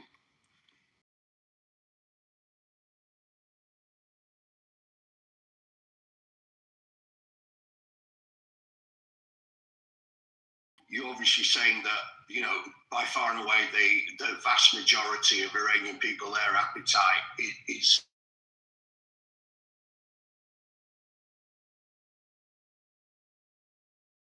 you know, which you honestly said, is that how to get from A to B in a peaceful way that doesn't lead to a breakdown in society, which we've seen in other countries.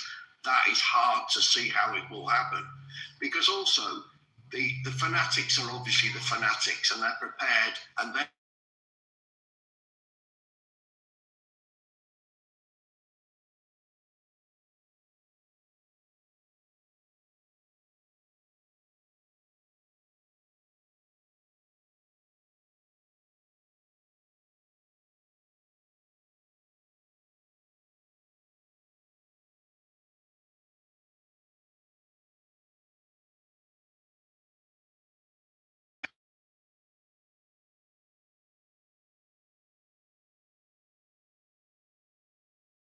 the fact the majority of Iranian people want to get to that point, but it's how you get there. Peace.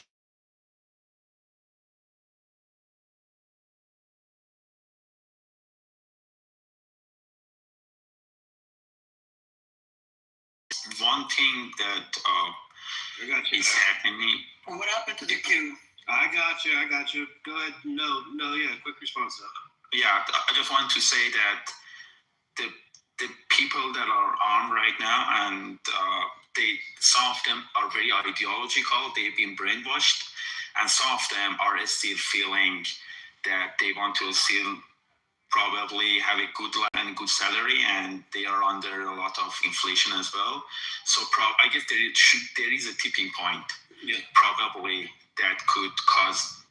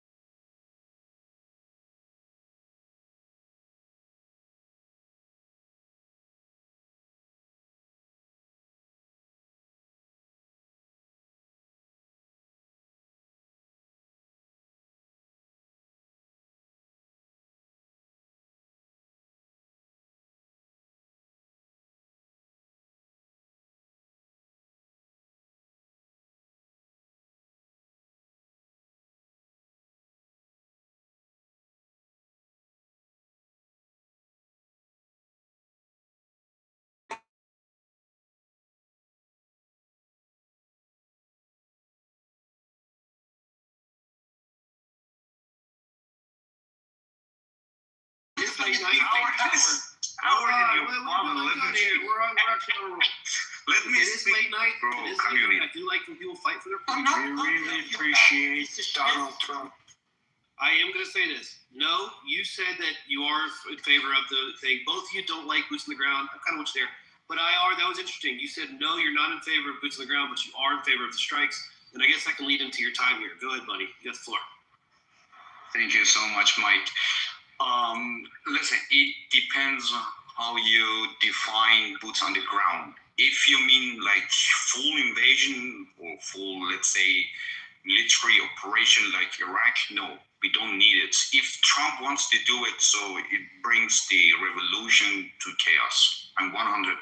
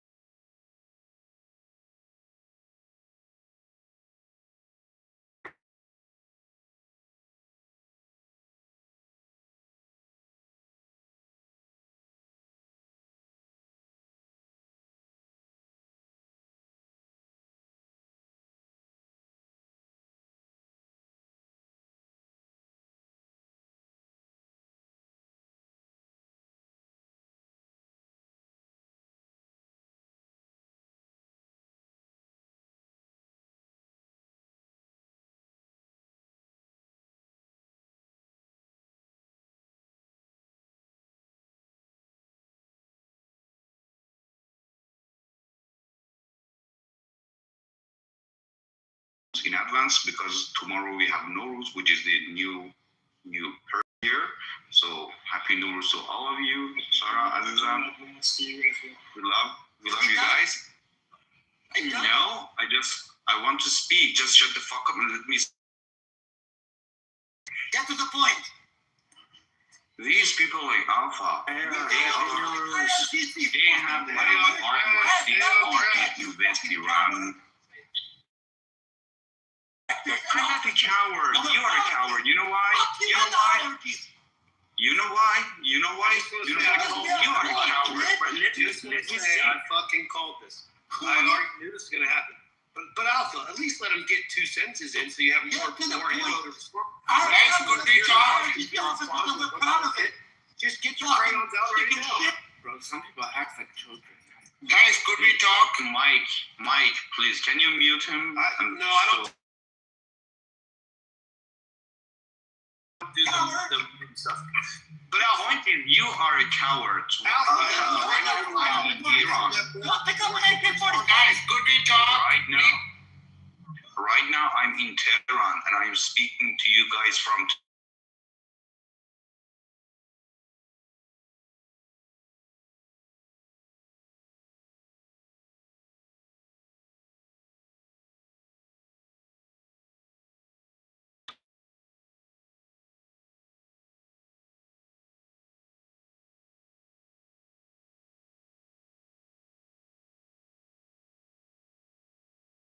How do you connect to the internet? Yeah, I'm gonna bring it back in. IR.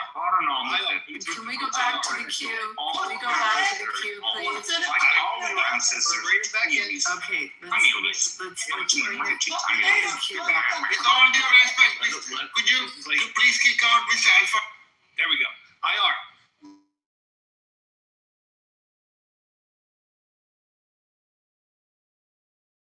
Alpha, you gotta, if you're gonna respond to it, you're doing it right now. Alpha, you're doing it right now. Hey, address me, I will call it it. right now. Chill. I know you're gonna want to respond to him, but your best bet here, I'm telling you, the best strategy is to let him say like 3 or 4 or 5 sentences, and then you'll have even more shit to bury him on that you want to bury him on. So I'm telling you that.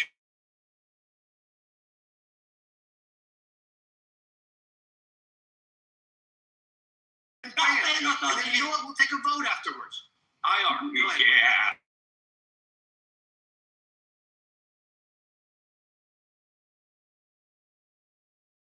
Mike, I'm talking to you, Mike. Also, it's a big stage, and a lot of people still want to speak. Oh no, I need back units of photo actually. No time, please. I want to take a Mike, shower. it's a big stage, so I know, I'm getting new people. I already mentioned their names. IR.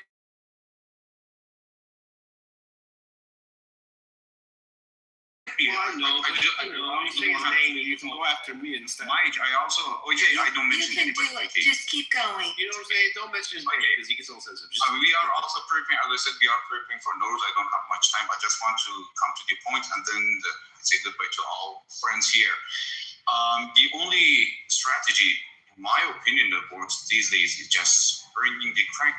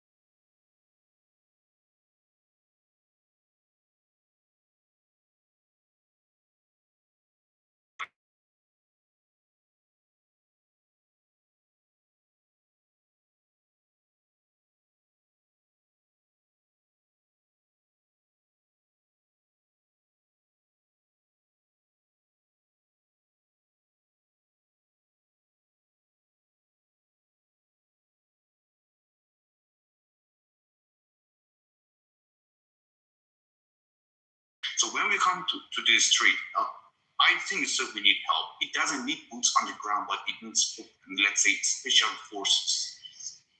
So this can be from Mossad, or it can be from CIA.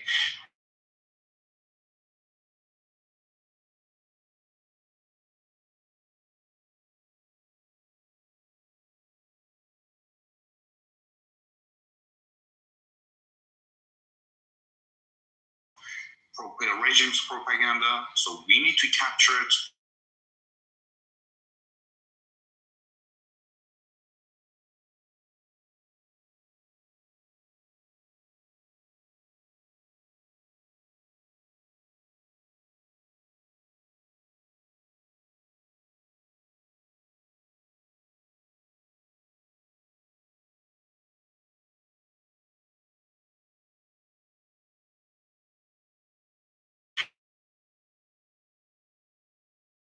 Maybe you're against Trump, maybe you are real worried about troops. I know that. Let me speak, please.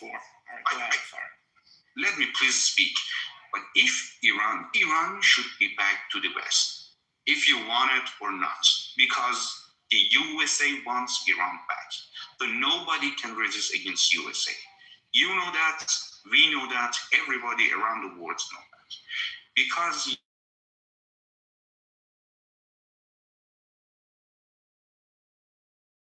to the West team, they should be back. Because USA wants to stay against China. It has nothing to do with Iran. Iran is just a small player.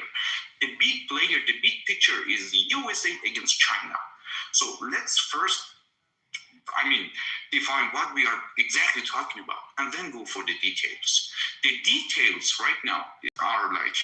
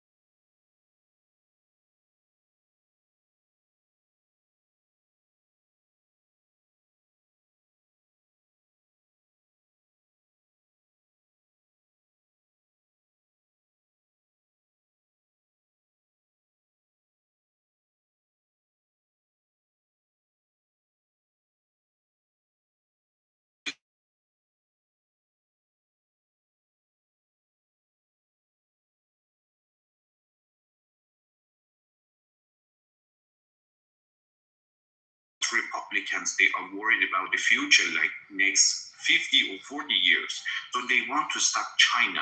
So Iran should be back. That's the big picture, okay? And the details, as I said, if you want to capture or if you want to change the system or regime in Iran, you have to capture the governmental buildings. And the most important thing is people. You need people, because if you do it, tomorrow everybody would say, okay, that's an American, let's say, puppet.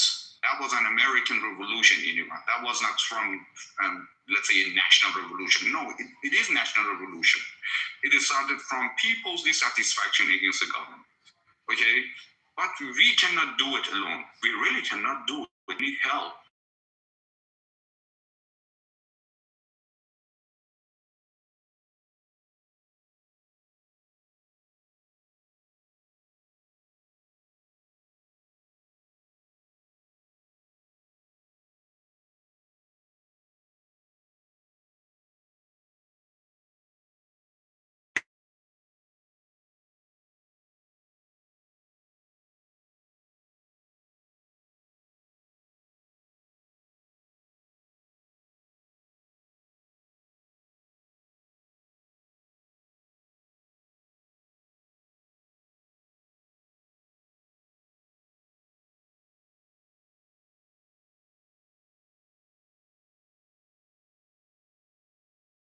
Which means Al-Qaeda, with Iraq, which means ISIS. It doesn't mean I'm not talking about the country. I'm not talking about the country. I'm not talking about the people. I'm talking about the dangers or threats that can also come to the country. Or also we have many idiots that are separatists. They have no power. Okay, they have no power because people are against these threats or these dangers. Okay, we protect our land with our blood, as we have done. But if we want to have a peaceful, or let's say less bloody transition, we need also special operation from some special troops. go to the army and you want to serve your army, so they send you here in Iran and they just kill you, and then your family goes crazy in US. You know what I mean? We don't want it. Our country, destroys our homes. We don't want it. We want special forces that can quickly capture the buildings, or let's say the ministries, so the system collapses. This system is already collapsed. It is just the shape. I mean, we are just seeing it from outside that is maybe still working, but from inside it is collapsed. Let's say that. Sorry? And then what? It happens, and then what? It happens with you. Sorry, but that's so stupid question, man. No, the we are doing. Come in, they take the building, but how long are they going to stay? Are the other citizens? Do they have weapons now? So. Whereas we don't want to fight, we just want to take the weapons. Okay, we want to take the weapons so they don't kill people. We still have the army. And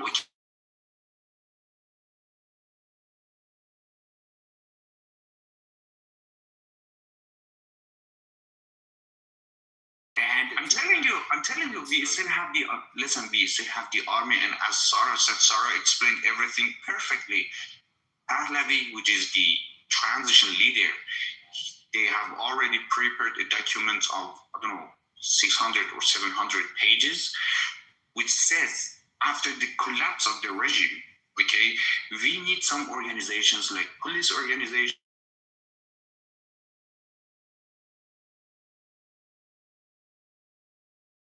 or security to the country, because we still want to move on. We don't want to finish the country and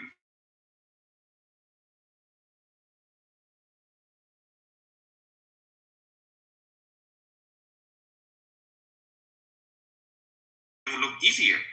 So after the collapse of the regime, there would be 100. But I think after 100 days or after 3 months, and people can vote if they want monarchy or if they want a parliamentary government like Germany, or monarchy like Sweden, like Denmark. And then after the election or after the referendum, we will see which system takes vote more, and then just move on with the new.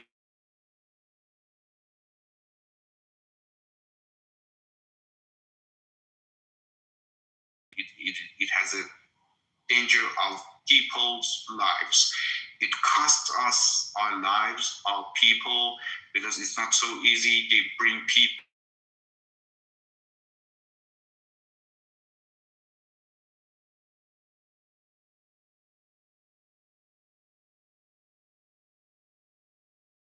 I mean, like.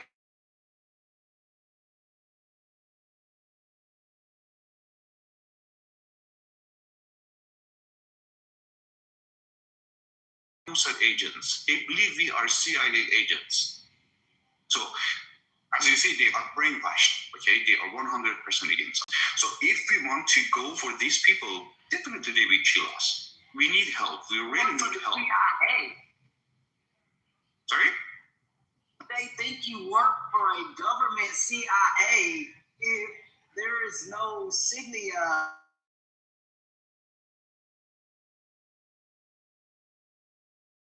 Police officers or whatever, but at the end of the day, what evidence do these people have to go after somebody? Is there something they saw, or do they think someone's impersonating somebody?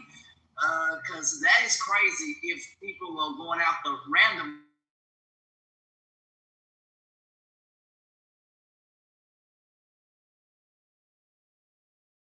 That is why. It is just an excuse.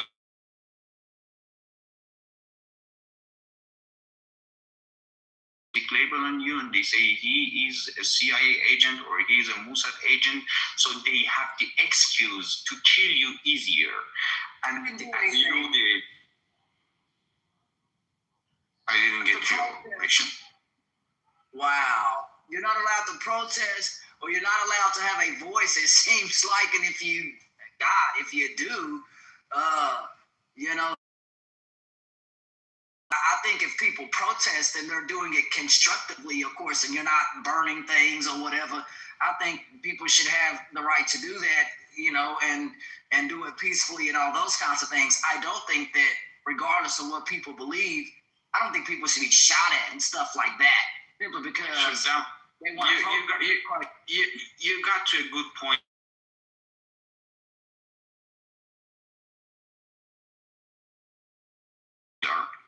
In fire, that is not from the people. Let's say they put fire on buildings, and then they put the blame on people. They say, you see, they are rebels. They are not protesters. They are rebels. They are bringing chaos to the country. So we finish over there. Didn't you guys have a children's some kind of school, and you know, it was all over BB.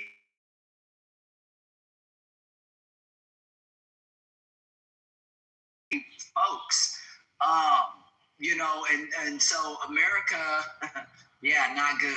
Our country was involved, whether it was an accident or whatever. They said investigations is to be known. So I don't know if it was an accident or whatever, but it's a disaster, regardless of what you believe, for people to lose their life, whether you Democrat, Republican, you set all that aside.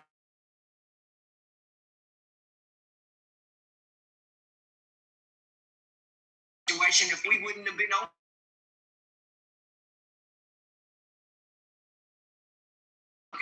Who wants to continue to spend trillions of dollars? Raise your hands and say, hell to the no. Nobody wants this. I'm just telling you, nobody wants to spend trillions of dollars on wars. Shoot, no. We like to, you know, because what's going on is not a representation of all American people either. Not all of us over here like, yeah, no, we're not here doing that at all. You got a lot of people in America.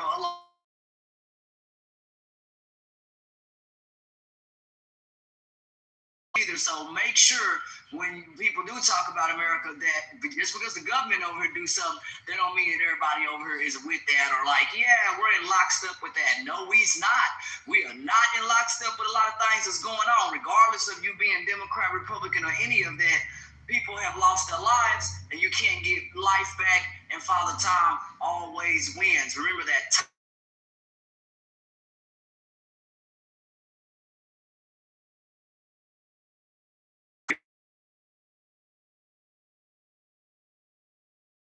And I know what we know what people are saying. We know. I'm just finishing. Sorry. And we know what people are also saying in U.S. Trump is not 100% popular in the U.S. He has many opponents. We know that. So that's why we say we have to finish the job right now, because if Trump goes out of the office, there would be.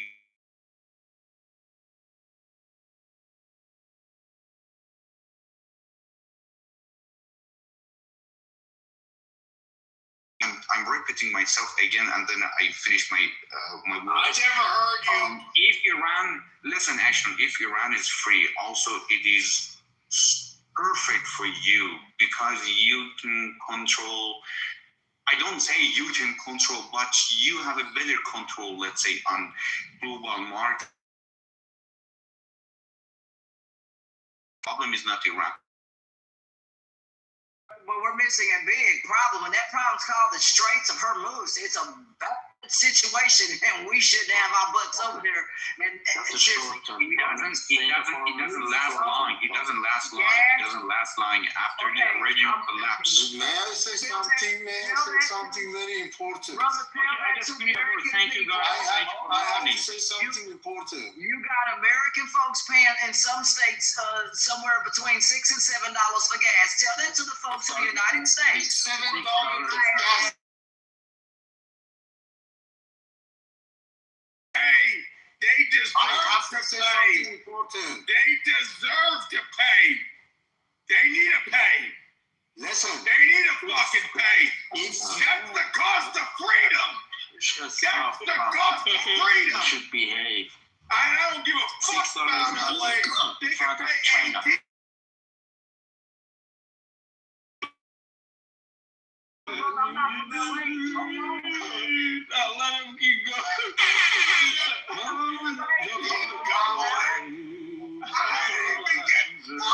started. So proud. All right. I'm on your side. Don't yell. Don't yell. Keep going. That's the cause. Hold on. I'm doing business. But you attack. Hold on. I'm not from LA. Don't attack me, brother. I'm on your side. Whatever I don't give a fuck about you. I said your side. Fuck about you. No, hold on. Ashton, hold on. I really want to hear this man talk. Mike, hold on. I want to hear this man talk. I want him to talk over the Starfield there. It'd be perfect. Please, Taco. Okay, Taco, please. Let him know, Taco. Let me hear Taco. Freedom. We're all gonna pay this. I think they want you to yell, Taco. Let's see him. He doesn't have to yell. Ma'am.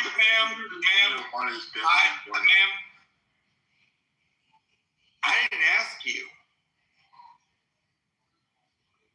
Taco, this is very wrong hour of the day. I have the mod badge. It's 2 a.m. If you guys be rude, I'm just gonna slide you down. Party pooper. Oh, Party pooper. the real party pooper. Like to make. I'm sorry, ma'am.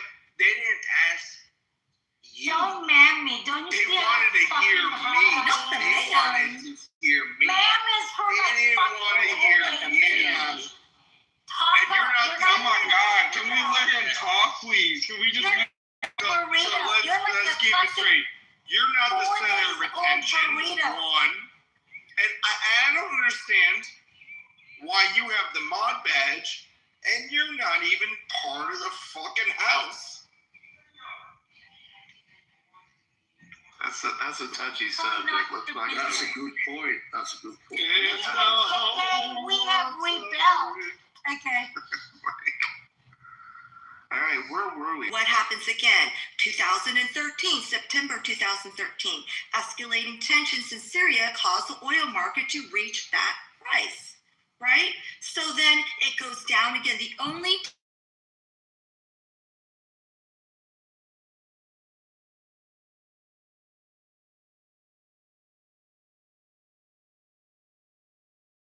March 2022 was Russian invasion of Syria, or excuse me, of Ukraine. So we look at that timeline and we know there's going to be this huge fluctuation and whatnot, even though we're a net exporter of oil.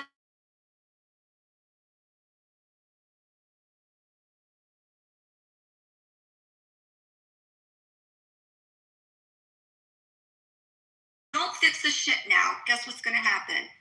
It's going to pop off again in another year, 2 years, 3 years, whatever, 10 years. Then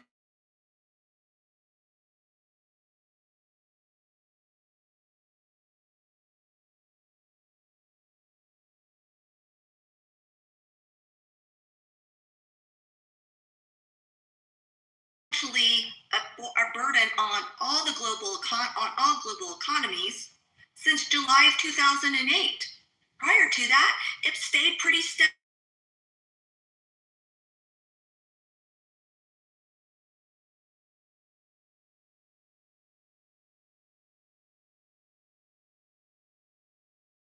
Actually solve the problem? Are we going to just put a band-aid over it and then hope the fuckers don't fuck around again in like 5 years, 2 years, 1 year, a month from now?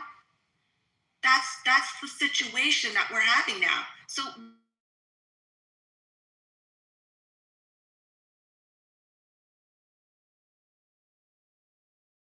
we perceive now, since we're there, and I get it. I mean, folks here in Texas, they drill for oil and they talk about prices and all that other kind of stuff, and so does Houston refinery.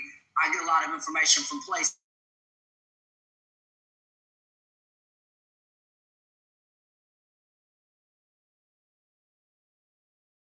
Charts, data, and all of that good stuff. But at the end of the day, hope that we can somehow keep that channel open for commercial shit of that. I get warships and wartime and all that, but when commercial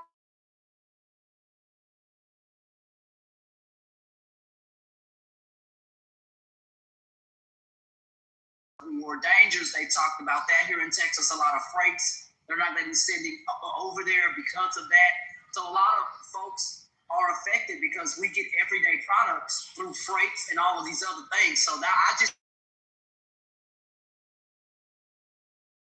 was just saying now, and that is on point. Go ahead. I'm sorry. Where are they paying $6 or $7 for gas in Texas? California. Oh no, not here. Okay, so let me ask you a question. Do you think that high gas prices here in LA were because of Trump, or that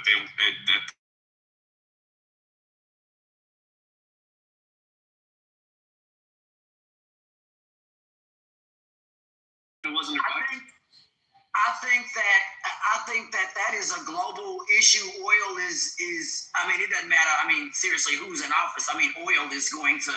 Okay, so we'll use an example prior to this whole situation.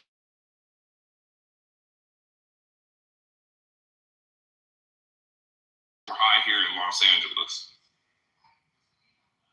But I'm going to say no. I don't think it's any one person's fault. Yes, it is. It's You don't think the pop?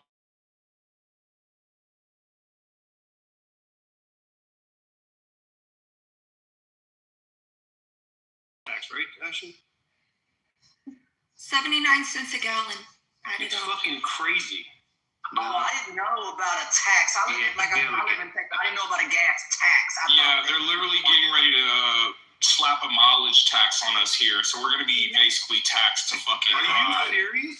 On top of paying the.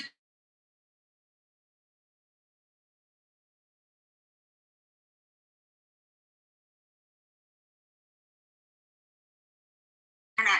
The fuck we can in the state of California, absolutely we can. So the state of California, Newsom shut down refineries. So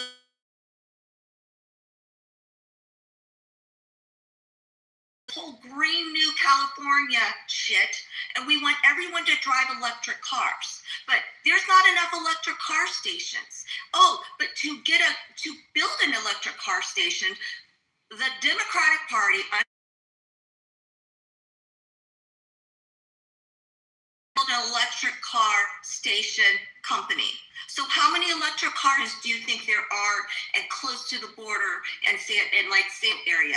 There's 2 that were built after 31 million. That was okay. So wait, let me finish, please. So they said we're gonna force cars to be all electric. What did that do to the actual car? Happened, the companies were closing, they were going overseas. So, but then what did Newsom decide to do? They're like, oh, well, we're going to that we have.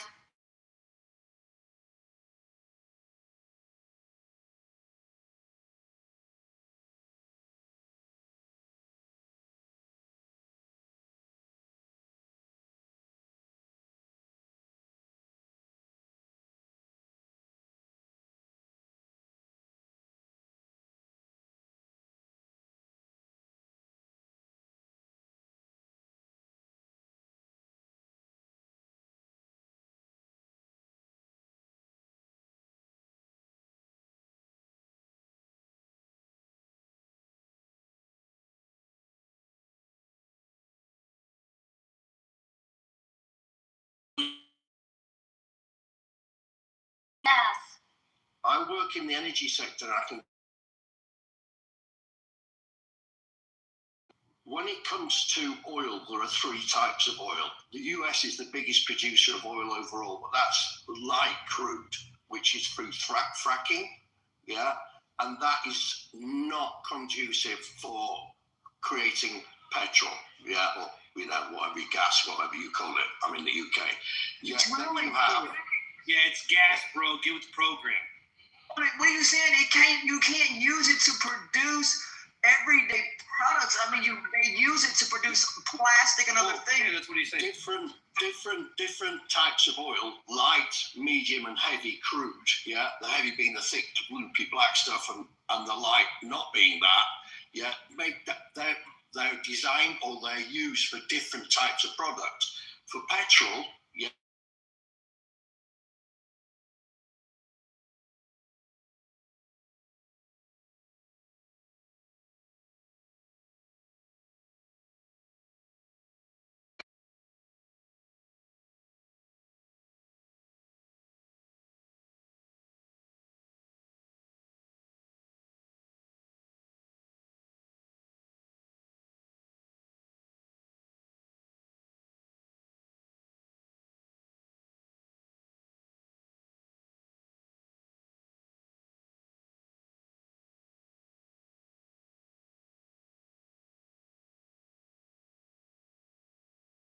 that you're the biggest producer, but for the point of view of petrol, it's the wrong type of crude oil. Okay, that's one point. Second point is the point about electric vehicles. Well, the electricity to power the vehicles, where does that get produced from? Yeah, that needs power stations to create the electricity. And I'm in this business, right? I can tell you now that whether it's my country, UK, or the US, the actual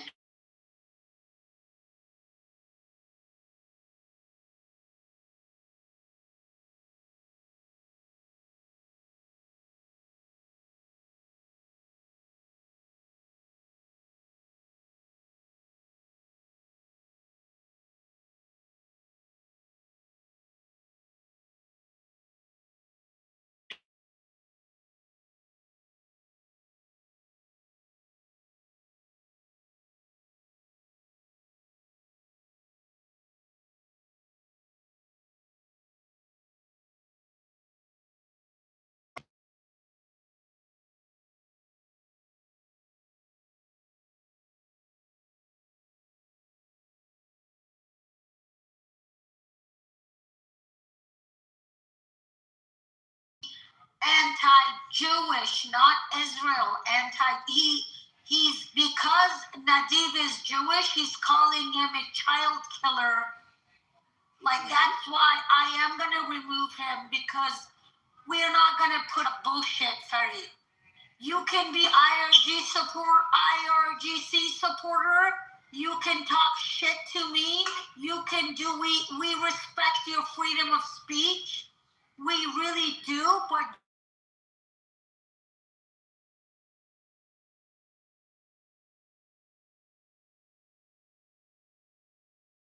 now we have somebody comes and call Jews that they're child killers. Shut the fuck up. Either I'm gonna give you the opportunity, Farid, to delete your comment yourself. Sarah, they don't deserve freedom of speech when they kill us. Right. In your own rooms, you can remove people. This is an American room. This is a Trump's room. This is America's room. It has nothing to do with Iran. We are the party of Republican Party. We respect people's freedom of speech. Freedom of speech is not supposed to protect when you tell me stuff that I like to hear. Freedom of speech is when you insult me, and I don't like that. We get it. Okay, Sarah, so just let me tell you one thing. Just respect them as if they don't go, if they collapse or it doesn't go. So respect their freedom of intercontinental ballistic hypersonic missiles targeting Washington, D.C. Okay. So they don't deserve anything. Just kick him out. Shut the fuck up. We got it. Moving on. You know, when I hear people like IR speak, this is exactly why I'm proud to be a fucking American, because, like,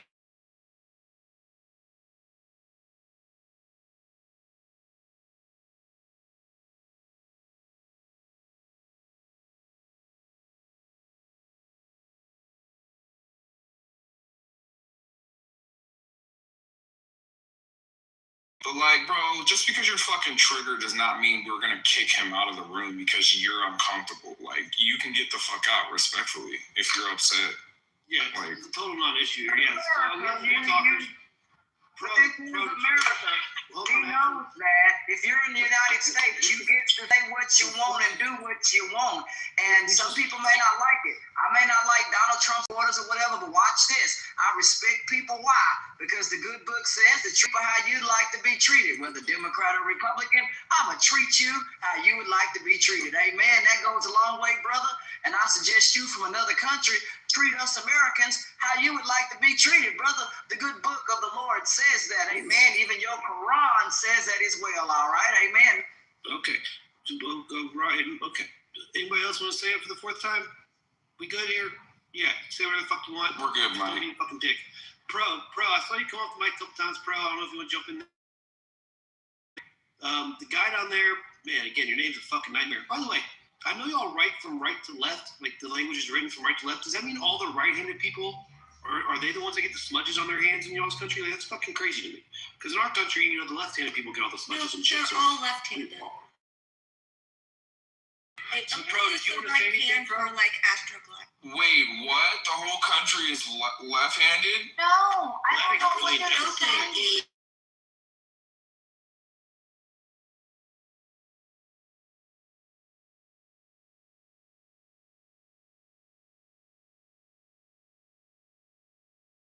People have a submission? Yeah. Just for as a request for Tango to speak. That's it. Well done.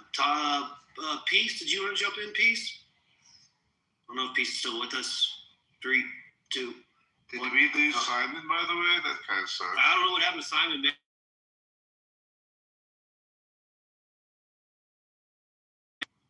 See. Taco. He's in Iran, apparently. I think Christian's on stage too here.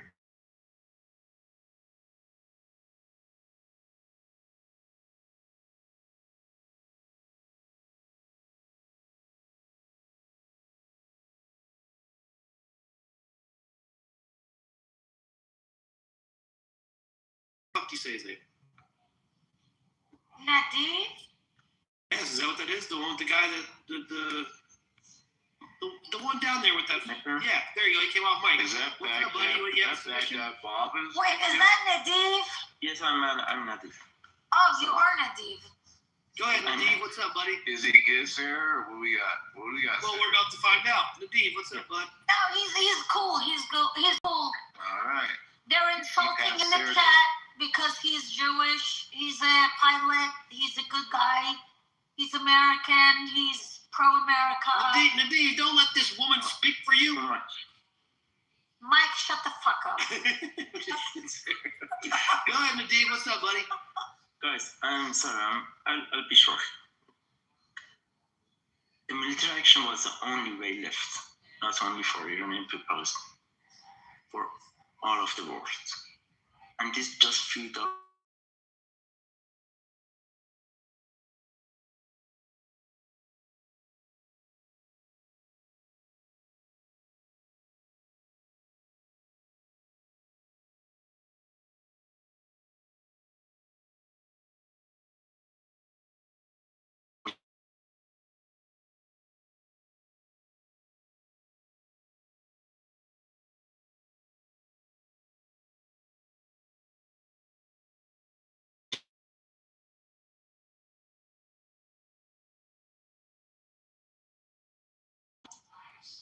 No, we just think about those people in Iran. Just think about those people in Iran. Like, there is a young generation. Like, I'm not Muslim. I don't have any problem with Muslim people. But when I'm talking to Iranian people, especially young people, like young generation, they are like much far ahead of me. Why? Because like the government, the Muslim minority, they rule, like they control them in any aspect of life, like any angle, like even if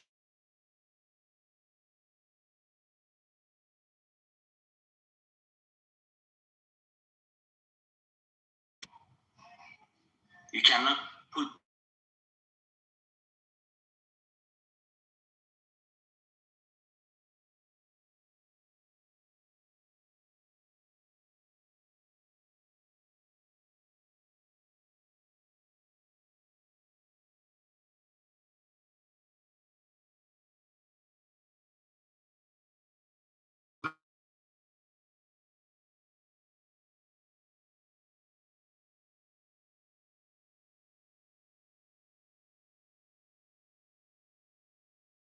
in your emotional, like in your relationship, in your baby, whatever. Like, How much it's have you been unbelievable. drinking tonight, Nadir? Sorry. How much have you been drinking, Nadir? No, I'm sick. I have fever. So Oh, you have fever. But I have a question. Does anybody know what's up with these messages? I'm getting like messages, everybody asking me for my Cash App. Is this the new way of like hacking people or something? No, girl, you best to be, you know what I'm saying? I'm just going to out here in America. We don't click on, don't click on those kind of I don't even have Cash App. But I'm just wondering, what is this Cash App thing? Nima, if you want, we can raise. It's just spam. It's like spam. I get it. They don't give any information that you will lose your account. Are they on the stage, or they're just in the room here right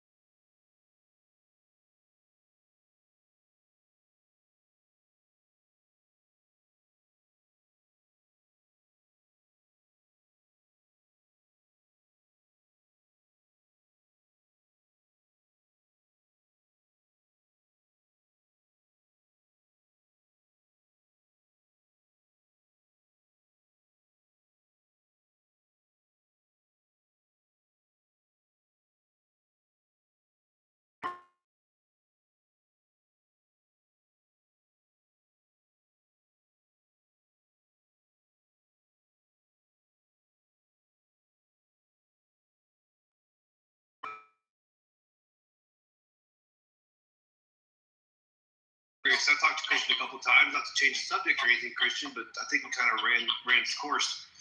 Christian, who do you like better, Vance or Rubio? What a dumb question, Mike. Why is that a dumb question? Okay, well, before you answer, Christian, I'll preface it by saying this. Maybe I'll make the question a little better. You know what I'm worried about, Christian?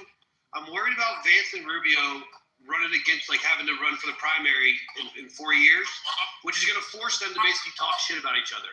And I'm worried about that. I don't want them to do that. Because you remember how, like, DeSantis had to talk shit about Trump, and it's like, kind of fucked DeSantis up, right? So I'm worried about Rubio and Vance having to do that. It's par for the course. They're going to have to.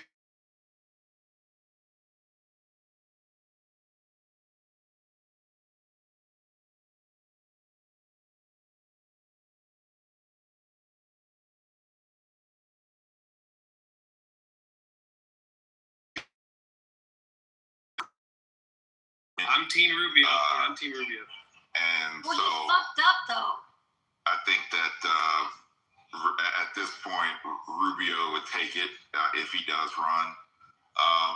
And then if it was not Rubio, because I've been kind of thinking about this, if it was not Rubio, then and because a lot of people are against me saying this, but I think that Stephen Miller would be an Oh, Lord. Get out of here. Let's Stephen Miller.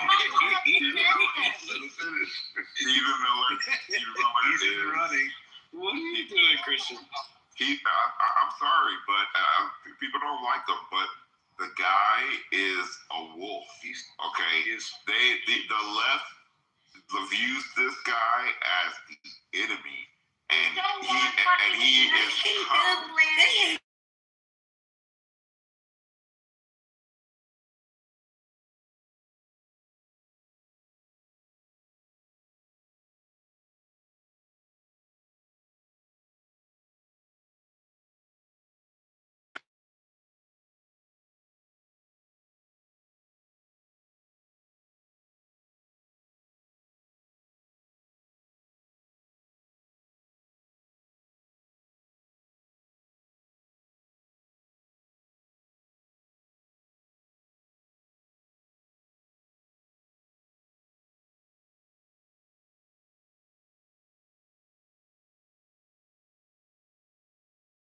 I think Devin Nunes would run, but Devin Nunes would be somebody that I would trust.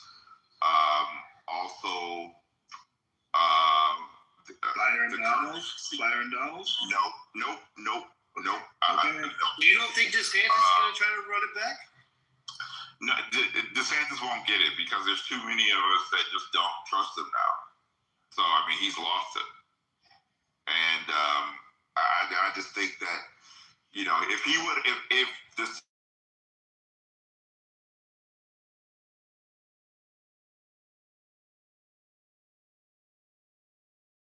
the next guy up. I was saying it the whole time. I was like, DeSantis.